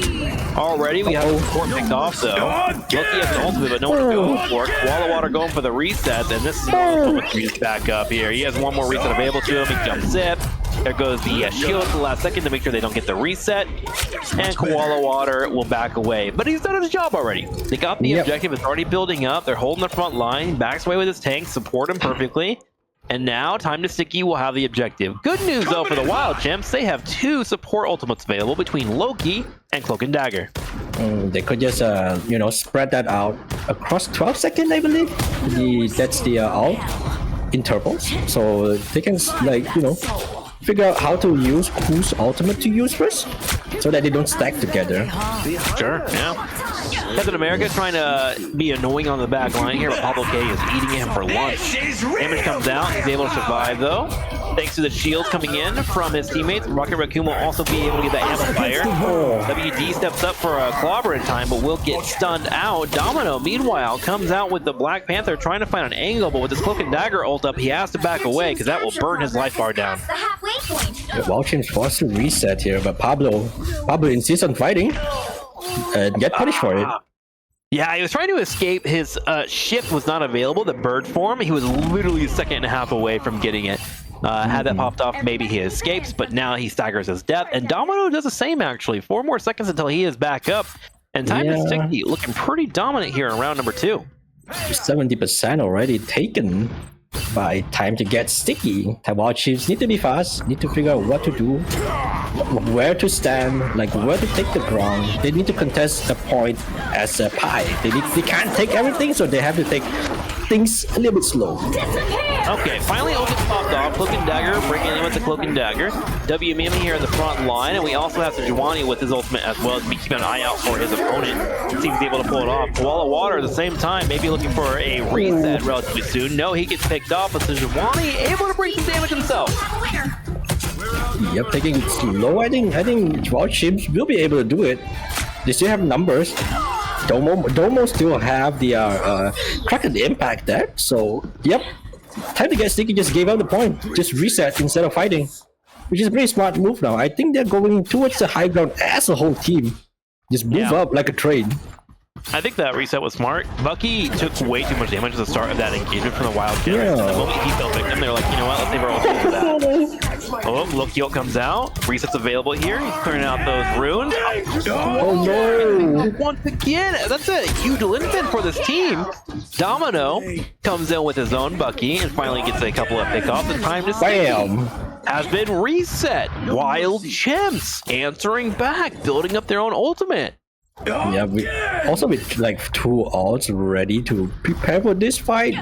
Time to get sticky. Would need to know how much ultimate Wild Chimps have. Are they keeping track or are they not? If they're not, then it will be hard for Time to get sticky to get back the space. Oh, these players are good. They're definitely discussing ultimate timing. Well, it's a matter of like whether or not they can execute, right? Koala Water goes in, tries to go for his reset. There goes the heals bubbles, but Hella answers back with her own ultimate. Goes for some splash damage. Will find a healer.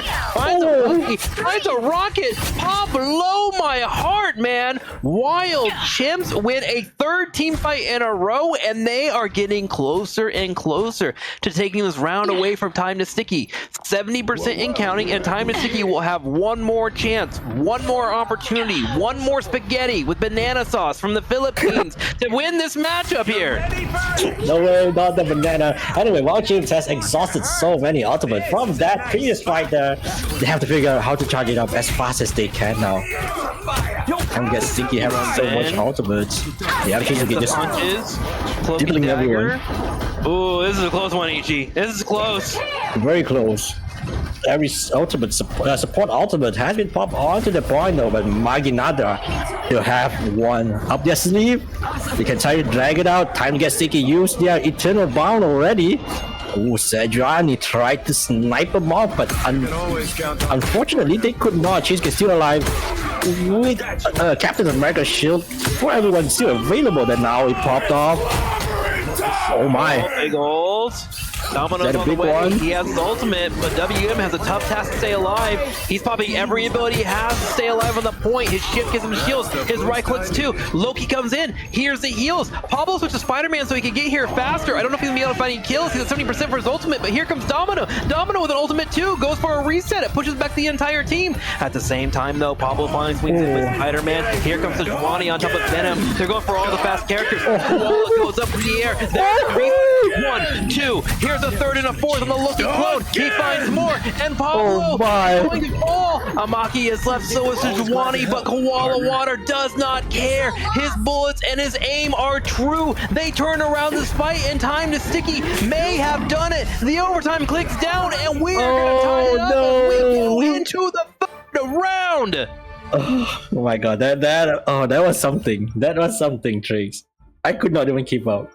That was intense, man. We had constant back and forth. Initially, we had Time to Sticky grab the objective all the way up to 99%. Wild Chimps won 4 fights in a row to contest it back to 99%. But Time to Sticky, being resilient, focus up, and we're able to win the last fight. And that's why Marvel Rivals is such a joy to watch. And now, you and I get a treat, the tiebreaker here, for a 3rd round here on the Yep. I will not hesitate. Yep.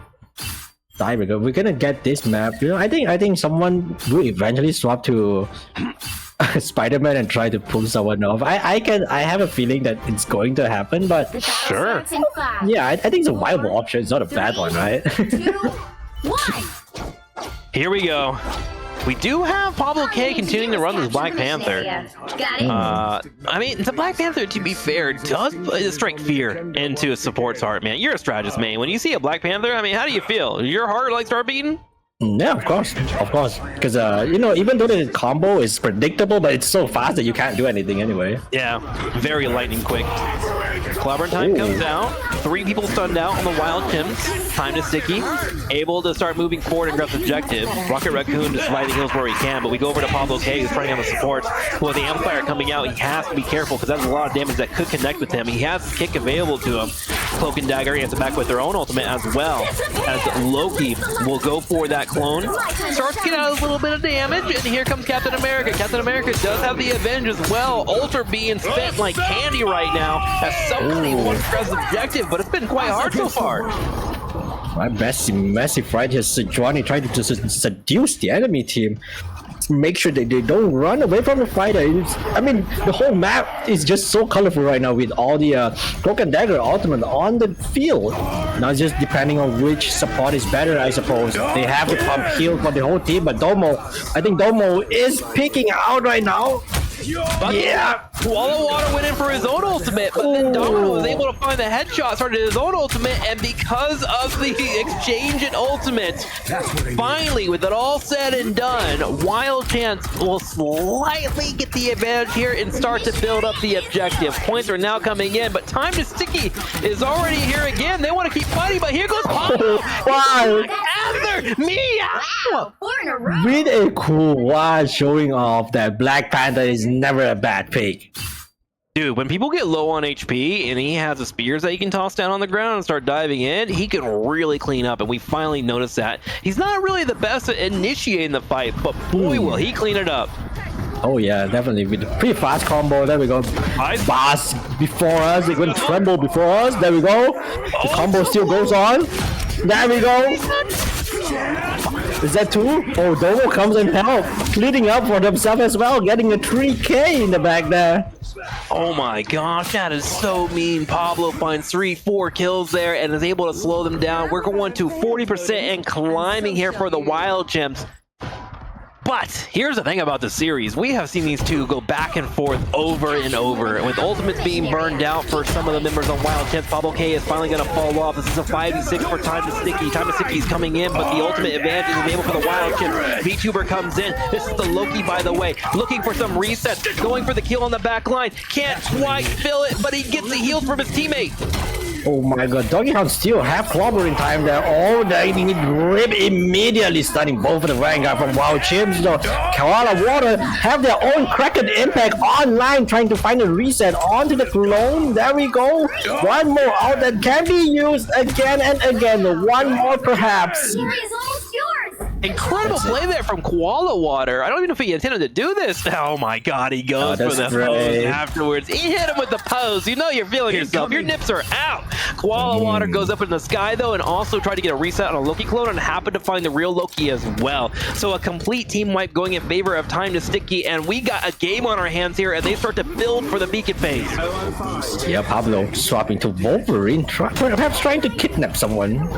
As we go, make it what you might see here, but WM is very, very low right now. Oh, get it? Oh no! 2 HP and a drift. You can dunk him right there on the side and just barely missed out on the dunk there by like half a meter. Loki on the high ground though is going to be a menace. Look at him, just starting to shell down those shots, providing those heals. Domino steps up, going for a reset. He finds one on top of the invisible woman, looking for the Cloak and Dagger. She tries to eye Rocket Raccoon. Here's the series right now, EG, as the entire team gets wiped. Both what do you call it? Both Bucky just trying to go against each other, dipping each other with their own ultimate. We're just trying to show up at this point. The ages, man. This is the end game for us. We're watching both these Bucky players that are incredibly talented, playing off the back of their teammates to make sure they can get these resets. But here comes Time to Sticky. They have to take this objective here or they take the L.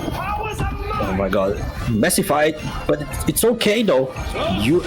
Both Cloak and Dagger set up their own carpet onto the battlefield. Pretty colorful, almost get pushed off there, Pablo, but managed to rush back in. Cheesecake running around trying to make people look at him. Answer as Sejuani is trying to give a lot of CC for the team to work around. There we go, just choke one of the Vanguard from Time to get Sticky, and the game should go to Wild Chimps. And it does. The Wild Chimps. That was the first series, guys. Holy moly. We have a total of 3 potential matches that occur, and we were able to get our first win from the Wild Chimps. What a great match that was. And we're getting ready for game number 2 here over on the Rivals of Atlas. Whew. Yeah, I think this is just a whose Buckies is better. Reset after reset after reset. They have. I don't think they have done. I don't think they have wasted ult at all. They kind of just use it and use it and use it again and again. Yeah, it was definitely a double-edged dagger, right, between both teams, right? It really came down to like who can get that kill, who can get the pick down on the Bucky. Both were trying to focus, but the supports were working over trying to keep each other alive. It was always came down to a sliver of a pick, right? And we saw it from both, right? Which just kind of shows that, like, you know, it's a PvP game. Sometimes you're going to pop off, and sometimes it's time for the other team to pop off. And what I think we saw there between game 1 all the way to game number 3 when we got the win is we saw them both understanding, oh, they have the advantage. Let's save ultimates. Oh, they got the pick here. Oh, we have the pick. The communication, I would have loved to be in on these team comms because I feel like both teams were really communicating everything, and Wild Chimps just got the better of it, but I could see a world on the other side where we could have seen a win come in from the other team as well. That was sick. Yeah, definitely. I mean, I want to say that the Loki pilot by Amayuki did so well. 30k damage, 40k healing, basically a DPS, but able to heal. His mastery, I'm glad you pinpointed that because I wanted to talk about it a little bit. His mastery of the high ground is something that you really want to excel at when you're playing in Loki. One, if you're able to play on different levels, right? So you have the base ground and then you have a high ground level, right? And if you're able to jump between both of those, suddenly your clones become a little bit more scary because you're able to start manipulating your opponents to like putting shots in the wrong situations. But also, you're starting to get value in both healing and damage. We talked about it as whenever you attack on Loki and you hit the ground, you get a sphere that explodes. It's not like a regular shot. You shoot, and when it connects on a body or an enemy, it explodes into a sphere, and anyone in that sphere, enemy takes damage, and teammates take healing. So getting the high ground and mastering that, as Amayuki did, allowed for him to really put in the numbers for his team, and that's why Loki can be such a high-skilled character, and why he can excel. And him being flexible with the rest of the Wild Chimps is perfect for Loki. I can't gush enough, man. That was fun to watch. That was awesome. Right. Exactly. They do so much damage. The splash damage, of course. If you splash on the enemy while your teammates on top of it, they also get the heal. The Loki ruin. That is a strong ability. You have to destroy. You have to respond to that. You can't just ignore the clones as well. You have to destroy it. The more clones that he has. Lore appropriate, by the way. Like Loki double dipping both into the enemies and to his teammates, providing the heals where he needs to, but like getting the value of both worlds. It's so Loki as a character, you know. The god of mischief himself. That's right. That's right. Speaking of which, we're now going to his house. Yeah, Yggdrasil. Convoy Here map. we go, man. Convoy map. We'll see how our teams switch up. Obviously, domination requires a different playstyle and a different mindset when you're moving in. Convoy, obviously, always about trying to move forward and you be near the objective. So we'll see how our teams go. It's always interesting to see how teams tackle offense versus defense, and it's great because Convoy allows for us to really get an idea of what they're going for. Yep, now straight to the ban and protect phase. Time to get sticky. We'll get to ban first. What will they ban? Human Torch, one of the strongest duelists in the game right now. They don't want to deal with it. It's so bonkers to me how Human Torch, when he came out, everyone was like, this character is dog water. And then he gets a slight change in the auto attack and gets a shield on his E, and suddenly he just like S tier, man. Yeah. So fascinating to me. Yeah, I think the buff was like, what, point something second? It's not even 1 second, it's a point something second, and it became meta immediately. Yeah, because like to be fair, when you did play the Human Torch when he first came out, his left click did feel relatively slow. You had to really like look into the future a bit for the attacks, and it just felt awkward and clunky compared to the Ref's composition. So kudos to the devs realizing that and switching it up, because it's almost like a shotgun attack too, right? So it's weird to be in a position where you want to dive, but you have to like anticipate where the opponent's going to be with a shotgun ability. It just felt awkward. So they changed that up. Hopefully. But now that we see Wild Chimps banning off Iron Fist that does not want to deal with the Kung Fu man himself. But then their response was also to protect Amayuki's favorite pick, which is Loki. I think that was a good call. Amayuki was flexible. He adapted well, and he seemed to be a real anchor for the team. And that's kind of hard to do as a Loki, especially against good players, especially against a Bucky. Because Bucky does get resets against the clones as well. So knowing that he is technically countered by the opposing team when Koala Water went Bucky and still excelled at him shows how skilled he is as a character. A great pilot with a great character to work on. What else? Sorry, I looked over at chat and I saw from Nime Hoshono, watch your back. The Shuramatsu clone has come to massacre you with a raid. Watch your back.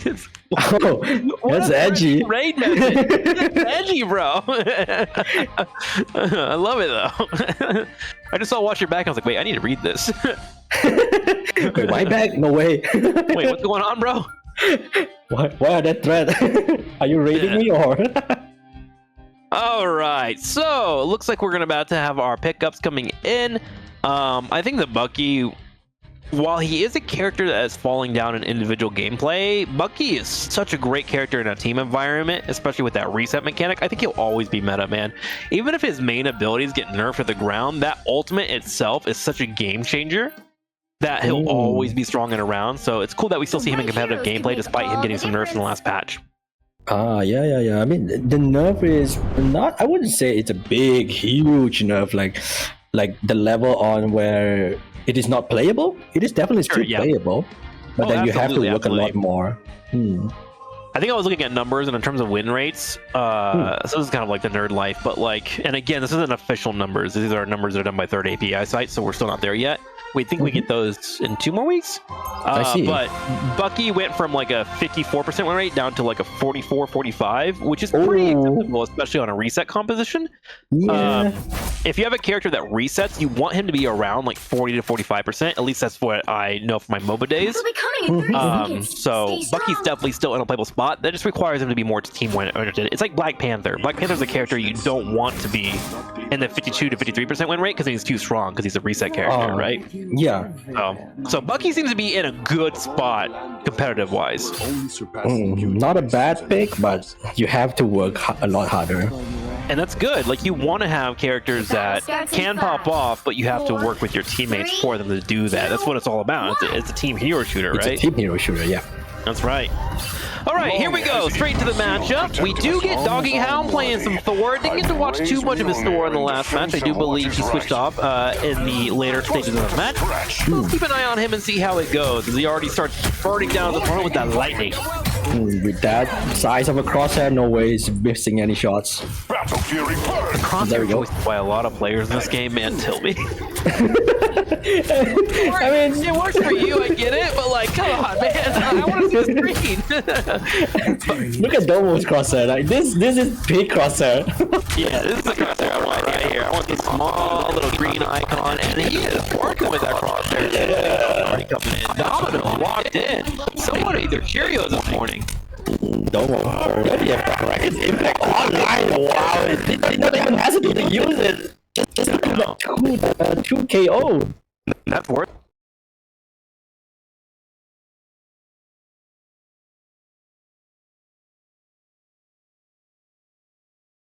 Stagger your opponent, put yourself in a position, and go from there. Now, they are on defense, so now everyone has to reset. But you can see his aim right now is really nailing those frontline tanks and building up the ultimate again already. He's already at 15%. Oh yeah, he just shoots whatever is moving, no matter what roles they are. Vanguard, the duelist, strategist, I'll shoot everything. Doggy Hound trying to hold down. It's kind of hard to run into the Strange and Emma Stone as Thor, I feel like, but he seems to be doing pretty well so far. Pablo walks this back line. He does have his whale available. Hold in the front. 1 for 2 trade so far. Looks like they're holding the air. Time to Sicky, man. Having a hard time getting out of their objective. With Amayuki's position set up over there, it's going to be very, very tough to even move up. Look at that triangle. You can Yeah, get that's killed cool about anywhere. Loki too. Is he doesn't suffer from damage fall off like a lot of other people or other characters in this game. So you can play these long range angles and do just fine. Yeah, look at that. Look at that pillar. Look at Thor. What's he gonna do here? He can't do nothing. He's like, I hate you, brother. And he's like, I have high ground. We do have Cloak and Dagger coming in for an ultimate. Time to think he's gonna make a play here to move forward. And they need to. They're getting down to 2 minutes. Emma Stone answers back with her own screaming ability while a whale comes out and crashes. Oh my god. Domo already charged up another Kraken impact there. Unfortunately, did not manage to get the reset. Pablo just playing slow, making sure that the backline would not be able to touch by Venom here. Koala Water have their own Kraken impact charged up. They might just use it, might just set it in. Rocket popped on the amplifier. We do have Koala Water with the ultimate, as you just mentioned. Gonna need to be looking for those resets. Here goes Thor up in the air, comes down and slams one pick finally. We'll touch it into there, but here we go. Finally, Koala Water can make some space. Moves in, goes to the shot. Is able to hit it. Finally gets the reset at the last second. Comes in for Emma Stone as well, and will be able to pick her up. Surely. That's gonna happen. Surely. 1 HP. Finally got the pick. It took a little bit, but that's okay. It's still a stagger, and we're gonna have some movement from Time to Sticky, and in a clutch moment too, because they were about to lose out on this objective, which means they would have taken an L on this map. Yep, Pablo swapping to Spidey immediately, trying to touch point. Ooh. He's won twice now, yeah. This is actually like a really, really awesome switch you can adopt into your own games. Get fast characters, Venom, Spider-Man. These characters can get to the reinforcement really quickly, so you have a chance to maybe go for the defense. And because he went over there and delayed the objective, it might have been enough. Wild Chimps have lost 2. WM is here going for a couple of punches. There is going to be an ultimate relatively soon here for Emma Frost. Domino just spawned here too, though. User's ultimate Eternal Bound got cancelled. They're pretty unfortunate, but 4 seconds on the clock. Good time to get Sticky. Managed to... Oh, time to get Sticky. Managed to touch it. And they secure the point as well. Watching Wild Chimps to back off and try to set up a defense now. Yeah, they have to wait. Sadly, they did lose both their tanks, which means the tanks are actually going to spawn on the next spawn point, not the one that they were at. So they kind of have to wait for them here. But it's a good opportunity for Time to Sticky to create some space. Both their tanks step up and grab this long corridor. Emma Stone comes in. Emma Frost, excuse me, goes for a combo. Yeah, but Emma Frost just likes... I just like Emma, how controlling Emma can. She doesn't like people diving her, so you just grab them. Yeah, such a stand here and I almost have a moment. Bucky comes in, Koala Water looking for the reset, Hella dashes away, oh, bam! Dagger got caught out! That'll be a reset here, Koala Water now taking some damage from above as Hella starts to deal with them, but Invisible Woman has created a nice barrier for healing, and that should be enough to get him through it. Pablo just trying to buy some time here, but looks like he's gonna get deleted next. And Time to Sticky has dug themselves out of a hole here. Yeah, but the fight still goes on. The WM not giving them up, but also Doggy Hound was just blocking the whole choke. Can't do anything about it. Even if they push up Doggy Hound, he just ult. Like I said, God of Thunder, drop down. Domo respawn with Kraken impact, and also Luna Snow's ult. Amayuki. Oh, Luna Snow already. Oh my, WM, big ult. Yes, tries to lock in the supports. The healers are coming out, though. It's keeping them alive, which means Time to 60 can start to answer back, but 50 seconds and counting. They're going to need to make a play here relatively soon. We do have Pablo switching into a Moon Knight. Yeah, you weren't kidding about their switches. They just keep switching left and right. Yeah, it's pretty fast. There we go. That arm was so good. Oh, unfortunately could not pop the ultimate before they go down. Oh my!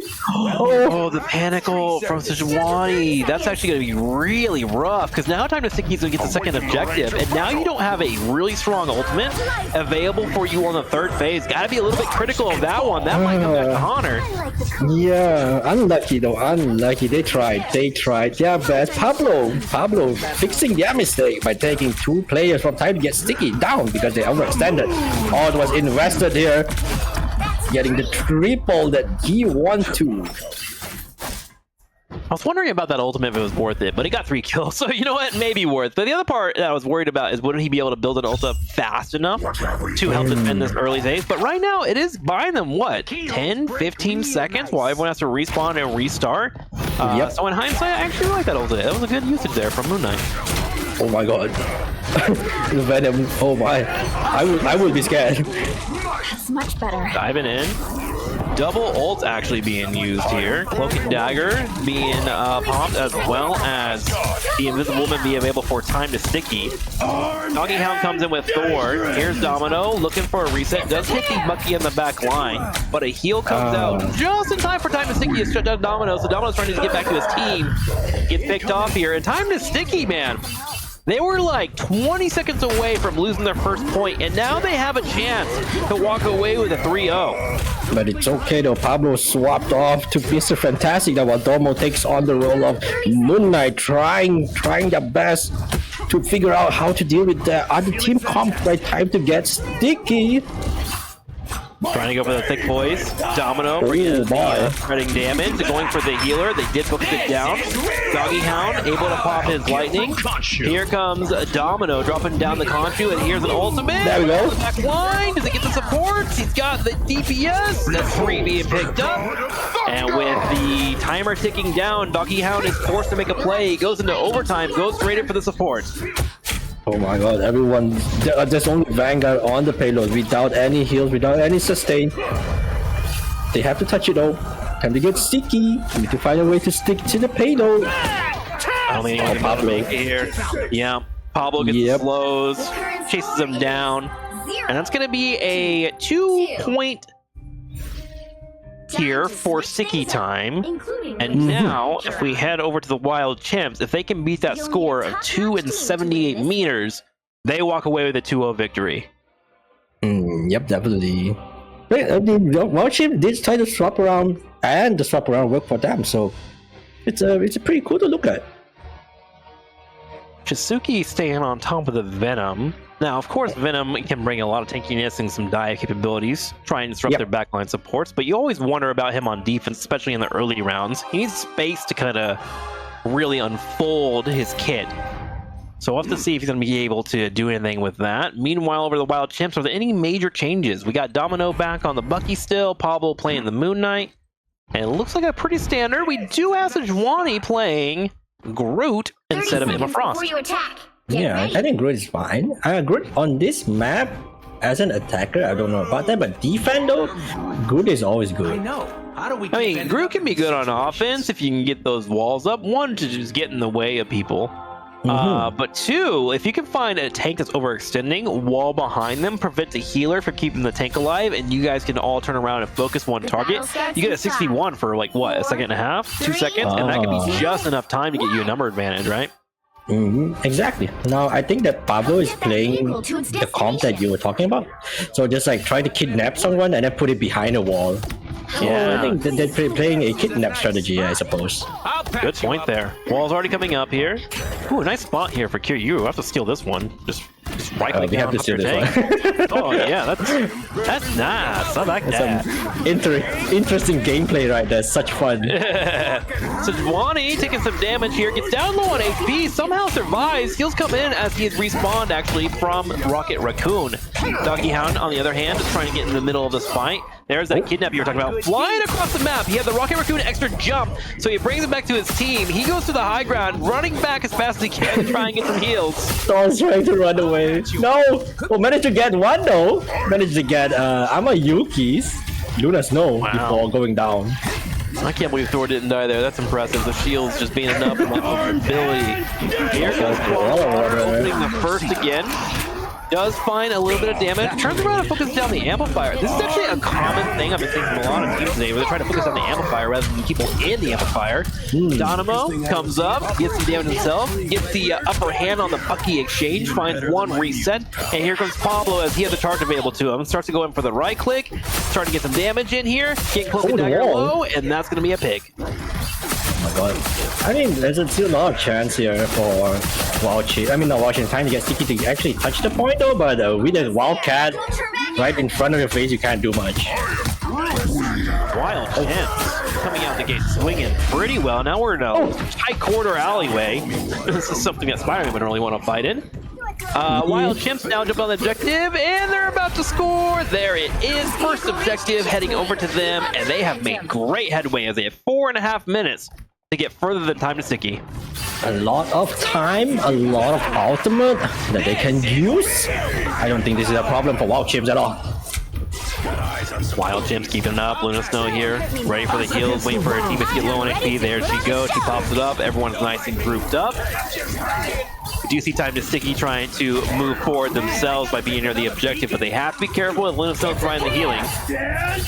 Oh, the point is contested there. They can't do much. They have to fight on point now. Can't get more space, which is unfortunate. That right click grabbed 3 people there, I think? That was kind of nutty from Domino. Oh, wait, what? As well, provides slow. Here's Mr. Crosshair. Drops down the ultimate. Slams down. Does like a pick. Here comes Koala Water now, trying to open the map. That's what I needed. They tried though, but can't do much there because Pablo is being a menace, trying to kidnap everyone, displace everyone, I would say. While Chim is down in number, Pablo is down now, they are forced to reset the fight. Yeah, that was a very worthy death actually for Pablo. He shut down Koala Water and didn't give him any resets, so effectively that ultimate was wasted there. Although he did get the 1 kill, it still wasn't enough to continue the fight. Wild Chimps get their full reset. There's the Be Right Back, and now all 6 are back. We have a group wall and a group combo available. Domino doesn't quite have the Moon ult though. We're gonna have to watch out for that. Ult locks down Bucky. That's gonna be the DPS down, and now they get the damage in. Here comes Domino. Had a Khonshu. Nice. The couple wants to find a little bit more, but can't quite get it. His teammates will do it instead, and with the Yonk, he finds the Luna Snow. Yep, only 2 Vanguard left on the battlefield here. Domo is just trying to clean up so that they can push the payload safely. Oh, Chizu, where's Chizu though? Chizu is hanging on with 1 HP. Cheesecake. Oh, Yeah. there we go. Is that Cheesecake? Oh, that's Cheesecake. And once Cheesecake, yeah, the healers were able to get him over the window there. Rocket Raccoon's trying to grab that high ground when Cheesecake comes in. He wants to try and stop the Rocket Raccoon from getting chased down. Moving towards the Moon Knight. Yeah, Moon Knight has a really hard time with anyone that can get on his face, so that makes sense. Pablo comes over, takes out the Be Right Back. I love to see that snipe. Oh my, Koala Water.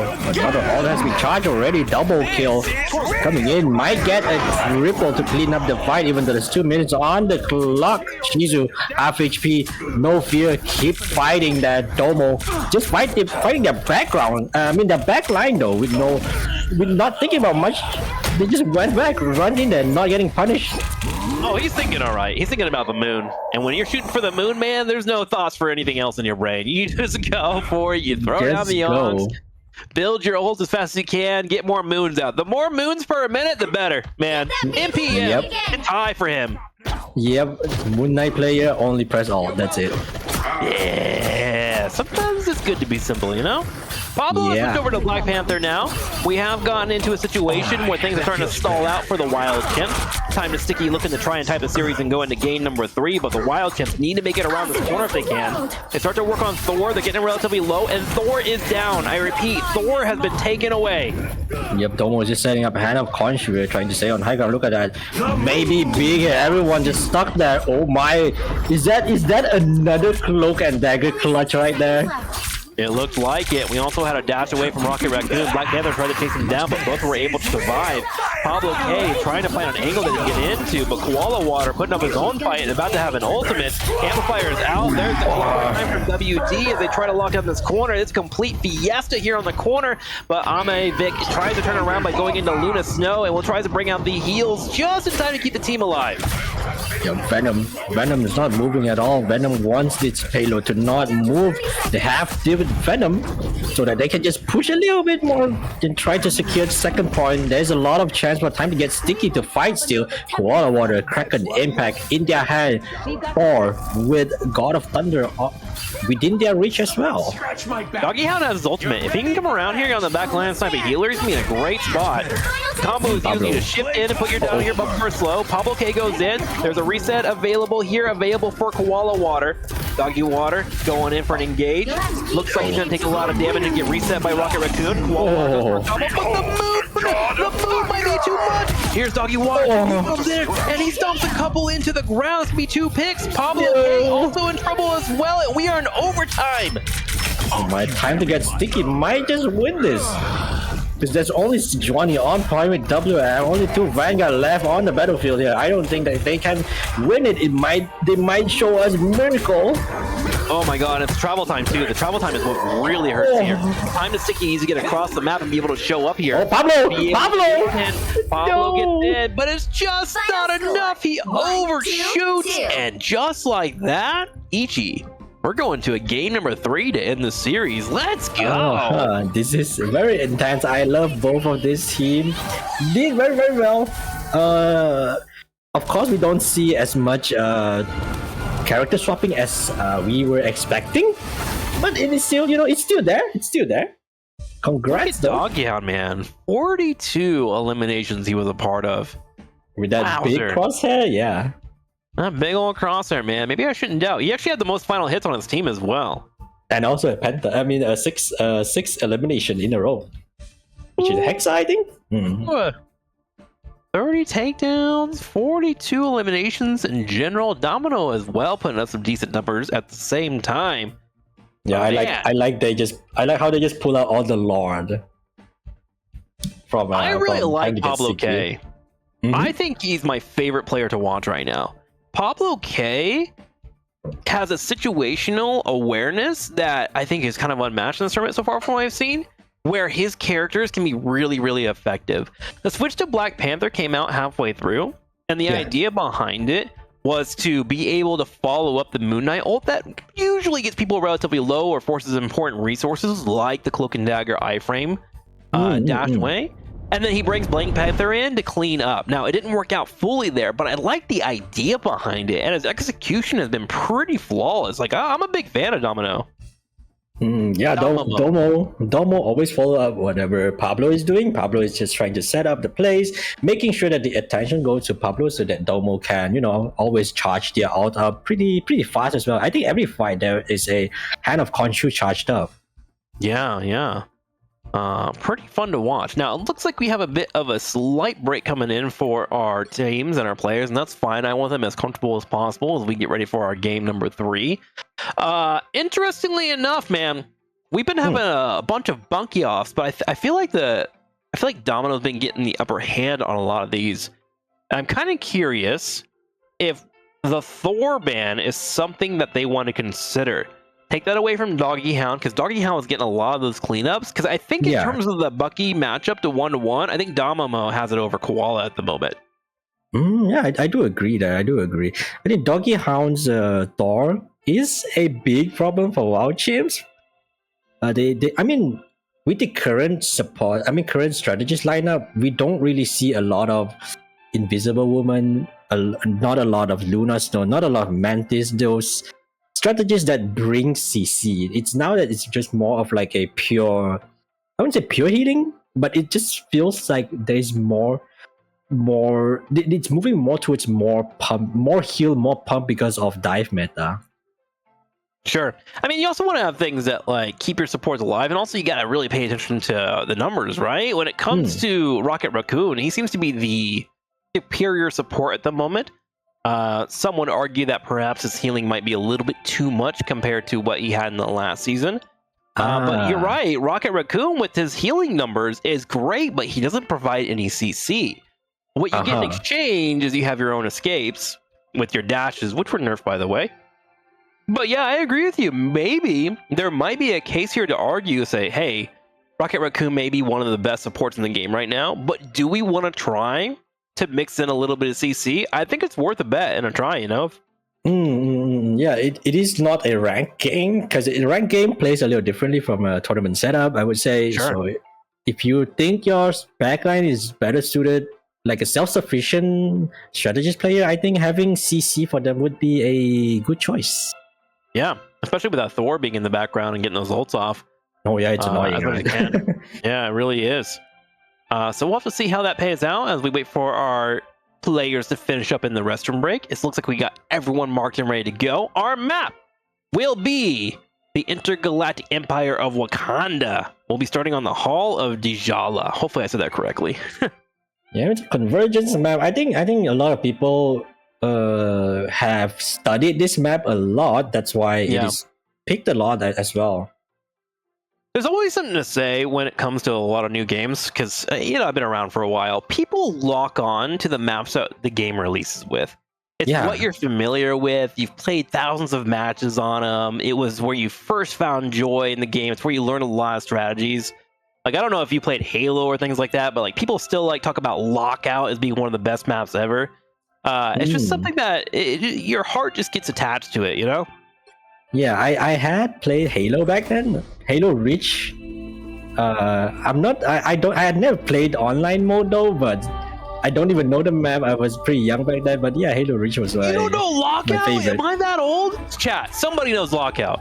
I can't. My name will be ruined if I'm just speaking gibberish right now. Lockout was such a defining moment in like my life as a gamer, and if I'm learning that I've been aged out, my heart's gonna break. I have what is a Lockout from Baku? Kung Fu says yes. My first FPS was TF2. Okay, is it Team Fortress 2 or is it Titanfall 2? Latest follows, like what? Oh my god, am I? Team Fortress 2. Okay. Got you. But still. All right. Well, shoot, man. Well, shoot. Thank you, youngin, for inviting me to your tournament. I'll tell you about the days when we had dial-up. Jeez. I looked it up. It's a Halo 2 map. I've never played Halo 2, but I've played the first remastered, I think. Yeah. So Halo Reach was like Bungie's last attempt. Well, Bungie before they went to 343, but Halo Reach was like the fourth Halo game. So, and I started on Halo 1. So you know, I got a couple years on you. I got a couple. All right, into the match we go.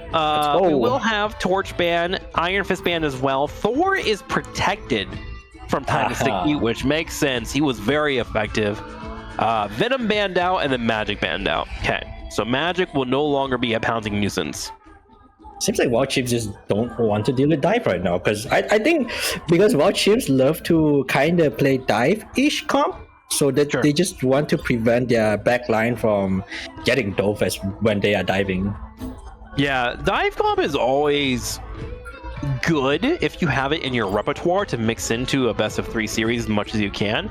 The amount of chaos it brings to it, and it also disrupts people's front to back fighting playstyles, which is natural in humanity, right? Like you want to fight from front to back. It just makes sense to you. And dive really messes with that type of timing, so I can see why they enjoy it. It does look like things are going to be changing a little bit for them, and with Magneto being left open, we get more poke comps and a little bit more saves as well. WM on Magneto. Maybe we will see a startup play, maybe to the bubble and then spin to win, charge all. That's a viable option as well. Even though that meta is season 1 meta, but it still works. Yeah. Scarlet Witch can be good too. Whenever she goes for her ultimate, you can drop in a bubble shield. So if you run Doctor Strange and you run Magneto, you can get the shield on Scarlet Witch while she's ulting, but you also get the extra DPS with Doctor Strange team up. But for now, we do have a Storm, Magneto, Loki. We do have the Bucky once again, and we're waiting on Sejuani to pick another tank. I think Sejuani game crash though, but they're gonna. It's probably a tank though. It's probably a Vanguard. They're gonna pick a Vanguard, but now that time to get sticky, pick their own roster. I think they're just going with their comfort pick right now. Chizu on Captain America. Might have to pause and get him in here, but we'll figure it out. We'll do it. Koala Water is on Black Widow. Is this real? They'll be coming. I cannot see that they're gonna use this Black Widow. I think it's a troll pick. No, I think there's okay, so Black Widow does have a little bit of strength here, like around the corner when we move up to this objective. There is a nice long juicy corridor. The problem is what happens when they get to that corridor. Okay, yeah, they're switching over to Bucky for Koala Water. All right, that makes sense. They like to stir our feelings. Yeah, they like to play with our feelings. It's just like I'm ready. Yeah, when the Black Widow comes out, I'm ready, man. I'm ready. I'm ready. I'll drop the commentary. I did a lot of testing with her. Like I kind of know her ins and outs and her hit scan, things like that. I just, it's just, she's not. I don't know if she's ready for competitive. And if she's ready for competitive, you are making a statement because you got to be locked in, dude. Aim Lab expert. Aim Lab is free. I've been hearing that a lot recently. I should probably look that up. You know, aim lab may be free, but preparation does require effort. You know, do I want to put that effort in? Do I want to get that good? You know, I don't know. Yeah, I would not. I'm too tired. Maybe next time. Yeah, Okay, maybe looks like next our time. match has begun, and we are in the final map between both of these teams. Winner will be moving forward, stepping forward into tomorrow when we get closer to our grand finals. And of course, loser here will not be doing so. All right, let's hop into it. Captain America charging forward, going straight for the Loki clones immediately. Yeah, Pablo on Storm.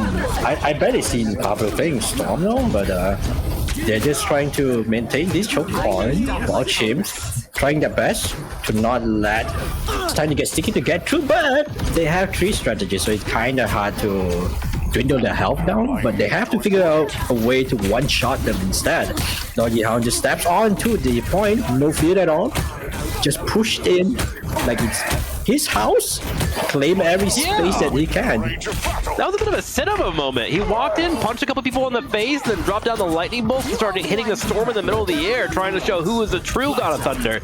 However, Storm will get the advantage here, and Storm also has her ultimate. She's going to pop it. She's going straight in for the back line. They're all running away. Storm is back. Yeah, takes out one pick inside. Oh.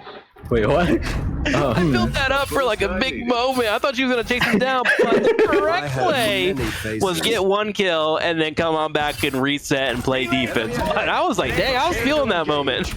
At least he did not overextend and get punished, Exactly. I suppose. That is the correct play, because you are moving into the defender's advantage. You want to make sure you keep the advantage that you do get, but I was expecting some thunder there. Pablo K getting some great heals, and honestly, Loki has a hard time healing Storm, so you got to kind of aim for her feet to hit it, but he was doing a great job landing those shots. Oh, yeah. Suki runs in here, though, and they're trying to hold the objective, and the Wild Chimps actually get wiped. Getting aced immediately, but then Sejuani answer via Doctor Strange here. I think we can see a portal coming in, charging up the Agamotto, and just burst everywhere. Oh, never mind, they swap it back. Yeah, it seems like the timing is gonna be a little too rough. They decide instead to go ahead and hang out. We do have, I believe, is that a Wolverine up there? Right above on the top side? Yeah, Wolverine's up there on the top side. Domino waiting for someone to overstep, and he'll jump in and try and go for them. Wall of Water has the ultimate, and there goes the Cloak and Dagger ultimate. Everyone's just jumbled up there.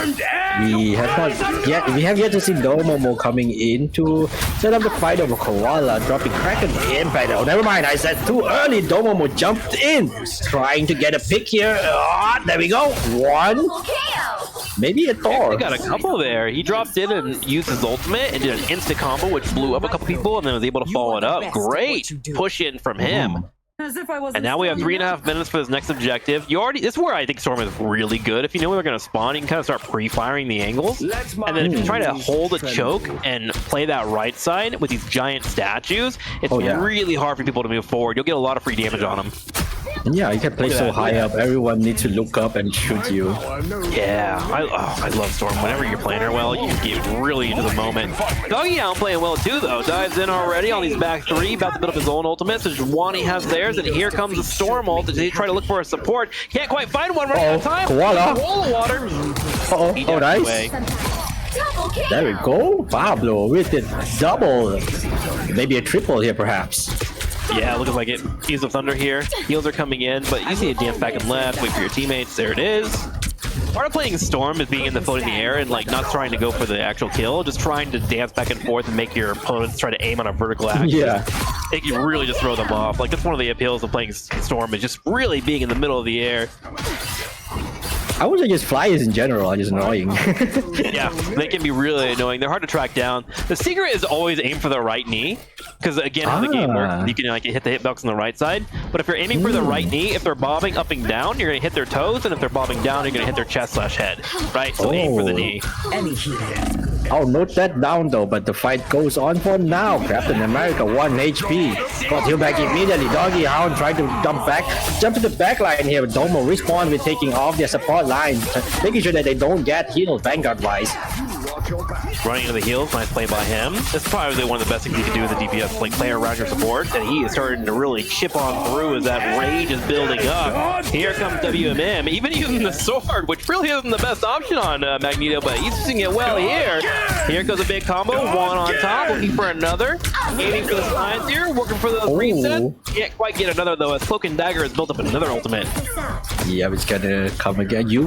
Pablo with another ult, using it immediately. I don't know if that would work there. Maybe. He comes back waiting for his teammates. She's showing off right now, I think. Because it doesn't take much time to charge the ultimate backup for Pablo. So they just kind of use it. Yeah, you can build it up pretty quickly. If you're able to get your lightning bolt from people, you get, I think, a 3% charge for each lightning bolt, so you get pretty fast. But you do, of course, have to put yourself in a vulnerable position to do that. It's more of just that he had a 6v2 there, and this objective is on the opposing side of the defender, so I probably would have wanted to save it for the next objective. But, probably being a bit too critical. These players are probably way better than I will ever be in my life. Chisuka there comes on through, and now we're in a spot where Time to Sticky needs to try and push us out, as they would love to grab a second score. Oh, but Chisuki with the hella snipes. Yeah, I think Shizu just got enough of Pablo here. Just try to swap off to a hit scan to deal with Pablo. Yeah, the moment you run into a Hela, you probably want to switch off, because Hela can aim for your cape, and her hitbox is just enough to where she can 3-shot you. And Pablo realizes that. He actually switches off, goes straight into Spider-Man, and decides, I'll go for a Hela myself. So here we go, the changes begin. The sniper versus another sniper here. Let's see who have the better aim. Look at the crosshair. We're judging by the crosshair now. This crosshair is so big. I'm not sure how it's going to be useful, but then Shizu is running a default crosshair though. Give those shots in, man. Whatever you're comfortable with. All right, spikes come out, and now we are about to go into overtime. Time to Sticky moving forward. No ults for the wild chimps. They do need to farm it up. Loki's about to have one relatively soon. Right to the middle air. You know how hard. Puffle goes into bird form. That look easy.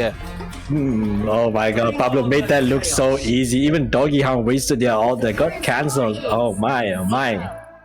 My golly. Dang, Pablo. Alright, I see you. I was unfamiliar with your Hela game. You should be playing Hela. I know, right? Why play other? Play Hela. That rocket snipe, that was really difficult. He has a really small hitbox, and the dash squishes the hitbox, makes it hard to follow him up, but he like lined it up and flicked it. Oof.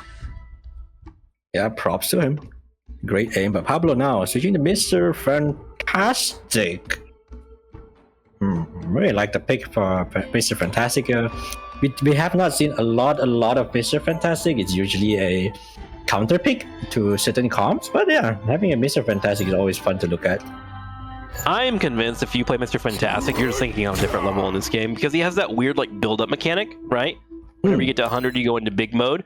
But there's all these decisions of like, when do I want to go to big mode? Do I want to force the issue here? Do I want to eat a little bit of damage for shields? Do I want to cancel it so I can go into shift, which allows for him to eat a lot of damage and reflect it back? There's a lot of cooldown exchanges, and you got to really be in line with your team and the opposing team for you to hit. Like, they kind of nailed the fantasy of just being smarter than your opponents. You really feel like that when you're playing Reed Richards. I'm not saying Pablo's smarter than everybody, by the way. I'm not trying to blame.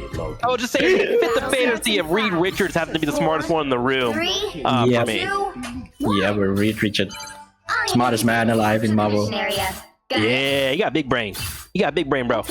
Yeah, big brain, stretchy brain. I would be a little judgmental on this defense right here. Just because up in the top side, I just feel like you want to try and get some pressure on your opponents to try and build up a little bit of ultimate before they come in.